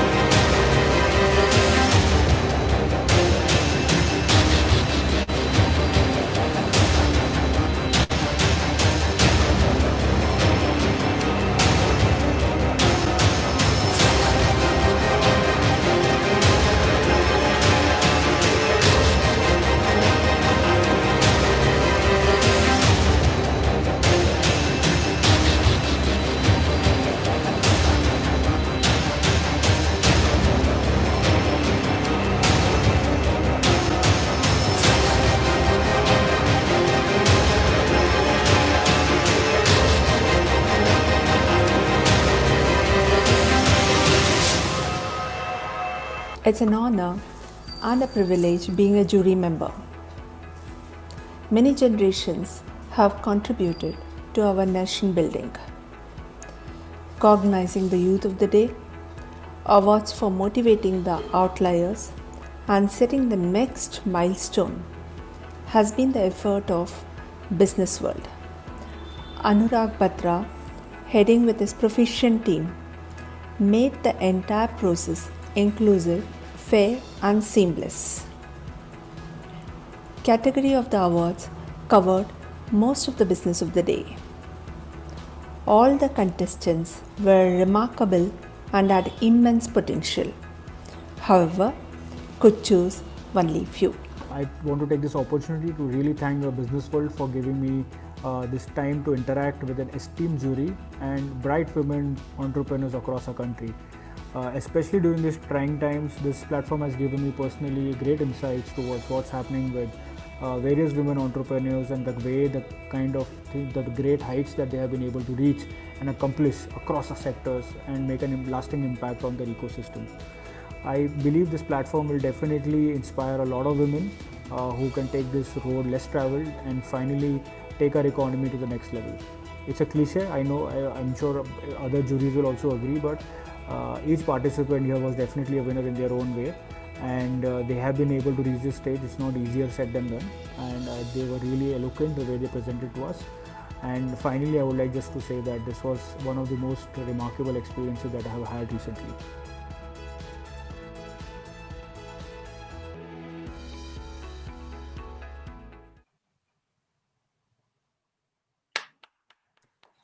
Round of applause for all our jury members. Well, without further Mithun, I just want to say Ms. Zia Modi, who was a jury chair and was very involved, asked all the right questions, offered help to some of the collaborative opportunities, if I may say. Help is not the right word, in showcasing what they were doing to because of her preeminence and the kind of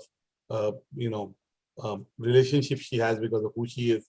She offered that. So I would like to acknowledge that she's already joined, and I request if she can say a few words before we get into the awards. Ms. Bhuvna Ravi is also joined. Mr. Ankur Bansal is also joined. Just wanted to say that, and I request if Ms. Zia Modi can say a few words quickly about the process.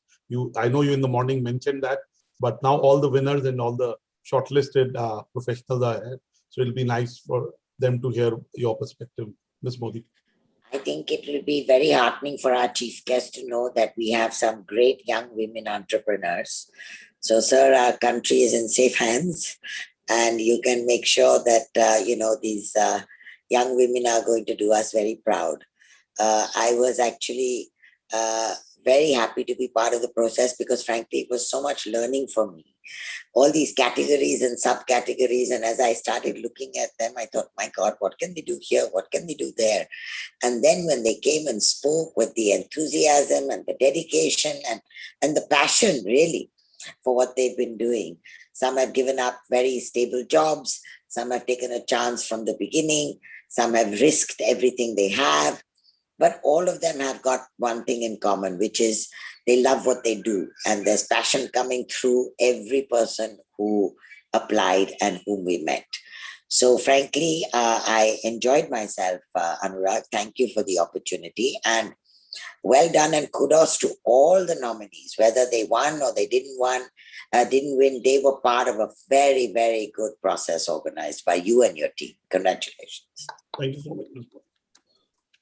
Thank you so much, man. Thank you very much. Well, indeed, our jury chair there, Zia Modi, thank you so much again. And it was very inspiring to hear you this morning as well as we started the session. So now it's time to celebrate. And without further ado, I would like to invite again Dr. Anurag Batra, Chairman and Editor-in-Chief, BW Business World and Exchange for Media, to say a few words before we kickstart with the awards. But then I've already said what I needed to say.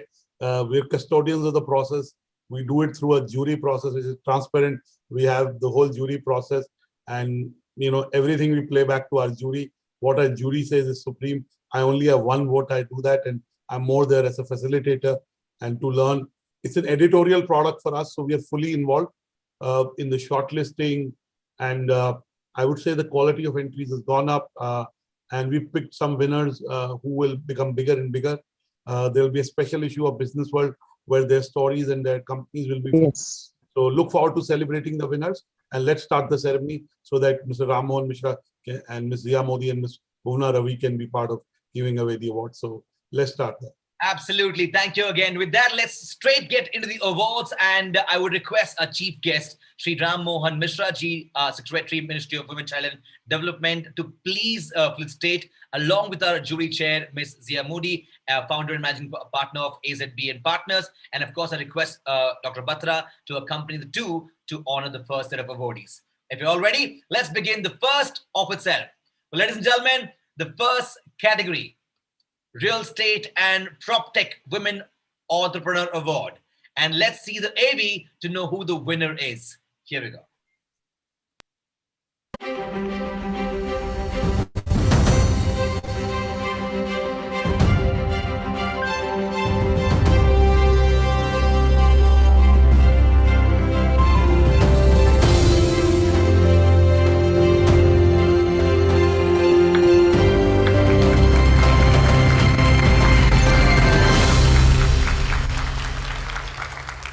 Congratulations to Nirupa Shankar, Executive Director, Brigade Enterprises, as a winner. And before I pass on, I would love to hear, Nirupa, how you're feeling right now. Thank you so much. It was wonderful to get the email stating that I had won. Of course, winning is never one person thing. It's very much my team who has helped me through this. And this award is as much my team's as it is mine. And I would just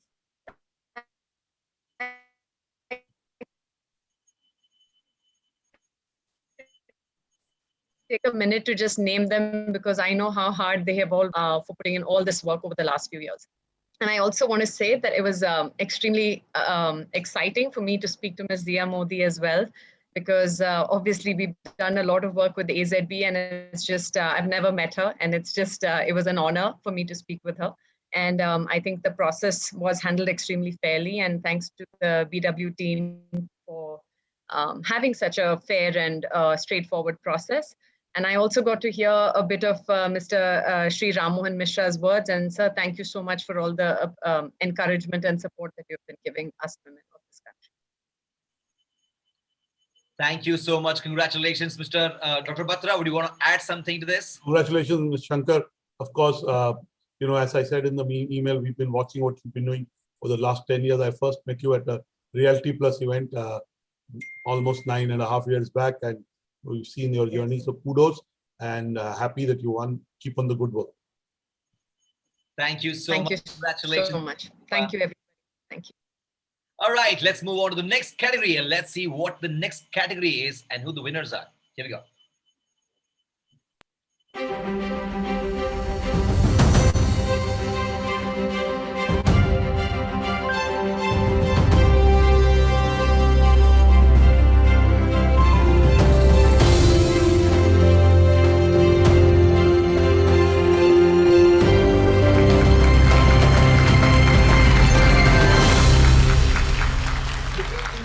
Women Entrepreneur Award, and a special mention goes to Bindu Subramaniam, Founding Director, SAPA, Subramaniam Academy of Performing Arts. A round of applause for her, and congratulations again, Bindu. Thank you so much. It's a tremendous honor to be here. To Sri Ram Mohan Mishra ji, thank you for sharing your words and wisdom with us. Dr. Batra, thank you for this process that you've set up. Zia Modi ji has been an icon for me, and I said that earlier also. So her being the jury chair was just something very meaningful for me, because she's the kind of person whose picture I would have had on my vision board growing up. So I'm really inspired, and I have to say I'm so much more grateful seeing the other incredible women who are on this call today, the other women entrepreneurs who know what it's like, so we don't feel alone. Everything that we are able to achieve because of our teams, because of our families, and because of the people who believe in us every single day. So I'm so grateful to my family, and I'm so grateful for the SAPA team and all the teachers and children who have supported us really since the beginning of our journey, but even more so over the last difficult year. So thank you so much for this honor and this encouragement to just keep working harder. Thank you so much. May I request our jury chair, if you would add something and tell Bindu something about this. Zia ma'am? Modi, if you could address Bindu, and especially in this category, this is the category where we've given most recognition, and why these special mentions. What struck me about Bindu was just her complete commitment to what she wanted to do. She has a family of the same background, and I have a father who's a lawyer, so I understand both the shadow and the safety net. And she's done well and made everyone proud, and I think that she's got that inner energy. So I am quite confident Bindu won't stop. Well done. Congratulations, Bindu. Ms. Bhuvna Ravi is also here. I know when we were deciding this category, both Ms. Modi and Ms. Bhuvna Ravi were very forceful in choosing and recommending the winner. So yeah, I saw her for a while on the video. So if Ms. Ravi, you would like to say a few words, it'd be nice. Ms. Bhuvna Ravi? Her undying passion was palpable as we were talking to Bindu. Hence, we opted her. We chose her. Thank you so much, Ms. Ravi. I wanted to mention, and Mr. Mishra, this was a category. I mean, again, while these are industry to industry comparison, the way we looked at was overall excellence. And then, of course, some categories there is much more action, and there were more awardees. We looked at more awardees because while there is a winner, there were others who were very good. So this is one category where we have kind of 4 winners. I mean, we have a winner, and then we have notable mentions in Bindu and the other winners that will come up on your screen. So just wanted to tell you this, and stuck to a list that our jury agreed to. And this is the EduTech category. Just wanted to mention that. So congratulations, Bindu. And I'm very happy. While we need coding, we need more people to learn music. So happy with what you are doing, and you'll clearly see that theme resonating with the jury members when you see the next few winners. Nitin, back to you. Thank you so much, sir. Thank you, and congratulations again, Bindu. Keep up the great work, and kudos to you. All right, with that, let's get into the next winner in the same category and understand who the next winner is. Here we go.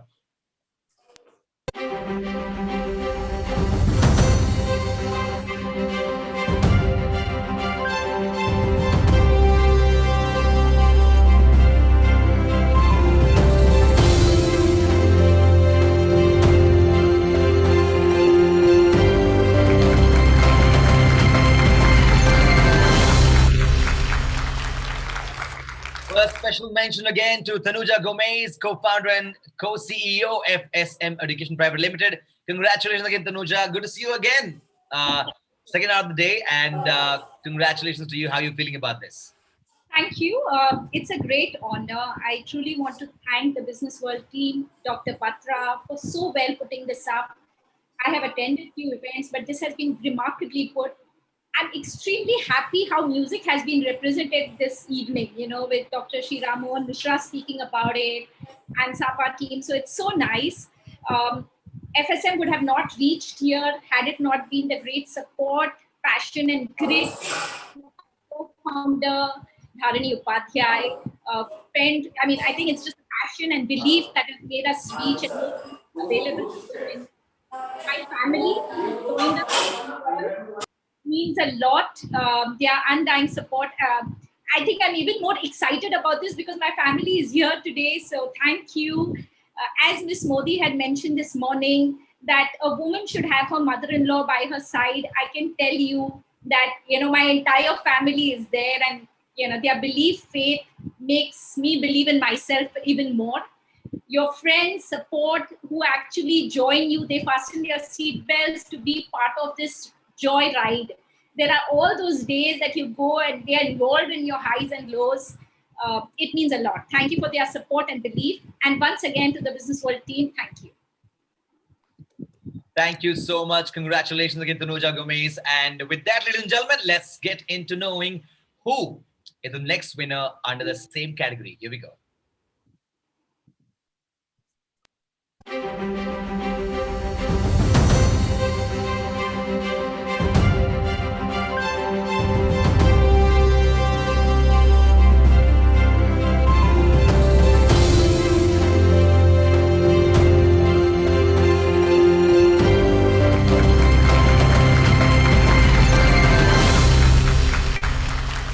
Congratulations to Divya Lal, winner in this category, founder and MD, Flip Learn. Congratulations, kudos. How are you feeling, Divya?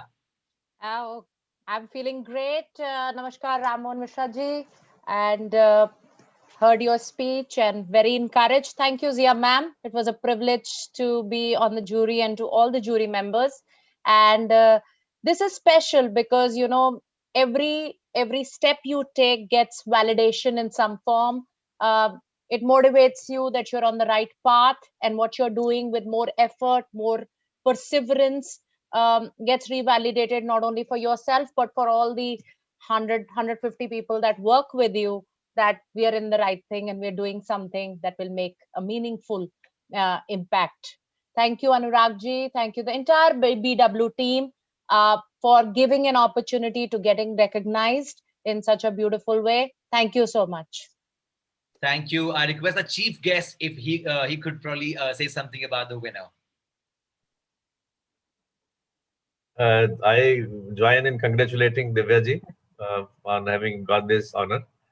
And what I'm noticing is that what the chair of the jury has said, to balance between the shadow and the safety net is a great art by itself, to find that equilibrium.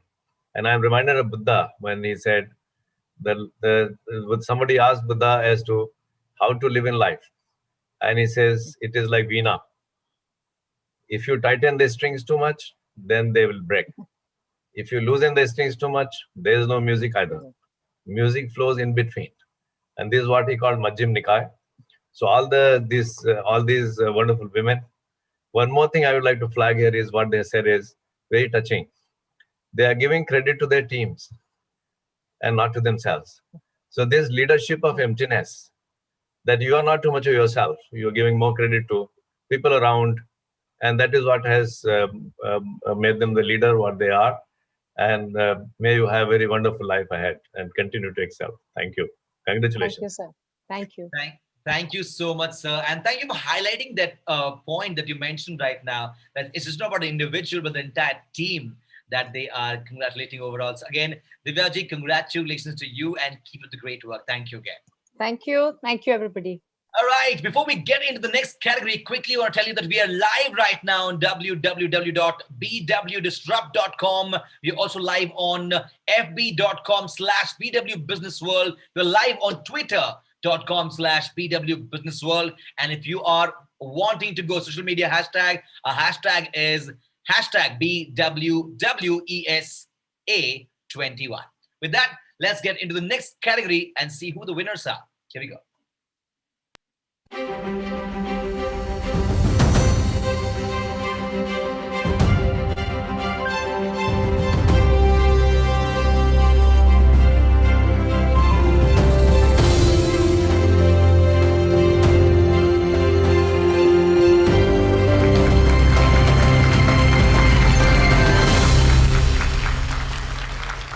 Special mention, congratulations to Kirti Punya, head Okai, and she's joined us again here. But as a winner, congratulations, Kirti. How excited are you right now?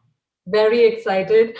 I'm deeply honored because I'm accepting this on behalf of 24,000 Okai artisans across the country, in the deepest parts of the country.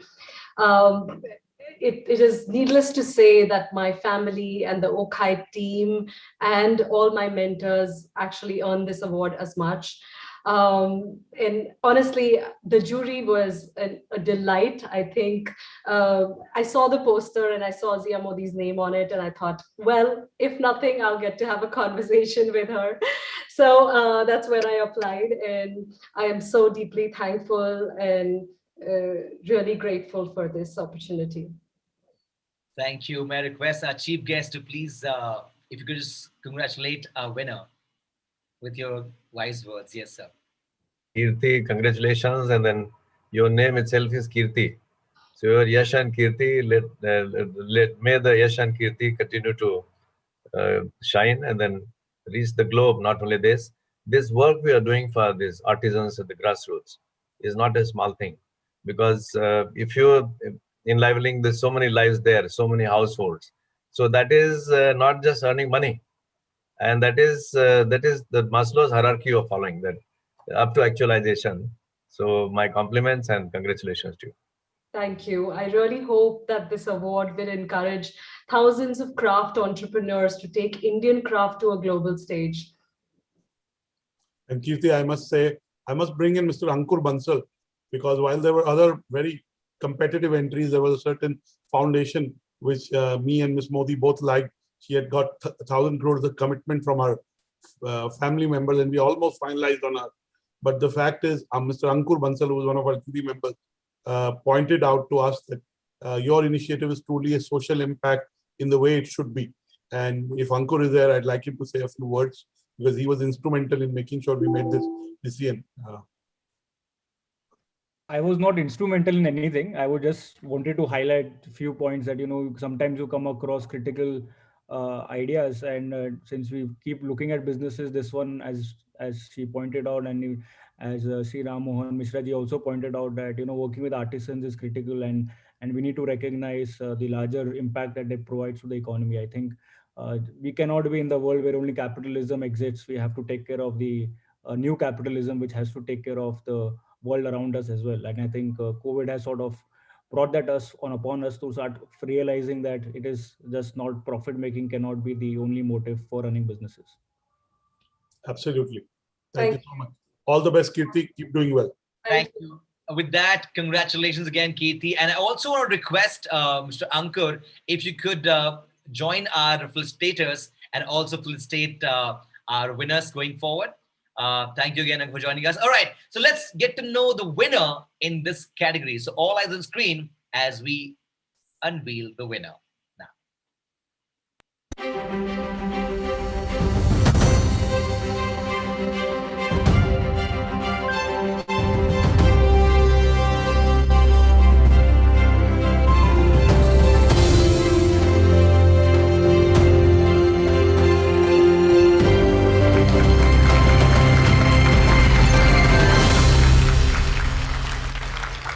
A big congratulations to the winner, Ritu Prakash Chabria, Managing Trustee, Mukul Madhav Foundation. Well, you did join us earlier as a panelist, and now you're here as a winner in this category. How are you feeling right now, Ritu? Thank you very much.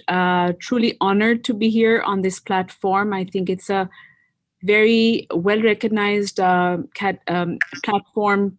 Anuragji, thank you so much for creating this. I think it's while we're on these platforms that we get to know about each other. And this is the best way to collaborate our interests as well as the platforms that we are working on. And Sri Ram Mohanji, it's an absolute delight to have you on this platform to bless us all. I've heard you speak a few moments ago. I'm really, really enlightened by you. And of course, all the jury members, a huge big thank you on behalf of Mukul Madhav Foundation, on behalf of the work that we do and the recognition that we have attained on this platform. Thank you once again. And I know that not only myself, but my team is all very thrilled with this great big honor. Once again, thank you for recognizing us. Thanks. Thank you so much. Chabria, I'm very surprised today, though I've only known you you haven't asked any money from the winners for the foundation. I haven't got my begging bowl ready yet, but I'm noting down the names. We'll send you all the emails in mobile. Oh, thank you so much. Yes. You know what I said. We like the passion when you that day said, I go with my begging bowl. Because in this category, there was, as I mentioned, and Ms. Modi, who was the prime mover on the jury, really liked her, saying she's got 1,000 crores committed from her family members. That takes a lot. But once you came into the picture and Kirti came into the picture, I think both of you really became much more, well, thank you. Thank you so much. And like I said, Anuragji, the other day, my initials are PB, which is a professional beggar, for the causes that we have, the many, many causes that our country has and all around us. So always ready with that begging bowl. Thank you. You know, my daughter is Prarthna Batra and my son is Prasan Batra. So clearly they have PB. So I hope they'll also do well. on another note, congratulations and keep doing the great work that your foundation. Thank you so much. Thank you. Thank you. And congratulations again, Ritu Prakash Shabriya there, the Social Women Entrepreneur Awardee and winner in this. And keep the great work and keep the PB active and alive all the time. Thank you. I will. Thank you. Thank you so All right. much. With that, ladies and gentlemen, let's get into the next category and see who the winner in the next category is.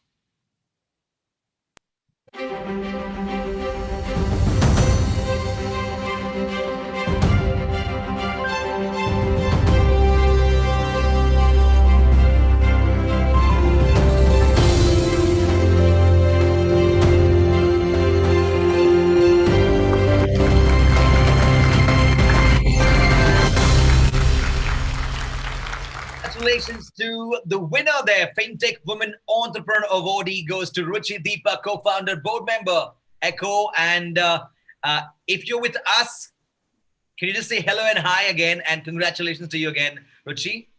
Hi, everyone. Thank you so much. Really excited, so honored. I mean, means a lot. Thank you so much. I mean, such an eminent set of jury. They recognize Echo, the transformation that, Echo is leading. It means a lot. Thank you so much. This is for the whole team. This is not just for me. I have to take it on behalf of everyone because it's not just one person, right? It's everyone's journey. Absolutely. I would request our jury chair if you would want to add something to this. I think, she's on her way, right? Everybody on the jury saw that. She's composed. She's got her act together. She's able to handle her IQ and EQ in a nice, balanced way. She's a tough young woman, but, knows how to steer the course and deal with all the men around her. So well done. I mean, Zia, I don't know what to say coming from you. You know, right? The camaraderie. So, this well is done. Thank you so much.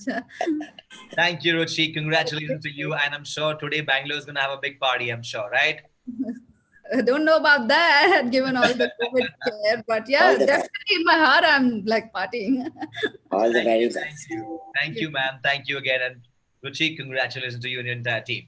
All right, moving forward to the next category. All eyes on screen. Let's see what the next category is and who the winner is. After all, we're celebrating the power of women. Here we go.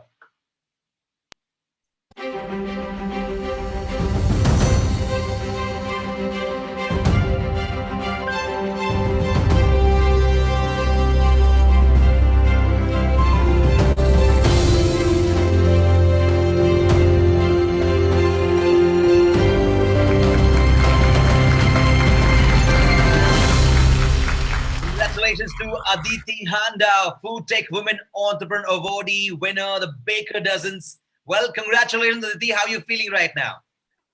I am so super excited. Today's been such a good day. I've spoken to so many lovely co-panelists in this entire jury and this entire award ceremony. So much fun. Hats off to you guys to make something on Zoom be so fun. I think that's really, really nice. I just wanted to say that I'm really happy that we won this award on the behalf of the entire team of the Baker's Dozen. It's really my team and their work that has kind of brought me to this point. I also wanted to dedicate this award to my mother-in-law, who has always encouraged me to work and only work, and she's taken over all my family obligations. Without her support, this would have just been impossible. Thank you to all the jury members. I remember the day we had the interview. It was so much fun. Very rarely do you come out of an elevator pitch thinking, yay, this was lots of fun. So to Ms. Zia Modi, to Ms. Bhuvna Rai, to Mr. Uncle Bansal, it was just so nice and very comfortable talking to you. Thank you to Business World. Thank you to Dr. Batra. And I'm really, really happy and grateful to all of you. Thank you so much. I would request Mr. Ankur Bansal, if you could please add something to this moment. Yeah, so I had mentioned, I think during the meet that we are a proud, happy customer. So I'll just hope that you'll have more happy customers coming up. And this is anyways an interesting space to be in. There is enough way to scale. So all the best to you. Hope it inspires everybody around you and your company to sort of, take it to the next level. All the best. Thank you. Thank you. Thank you. Thank you so much. Congratulations. With that, ladies and gentlemen, let's move into the next category. But I also want to say that Aditi, that was Miss Bhuvna Ravi. I think while naming the V has been, somebody's hungry. Oh, sorry. Next time we'll order a sardo, but they ate the V. Okay. Sorry. Thank you. For the felicitation, Mr. Chandrasekhar Bhartiya, who is a partner in Mazars India, has also joined us. So welcome, Mr. Chandrasekhar Bhartiya. He'll also be part of the award ceremony. And congratulations to you, Aditi, again. Thank you. Thanks a lot. Thank you so much. Thank you again. Very quickly, I also want to remind you that we are live right now on bwdisrupt.com. We are live on fb.com/bwbusinessworld. We're also live on twitter.com/bwbusinessworld. And if you want to get this going and talking, please make sure you use the hashtag BWWESA21 on social media tags. With that, I also want to request another gentleman to join and felicitate our winners, and an honor to welcome right now is going to be somebody who did join us earlier in the day, and he's going to join us right now, Mr. Chandrasekhar Bhartiya, partner, Mazars India LLP, to please join us right now, along with our felicitators as they are with us. Hi, sir. Good evening to you, and we are happy to have you. Thanks a ton, MC. And thanks a lot, Anuragji, for giving us this opportunity to participate in such a eminent event. And I am very much honored to see Mr. Ram Mohanji Mishra here. It's really first time ever I have seen him face to face, and great honor for me to hear him directly over this conference. Many thanks to all of you. Absolutely. And along with you also, we have Ms. Bhuvana Ravi, who's with us all this while, but I just want to quickly mention her. Ma'am, welcome again to the Felicitas point, and very glad that you have joined us right now this evening. All right, with that note, let's quickly get into the next category and see who the winners are. Here we go.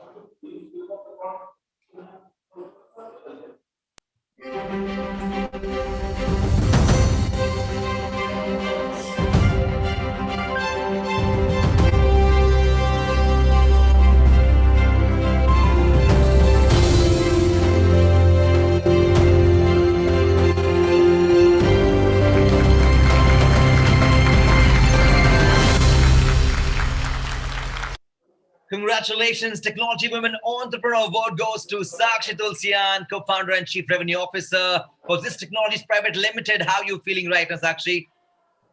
I feel really honored, and I want to thank Business World, Adaniya Ram Manohar Mishra ji, for taking out time for this ceremony, and honorable jury members. I think it's been a great experience from beginning of filing the application, answering so many questions which make you rethink about your business, about your own self, and the final interview. So I think very thankful to the Business World team and Dr. Anurag Batra especially. As POSIST, I want to again thank my entire team. It is never possible to run a show alone, and the team just enables me to represent POSIST on this platform. But the entire hard work goes at the back, at the engine, right, which is running and fueling the growth of the business. I want to thank my co-founder, my husband Ashish, who's been, building the business together and giving me, I'll not say equal, but more opportunities to prove myself in this world. Nonetheless, my parents, who've always, grown me with giving a lot of freedom to make my own decisions. So as parents, I think we need to support the kids really well and believe them, trust them. It's okay, they can make mistakes, but they'll learn. And my in-laws, who have literally freed me from any kind of responsibilities to be taken care, for them or at home, to make me again, do what I want to do without worrying. With POSIST, we started with the vision of going global back 9 years back, and I'll not say that we've reached there, but we're working with 9,000 plus restaurants across 35 countries. So it's a long way to go, and such kind of recognitions definitely, give a lot of motivation that we're doing something right. So thank you, everyone, and cheers to all other women entrepreneurs Thank you. for the award tonight. I quickly want to hear from Bhuvana Ravi, as I would request her to say something to our winner here. It depicts how much efforts you would have put in, and it's always difficult roads that leads to beautiful journey, I suppose. Awesome. I mean, such a coincidence. I today tweeted this thing on my Twitter that beautiful, difficult roads lead to beautiful Yes. journeys. So thank you, ma'am. Thank you so much. Thank you so much. Congratulations. All right, ladies and gentlemen, let's quickly move on to the next category and see who the next winner is and what the next category is. Here we go.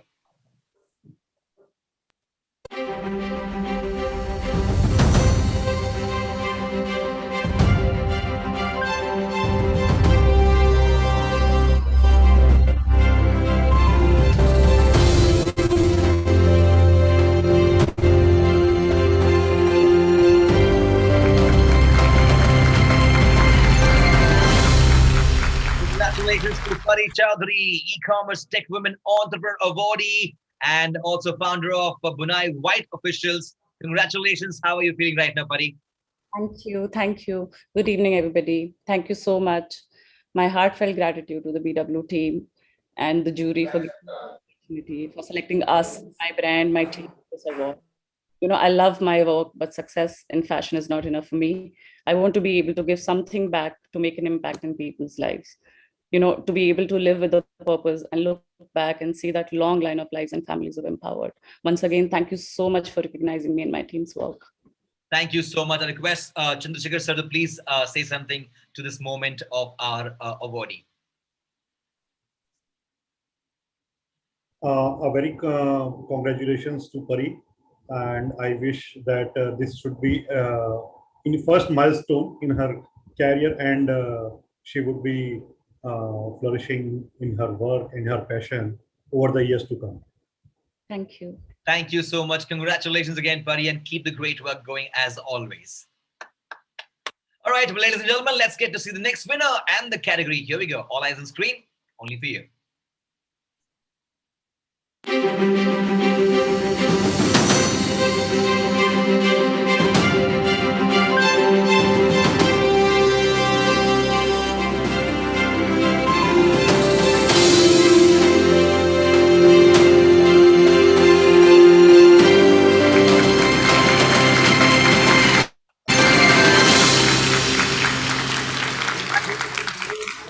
Advaita Nair, winner there, CEO Nika Fashions for the Fashion Lifestyle Women Entrepreneur Award. Congratulations. How delighted are you and how are you feeling right now? Thank you so much. It's really wonderful to be recognized here, and just very grateful to Ram Mohan Mishra ji, Zia, and Dr. Batra for really organizing such a wonderful award. I think just 3 quick points from me. The first is, I think a few people mentioned this, it's sort of validation. It's the first award that we're actually getting for our fashion business, which we started 2.5 years ago in the Nika journey. And there were a lot of naysayers when we started this business because it is a very cluttered and very competitive space. But this award and also the success we've seen over the last couple of years in terms of 300% growth, having served 1 million women, just gives us a little bit of an encouragement that we're on the right track. The second thing, which again a lot of fellow entrepreneurs have said, and I just feel so wholeheartedly, so at the cost of sounding repetitive, is just a huge thank you to the team. I think a lot of us feel this, that we're up here taking the awards, but a lot of the hard work is being done by those on our team. So this is really dedicated to my team. And finally, a big thank you to my husband. It's the first award I'm getting since I've gotten married, and I have to say that he gives me the balance that makes this rocky entrepreneurial journey just so much more stable. Thank you. Thank you so much. I request Dr. Batra to please say something this moment. You're a mind reader, Mithun. I wanted to say, Advaita, congratulations. And I must say, this is the 3rd edition of the Women Entrepreneurship Summit and Awards. And in the first year, Miss Falguni Nair, your mom was the winner of the Women Entrepreneur of the Year. And you're the first women mother to win at Visa. So congratulations. And I'm sure this is part of many more accolades to come your way and your company's way in this long journey that Nika has embarked on. So congratulations. Thank you so much. Thank you so much. Congratulations, ladies and gentlemen. Let's move on to the next category and see who the next winner is.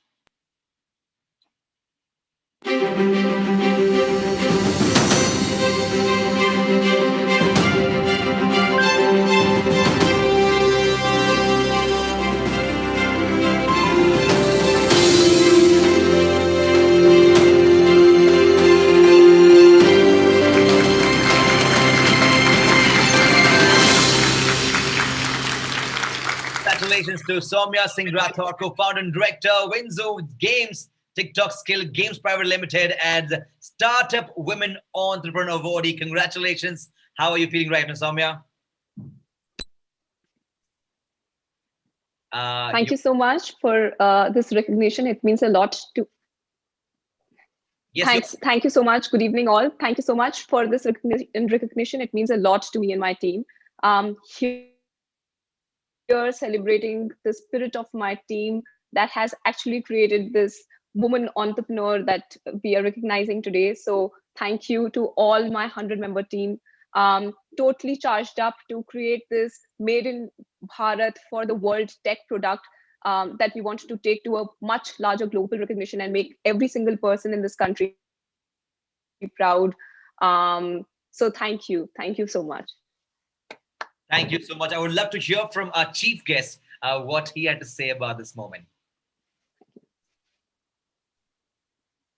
This aspiration, which has been just said, that to reach the globe, I think this is the spirit, and I congratulate her for particularly for this spirit that India is something which time has come, and there's so many things where particular of women are going to lead the global process, and that's our Prime Minister now talks about women-led development, not just women development, women-led development.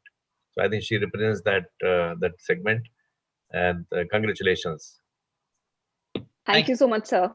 We'll definitely take our flag to the global standards. Thank you.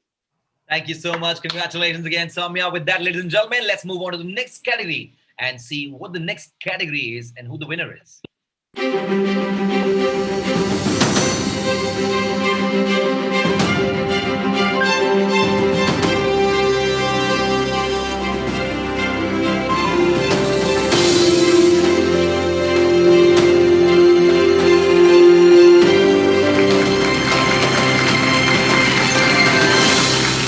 Congratulations to Khushbu Solanki Sharma. Creative Women Entrepreneur Award goes to her, founder and director, Zero Gravity Communications.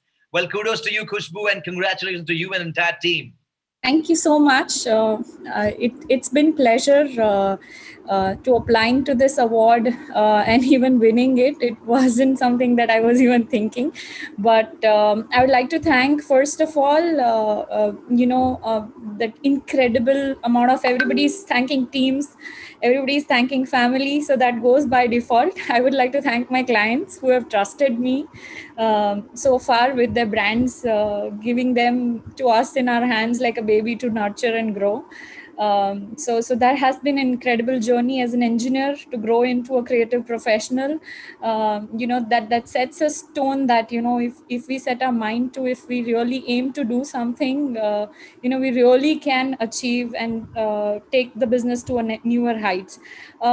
Applying to this award and connected with business world, I have really been participating and reading and interacting with Mr. Batra in a couple of times. It's been like kind of a pleasure, and it gives so much of inspiration, the amount of thing that BW does on different streams. So thank you, Mr. Batra, for hosting this, for planning this.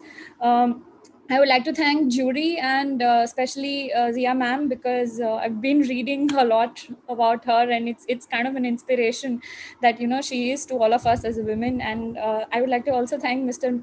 Ram Mohan ji, because his speech was very inspiring, and a lot of things, a lot of forums that we work very closely with, we see a lot of policies and a lot of support that really kind of nurture it or percolate it down. And as a creative professional, we would really like to work more closely that on initiatives that allow spreading word, giving out message to women, encouraging them. So I would like to thank you, all of you, for providing this platform and recognizing all of us for our talents and our hard work. Thank you, and congratulations to all the women who are winning today. Thank you so much. I request Zia ma'am to please say something to this beautiful moment.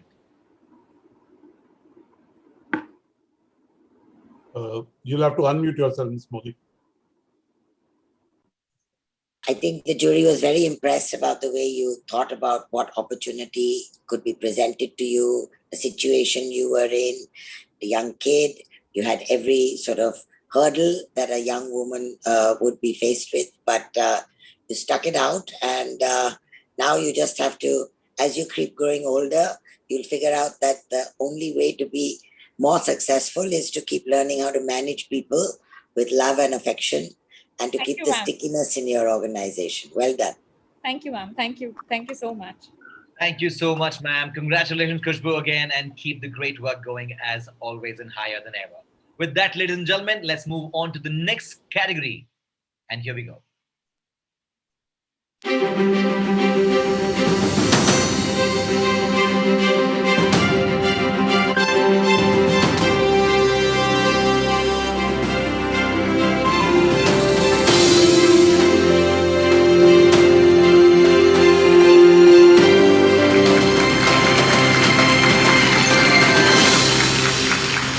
Culture Women Entrepreneur Award goes to Babita Gulati, founder and creative director of Babita Art and Designs. Congratulations to you. And how you feeling? How delighted are you right now? I would love to hear from you. Thank you, everyone. Thank you, everyone. It is an honor to achieve this award. I'm so inspired listening to all the beautiful ladies out there. And I would like to thank Zia ma'am. Talking to her, knowing about her is an achievement in itself.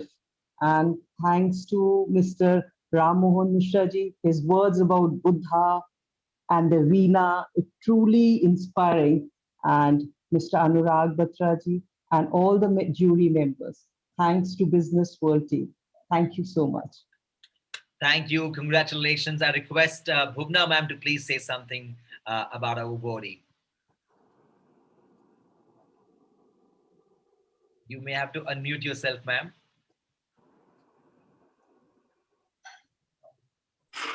Yes.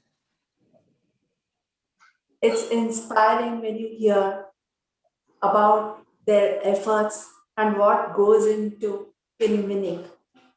So congratulations. Keep your good efforts going. Thank you, ma'am. Thank you. Thank you so much again, ma'am. And congratulations again to you, Babita Gulati, and the entire team. With that, ladies and gentlemen, let's move on to the next category. But just before that, a quick reminder that we are live right now on bwdisrupt.com. We are live on fb.com/bwbusinessworld, and of course, twitter.com/bwbusinessworld. And if you are and being part of the trend, right now go to the hashtag with hashtag BWWESA21 and start sharing that across all the social media platforms. With that note, let's get into welcoming the next awardee and the next category. Here we go.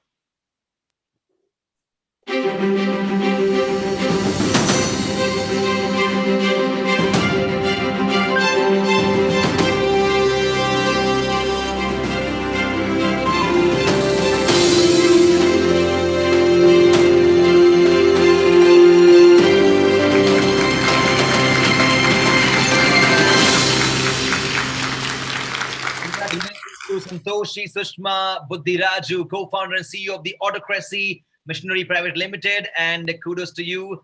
How are you feeling right now, Santoshi? Excited, delighted, humble, and really happy.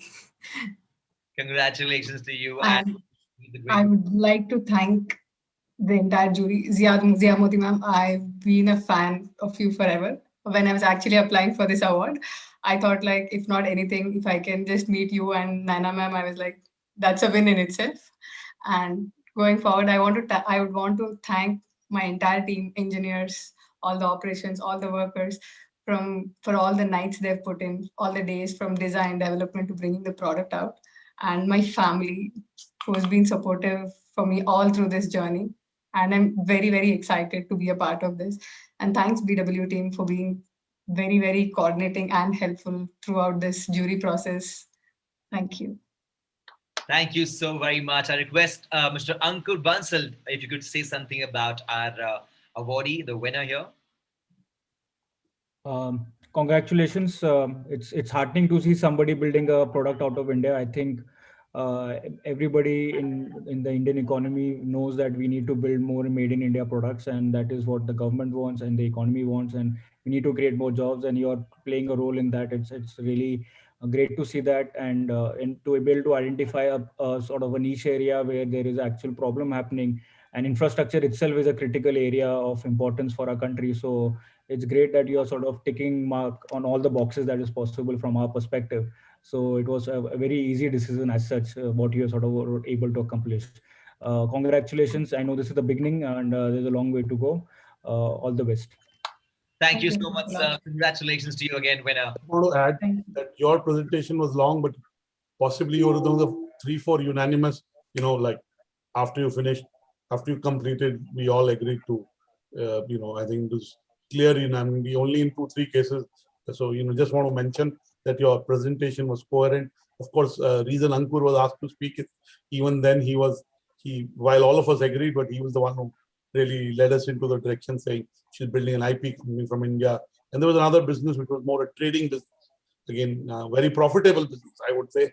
But, the fact that you were building an IP and a product company, and in the way you articulated what you did, really won you the award with a yes from every jury member. So just want to mention that. Congratulations. Go on and build something big. Okay. All the best. Thank you. Thanks a lot. Thank you. I just want to mention, my business world team is there, and when we do our juries and jury chairs and jury members, I'm very fussy about it. And I push them to get the right kind of jury chair and right kind of jury members. And Ms. Modi, clearly the fact that you were the jury chair added to the quality and the quantity of entries. And I'm sure every jury member contributed because of their backgrounds, really. And I keep saying our awards are about our jury as much as about our winners. So really, I just want to mention my gratitude to you. Thank you so much. Thank you so much again, sir. Congratulations to you again, Santosh. Keep the great work going. And with that, ladies and gentlemen, it's now time to move to the next category and see who the next winners are. Here we go.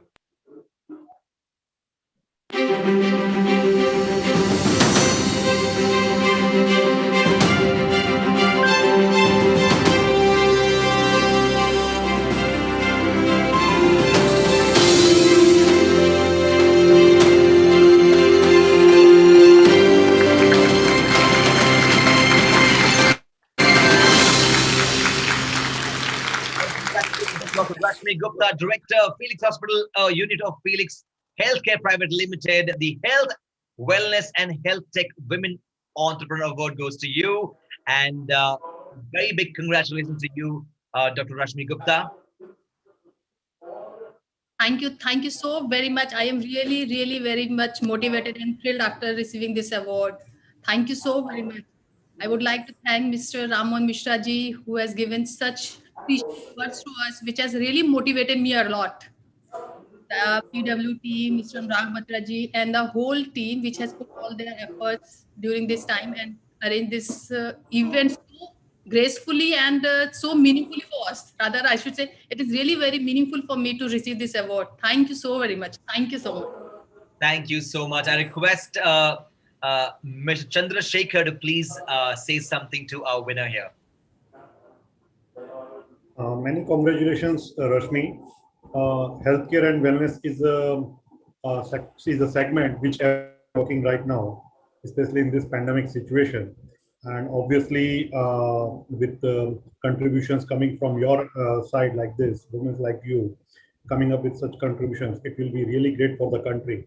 I wish you a very long and a very successful career on this, and a lot of milestones yet to come. Thank you so much, sir. Thank you very much. Thank you, sir. Congratulations again, Dr. Rashmi Gupta and to the entire team. All right, ladies and gentlemen, let's go into the next category and the winner. Here we go.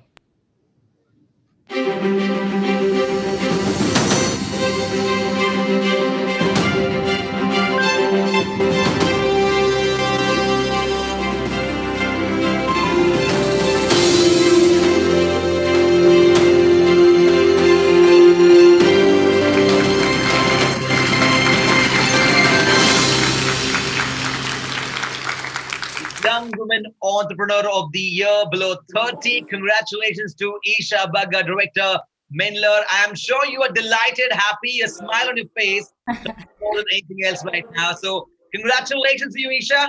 I am ecstatic. I am super, super happy.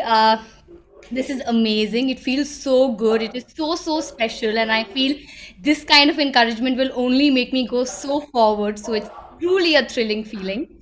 I would like to thank the entire Business World team. It's been a pleasure. Special mention to obviously Dr. Anurag as well as Zia. It's been a pleasure. I mean, I would have seen all your YouTube videos, so that's something that I did. It was really great to interact with you. Over and above that, I would also like to thank Dr. Ram Mohan Mishra for being here today. It was a pleasure to hear you today. And of course, goes without saying, there are a couple of stakeholders that I would really like to thank and appreciate. One, obviously, is my entire team. None of it would have been possible without my team. All of us are super young and we are determined, and our mission is only further enhanced going forward. And secondly, I would like to thank my entire family. Now, my family means my mother, father, and of course my siblings, but also my father-in-law, my mother-in-law, all of them, because they have been so supportive, and I truly feel that is so important. So that's great. And just one special mention before I go, that would be my husband. I am beyond happy to have a husband who is also the founder of the company. It is so good to have a partner who really motivates you and helps you out in the journey. We genuinely hope that we are able to, further strengthen our mission of making career guidance possible to millions of students in India. So thank you so much. Thank you, Dr. Batra. Would you want to add something to this? Congratulations, Isha. You're a great brand ambassador for the Young Award in the way you articulate what you do, and I'm sure your best is yet. So congratulations. Thank you so much. Means a lot. Build something even more impactful and big. Absolutely. Definitely. Thank you, sir. Thank you. Congratulations, Isa Bagga and the entire team there. Keep the great work up notch and only notch higher all the time. All right, ladies and gentlemen, with that note, let's get into the next category and the last category here. Women Entrepreneur of the Year, and let's see who are the winners.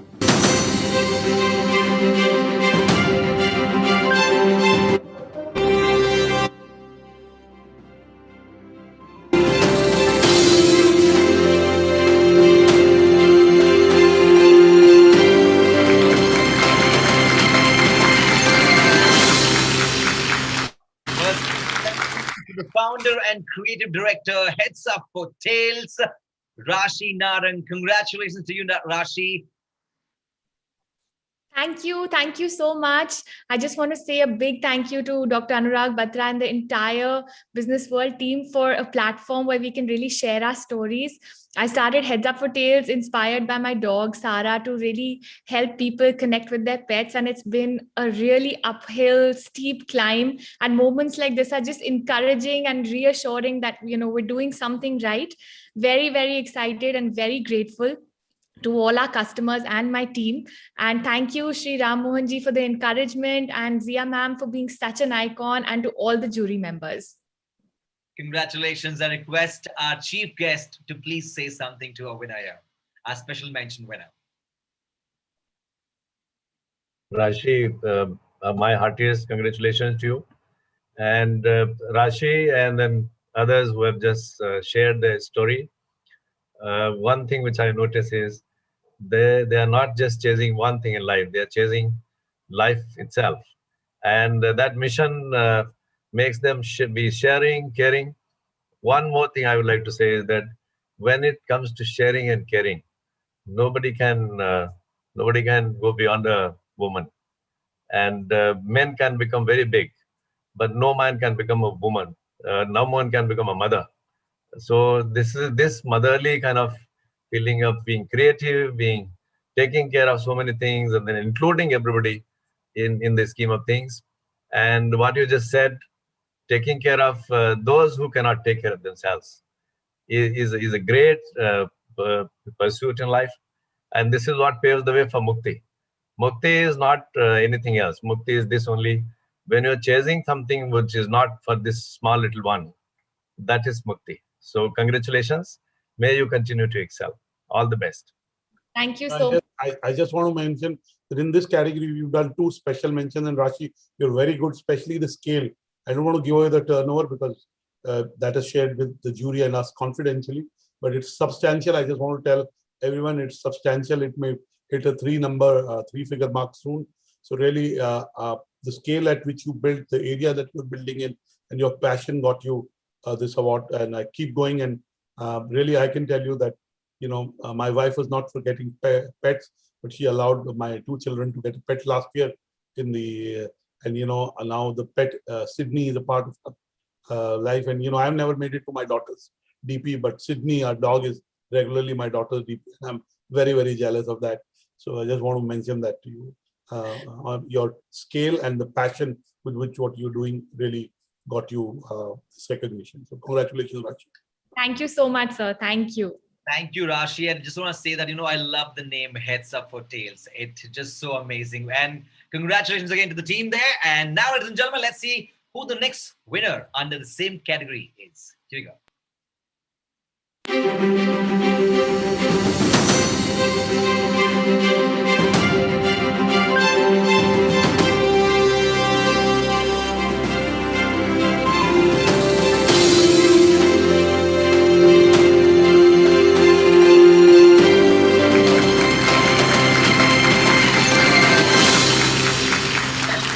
Women Entrepreneur of the Year, Atika Manzar, Founder Director, Atika Manzar Designs. Congratulations to you. And how delighted are you right now, Atika? Thank you so very much. This is my first award, so it's extremely special. And I'm accepting this award on behalf of my whole team. And mine is an all-girls office, so basically we take a lot of pride in being an all-girls office. Members for solidifying that belief in ourselves. And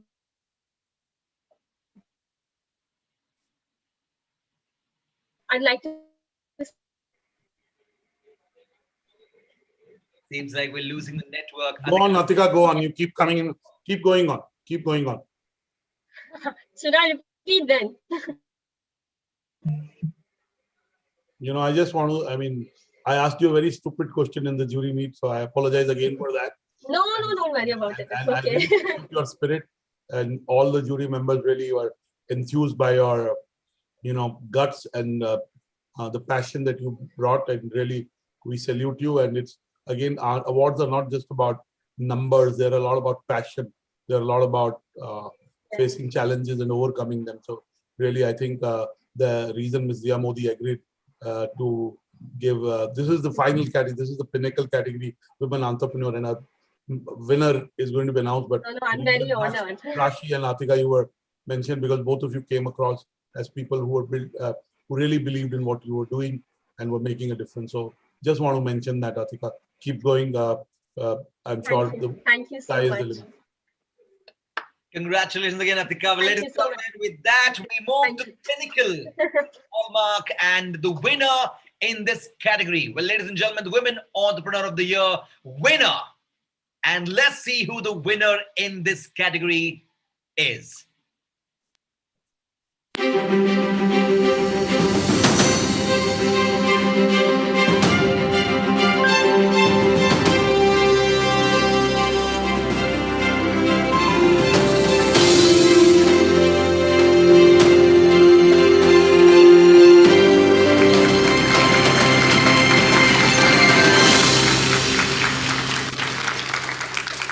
Women Entrepreneur of the Year goes to Ghazal Ala, co-founder and chief innovation officer, Honasa Consumer Private Limited. Congratulations to you, Ghazal.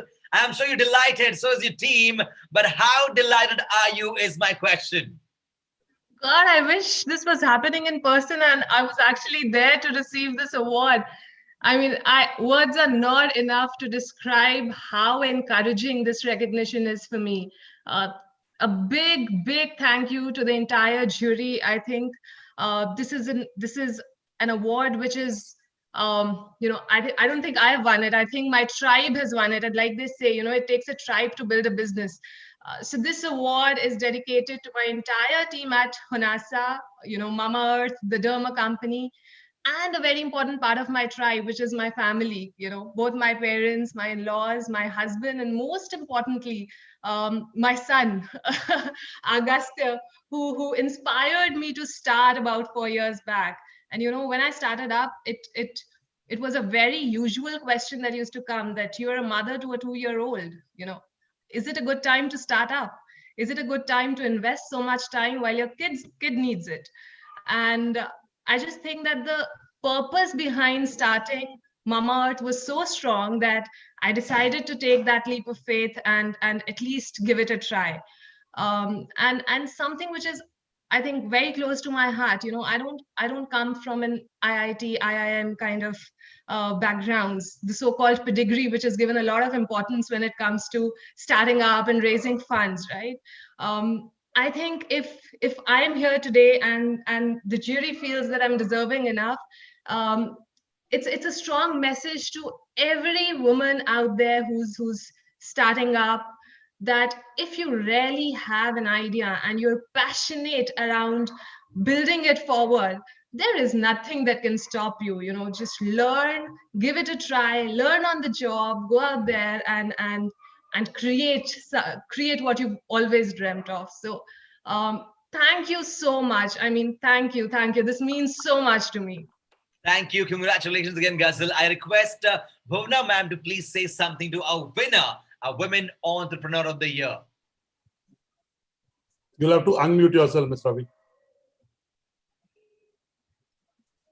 We were all very inspired by your efforts. Over and above, planting a tree for each and every sale, that inspired us the most. And setting the geolocation. You have a long way to go, and let it be filled with happiness, success, and progress. Bless you. Thank you so much. Thank you so much, ma'am. I request Zia ma'am to please say something to our winner. Zia ma'am inspired me a lot while I was getting interviewed for this award as well. I think your words are still in my mind, Zia ma'am. So I think I don't have to say anything, right? Everybody who was on the jury, everybody who's watching Ghazal today, it's just the energy that is flowing through. It just feels so infectious. And just don't give up. But there will be times when you will think, what the hell? But take a deep breath, have a only me day, and come back fresh and strong again. And all the very, very best, more success. And always. Thank you so much. Thank you so much. I request Ghazal, I'm a big fan of physical events. I can tell you that when we do them well. And we were looking I've to been do a part. I pushed the jury meet so that we could do it physically, thinking that Corona is gone. But unfortunately, the last 10, 12 days have shown that we will have to do it virtually. So we did it. But at some stage, when things are better, we'll get the winners together and we'll do a small get together. Absolutely. Wishing for things to get better. So just want to wish all of you great luck in what you're building. Stay safe. And thank you to Mr. Ram Mohan Mishra for giving us more time than we had requested him, and we requested him to stay for longer, and he accepted. And thank you for inspiring everyone, and everyone took note of your speech and the content that you did. Ms. Zia Modi, thank you for bringing seriousness, passion, and involvement in everything you do. I'm sure that is the success. I keep saying, always deal with busy people, but she always responds to a mail. And, I have a long way to get to anywhere, but I like that quality. She's very busy. I keep saying that deal with busy people because they're busy because they make time for people and initiative. Ms. Modi, you exemplify that. And, I met you late in life, but I had the good pleasure of interacting with your brother because he's been in the publishing business. Hormaz is a good friend for many years, and he's the numero uno of auto publishing. I mean, he's like miles ahead of everyone. Also, Mr. Soli Sorabji was our jury chair of our News Broadcast Awards 12 years back, and you look at what he stands for. So clearly, you have big shoes to fill in, but you do it with aplomb and with so much dedication, even to the jury. I sent you a mail. It's my job to convey whatever any jury member says. But you said what you said, and we went by that. And clearly, your being the jury chair added to the quality, quantity, and level of involvement of every person who applied. And I'm sure every jury members being there added to that. But clearly, you stand tall. I know during the day when Ms. Samina Hamid was speaking, she said, I was particularly happy because I saw Ms. Modi as the jury chair. She's my mentor. When I entered, she also mentored me. So clearly, there are lots of people who would like to say thank you for inspiring them. and for contributing to their journeys in some way. So really want to be grateful to you and thank you. Thank you, Ms. Bhuvna Ravi, for asking such poignant and deep questions to everyone, simple ones, and really looking at the human aspects of businesses in the way you ask the question. So really want to acknowledge that. Ankur, you brought the investor perspective to the jury. All your questions were about, okay, so what's your number? So what is the EBITDA? How much money have you raised? Which is also very important for a business. We can't not focus on that. And Mr. Chandrasekhar Bhartiya, you were not there, but Mr. Siddheshwar Bhalla was there from Mazars, and he really contributed. From his nature, he's a person who goes by the consensus. I know him personally, so I can say that, that's how he behaved in the jury. So thank you so much. And really, Ghazal, the winner of the first year's Women Entrepreneur of the Year was Miss Faguni Nair, who's built Nykaa. We did the event in Delhi. She came specially for the event, spent an evening with us and the winner. And the event is last year, this event was at the Shangri-La on 21st Feb or 19th Feb. I'm not sure, either 19th or 21st Feb.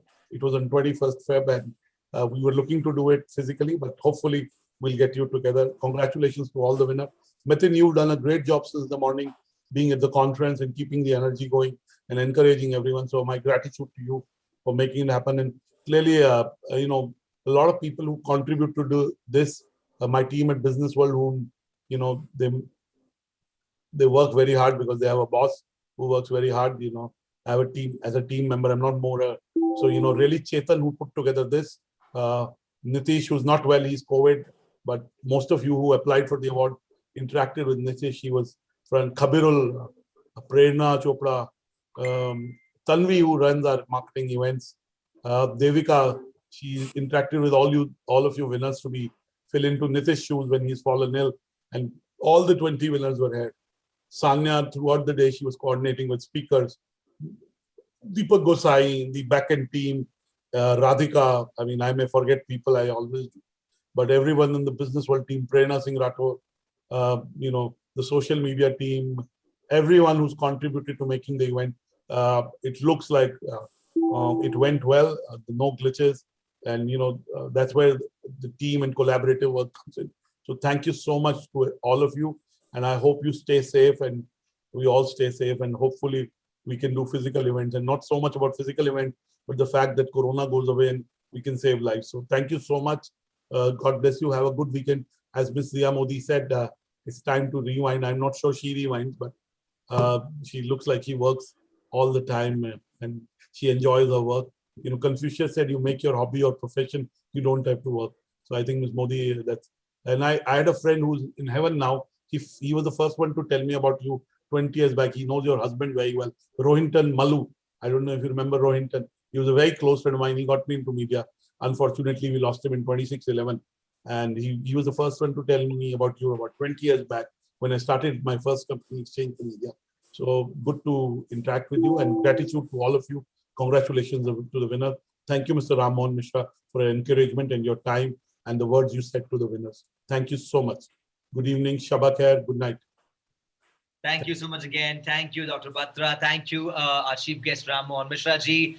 Thank you, Zia Modi ma'am. Thank you, Bhuvna Rai ma'am. Thank you, Ankur Bansal ji. And thank you, Chandrasekhar ji, for joining us. And congratulations to all the winners for being with us through and through. And keep the great work going. My name is Mithun Upadhyay. I'll see you very soon. Meanwhile, have a great one. Be safe, wear mask, and make sure everybody's happy, just like you are. Thank you again. Thank you so much. Good evening.